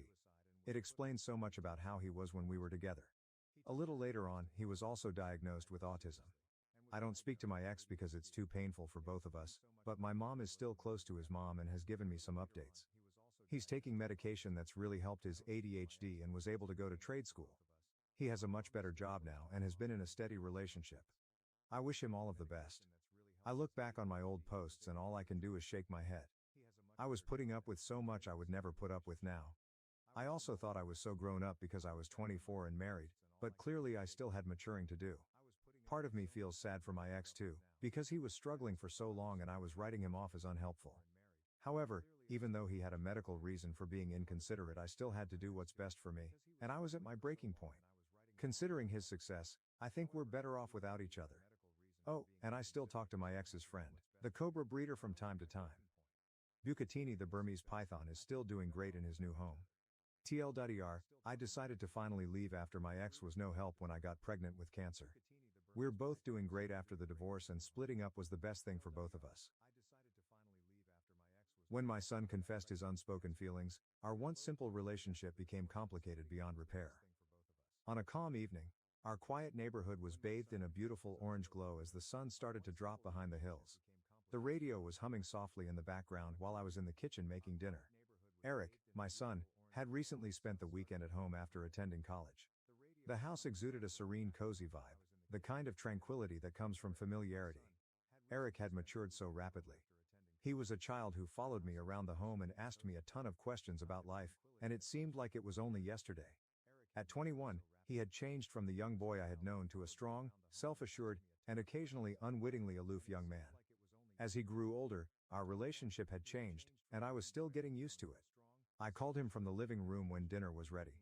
He glanced at me as we sat at the table, and I noted that it was different, intense, and caused me to halt. At first I dismissed it as a figment of my imagination. We discussed how much he missed home, his classes, and his friends. But something I couldn't quite describe was evoked in me by the way he spoke and the way his eyes stayed on mine longer than normal. As we used to do frequently before he departed for college, we made the decision to watch a movie together after supper. The soft cushions and low lighting made the living area feel cozier than normal, which was ideal for a peaceful evening in. I couldn't recall the last time we spent an evening together in such tranquility. I noticed how he had matured into himself as the film went on, and I found myself looking at him more than I should have. He had grown into a man instead of the child I had reared. He moved closer to me on the couch just as I was starting to have a weird feeling of anxiety about the things that were going through my head. I initially believed it to be harmless, but then his hand touched mine. Something electrifying, something I knew I shouldn't feel, sparked through me. Startled by the intensity of the moment, I swiftly withdrew my hand. "What's wrong, Mom?" he said in a quiet, almost worried voice. Unsure of what to say, I stared at him with my heart pounding. I tried to brush the emotion aside and hoped he wouldn't notice our tension. "Nothing, sweetie, just tired, that's all," I said. However, I was aware that something had shifted at that very instant that we couldn't ignore.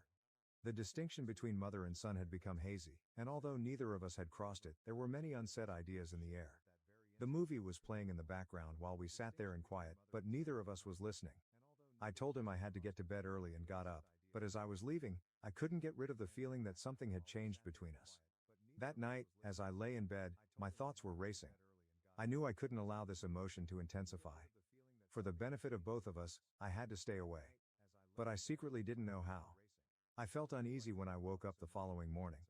I kept thinking about what had happened the night before. I made an effort to dispel the sensation by telling myself it had all been in my imagination. Nothing more, nothing less, than I was his mother. I had a profound love for him, but not in a way that would ever be interpreted incorrectly. I convinced myself that I was acting irrationally. By the time I made it downstairs, Eric was already up and enjoying a cup of coffee at the kitchen table. He smiled at me as like nothing had occurred. Perhaps it had been nothing at all, simply a strange moment that only I had observed. I made the decision to ignore it for the time being. "Morning," I responded, attempting to sound as regular as possible while feigning a grin. "Morning, Mom," he said in a relaxed and informal tone. I was considering taking a hike later. Would you like to accompany me? A trek? We hadn't done anything like that together in a very long time. After how I felt last night, I briefly considered whether I should spend more time alone with him. However, I later told myself that it was just a mother and son hanging around. That was perfectly okay. Sure, I replied. It sounds nice. We traveled to a neighboring path later that afternoon, a location we had visited frequently when he was smaller. For that instant, the sky was a vivid blue, the air was clear, and everything seemed normal. We strolled alongside each other, discussing nothing specific, just our shared past experiences, his future ambitions and the typical small talk. I started to giggle, felt more comfortable around him and wondered if I had overreacted the previous evening. However, there were times when we stopped talking as we continued on the trail, leaving a lingering silence that felt heavier than it should have. At one point, Eric stopped walking and turned to face me when we came to a clearing with a stunning view of the valley below. He added, "You've always been there for me, Mom," in a quiet but earnest tone. "I don't know what I'd do without you." His tone was vulnerable, and there was something about the way he said it that surprised me and made my heart hurt. I tried to brighten the situation by smiling. "Well, you won't have to worry about that anytime soon," I laughed. "I'm not going anywhere." He was not amused. As an alternative, he moved closer and met my gaze. His words, "No, I mean it," went on. "You have never been just my mother. You've been something and everything." I went cold. I wasn't prepared for the weight and significance of the words that hung in the air. There was something in his eyes that made my pulse race again, just like the previous evening, but I looked for any indication that he was merely being sentimental or that this was an innocent moment of adoration. "Eric," I whispered in a voice that was hardly audible above a whisper, "you know how much I love you, right?" "Of course," he said, taking another step toward her.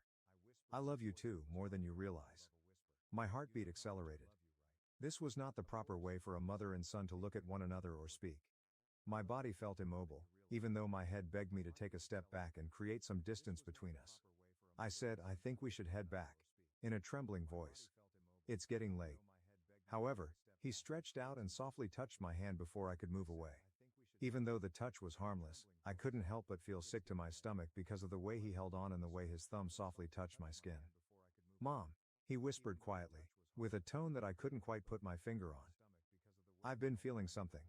Something I shouldn't be feeling. But I'm not sure how to put it. I believe you felt it as well." I was filled with panic. With my heart thumping in my chest, I withdrew my hand and stepped back. I said, "Eric, stop," in a shaky voice. "That's not what you mean. You're perplexed." His face was a mixture of hurt and bewilderment as he gazed at me. "Mom, I'm not confused. I am aware of my feelings." "No," I replied with a headshake. "This is incorrect. My son is you. We are unable to." I was unable to continue the phrase because it felt too heavy and risky to say aloud. Eric inhaled deeply, emotion obscuring his features. "I am aware. I can't help how I feel, even though I know it's wrong. Additionally, I don't believe you can." I fought to maintain my calm as tears filled my eyes. This was not taking place. This cannot be taking place. Before things progressed further and we crossed a line we would never be able to go back, I had to put an end to this. I broke my voice as I said, "I'm your mother. I also adore you, but not in that way. We can't. I can't." Thick and oppressive, the words hovered between us. His shoulders slumped in defeat, and I could see the sorrow in his eyes. He nodded slowly while down at the floor in embarrassment. "I apologize," he muttered. "I had no intention of. I didn't want to cause you any discomfort." I took a deep breath, attempting to suppress the tumultuous mixture of feelings churning within me.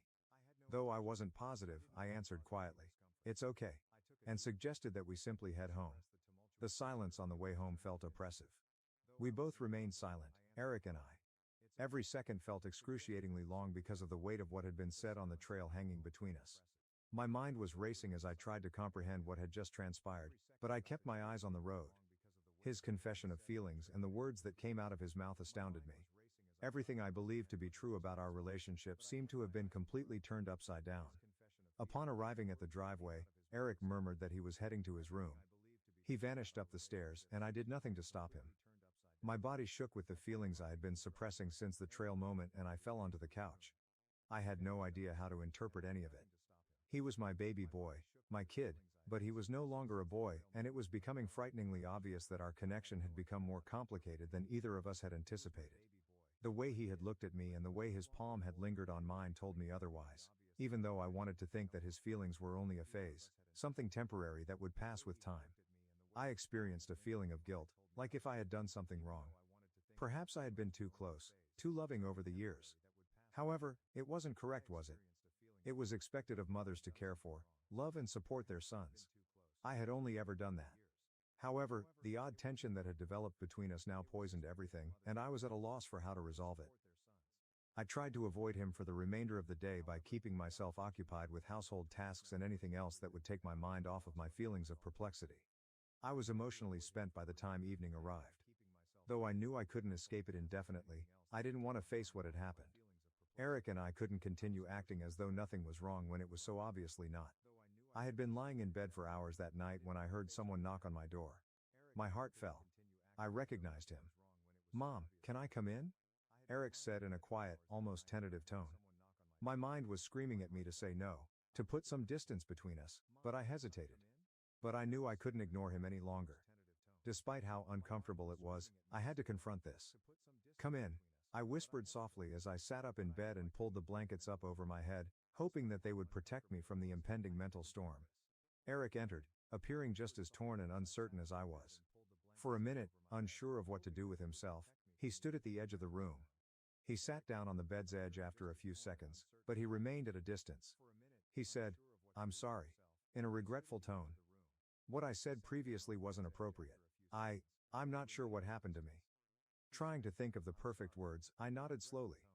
"What happened earlier, Eric, that can't happen again," I added, acknowledging that this was confusing. "We must exercise caution. Things aren't meant to be this way." "I know," he said in a whisper, his eyes sad. "But Mom, it's really difficult. I have no idea why I feel this way. I've made an effort to ignore it, but it keeps returning." I was deeply affected by what he said. I was overcome with sadness. For him. For us both, really. I never thought I would find myself in this predicament, but here we were, caught in a maze of feelings that neither of us could unravel. I repeated, "I'm your mother," in a soft yet forceful voice. "I can only ever be that. You are aware of that, aren't you?" He nodded despite the agony in his eyes as he stared at me. "I know," he replied. I don't want to lose you." "You're not going to lose me," I told him. "But we need to establish limits, Eric. This is risky territory." There was silence between us for a moment.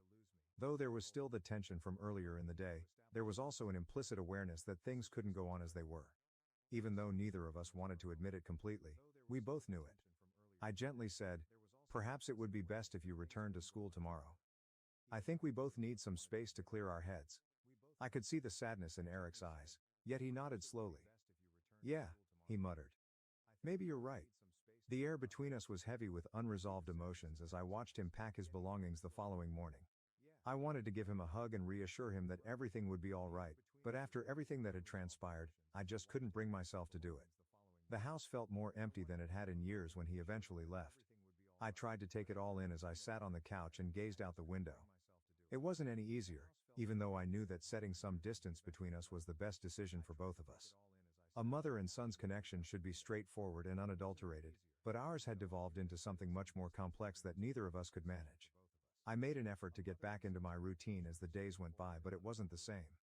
Without Eric, the home felt too quiet, and I was thinking about him more than I should have. I hoped that the distance would be beneficial and that it would allow us both the time we needed to work through our emotions. However, I knew in my heart that things would never return to how they were.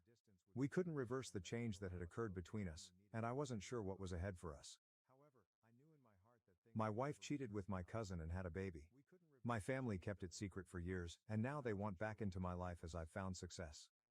Please be patient with me as I explain this entire matter to my family because there is a lot of background involved. I'm a 44-year-old man who has been married for 10 years. My 41-year-old wife and I have been together for 13 years. We are content with our lives and have an 8-year-old kid as well. I have been married before though.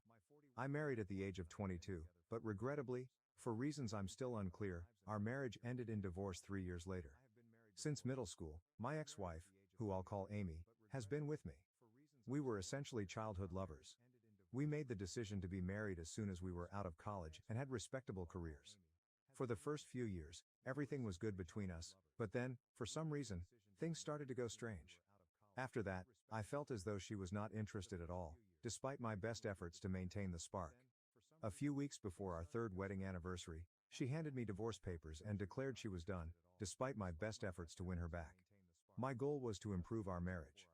She was only able to tell me that she was no longer in love with me, which was all I wanted as an explanation for why we had to break up after all this time together. I was furious, but there was nothing I could do about it. Since I had no other choice and didn't want to prolong the divorce and make her even more unhappy by making her live with me, I made the decision to proceed.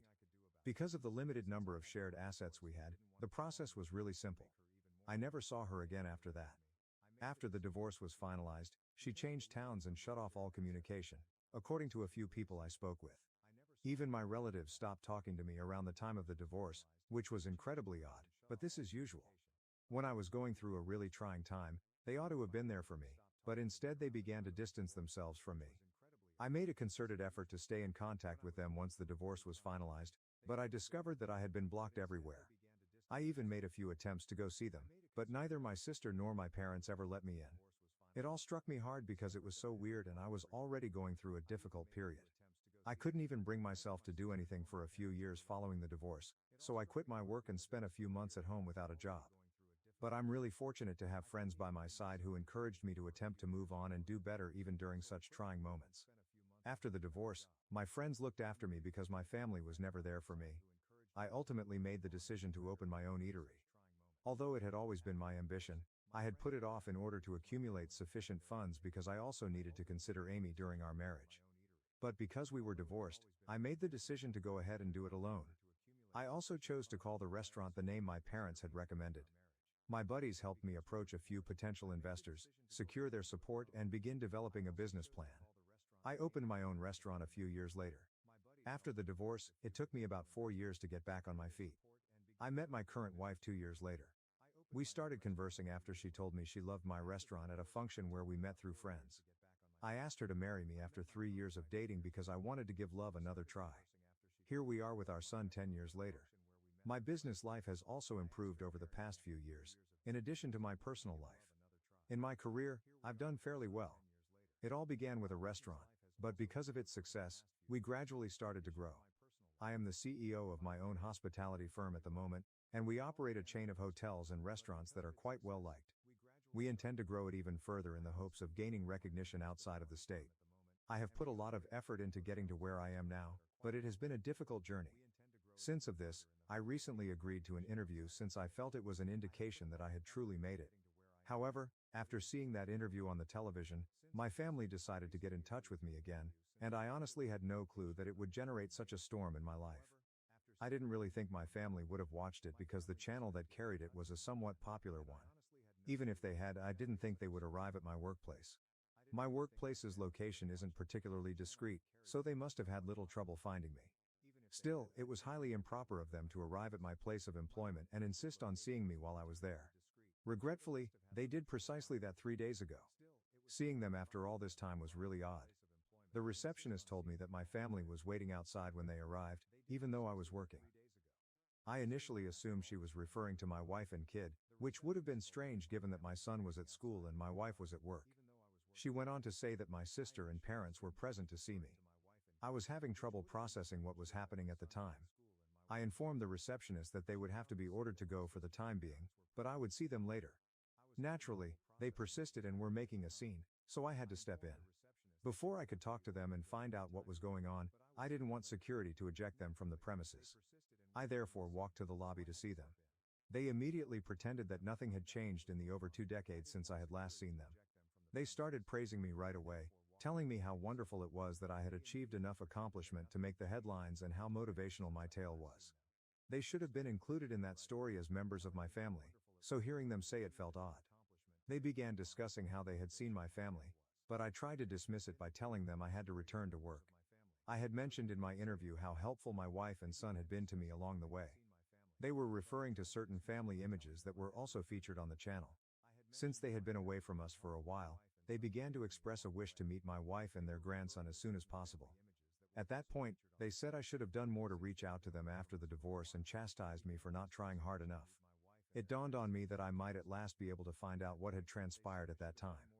Therefore, rather than telling them to leave, I chose to let them speak. In an attempt to find some closure, I even sat down with them in the lobby. During their conversation, I learned the true reason my family had deserted me and why Amy had chosen to divorce me. Yes, Amy had been cheating on me, as you may have surmised by now. My parents had been helping her hide it the entire time, so I had never suspected it. However, they stated that they had their reasons, or at least, those they believed to be legitimate, so don't pass judgment too hastily. Amy had apparently been having an affair with my cousin, who was the son of my dad's older brother. Everything made sense when they eventually told me. I now saw why they had supported her, why I hadn't received an invitation to any family gatherings for the previous 20 years, and why I had been rejected without any fault of my own. I had never liked my cousin, let's call him Carl, since he was a rude, entitled brat. Unfortunately, his father and the rest of the family felt he should be given a free pass for everything because his mother had died when he was only 6 months old. No one ever told him how to act throughout his life, and he consistently got away with anything. The fact that my uncle, Carl's father, was my dad's supervisor and had founded the family business before my dad joined it didn't help either. When Carl decided he wanted to be with Amy after we were married and she agreed, my family felt compelled to support them. They couldn't take the chance of upsetting my uncle. But apparently it was easy for them to decide to risk their friendship with me. They did precisely that. They also informed me that my uncle made it very apparent during the divorce that he did not want any family members, including my parents and sister, to communicate with me in any way. After Amy said she was expecting my child, they apparently attempted to object. They would have to cut me off if they ever wished to communicate with their grandson. In addition, when Amy filed for divorce, I was never informed that she was expecting a child. I couldn't have predicted because she hadn't been displaying at the time either. She had moved out long before the divorce was finalized, so she hadn't been living with me. Therefore, even before my son was born, I was unaware that I had become a father. It seems that my daughter, who is now almost 20, believes Carl is her biological father even though she has never met me. In any case, my parents told me this about what actually occurred all those years ago. It felt like I was being told a story, and I was hardly able to process any of it at the time. To acknowledge that this was my reality, I had to pinch myself. My family thought that by achieving job security and establishing a bond with their granddaughter, they had effectively cut me off.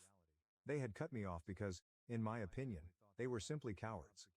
They could have simply told me the truth and let me deal with it, but instead they decided to be scared of my dad's brother, acting as though he could do more than just drive my father out of the family business. My dad could have taken legal action in retaliation even at that point. I honestly can't think of a reason why you didn't notify me about Amy's pregnancy or the fact that I have a daughter. They sat on this for 20 years without saying anything until they realized I was doing well in life. They suddenly felt a great deal of pity for everything and wanted to make amends with me. Sadly for them, I was able to see through their deception. I told them I needed them to go as soon as they were done telling me everything because I didn't have the capacity to forgive them right now after what they had just told me. Since we were seated in my workplace's lobby and I didn't want to start a fight, I made an effort to be polite. I couldn't, however, rely on others to act similarly. As soon as I told them to go, they began complaining that I should consider their point of view and how challenging the situation had been for them as well. I informed them that I was positive they were only contacting me now because they wanted a share of my success. They strongly rejected it. My sister even went so far as to argue that they were the reason I was successful in the first place, as they had come up with the name for my restaurant back when it was still just a dream. Given that they hadn't helped me over the years and that I had created everything on my own with the assistance of my friends rather than them, I thought it was rather brave of her to make such a claim. It wasn't enough for them to claim credit for my accomplishment just because they suggested a name. I laughed at her because the idea was so ridiculous. I threatened to have her and my parents ejected from the building if they didn't leave right away. They persisted in their argument, stating that they would not go until we had resolved our differences.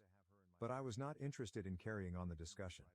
I therefore carried out my promise and had security eject them from the building. As they were being led away, they were obviously very unhappy and tried attempting to convince me that they had no other option. However, I don't believe that. They had an option, but they chose poorly, and now they will have to live with the repercussions. They have survived the previous 20 years without seeing me or my family, so I have no doubt that they will be able to do the same in the future. In any case, they haven't stopped attempting to get in touch with me 3 days after this happened. They haven't had the guts to return inside my workplace, but they have been showing up outside, sending emails to my work address, and texting me on social media. Their attitude has clearly changed as seen by the numerous apologies in their mails. They appear somewhat agitated as they wait for me to stop for them outside my place of employment. However, I ignore them and simply drive past.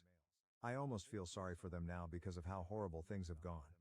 To be honest, I've discussed this with my wife because, no matter what I do about my family, we still need to consider my daughter, whom I was unaware of until a few days ago. We have been debating whether or not to track down my daughter and attempt to get in touch with her. We also have to deal with my family, who I don't think will leave until they have another opportunity to talk to me. My wife believes that perhaps I should invite them over and have a conversation with them in order to at least try to resolve the issue. Since this circumstance isn't healthy for my emotional health, she thinks it might help get rid of all the toxicity. But I'm not personally interested in doing it. Given everything I've learned and what I'm going through right now, I don't have the mental capacity to deal with them, so I just want to keep ignoring them till they go away. We are struggling greatly to decide how to proceed and handle this. After 20 years of no communication, I also question whether I'm wrong for not wanting to give my parents another chance to talk. Update 1. A week and 3 days have passed since my initial post, and my spouse and I have made the decision to keep ignoring my relatives. Fortunately, they haven't been showing up to my place of employment for the previous several days. This is most likely due to their fatigue or fear of security. In any case, I'm glad. It was much simpler for me to quit thinking about them after they stopped visiting. It appears that I was feeling guilty about how I was handling the matter because of their presence. I no longer feel bad about not responding to their texts. No matter how many times they apologize, nothing will change. No amount of apologies will make up for the fact that they have failed me as a family. I'm not even bothering to block them anymore, even though they've kept sending messages from different accounts and email addresses. What's the point? I'll continue to ignore them even if they try to apologize by making new accounts. We'll see how long they can continue this. Let's go on to the other problem we are facing, my daughter. Neither my wife nor I knew how to handle the matter. My parents told me where she attends college throughout our talk, so we have her name. I haven't taken any action yet, but my assistant was able to locate her social media profiles. I am unsure of if it is appropriate for me to contact her, and I'm unsure of how to inform her that I am her biological father. I can't just walk up to Amy's house and demand custody or anything because she's not a kid. Furthermore, given what I've learned about Amy, I'd prefer not to have her involved in this at all. I no longer have any regard for that woman or my family as a whole because they are all cowards with no courage, and I don't want anything to do with them. I can't say the same for my kid though. She is still my biological daughter, regardless of who reared her. Please let me know if you have any suggestions about how to approach her or if I should even be doing this. I also want to thank everyone who left a remark on my first post. I hope you can help me again because your advice has been incredibly useful. Update 2. My wife and I made the decision to move ahead after reading the comments on my last update. Waiting for the ideal moment or chance to get in touch with my daughter was pointless. We had to remove the band-aid and finish the job. We thought it wouldn't be appropriate to fly out to her because she lives in a different state, so we chose to message her first and see how things work out. We messaged her on Instagram and gave her the most polite explanation possible. We are merely awaiting a response at this time. She will undoubtedly find it difficult to accept, just as it is for me.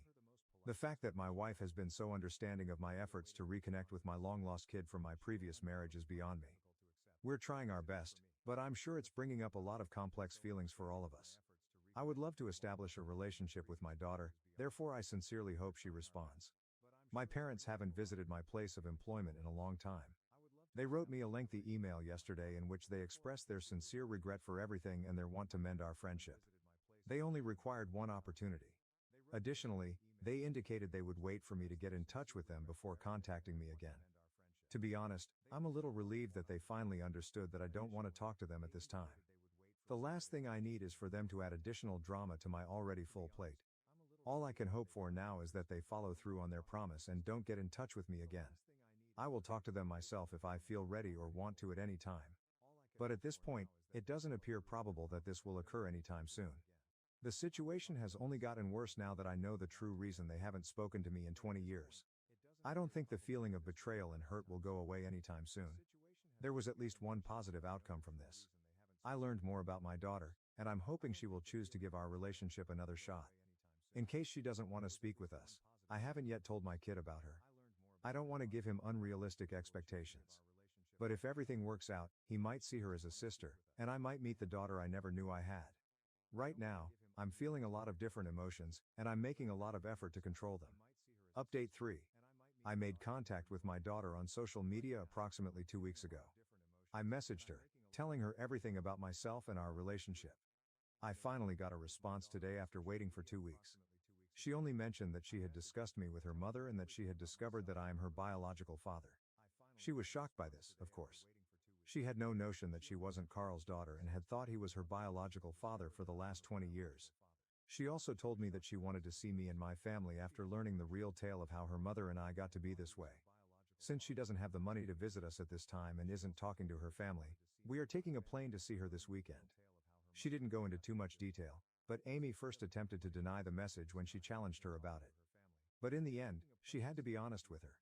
Since I don't want to talk to Amy, I sincerely hope she doesn't get in touch with me. I haven't heard from her yet. When my family learned that I had contacted my daughter, they promptly betrayed their word and began attempting to speak with me. My uncle was obviously upset that I found out, and rightfully so, as they had worked for 20 years to make sure I never found out so that their lives wouldn't be disturbed. I've learned that my uncle is blaming my parents. My dad still fears his older brother, despite the fact that he no longer works for him and owns his own company. He has been pleading with me to explain that neither Carl nor my uncle were involved in my discovery, but I fail to understand the purpose. They are the only ones who could have maintained such a secret, so even if I did, I doubt anyone would believe me. The majority of my family has never been close to me, and they haven't bothered to talk to me in 20 years. It's amusing how frantic they are right now to keep their friendship with my uncle intact. But to be honest, I don't give a damn. I lost out on 20 years of a relationship with my daughter because of them. This, I believe, is the least I can do. Update 4. I finally got to meet my kid today with my family. It was initially uncomfortable, then moved, but overall it was simply lovely. Despite having grown up with two of the worst people I've ever met, she seems to be a decent and caring person. She is a very mature and clever young woman, whether it is due to her natural disposition or to the fact that they raised her well. During our lengthy talk, we discussed Amy and Carl's situation. She told me that she didn't care that they didn't approve of her meeting us. She doesn't care what her folks think now that she knows the truth. She doesn't intend to eliminate Amy and Carl from her life entirely because they don't have any other children but her, but she will undoubtedly put them out of her life for a while as she tries to come to terms with everything. She informed me that she also needed time to begin developing a relationship with me.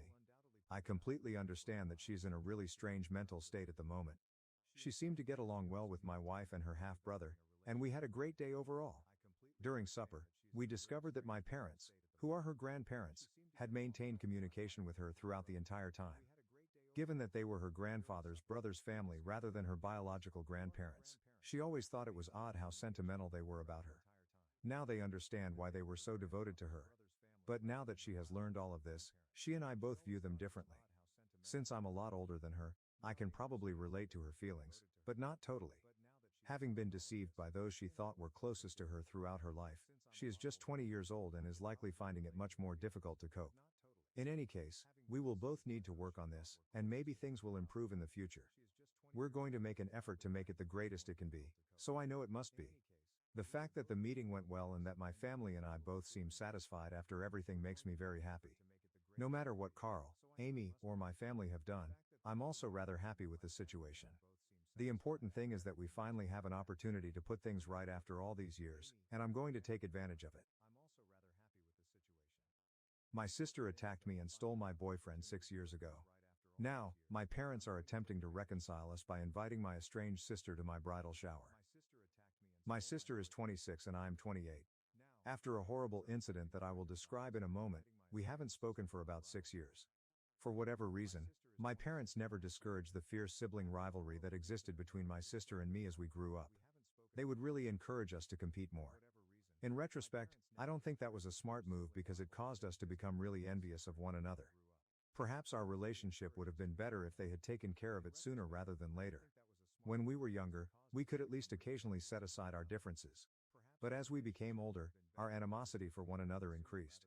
When we reached high school, we hardly spoke to one another, and we enjoyed it that way. After that, I left for college and only saw my sister when I got home, which was somewhat preferable than always being around someone who was unpleasant. I began dating my fiancée around the time I was set to graduate. He finally plucked up the courage to ask me out before I graduated from college, after we had been friends for 3 years. Since I too thought he was great, I said sure. Since we had been friends for years and it didn't seem like a huge deal, I moved in with him after graduation. I brought him home for supper one weekend after we had been dating for 3 months because I wanted to introduce him to my parents. It just so happened that my sister, who had just begun college, had also made the decision to spend the weekend at home. It was already a formula for disaster, and we were both there. At the time, my life was going really well. I had a lovely boyfriend, a career, and my own apartment. My sister, however, wasn't doing as well. She was angry that she had to settle for her second choice of college after failing to get into her first choice. My parents later told me that she was having a hard time making friends at college, which is why she was coming home so frequently. I could tell my sister wasn't pleased when I presented my boyfriend to my parents. In the background, she pouted. I introduced them even though my partner was aware of my tense connection with her. She instantly turned on her charm as I introduced her. I tried not to be bothered by it, even though it seemed strange. But then things became more bizarre. My sister was very interested in my boyfriend's life and kept attempting to talk to him when we were all sitting around talking. We were both frightened, but we remained silent. Then she went too far and began openly flirting with him in front of me throughout dinner. She wasn't even subtle about it. She was clearly doing it to annoy me. I didn't want my boyfriend to realize how dysfunctional our family was. So I tried to ignore it for a time, but I was at my breaking point. Since he was my lover, I lost my temper and urged my sister to stop since it was repulsive that she was flinging herself at him in that manner. She simply rolled her eyes and continued to speak to him. I snapped and screamed at her, telling her that he was my visitor and that she should show him respect since she was making him feel uncomfortable. She was only assisting my lover in realizing that there were alternatives to me, and I recall her saying that he deserved better. We began cursing at each other because of the manner she stated it, which really irritated me. She wasn't doing as well as I was, so I dubbed her a loser and stated she was resentful. She was deeply affected by that remark. She pulled me over and slapped me after grabbing my hair across the table. Since we hadn't had a physical altercation since middle school, I was initially too surprised to respond. However, it escalated into a full-fledged fight after she struck me. We were so violent that my boyfriend and our parents had to break us apart. Even though we were both hurt and scratched up by the end, we continued to yell at one another. It was my partner who pulled me away, got me in the car, and drove us home while attempting to reassure me the whole time. That conflict might have lasted much longer if he hadn't been beside me, so I was glad to have him by my side because I was pretty worked up. I completely stopped talking to my sister after this episode. Although we had battled previously, it had never been this vicious. For me, it was the final straw. Since I was already living apart from her, I must admit that I no longer felt compelled to think of her as a member of my family. My parents called me the day following the event to inform me that they had reprimanded my sister. They hoped we could work things out in the end, even if she wasn't prepared to apologize. I informed them that I had no interest in resolving the matter. I didn't want anything to do with her anymore, therefore I wanted our relationship to stay awful. They attempted to convince me otherwise, but I reminded them they shared some of the responsibility. They had never recognized our fierce sibling rivalry since we were little and had even fostered it. They therefore couldn't be shocked that we didn't want to be together. We got into a fight because they didn't agree with me. They apologized over the phone a few days later and acknowledged their error. It seemed a little meaningless at the moment, but I've forgiven them. Even though I had already made the decision not to talk to my sister, I didn't want to sever my ties with my parents. It's been 6 years since that happened, and I haven't spoken to my sister since. But as long as they don't pressure me to make amends, I don't mind that my parents and she have a typical relationship. We seldom talk, but I have seen her at family gatherings. We avoid each other, even on holidays, and I like it that way. We don't get along, and everyone in the family knows it, but no one understands why. They only know that we got into a fight, and I haven't changed anything because neither of us looked good after it. I kept it a secret from my family for over 6 years, but during my bridal shower, I finally revealed the truth. In addition to my bridesmaids, my maid of honor had only invited close relatives and friends. Since we weren't adhering to the custom of just inviting women, my fiancé was also present. I wanted everyone I cared about to be there. Nevertheless, my parents chose to invite my estranged sister as well for whatever reason. Sincerely, I have no idea what they were thinking, but I was taken aback when they entered with her. I was surprised to discover that my sister appeared just as surprised to see me. When they walked in, the room became quiet, and there seemed to be a standoff. My parents approached me and spoke to us both after what seemed like a lifetime. They said that a lot had changed in the 6 years following the tragedy. Above all, they expected us to make amends because they thought we were older and more mature. Her face made it obvious that my sister had been duped by her parents to get her there. I informed my parents they had no right to do this on such a significant day for me before she could say anything. I gently requested that they go with my sister. My parents wouldn't leave, so I tried to maintain my dignity so as not to ruin the occasion. They advised me to move on from the past. They gave the impression that nothing important had occurred, as though it would be simple for me to go on, which annoyed me. I reenacted the entire episode to help them remember it, and to make sure everyone else knew exactly what had happened 6 years prior. I then inquired if anyone in the room felt that I could simply let go of this. If I had married someone else, it would have been a different story, but I was marrying the same man with whom my sister had openly flirted when I first brought him home to meet the family. She had shamelessly done it in front of me, treating him as though he were a participant in a tournament that he had never consented to.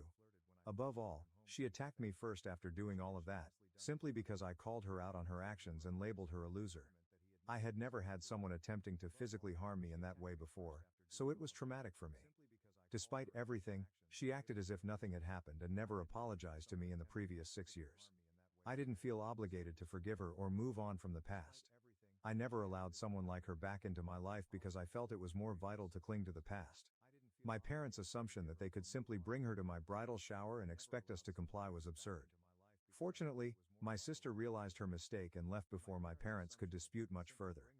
My mother followed her, presumably to appease her, as I assume she wasn't pleased about being misled either. My father stayed with me for a short while, but I informed him that since he had disappointed me, I didn't want to talk to him just now. He became irritated and accused me of being irrational, claiming that I was acting like a brat and that it made no sense to hold on to something that had happened 6 years prior. Although I didn't think I was being a brat, I told him to go since I didn't want to argue with him. He also left after a few minutes. After that, I was so overwhelmed that I had to take a few minutes off to gather myself. Fortunately, my fiancé and maid of honor supported me, and after a little while, I was back to my usual self. Everyone else cooperated, seeing that I needed a diversion and didn't want to think about my sister or dad, and we resumed the celebration as if nothing had happened. After the encounter, my fiancé and I went home, and we didn't discuss the situation further. I was okay with the fact that I hadn't heard from my parents since this incident, which occurred roughly 5 days ago. I felt that we should spend some time apart after what they did. Although I didn't anticipate hearing from them right away, they did, and not to offer an apology, but rather to hold me responsible for my sister's predicament. My mother called me this morning on the phone. As soon as I responded, she instructed me to contact my aunt and ensure that she offered my sister the position she had been discussing. I urged my mother to back up since she seemed agitated and panicked, and I didn't know what she was talking about. She went on to explain that my sister had been out of work for roughly 6 months due to layoffs and downsizing at her prior employer. She had to move back in with our parents a few weeks ago after realizing she could no longer afford the rent. She had been searching for a job, but she had not been able to locate one that she liked or that paid enough. My mother had discussed this with my aunt, who was launching a new company. Because my sister had been working in marketing before, my aunt had first chosen to appoint her as head of marketing. However, my aunt stopped replying and eventually revoked the invitation following the bridal shower episode, in which I told her what had transpired 6 years prior. Since I had always been my aunt's favorite, I didn't find it unexpected, and I believed it to be a plausible explanation when my mother forwarded the message my aunt had sent her to me. My aunt stated in her reply that it was evident my sister had severe anger management problems based on her understanding of the incident I described. My aunt wasn't pleased that she hadn't even offered an apology, not even during the bridal shower. Furthermore, my aunt stated that she had first chosen to hire my sister because she was related, but that she had interviewed a better competent applicant for the job a few weeks prior. She would now offer the position to the more competent applicant since she had changed her mind. That seemed totally reasonable to me, and I was genuinely glad my aunt had a change of heart.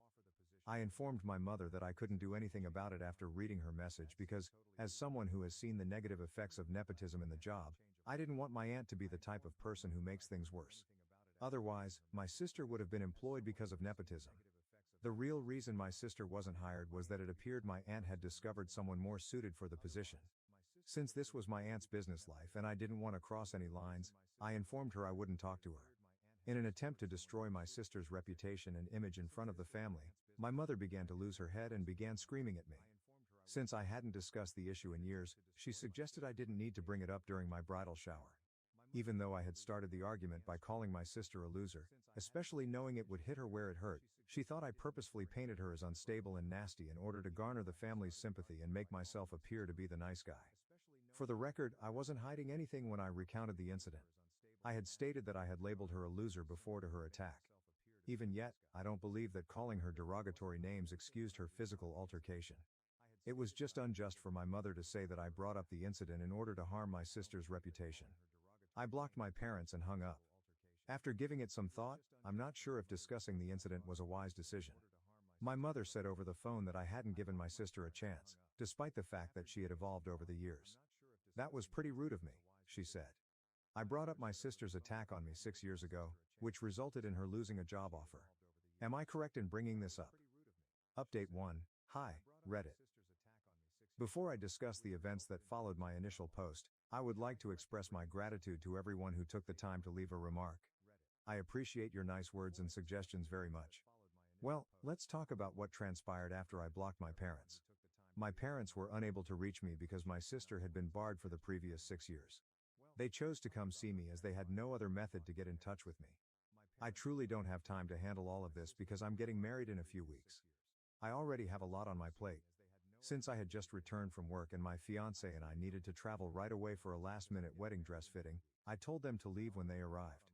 We were going to go, but they had arrived at the wrong time, and I knew that if we opened the door, they would find a way to continue chatting and irritate me. They didn't go even after I threatened to contact the police. To be honest, I didn't want to call the police since I thought it would be excessive. Being the type of person who phones the police for everything was not something I wanted to be. We agreed to let them in, give them a cursory hearing, and then leave after speaking with my fiancé. After making up our minds, we invited them inside, opened the door, and ordered them to hurry up because we had other places to be. Fortunately, my folks didn't mince words. They said that my aunt had withdrawn her offer to hire my sister due to my actions at my bridal shower. They insisted that I talk to my aunt and make sure my sister found employment because, in theory, I was at fault. I didn't want to repeat myself because it was the same argument. I informed them that I couldn't do anything about it because I had already spoken to my mother about it over the phone. They knew I was busy and I'm getting married in a few weeks, so it seemed senseless to come to my place and discuss it again. My sister then cut me off. They came for other reasons, she claimed, besides the job offer. I was taken aback by that as it was our first conversation in 6 years. She went on to tell me that it was really because of her that they were there. She felt compelled to apologize to me. Since I'm still unsure of how I felt at the time, I genuinely don't know what to say to you all. Since I plainly don't trust her, I had serious doubts about her intentions. I chose to be direct with her as a result. I questioned if she truly wanted to apologize or if she was just there to do so because she believed I could help her land the job. I informed her that I couldn't help her, therefore there was no use in wasting her breath if it was only about the job. She appeared a little taken aback by my candor, but she was able to explain that she had come to apologize and that our parents were there to discuss the job. It was obvious they hadn't talked about this because even my parents appeared astonished when I looked at them. My sister, though, seemed unconcerned. She said that she was merely there to apologize and had no interest in the position. Over the previous 6 years, she had given her actions against me a lot of thought, but she had always found a reason not to say sorry. However, she was unable to deny the reality that she had mistreated me after the bridal shower. My fiancé and I were still having a hard time processing everything, but I could tell she was serious based on her tone and conduct. She informed me that she had been resentful of me since she was a child because she felt like she had to compete with me. Since nothing mattered in the real world, she understood that she had wasted her entire youth and adolescence competing with me. She felt bad about it because we could have been friends, especially because I had made multiple attempts to be her buddy. She acknowledged that she had pushed me away because she always thought of me as a rival. I had felt the same way, so hearing her utter all of it was crazy. I'm embarrassed to say that as she related her story, I began to cry. After that, she spoke to my fiancé and expressed regret for the way she had treated him during their one and only encounter. She acknowledged that the apology was long overdue and that she had been so preoccupied with defeating me that she had failed to recognize the type of person she had become. She didn't wait for our response once she was done. She merely stated that we didn't have to pardon her. She only wanted to let it out, and now that she had, she would stop bothering us. My parents, my fiancé and I were the only people left in the room when she left. Since none of us had anticipated it, we were all sitting in awe, trying to comprehend what had just transpired. My fiancé and I went out for my fitting after my parents eventually left without a word. We didn't talk about any of it until we got home. We only began discussing my sister's remarks approximately 30 minutes ago. Even though it took her 6 years, I felt that her apology was extraordinarily mature. She meant every word, based on her actions. My fiancé and I are currently debating whether or not to forgive her. Since we haven't even finished processing it, it's too soon to tell. We're tempted to get in touch with her later and express our forgiveness. I need more time before I can reassure her that everything is fine, even though I've already unblocked her. Even though it took her many years to realize we could have been friends, that is something I'm truly happy about. Update 2. Hello. I just realized that in my previous update, I neglected to express what I intended to do with relation to my parents. To be honest, I forgot about it because I was so preoccupied with my sister's predicament. In any case, my folks haven't gotten in touch with us since our previous visit a few days ago. We're going to keep avoiding them because I don't think they're sorry for anything. The way my sister and I ended up together is one of the many things I hold my parents responsible for. They still had the opportunity to be better parents, but they blew it. They have consistently made it all but impossible for me to maintain them in my life, despite my best efforts. We've fought and argued a lot over the last 6 years, and I've always tried to forgive them, but I'm at a loss now. People who obviously don't care about my feelings, or even my sister's, if I'm being honest, can't continue to be excused. In the end, we won't communicate with them, and I doubt they'll come to my wedding. However, my fiancé and I want to get in touch with them in a few days to inform them that they are no longer invited at the wedding, just to be safe. Update 3. Hello everyone. Last week I got married. Everything was lovely and fantastic, exactly as I had envisioned, and I had a great time. My parents were not present, as was to be expected. My spouse and I didn't even have to make contact with them. They informed me via email that there had been a huge mistake and that they would not be attending. They said my sister and I had begun to demonize them and that they didn't need to be reminded that we blamed them for the tense relationship. They said that, despite their best efforts to be excellent parents to us, they now intend to take some time off and live their separate lives without worrying about their daughters because we don't value their presence in our lives. I mean, if that's what they want, I'm okay with it. Happier news. A few days after I published my most recent update, I contacted my sister. I told her that I would love for her to attend my wedding and that I accepted her apology. It was a very joyful day, and she kindly accepted my invitation and attended the wedding. It's absurd to think that I would have sneered at my parents a few months ago if they had informed me that my sister would attend my wedding instead of them. But now we are here. In any case, I'm glad everything went without a hitch and that I'm at last getting back on track with my sister. This is sufficient for me for the time being, but perhaps my parents will change their minds and apologize to us. Life has never been better, and my husband and I will soon be departing for our honeymoon. My friends didn't invite me to their wedding, then made me the bad guy when I couldn't attend at the last minute. Original post. Sorry for the long story. I added a TL.dr. I'm definitely looking for advice, but it comes with a backstory. A friend, Greg 28, in my circle of friends met Shannon 28 about 5 years ago and they immediately hit it off. Everybody instantly fell in love with Shannon because she's friendly and really fun to hang out with. They were everybody's favorite couple and really made our hangouts much more fun. We all knew they were perfect for each other. They both made our crew that much better. The engagement was expected but much welcome news. Our friend's circle was buzzing about the inevitable wedding.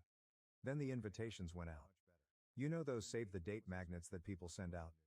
Well, it really sucked seeing them on everybody else's fridge when I visited friends knowing I didn't get one and wasn't invited.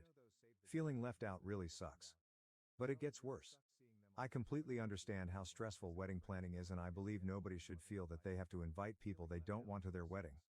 It's their day and their ceremony and they shouldn't have to have people there who they don't want there. I didn't cause a fuss or express to anyone that I was hurt, that I felt excluded from the wedding and by extension, excluded from the group. I didn't want to be looked on in an even worse way that I feel I was apparently being looked at. But one friend actually stood up for me. When their wedding came up in conversation and people talked about booking flights and rooms, destination wedding in New York City. Eventually I was asked if I had booked yet. I said, me and my girlfriend, weren't invited. Nobody could believe it but I insisted that I wasn't upset because I know how situations like this can go. I didn't want to cause trouble because then the happy couple might resent me. Then I'd be the bad guy. I heard through other friends that my friend Tracy thought it was really messed up that I wasn't invited. She and I never spoke of how I wasn't invited to the wedding but she really felt a certain way about it. So a month before the destination wedding I got a text from Greg basically saying sorry for forgetting to send an invite but that they would love to have us come to the wedding. It was way too late at that point for me. I couldn't get away from my job and I didn't have a chance to put money aside for a year for an expensive NYC destination wedding like everyone else did. I didn't even get a save the date. Every flight and hotel, no rooms where everyone else was staying, obviously. Too late for that, was unaffordable for me. I texted him back that I couldn't make it. The wedding came and went and I felt bad about everything. I saw the Facebook pictures of my friends all having the time of their lives. It looked like a great wedding. There's even a picture of just the group of friends labeled the crew. I don't think I've ever felt so left out, honestly. It really made me feel worthless and unwanted. So naturally the typical thought surfaced. They don't like you. They think you're annoying. They think you're an asshole. If you can't identify the schmuck in a group of friends, that means you're it. They think you try way too hard to be nice and think you're a phony. Then, as if it couldn't get any worse, Shannon messaged me on Facebook asking why I didn't RSVP and said they missed me at the wedding. RSVP. RSVP. Doesn't one have to be invited in order to RSVP? Everybody got a year to prepare between getting save the dates and actual wedding invitations. I got a text message a month before the wedding. Just as I feared, I'm being made out to be the bad guy and I even made a point to keep my feelings to myself and play it cool. But as usual I didn't say this to her because I know how I would end up looking. I actually apologized for, I don't even know. But I made a point to mention how I spoke with Greg about it. I also made sure to compliment the wedding pictures and say it looked like fun. I did everything I could in that conversation to make it easier on her and of course now I feel like a total schmuck. That was this past summer and I haven't seen them since. I feel like that's it for me in the group now. I see some of the friends in our group every now and then but everything feels different now. None of them even responded to my birthday party Facebook invite this month. I feel like things are being said behind the scenes and I feel completely out of the loop.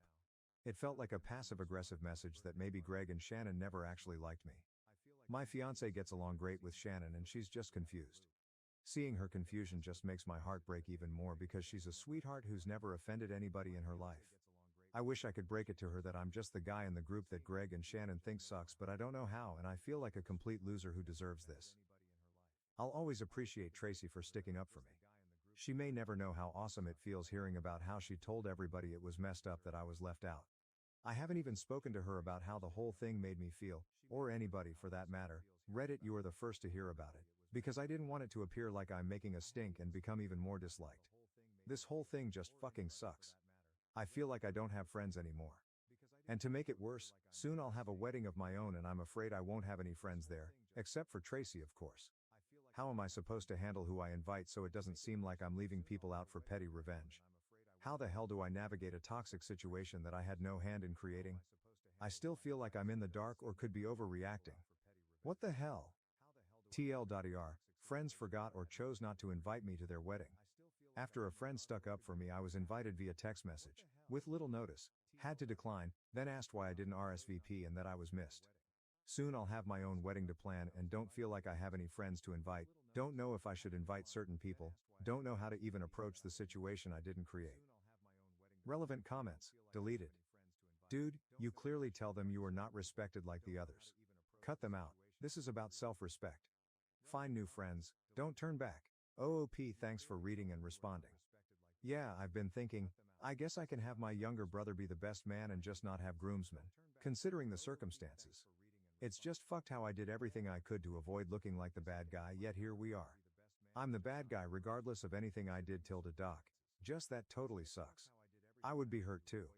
Do you think maybe Greg was in charge of sending invites to his friends and forgot? Or it got lost in the mail?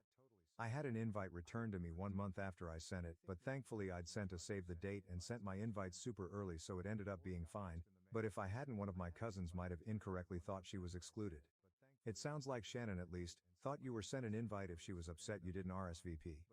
You actually did RSVP by texting Greg back, but it sounds like she thought you'd been sent an RSVP response card. OOP. Yeah, it could just be a simple misunderstanding, but word seemed to get around early that I didn't get a save the date and even later didn't get an invite either. Tracy especially seemed to make sure everybody was aware that she wasn't happy about my exclusion. The other friends I spoke to didn't even suggest that it could have been a mistake, almost like they knew something I didn't but didn't feel comfortable saying it. Only one person even spoke up on my behalf. Update. I half took everyone's advice and brought it up with Tracy. She just confirmed that Shannon was full of shit when she asked me why she didn't get my RSVP and wanted to absolve herself of guilt. I'm not sure if they forgot or if I just wasn't invited yet, but Tracy said we'd talk about it more tonight when she gets out of work. Final update. I spoke about it in depth with Tracy. It turns out Greg's best man, someone who was never in the gang but grew up with Greg, always hated me and Greg thinks I'm annoying. Shannon later felt bad they chose not to invite me and pressured him to invite me over text knowing I wouldn't be able to make it.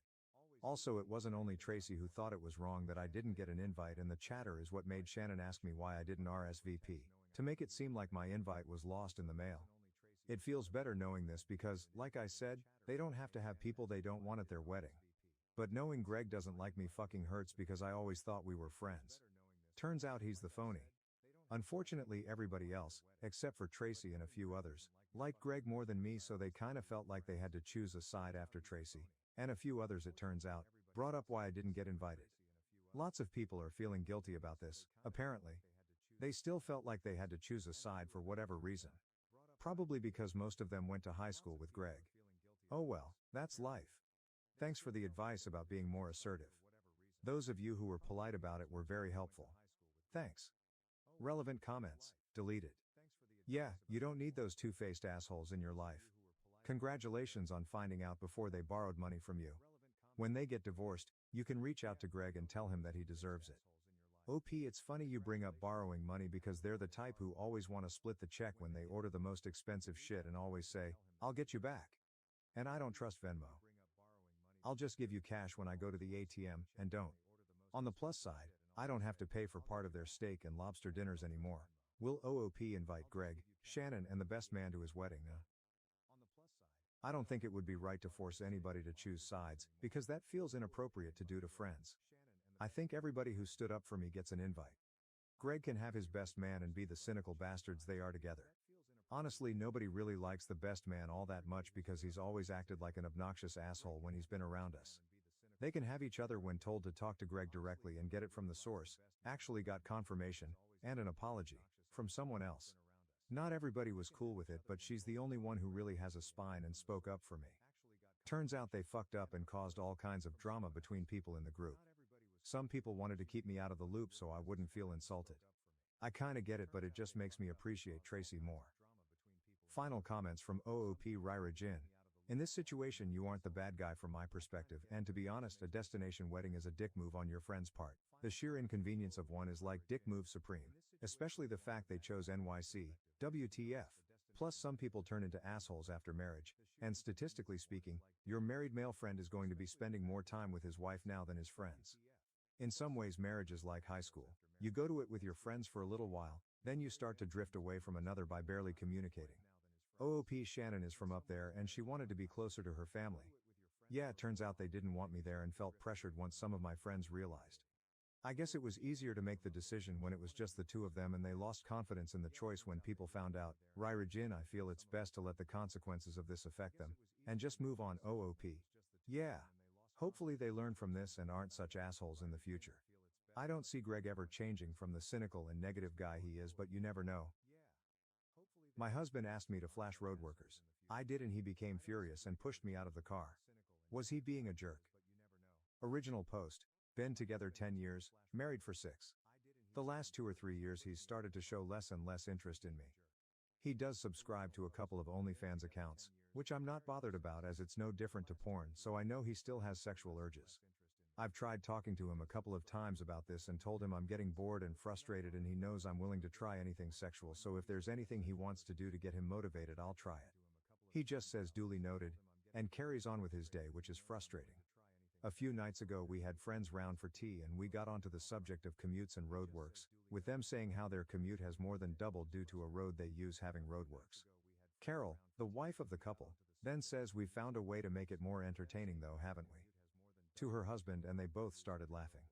She then tells us that the roadworks are about 3 miles long with the groups of workers spread out to maybe 7 or 8 groups, and they are normally going 10 to 15 miles per hour, so when they get near one of the groups he beeps and she flashes them and they all cheer. I couldn't believe it as they seem so straight-laced. That night when they left, my husband was saying how brave it is of them and that we should do it the next morning. I asked if he's sure. This is a man who didn't like when I posted a bikini pic on Facebook, And he said yes, and we even had sex that night for the first time in months, and he initiated for the first time in years. The next morning we were both at work, and as soon as he woke up he mentioned me flashing. I asked if he's sure and it wasn't just horny talk, and what if the men don't want to be flashed. He said he's sure and all men want to be flashed. We drive to the road and we see a group of workmen, and my husband gets all giddy and says, "Are you ready?" I say yes, and he says now. And beeps his horn, and I lift my top up and they all cheer. We are going about 10 miles per hour when suddenly he slams his brakes on and tells me to get out. I was in shock. His face is red with anger and he's shouting, "Get out, you fucking slag." I start crying and he's leaning over me, opening my car door, and then takes off my seatbelt and starts pushing me out. The cars behind are beeping as he's stopped traffic, and he's yelling at the top of his voice. By now the workers have heard the commotion and 2 of them are rushing over to help. I turn to look at them and I do. He pushes me really hard and the top half of my body falls out of the car, and I put my hands down. One of the workers is screaming at my husband and starts trying to open his door. The other worker is by me and quickly drags me out of the car. He told me afterwards he saw my husband put the car in gear and thought he was going to drive off with me hanging out the car. My husband just left me. I was still only wearing a vest top and pajama shorts and my slippers, as he'd wanted to rush out and do this. My phone was in his car and I didn't have any house keys. One of the workers took his jacket off and wrapped me up in it. They took me to a cabin that was their canteen and put the heater on and made me a cup of tea. I was so embarrassed. This lot had seen my boobs and then seen me getting abused and then fell out of a car and then rescued me all in the space of 30 seconds. I kept apologizing to them and said it was his idea, but they said it's okay and it happens a few times a day and they are used to it, but I think they were just trying to make me feel better. They were laughing and joking with me and were also sweet and funny.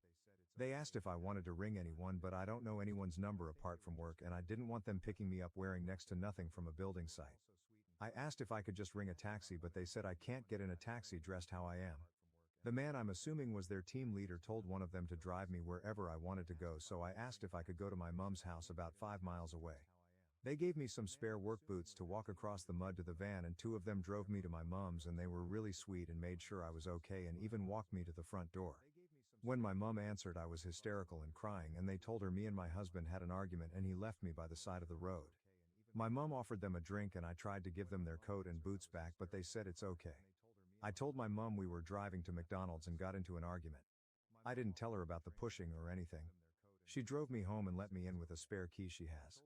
I packed some things and went back to my mom's. My husband had been home as my phone was on the table. In the 5 days since, he's been ringing me non-stop saying he's sorry and he doesn't know what came over him. He said he heard someone shout, "Nice pair," and it made him angry. My friends are saying leave. He is obviously telling me to give him another chance.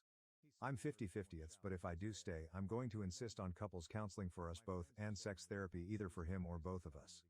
He says he doesn't want to involve other people in the relationship. It feels silly to throw it all away over a few seconds of madness, and I should have just said no when he asked me to flash, as I know he's quite insecure. I was blinded by finally getting some sex and attention from him and thought I could get more. I took the workers their jackets and boots back and also made them 2 cakes and bought them 1,000 bags of Yorkshire tea as a thank you. TLDR, husband wanted me to flash. I did. He then physically pushed me out of the car but says he's sorry. Relevant comments. Commenter 1. I don't think any relationship advice will do anything to help your situation. Nor will couples counseling. This is definitely the sort of situation where couples counseling will only escalate problematic abusive behavior. What you need, quite frankly, is a divorce lawyer. OOP, that's the thought that's becoming more prevalent in my mind. I took pics of the bruises and scuffs on my arms and legs afterwards, and I kept looking at them and thinking, what would I say to anyone else who showed me them? Commenter 2, you sound codependent on him and do everything he tells you to do to please him, because you are terrified that he will leave you. Now you are in a situation where you did what he told you to do, but he ditched you anyway. He left you on the side of the road to the mercy of strangers that you just flashed with nothing on you. That was very dangerous, and it makes me question if he wanted something to happen to you. This relationship isn't safe for you anymore, and that probably will be for some time. He's abusive. He doesn't want to do couples counseling, because he knows what they would tell you. It isn't wise to do that with him anyway, because all that therapy is going to teach him are more weak points for you to take advantage of. Look for therapy for yourself. You know that he doesn't love you. That's why you accept all these behaviors of him. You can't make him love you by accepting his disrespect. You need to leave. It won't get better, it will get worse. Update. I took people's advice on this sub and a couple of others and rang the police to report the attack. I spoke to the workers beforehand who said they'd back me up. They arrested my husband and then released him on bail but told him he couldn't stay at my house so he's gone to his mom's. After the argument he told all our friends that I had cheated. I hadn't wanted to admit to people that I had flashed but I felt like the tide was really turning against me and a lot of people were believing his lies so I wrote a long message with a description of exactly what happened. Plus pictures of my injuries including scrapes and bruises plus screenshots of messages he sent admitting he asked me to flash, and admitting he hit me although he did blame me saying if I just got out like he asked he wouldn't have had to do that. A few people apologized, most didn't, but I don't care anymore. I'm back home and he has to answer bail in a couple of months. The police don't sound confident they can get a conviction but maybe that's how they are supposed to sound. I've spoken a little bit to a lawyer but I can't really afford anything at the minute in that way. Been a sad few weeks but an eye-opener and I don't feel any guilt for getting the police involved or telling people what happened. Just working and keeping myself busy at the moment. TLDR, I informed the police about the assault and he had to leave my house. Relevant comments. OOP on the workers who rescued her. OOP. Luckily the road worker was a big strong guy. He picked me up and got me out of the way like I was as light as a feather. That's the bit that plays on my mind the most. He drove off a split second after I was out of the car and the door was still open. I think in his mind I was still half in the car when he drove off. Can OP go to a safe place and away from her husband? OP, I don't think I need protection. My brother is staying with me now and he could beat up 10 of my husbands with one hand. Plus I feel like there's more deserving people than me who need a charity's help. OOP telling the police what happened and how they have responded. OP, I did tell the police exactly what happened, as did the workmen. Believe it or not the police didn't care about me showing flesh and cared more about me getting beaten up and nearly ran over. Am I the asshole for telling my sister I don't know if I love her after finding out about her 5-year affair? Original post. My sister, 32, moved in with me because she got pregnant 5 months ago from what she claimed was a one-night stand. I love my sister, so of course, I took her in. My husband is overseas for 6 more months, so it was nice to have her around because I care about her very much. On Monday, I came home and saw my sister and a strange woman in a screaming match on my doorstep. I obviously didn't know what was happening, but I saw the woman poking my pregnant sister's shoulder, so I intervened. I sent my sister inside, and she begged me to send the woman away. I didn't understand what was going on, but I wanted the altercation to end for everyone's sake, so I told the woman as much. Then she started screaming, asking me if I was also sleeping with her husband. I was like. And then she basically revealed that my sister had been having an affair with her husband for 5 years. 5 years. She had everything printed out, chats, photos, emails, receipts. It was disturbing to see, and I didn't want to go through it all. But a few things were established. My sister knew about his wife. She knew she was the mistress and liked it. This woman was a stay-at-home mom to their 4 kids, one of whom has a severe disability from a car accident. Her husband knew about my sister's pregnancy and even took her on a baby moon to celebrate it. The affair had been going on the entire time, with my sister believing he would eventually leave his wife for her. My sister had fully embraced the role of being the other woman, and was emotionally invested in their relationship, despite his repeated lies about leaving his wife. I told the woman I was very sorry and that I obviously didn't know, but I asked her to leave because this wasn't going anywhere, and I didn't want the neighbors to call the police. She was furious but gave me her number on a post-it, begging me not to let her husband stay at my house. I assured her that no man was stepping foot in my home. My sister was begging me not to believe the woman, calling her a vindictive ex-wife. I told her, all right then, let's look up the marriage online. Let's see if a motion for dissolution of marriage was ever submitted. We fought hard. My sister kept saying I would never understand and that they loved each other, but he just couldn't leave his wife, blah blah blah. I called her dumb and naive. The next day, I told her she could stay here because I didn't want her to become a financial burden on that woman in any way, but I also told her that right now, I didn't want to engage with her. My sister asked me if I still loved her, and I told her honestly, right now, I can't say I do. I will always help my nephew and not endanger you, but I can't like you because you've shown me you're not a trustworthy person. I told her I didn't trust her not to try anything with my husband, and I didn't trust her with anything at all, so I made her sign a tenants agreement. She's been begging me to forgive her, and I told her there's nothing to forgive. I just don't know who she is anymore. Ada, some of OOP's comments. Commenter, NTA, you need to make sure she is out of your home before your husband comes home, because you are right, you cannot trust her. OP, I wouldn't worry. I trust my husband 100%. Not my sister anymore though. I already told him and asked if she ever did something and he said no. Commenter, NTA, your sister's behavior was vile and inexcusable. That poor woman and her children. Her husband is an absolute POS. OP, I said the affair started 5 years ago, right? Now guess when she wife and the kid got into an accident that left the kid disabled. Commenter, and your sister knew? She's a despicable person and I'm amazed how strong you are for still keeping her housed with you NTA OOP. She met the flicking kids. Took them to the zoo with the bastard commenter. Wow, that is severely ballsy. OOP, she wanted them to get to know her so she could hop right into the mom role as soon as he divorced his wife. Yeah, right. OOP's parents. They died 7 years ago. Commenter. You should ask for pics so you know what this guy looks like, and arrange to get outdoor cameras at the least so your sis isn't sneaking him around when you're at work. It should be grounds for eviction if she does allow him around. OOP, I saw him in the pictures his wife showed me. Also I work from home ATM. So no dice why OOP lets her live with OOP. One of my reasons is that I don't want her to get an apartment on his dime when that money should go to his kids. Also, my nephew doesn't deserve to be born homeless. OOP expands. She pays me no rent. So if he gives her money there is nothing that I can do. But living on his dime in an apartment he would pay for and possibly put in his name. Dangerous. Commenter. Just curious, what does your husband say about this situation? OOP. He said that it is very disappointing she turned out to be like that and said that it is difficult to trust her as she proved to be such a good liar. She is the one who helped me with the tenancy agreement and all. Commenter, downvoted? Yeah, that whole thing might just be so that she has tenant rights so that she can try to ruin your fucking life. OP, listen, you don't know which country I'm from. We got legal help and did this together with someone that actually has a clue. We saved our asses like this. If not that, would be akin to squatters' rights in the US. Commenter.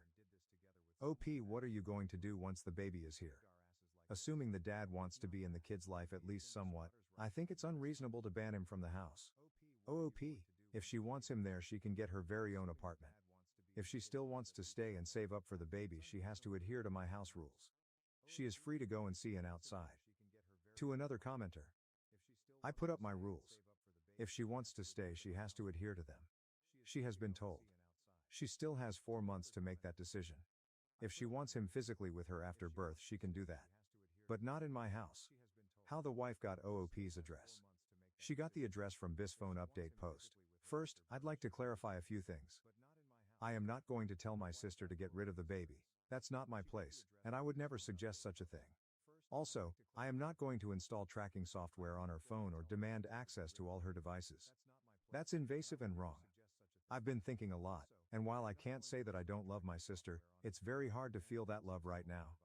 I don't know who she is anymore. It's not just that she lied to me, it's what she did and how convinced she is that she was justified because they were in love. She's brought chaos into my home that I opened up to her. I'm deeply disappointed in her, and I just don't like her at the moment.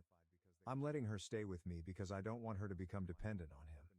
I don't think he's a good man either, and as a social worker, I've seen these scenarios too many times. My sister is already deluded. I don't need to open the door to a dependency that's also financial. Now, on to the update. I haven't been punishing my sister, but I've been treating her like a roommate. This is driving her crazy. She's begging me to go back to how things were before, but I can't. I told her that I need time and that things can't just return to normal overnight. She tried to explain how it all happened. She admitted that she always knew he was married but believed she could tell how unhappy he was and felt he deserved to be happy. They met at a bar a few weeks after his son's accident.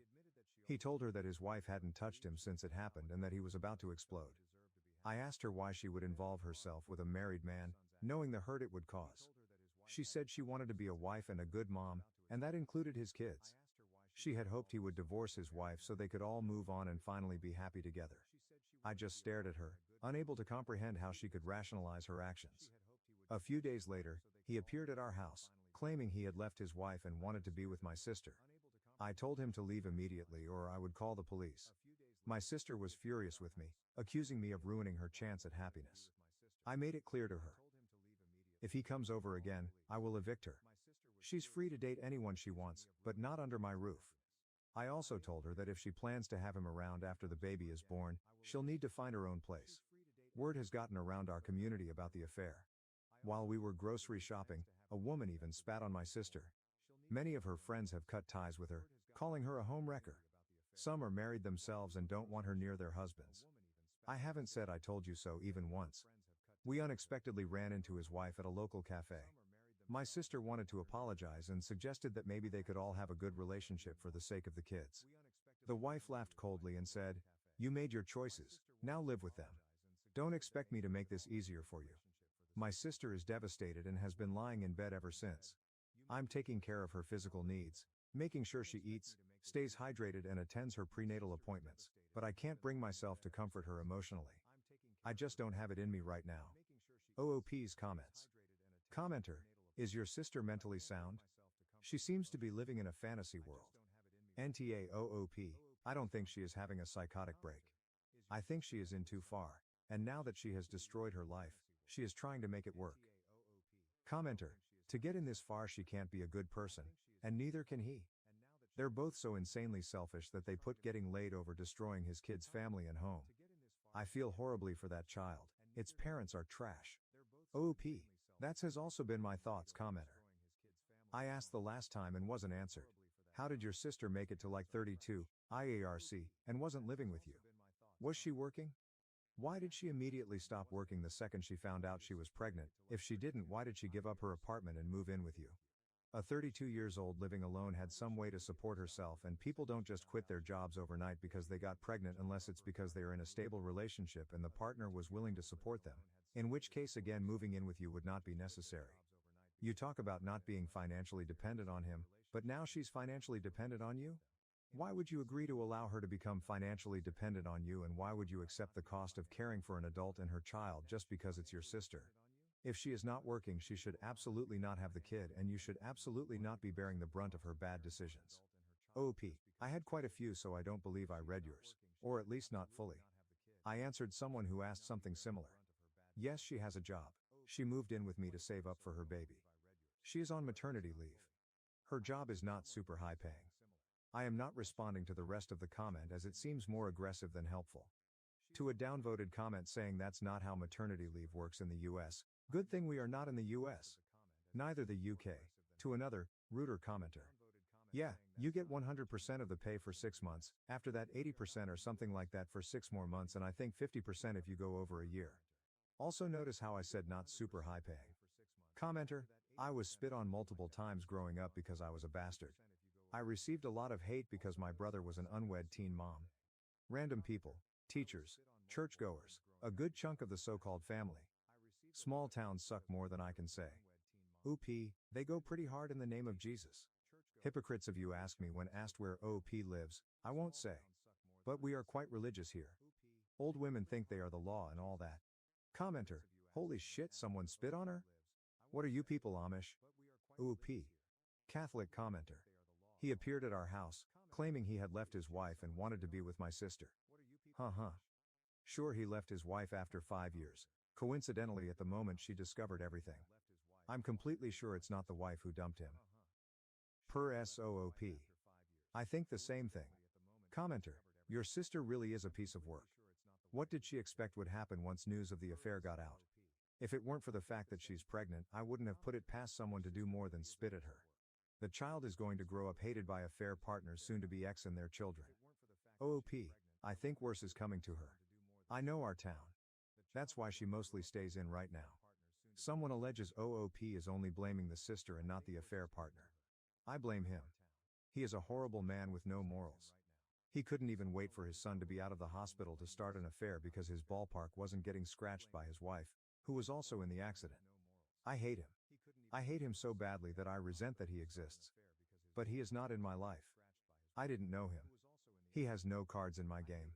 I am so mad at my sister for not fucking up her life but also bringing chaos in mine after I opened my home to her. I am mad she lied to me for 5 years, but most of all, I am disgusted with her horrible selfish actions.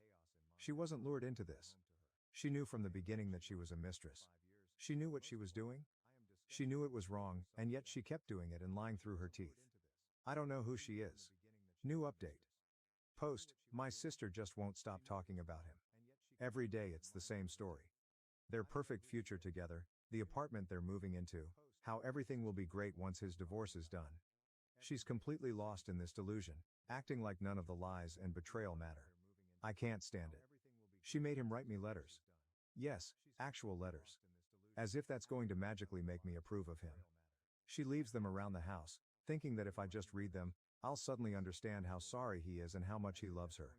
I haven't responded to a single one. It's ridiculous. I told her over and over that I don't want anything to do with him, but she keeps pushing, as if she can wear me down. It's beyond frustrating. Then came the talk of moving in together. She sat me down and asked for my blessing, telling me how important it was to her that I support their relationship. She actually wanted me to meet him, to give him a chance. I couldn't believe what I was hearing. That's when I drew the line. I told her flat out, if she moves in with him, I'm done. I told her I would go low contact, that I wouldn't be part of their life and that she's on her own if she goes through with this. If she wanted my support, she had to leave him, full stop. For a moment, I thought she was finally getting it. She showed me screenshots from his ex-wife. The ex had pretended she wanted him back, and this guy fell for it immediately. He told her how much he missed her. How my sister was a mistake.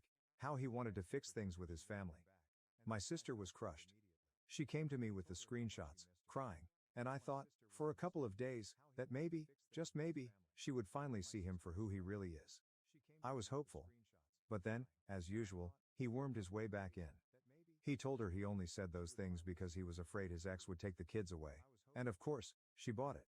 Now she's actively moving in with him, packing up her things and making all these plans like nothing happened. The screenshots. Forgotten. The lies. Excused.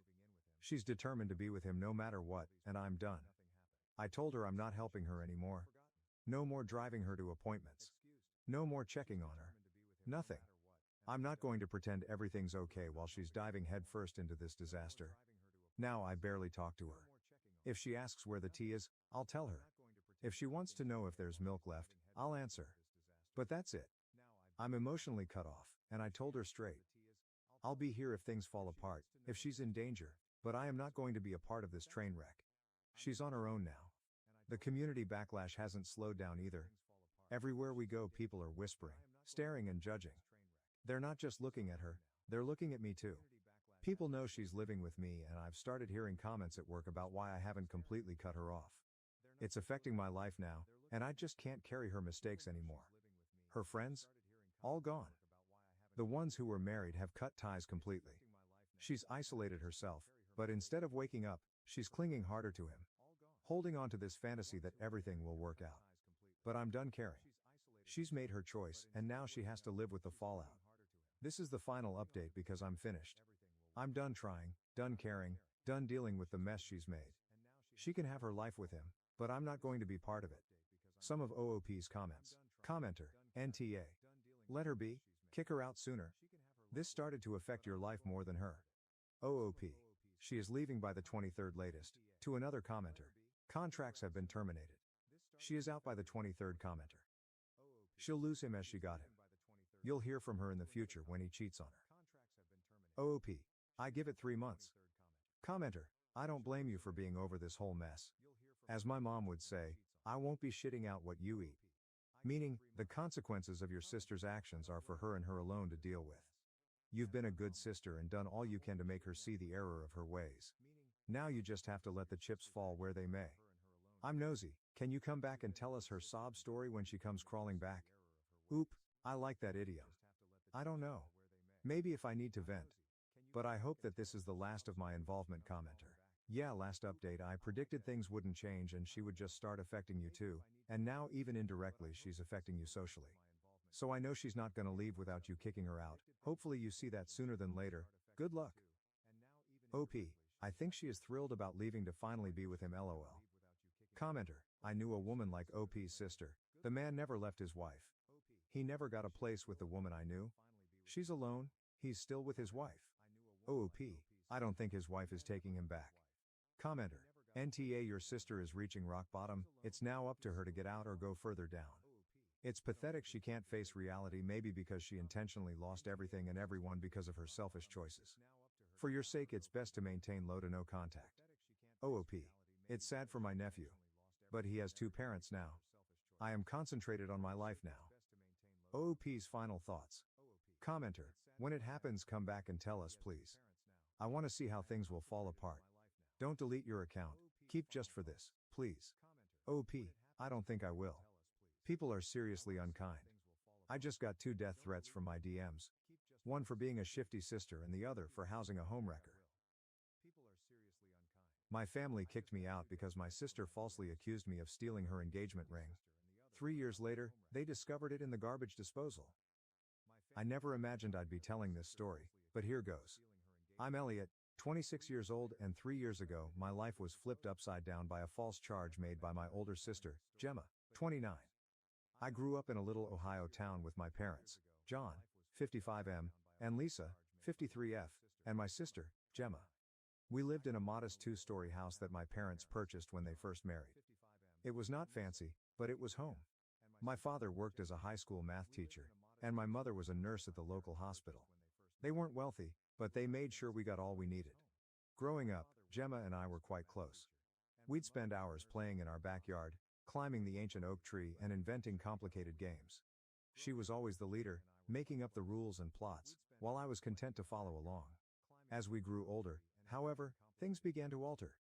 Gemma was always an overachiever. She was the top of her class, captain of the debate team, and appeared to thrive in whatever she tried. In contrast, I was more laid back. I performed okay in school, but I was never as motivated as Gemma. As we approached our adolescence, this disparity began to erode our relationship. By the time Gemma left for college, we had grown apart. She attended a prominent university on a scholarship, whilst I stayed local and attended community college. I didn't know what I wanted to accomplish with my life, so I took a range of classes to figure it out. Gemma relocated to the city after graduating from college and began working at a large marketing agency. She'd return home for holidays and occasional weekends, full of stories about her fascinating life and excellent profession. I couldn't help feeling inferior in contrast.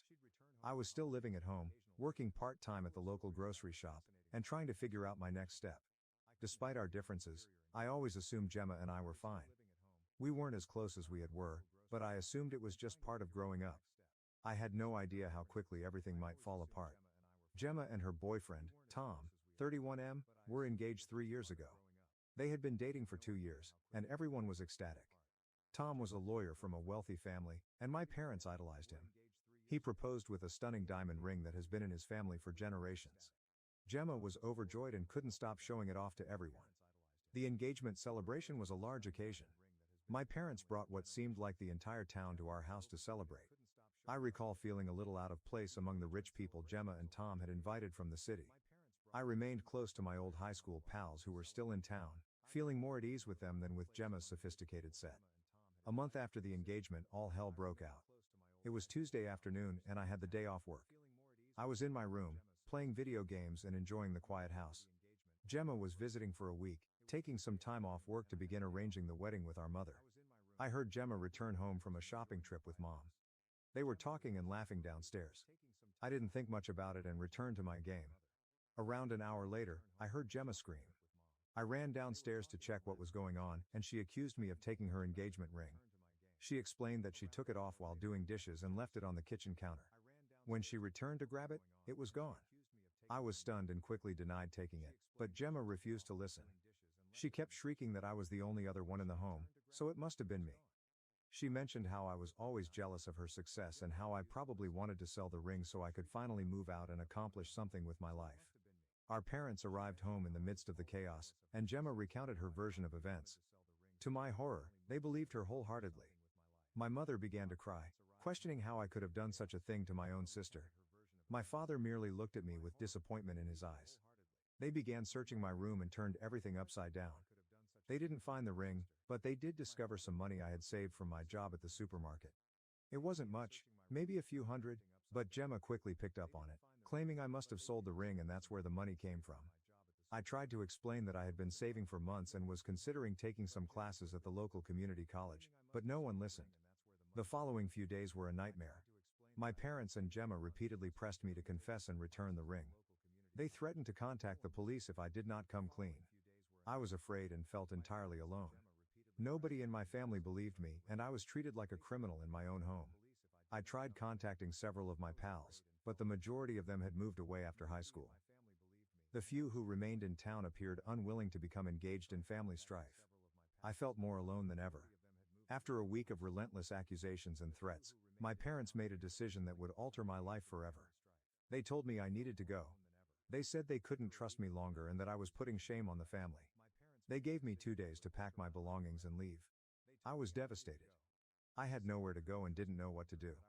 My best buddy from high school, Ryan, 26M, who had recently returned to town after serving in the army, offered to let me rest on his couch for a time. But I knew I couldn't stay there long. His apartment was small, and he was still getting back on his feet. I packed everything I could into a backpack and an old duffel bag, including clothes, books, my laptop, and a few memories from brighter times. As I was leaving, I noticed Gemma eyeing me from her old bedroom window.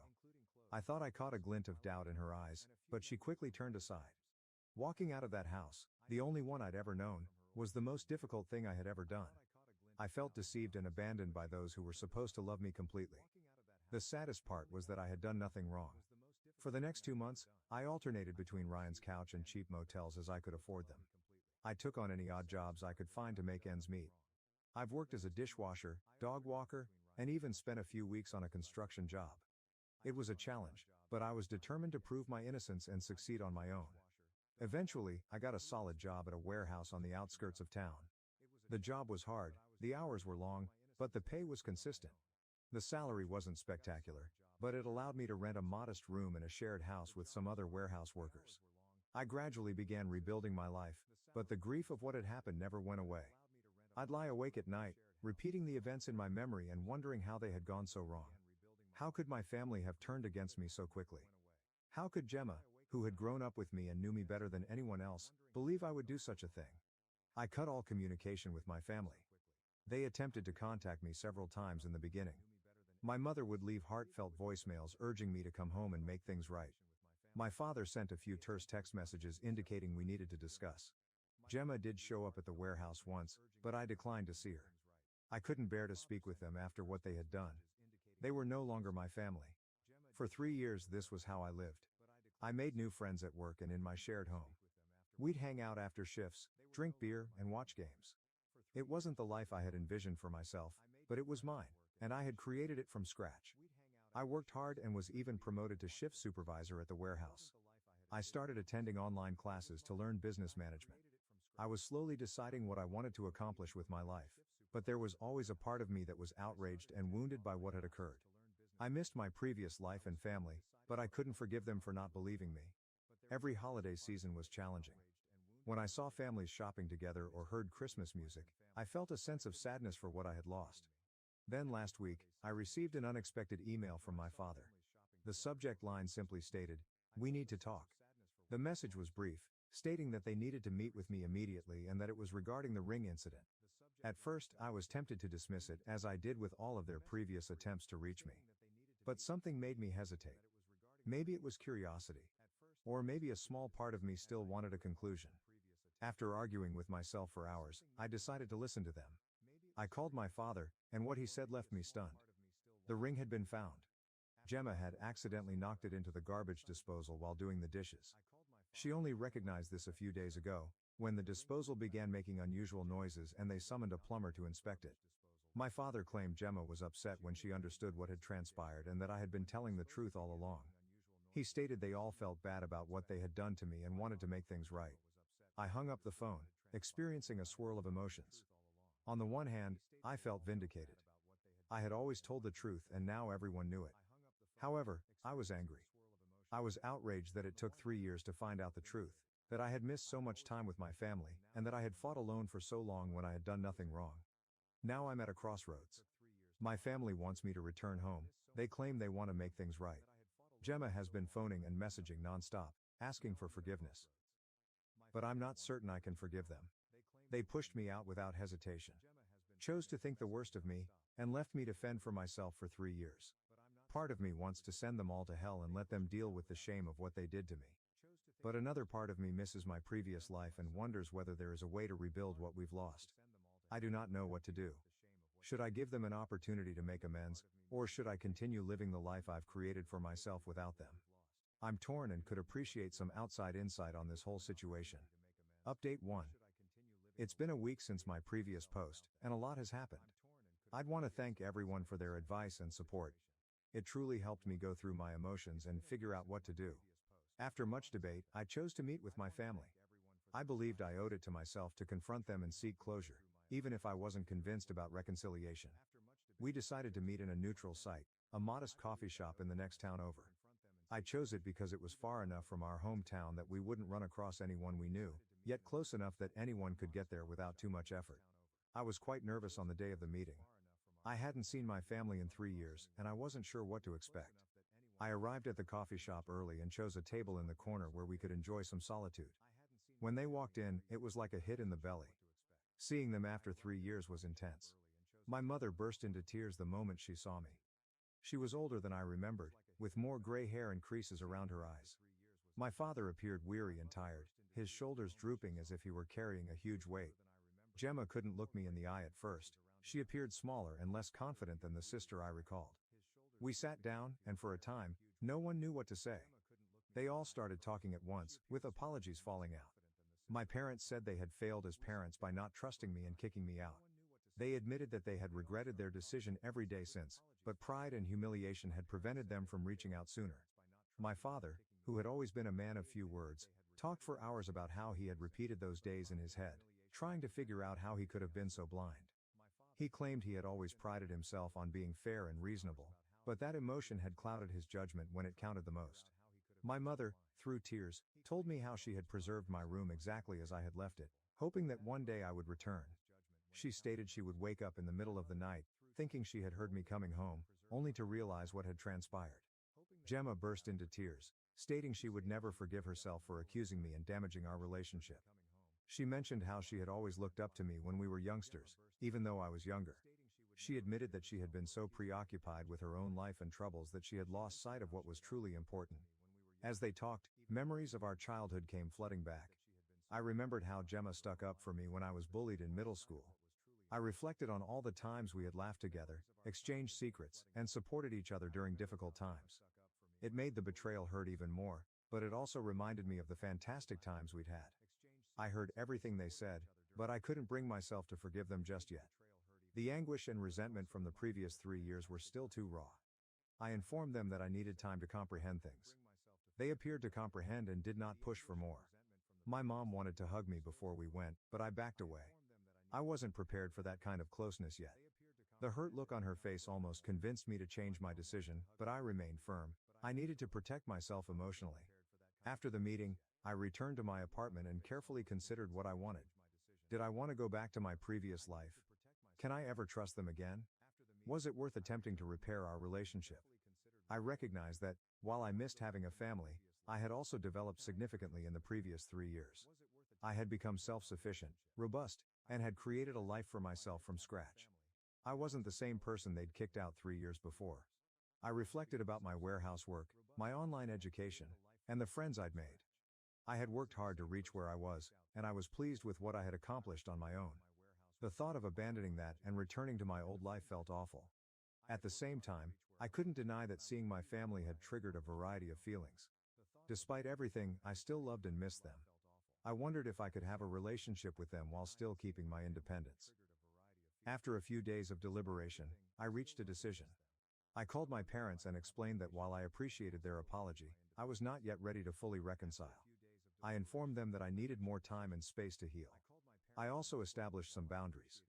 I indicated I was willing to maintain minimal contact with them, but I wasn't going back home or pretending nothing had occurred. I told them that if we were to continue our connection, it had to be on my terms. They expressed disappointment but said they understood. They promised to respect my boundaries and allow me the time I needed. My mother asked if she might phone me once a week to check in, and I agreed, assuming it would be a nice approach to gradually re-establish trust. As for Gemma, I've decided to keep my distance for now. Her actions had affected me the most, and I wasn't ready to forgive her just yet. I told her I needed more time before I could consider having another relationship with her.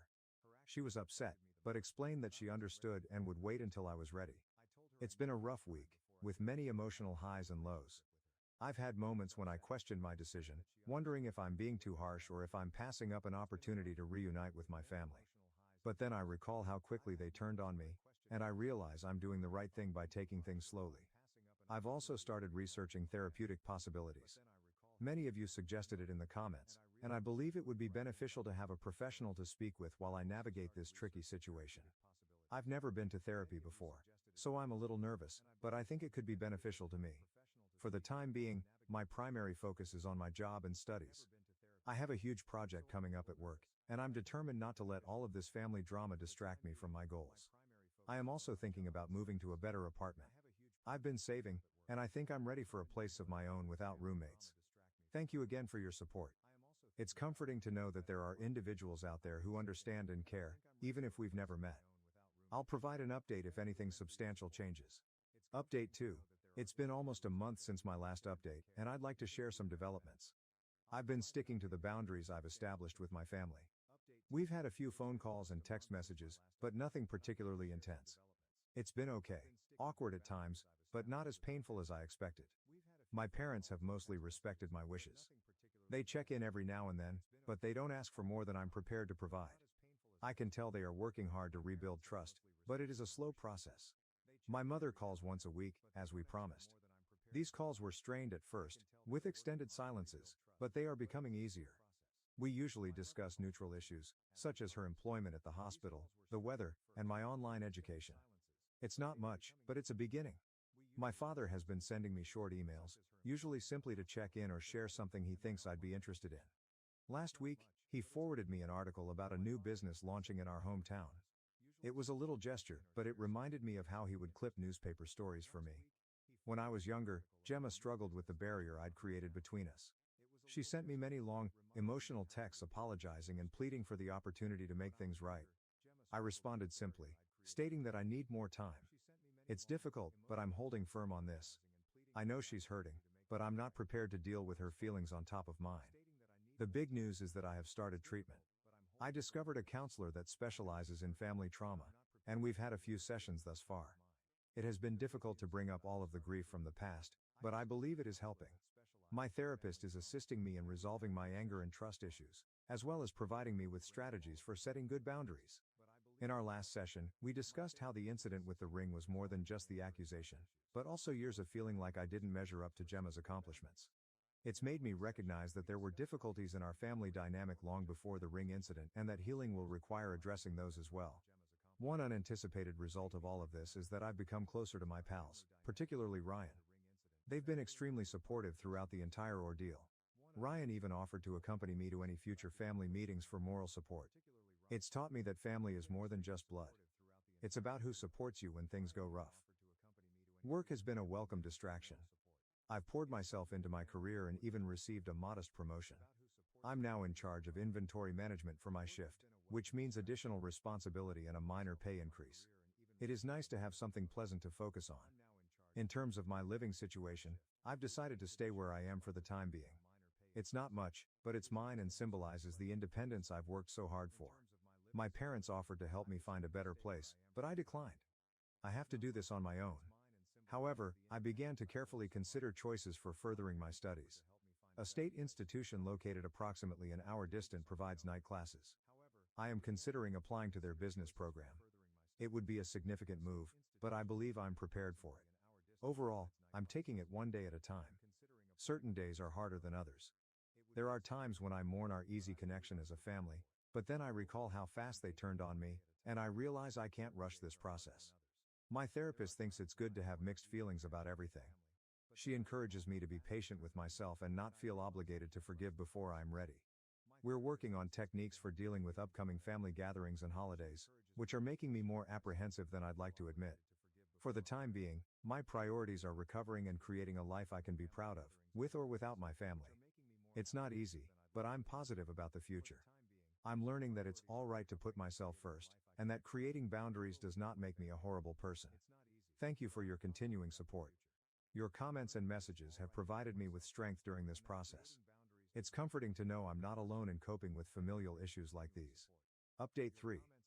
It's been 6 months since my original post, so I thought it was time for a last update.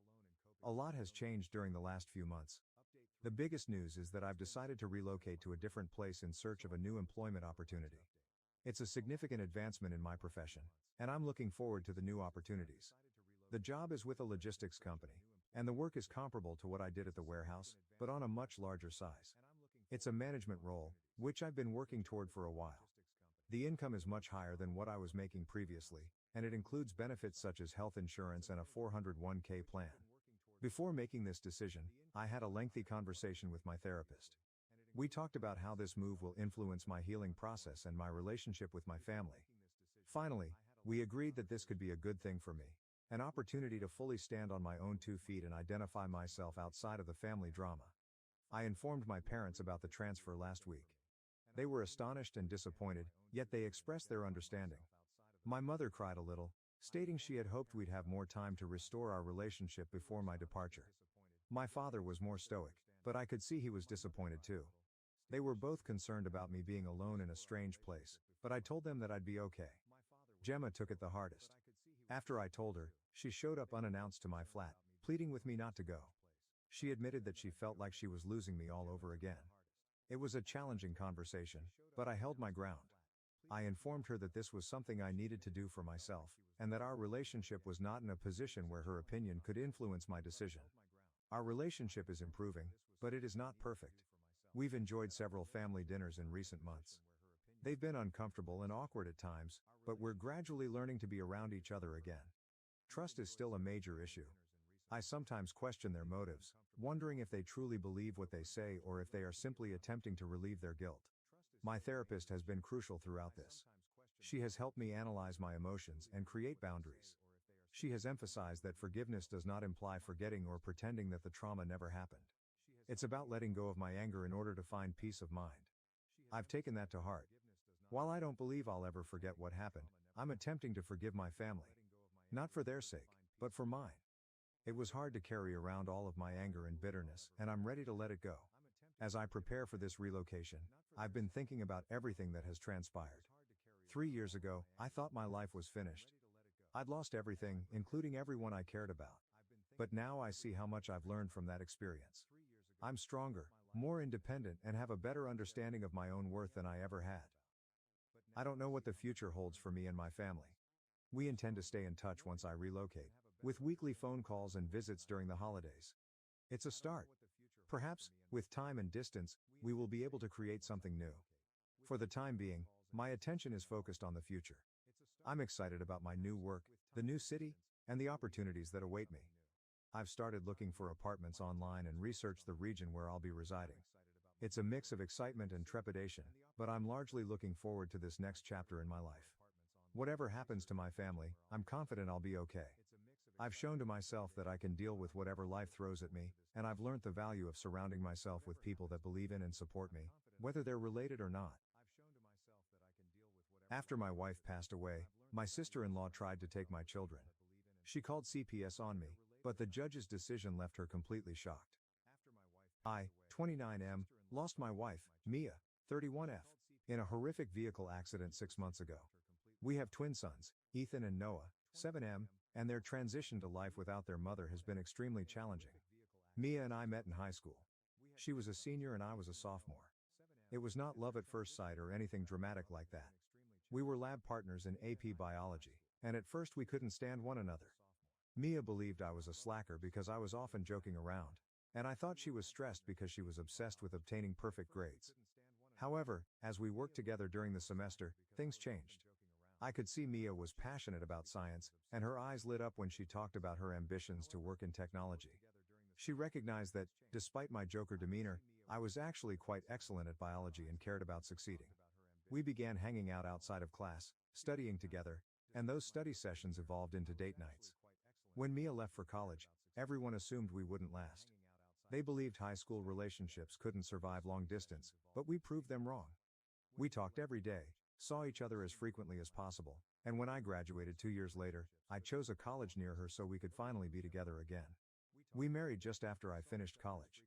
There was a little ceremony in Mia's parents' backyard. Mia's sister, Jen, 35F, served as maid of honor, and my best college mate was the best man. Mia's parents, John, 62M, and Linda, 60F, were overjoyed. They had always regarded me as a son and now it was official. We had the boys a year later. It wasn't planned and we were both shocked to learn Mia was pregnant, and much more so when we discovered she was carrying twins. However, the moment Ethan and Noah were born, they became our entire universe. Mia was always the ambitious one. She secured a position as a software engineer at a major technology business right out of college and swiftly rose through the ranks. I had studied education with the intention of becoming a teacher, but when the boys were born, we felt it would be more practical for me to stay at home with them. Mia's pay was more than adequate to sustain us, and childcare for twins would have consumed the majority of my potential teaching compensation anyhow. I like being a stay-at-home dad. I got to see all of the boys' firsts. First steps, first words, and first day of school.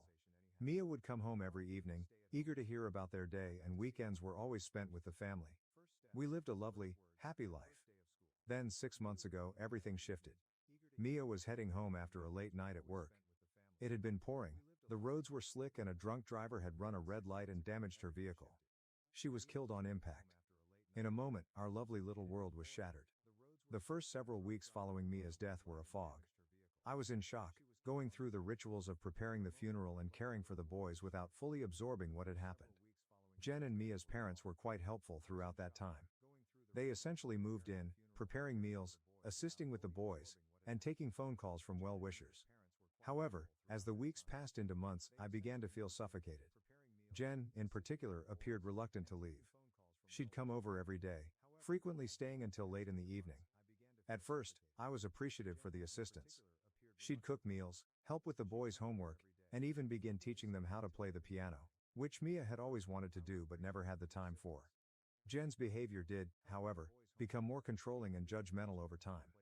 She began making comments about my parenting. She'd say things like, "Mia would have done it this way," or "the boys need a woman's touch." It hurt, but I brushed it off, believing she was also grieving. She then proceeded to criticize my job search efforts. With Mia gone, I needed to start earning money to support the boys, but if I mentioned a job application or an interview, Jen would reply, "You should be focusing on the boys, not your career." Or, "Mia wouldn't want you to put the boys in daycare." I tried to explain that I had no choice. Our funds would not last forever, and while Mia had life insurance, I preferred to save that money for the boys' future. But Jen would not listen. She insisted that she and her husband, Mark, 37M, could help out financially if necessary. Jen arrived unannounced with a bundle of documents last week, escalating the situation. She sat me down at the kitchen table, where Mia and I had spent countless evenings discussing our future, and informed me that she thought it would be best if she became the boys' legal guardian. I was stunned. Jen went on to say that she and Mark could create a more stable home situation for the boys, who needed a mother role. She discussed how they had a larger house and a better school district, how Mark's position as a lawyer meant they were financially stable, and how she could remain at home full-time with the boys, just as I had done. I listened in disbelief as Jen explained her idea. She assured me that I could still see the boys whenever I wanted, and that this was not about taking them away from me, but about doing what was best for them.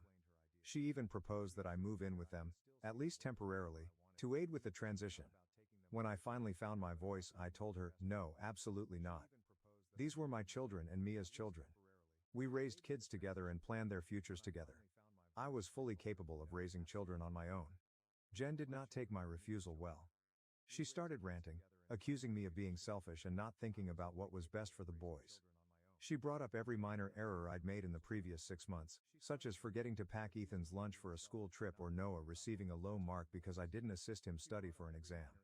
She had the audacity to suggest that Mia would be disappointed in me. That was the final straw. I lost my temper and ordered Jen to leave. I told her she was no longer welcome in our home unless she respected my status as the boy's father. She departed in tears, and I assumed that was the end of it. Yesterday, I received a call from Child Protective Services. They informed me that someone had expressed concern about my abilities to care for the boys. They didn't say who created the report, but I knew it had to be Jen. I am enraged and afraid. A CPS worker is due to investigate our home next week. I contacted John and Linda to explain what had happened, hoping they could persuade Jen. Instead, they agreed with her. They believe I am being unreasonable and should consider Jen's offer for the benefit of the boys. They even propose that I live with them and allow them help raise the children. I feel like I'm under attack from all sides. These people claim to love my boys, but they are attempting to destroy the only stable thing the twins have left, their bond with me. I'm doing my best to balance everything, and while I've made mistakes, I adore my sons more than anything in the world. Last night, after I put the boys to bed, I sat in Mia's former home office, surrounded by her belongings. Her degrees on the wall, family photos on the desk, and even her favorite coffee mug, which was right where she left it the morning before. I broke down and cried for the first time in months. I miss her so badly. I miss her counsel, her laugh, and the way she could always relax me when I was stressed. I'm not sure how to do this without her, but I need to figure it out for Ethan and Noah. They have already lost their mother. I can't let them lose their father either. I do not know what to do. Should I concede to avoid a messy legal battle? Should I lose relations with Mia's family entirely? How can I safeguard my rights as a father while simultaneously doing what is best for my boys? Update 1, it's been a month since my previous post, and a lot has changed. First and foremost, I'd like to express my gratitude for everyone's kind remarks and advice. Your remarks helped me gain perspective and find the courage to speak up for myself and my sons. The CPS visit was 2 weeks ago, and it went better than expected. Sarah, the social worker, was both compassionate and professional. She arrived early in the morning, right as I was preparing the boys for school. I was nervous, but I tried to appear normal for Ethan and Noah's sake. Sarah observed our morning routine. Me making breakfast, well, pouring cereal, but hey, it was a healthy brand. Assisting the boys in packing their backpacks, and double-checking that Ethan had his inhaler. She appeared impressed by how well the boys behaved and how easily everything went. Sarah inspected our home after I dropped the boys off at school. I'll admit that it wasn't spotless. There were some dishes in the sink from the night before and toys scattered throughout the living room, but it was clean where it counted. No safety concerns, plenty of food in the fridge and clean clothes in the boys' wardrobes. I showed Sarah the boys' room, which still contains some of Mia's touches. She had created a woodland painting on one wall when the boys were toddlers. They adore it so much that I can't force myself to paint over it, even though it breaks my heart every time I see it. Sarah spotted the piano in the main area and inquired about it. I mentioned how Jen had been teaching the boys to play, but I didn't go into depth about our disagreement. I did add that music was important to Mia and that I was trying to keep that aspect of her alive for the boys. I had prepared a folder with crucial documents, including the boys' medical records, school reports, and even a detailed plan of our daily activities. I also have documents for my job search and financial preparations. Sarah appeared impressed with my organization and effort. During her visit, Sarah interviewed me about our current predicament. I was open about the obstacles I've faced as a single father, but I also highlighted all of my efforts. I told her about our family counseling sessions and how I've encouraged the boys to talk about their mother and their emotions. Sarah didn't inquire who wrote the CPS report, but she did ask whether anyone had any reservations about my parenting. I pondered before deciding to be honest. I recounted the scenario to Jen and Mia's parents, including my assumptions about who had made the report. Sarah declined to confirm or deny, however she did state that fraudulent reports are handled extremely seriously. Sarah called me about a week following our visit. She informed me that the case would be closed because there was no evidence of neglect or abuse. She also stated that they would be looking into the source of the report for any potential system misuse. I felt a great weight lifted off my shoulders. With that hurdle crossed, I resolved to confront Jen. I asked her over to chat while the boys were at a friend's house. She was clearly nervous when she came. We sat at the kitchen table, where she had startled me with her guardianship papers a month before. I carefully lay out everything. How her actions had affected me and the boys, my suspicions regarding the CPS report, and my next steps. I informed her that, while I appreciated her assistance in the beginning, her subsequent acts had crossed a boundary. Jen burst into tears, confirming that she had actually phoned CPS.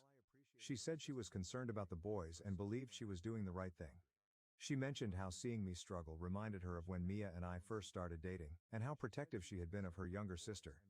I then told her that, while I realized she was also suffering, her behaviors were inappropriate.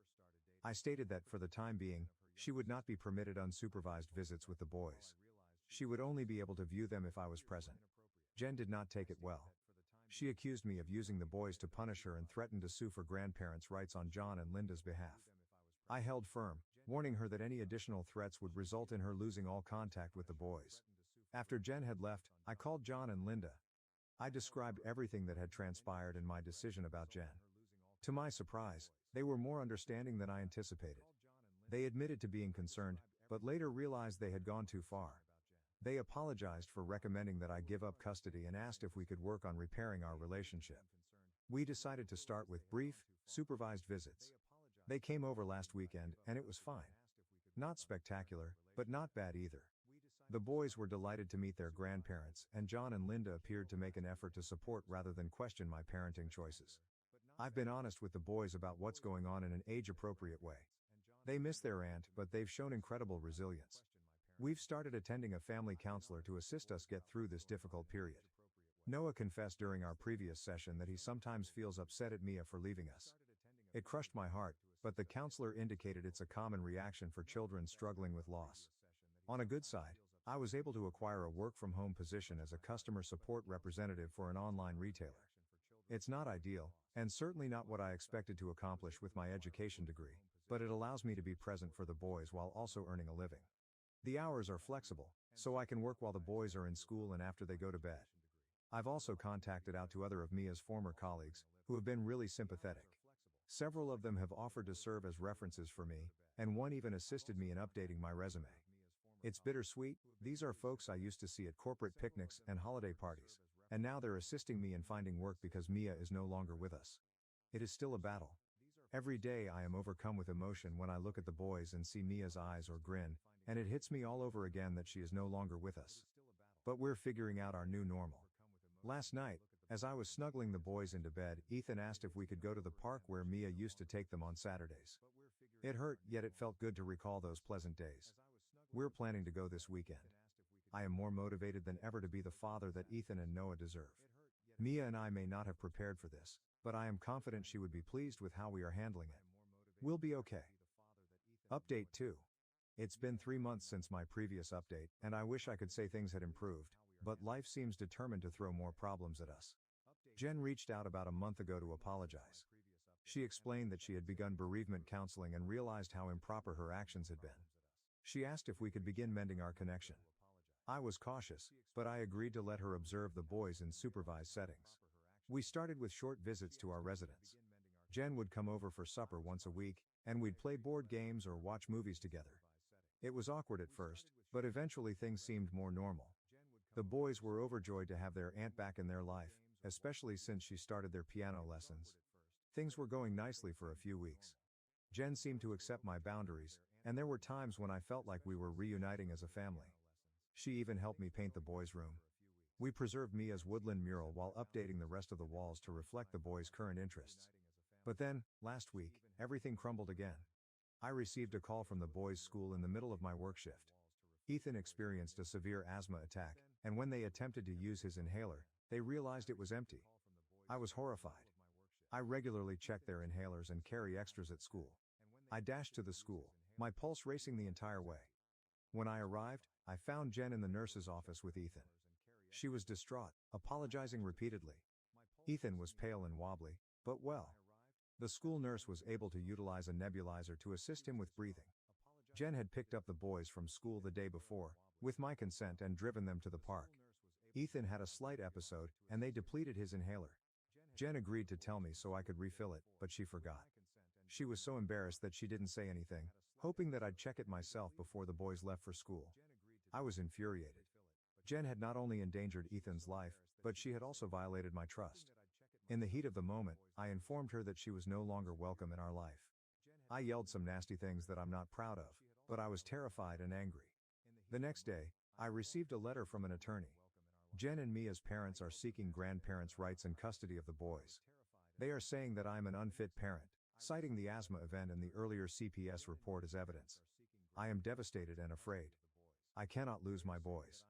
They are all I have left of Mia, and more significantly, they are my entire universe.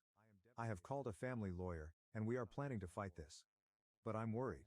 What if the judge thinks I'm an inadequate parent? What if they believe the boys will be better off with Jen and their grandparents? To make matters worse, my work-from-home job is faltering. The company is downsizing, and I'm concerned about losing my income just when I need it most for legal bills. I've started applying for various jobs, but it's difficult to find something that gives me the flexibility to care for the boys. The guys realize that something is wrong.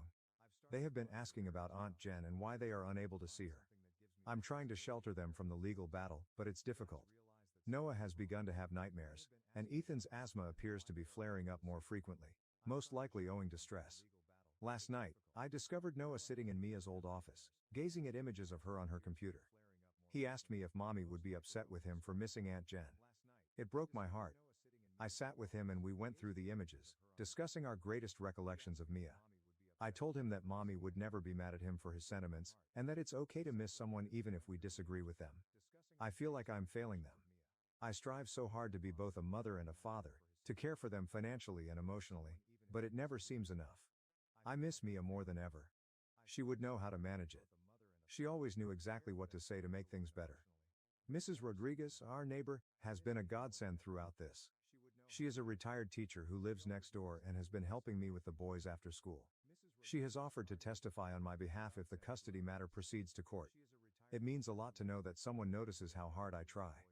I'm not giving up, however. These are my guys, and I will fight with everything I have to keep our family together. I only hope this is enough. Update 3. It has been 6 weeks since my last update, and I'm relieved to report that things have finally improved. The custody struggle between Jen and Mia's parents went to court. It was a tough process that took several days. I had to sit there and listen while Jen and her lawyer branded me as an unfit parent, pointing out every mistake I had made since Mia's death. They discussed the asthma incident, the CPS report, and times when I had been late picking up the boys from school due to work. But my lawyer was fantastic. She helped me remain cool and presented our argument effectively. We had character witnesses, Mrs. Rodriguez, the boys' teachers, and even some of Mia's former co-workers, who testified to how involved I am in the boys' lives, how they are always clean, well-fed and happy. Mrs. Rodriguez's testimony was quite moving. She mentioned overhearing me reading to the boys every night, even when I was fatigued from work, and how she frequently observed us playing in the backyard or doing homework together. We also had evidence of all of my efforts, such as documentation of our therapy sessions, the boys' improved grades, and even a notebook I'd kept to chronicle Ethan's asthma symptoms and treatments. The turning point came when the judge requested to talk with Ethan and Noah alone. I was nervous, but I was confident the boys would tell the truth. When they came out, Noah went up to me and hugged me tightly. The judge did not tell me what they said, but her eyes shone with new comprehension. In the end, the judge decided in my favor. She stated that, while I'm not perfect, I am a dedicated father who does his best in difficult circumstances. She chastised Jen and my in-laws for attempting to bully me through the judicial system rather than working together to benefit the boys. The judge ordered Jen and Mia's parents to come to family counseling with us if they want to keep their contact with the boys. They agreed, and we have had 2 sessions thus far. It's been tense, but I'm hoping we can rebuild trust for the benefit of the boys. On the work front, I received unexpected excellent news. One of Mia's former co-workers contacted her with a job offer. It's an entry-level employment at the tech business Mia previously worked for, with flexible hours and the ability to work from home as needed. The compensation is significantly more than my current employment, and there is possibility for advancement. I start next month and am both excited and nervous. The guys are doing better too. We've settled into a good pattern, and they're becoming more honest about their feelings. Last week, Noah said he was proud of me for fighting the bad guys in court. It made me realize that, despite my efforts to insulate them, they know more than I give them credit for. We still have terrible days. Sometimes I reach for my phone to text Mia about something hilarious the boys did, only to realize she's gone. The boys still grieve when they mourn their mother, but we are learning to navigate this new normal together. I understand we have a long road ahead of us, but for the first time in a long time, I am optimistic about our future. Mia would be proud of how far we've come, and I'm determined to keep going for the boys and her memory. Thank you for your continued support along this journey. Your wisdom and nice words have been a lifeline at the most difficult times. We'll be okay. My stepfather's temptation could destroy everything, and my mom has no idea what's happening between us. Have you ever kept a secret that may destroy everything because it was so risky and enticing? That was my existence, and the secret I kept was as illegal as the subsequent sinister cravings. This is my story, and my name is Isabel. Something inside of me changed the night following my 18th birthday, and now that I'm 19, it all began. This is not what I asked for. Victor wasn't someone I asked for. But here I am, speaking the truth to you. I need to get it off my chest, even if I'm not proud of it. My stepfather, Victor, was no ordinary man. With just a glance, he was able to command the room and exert a silent authority over others. I knew there was something sinister about him from the time he married my mother. However, I believed that danger was not intended for me. Like a breeze that gradually develops into a storm, it started off so innocently. I have a clear memory of that evening. The house was silent, and it was late. The only sounds were the waves breaking outside, as though the sea was aware of the mayhem that was developing inside of me. My mother didn't realize the tension was rising below. She was sleeping upstairs. When I arrived downstairs, Victor was seated at the kitchen table, wearing a flimsy robe that hardly fit me. I convinced myself that I wasn't attempting to impress him. However, the slow, methodical manner his eyes followed me gave the impression that he saw me in a way that no one else had. At first, he merely watched without saying anything, even though it was unsettling. I couldn't help myself. His eyes were heavy and seductive, and something dark and terrible sprang up inside of me at that very moment. As though the room itself could sense the change in our dynamic, the air between us was heavy and nearly oppressive. Then he said, "You're up late," in a low, nearly growling voice. As if daring me to step beyond an unseen line from which none of us could return, his words lingered in the air like a challenge. I said, "I couldn't sleep," as my heart began to race. My feet remained set despite knowing I should leave, defying the logic that was screaming in my head. He grinned, but it was a smile that aroused something deep inside me rather than reaching his eyes. "Spend some time sitting with me, keep me company." I paused, but only briefly. The table felt like a thin wall separating two worlds, one familiar and comfortable, the other unfamiliar and perilous, and before I realized it, I was seated across from him. His fingers brushed mine as his hand went over the table. Even though the touch was fleeting, it made me quiver. It was plenty to make me gasp for air and to get me to doubt every single barrier I believed I had. He said, "I've been watching you," in a softer, more personal tone. I didn't pull away as his fingers lingered for a second longer than they should have. "You're not a little girl anymore, Isabel."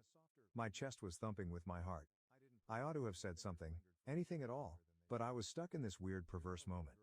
His words and the way he gazed at me conveyed a sense of both fear and excitement, as if I were more than simply his stepdaughter and no longer invisible. I was afraid because I was something more.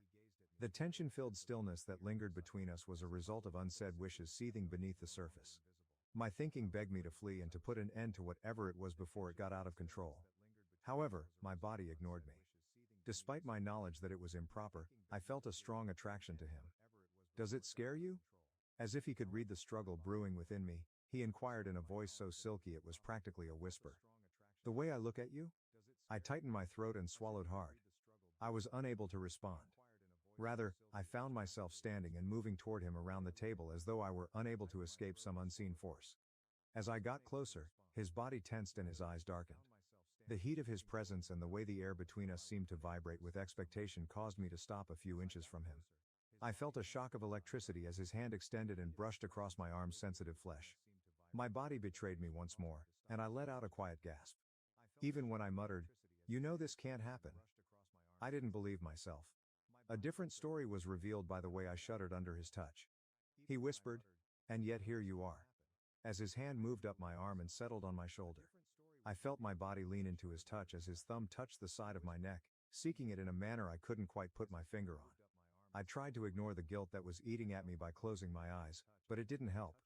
I had gone too far. My heart was pounding, my breathing was shallow, and I could feel his hot, seductive breath on my skin. I wanted to halt. I had to quit.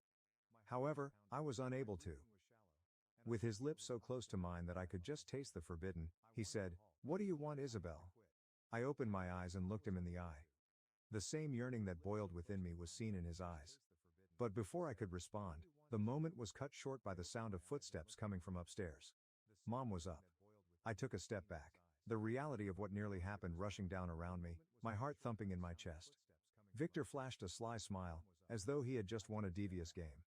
He got up and brushed by me, his hand caressing my waist as he went. "We should talk again sometime," he muttered. The moment was over in an instant. However, the fire he had kindled within me was unquenchable. "And you, how would you respond if I were you? Would you walk away or give in to temptation? Tell us what you think in the comments section below. I need to understand that I'm not alone in feeling torn between good and wrong. I couldn't get that night out of my head. I wasn't sure I could resist the way Victor's breath brushed across my lips and the way his touch shot sparks through my skin. The power he had over me, a subtle unsaid authority that both scared and made me feel alive, was more than simply the physical. And we started playing the game seriously after that evening. Days went by, and on the surface, everything appeared to be as usual. My mother was blissfully oblivious, as though she was unaffected by the tension in the air. However, every look, every word, and every moment we shared became electrified between Victor and me. It was approaching something that neither of us could stop, like a slow-burning fuse. I made an effort to stay away from him, telling myself that it was the proper course of action. I spent more time in my room, concentrated on my coursework, or went to the beach to get some fresh air and let the sound of the waves soothe my mind. But the memory of his touch followed me everywhere like an unseen hand. Things got out of hand on a Saturday afternoon. Victor and I were left alone while my mother left for some errands in town. I had promised myself that I would remain in my room, stay away from him, and maintain my normalcy. However, as the hours passed, the house's silence tormented me, and the more I considered it, the more I found myself straying downstairs, attracted to the peril like a moth to a flame. He was reading a newspaper in the living room as if nothing had ever transpired between us. However, I could sense him. Every part of me knew about him. I remained there with my heart pounding, not sure if I should approach him or head back upstairs. But my body had already decided and was moving in closer. He continued, "I see you've come out of hiding," in a calm voice that had a tinge that made my heart race. I could tell he felt me even though his gaze remained fixed on the newspaper. "Is this the way things will be going forward, Isabel?" Me chasing, "You running?" I tried to say, "I'm not running," but my voice deceived me. We were both aware that I was lying. "Really?" Now, his tone was playful, as though he were challenging me to tell the truth. When he eventually lowered the newspaper and met my gaze, the magnetic force between us returned with greater vigor than before. "Because it seems like that's exactly what you've been doing." I started to reply, but the words became stuck in my throat. Rather, I simply stood there and gazed at him, feeling the gravity of the situation increase. My mind cried out for me to get out, to return upstairs, and to stop this risky game before it continued. However, my body had other ideas. With his gaze fixed on mine, Victor reclined in his chair. He whispered, "Come here." But it wasn't a request. It was a command, and I felt a shock of energy. After a brief moment of hesitation, I moved forward. I was unable to stop myself. I was unwilling to stop. As I walked toward him, my heart thumping louder with every step, the space felt too small and too hot. When I got close enough, he extended his hand and ran it up my arm, causing my skin to tingle from the heat of his touch. Breathless, I waited there, anticipating the next move. After that, he carefully and slowly drew me onto his lap. The way his hand slid over me and the feel of his body beneath mine was seductive, even though I knew it was wrong. My entire body was ablaze, with every nerve begging for more. Even so, a tiny voice in the back of my mind kept reminding me of the repercussions and that my mother was only a few miles away and was totally unaware of the treachery taking place right in front of her. "What are we doing?" I didn't know if I wanted an answer, so I whispered. Victor's lips touched my ear as his hands closed tighter around my waist. His breath was hot against my skin as he whispered, "Exactly what you want." His fingers moved slowly in circles around my exposed skin as they slid under the hem of my shirt, giving me chills with every touch. My body betrayed me once more as I leaned toward him when I should have stopped him and backed away. I felt my breath catch as his hands rose higher and his fingertips touched the curvature of my waist. The distinction between right and wrong became hazy, and my only thought was how wonderful it felt to be wanted and caressed in this way. I began to say, "We can't." But my words were halting and unconvincing. Already I was leaning into him, wanting and needing more. He pressed his lips to my neck and said, "We already are," which caused my veins to boil up. My body shook with anticipation as I let out a faint gasp as his fingers crept lower, hinting at the border of the forbidden. But before anything further could happen, there was a knock on the door. The moment broke as we both froze. Panic was coursing through my veins as my heart raced. My mom couldn't have returned by now, could she? With a dark, menacing flicker in his eyes, Victor's hand slipped away from me. "Go," he urged softly. His tone calm yet forceful, as though nothing unusual had just occurred. "Upstairs. Now." I refrained from arguing. With my legs shaking, I leaped from his lap and rushed back to my room, my thoughts racing. With my heart racing and the realization of what nearly transpired weighing heavily on me, I closed the door behind me. I tried to quiet the roaring tempest of emotions inside of me by pressing my back against the door and breathing heavily. There was still heat between us, simmering beneath the surface, waiting to burst at the next chance. How would you have responded? Remaining or walking away? I don't even know what I'm doing anymore, so please let me know in the comments. Even though I made an effort to suppress it, the guilt kept eating away at me. I kept thinking about Victor's hands on me and the fire between us whenever I was by myself. As if he knew precisely how to pull me apart, I would close my eyes and feel his breath on my neck and the way his fingers had moved over my flesh. I felt alive, even powerful, but that strength had a cost, and I wasn't prepared to pay it. My mother had no suspicions. Unaware of the chaos simmering beneath the surface, she continued to live her days with the same radiant smile. I saw that I was avoiding her more and more and stayed away from her whenever I could. I didn't want her to ask me questions I couldn't answer or see the shame in my eyes. I was too terrified to witness the extent of the harm that would be caused when the truth ultimately exploded because it was a ticking time bomb. The situation worsened once more on a Sunday afternoon. Victor and I were alone again since my mom had gone to see a friend across town. Since that day in the living room, the air between us had become more dense. Every interaction was a game we were both playing and neither of us had the guts to stop, a quiet challenge. I pretended to read while I sat on the back porch, but my gaze kept going to the open door behind me. I could feel him, the weight of his presence raising the hair on the back of my neck, and I knew he was inside. With him so near, I was unable to concentrate as my fingers fumbled with the pages. I knew it was him before I even turned when the door cracked open. He went outside, moving slowly and deliberately, as though he wanted me to have time to respond. With every stride he took toward me, my pulse quickened and my heart raced. "Isabel," he said in a quiet, nearly whispery voice, as though we were exchanging secrets. We were, in a sense. I swallowed hard and put the book down without giving him a glance. I was unable to. I knew I wouldn't be able to control myself if I did. He said, "We need to talk," as he approached and cast his shadow over me. Instead of taking a seat, he simply stood there, looming over me like some evil entity against which I was powerless. I managed to say, "I don't think that's a good idea," though my voice was a little shaky. He knelt next to me, so close I could feel the heat emanating from his body. "You know we can't pretend this didn't happen." My breath caught in my throat as I finally turned to face him. Something I couldn't identify but sensed deep within me was visible in his black eyes. It was more than just desire. It was dangerous. It was the excitement of knowing that we were tinkering with fire and that we dared to allow it to devour us. I said, "I'm not pretending." But I knew it was a lie as soon as I said it. Victor's fingertips touched my skin in a way that made me shiver as he reached out and brushed a lock of hair away from my face. "Don't you sense it? This is between us. It won't go away." I ought to have gotten up, left and put an end to this before things got out of hand. However, I remained motionless, my body deceiving me once more. His presence was overwhelming, and his touch was electric. Even though I knew I would get burned, I couldn't help but be pulled to him like a moth to a flame. "Victor!"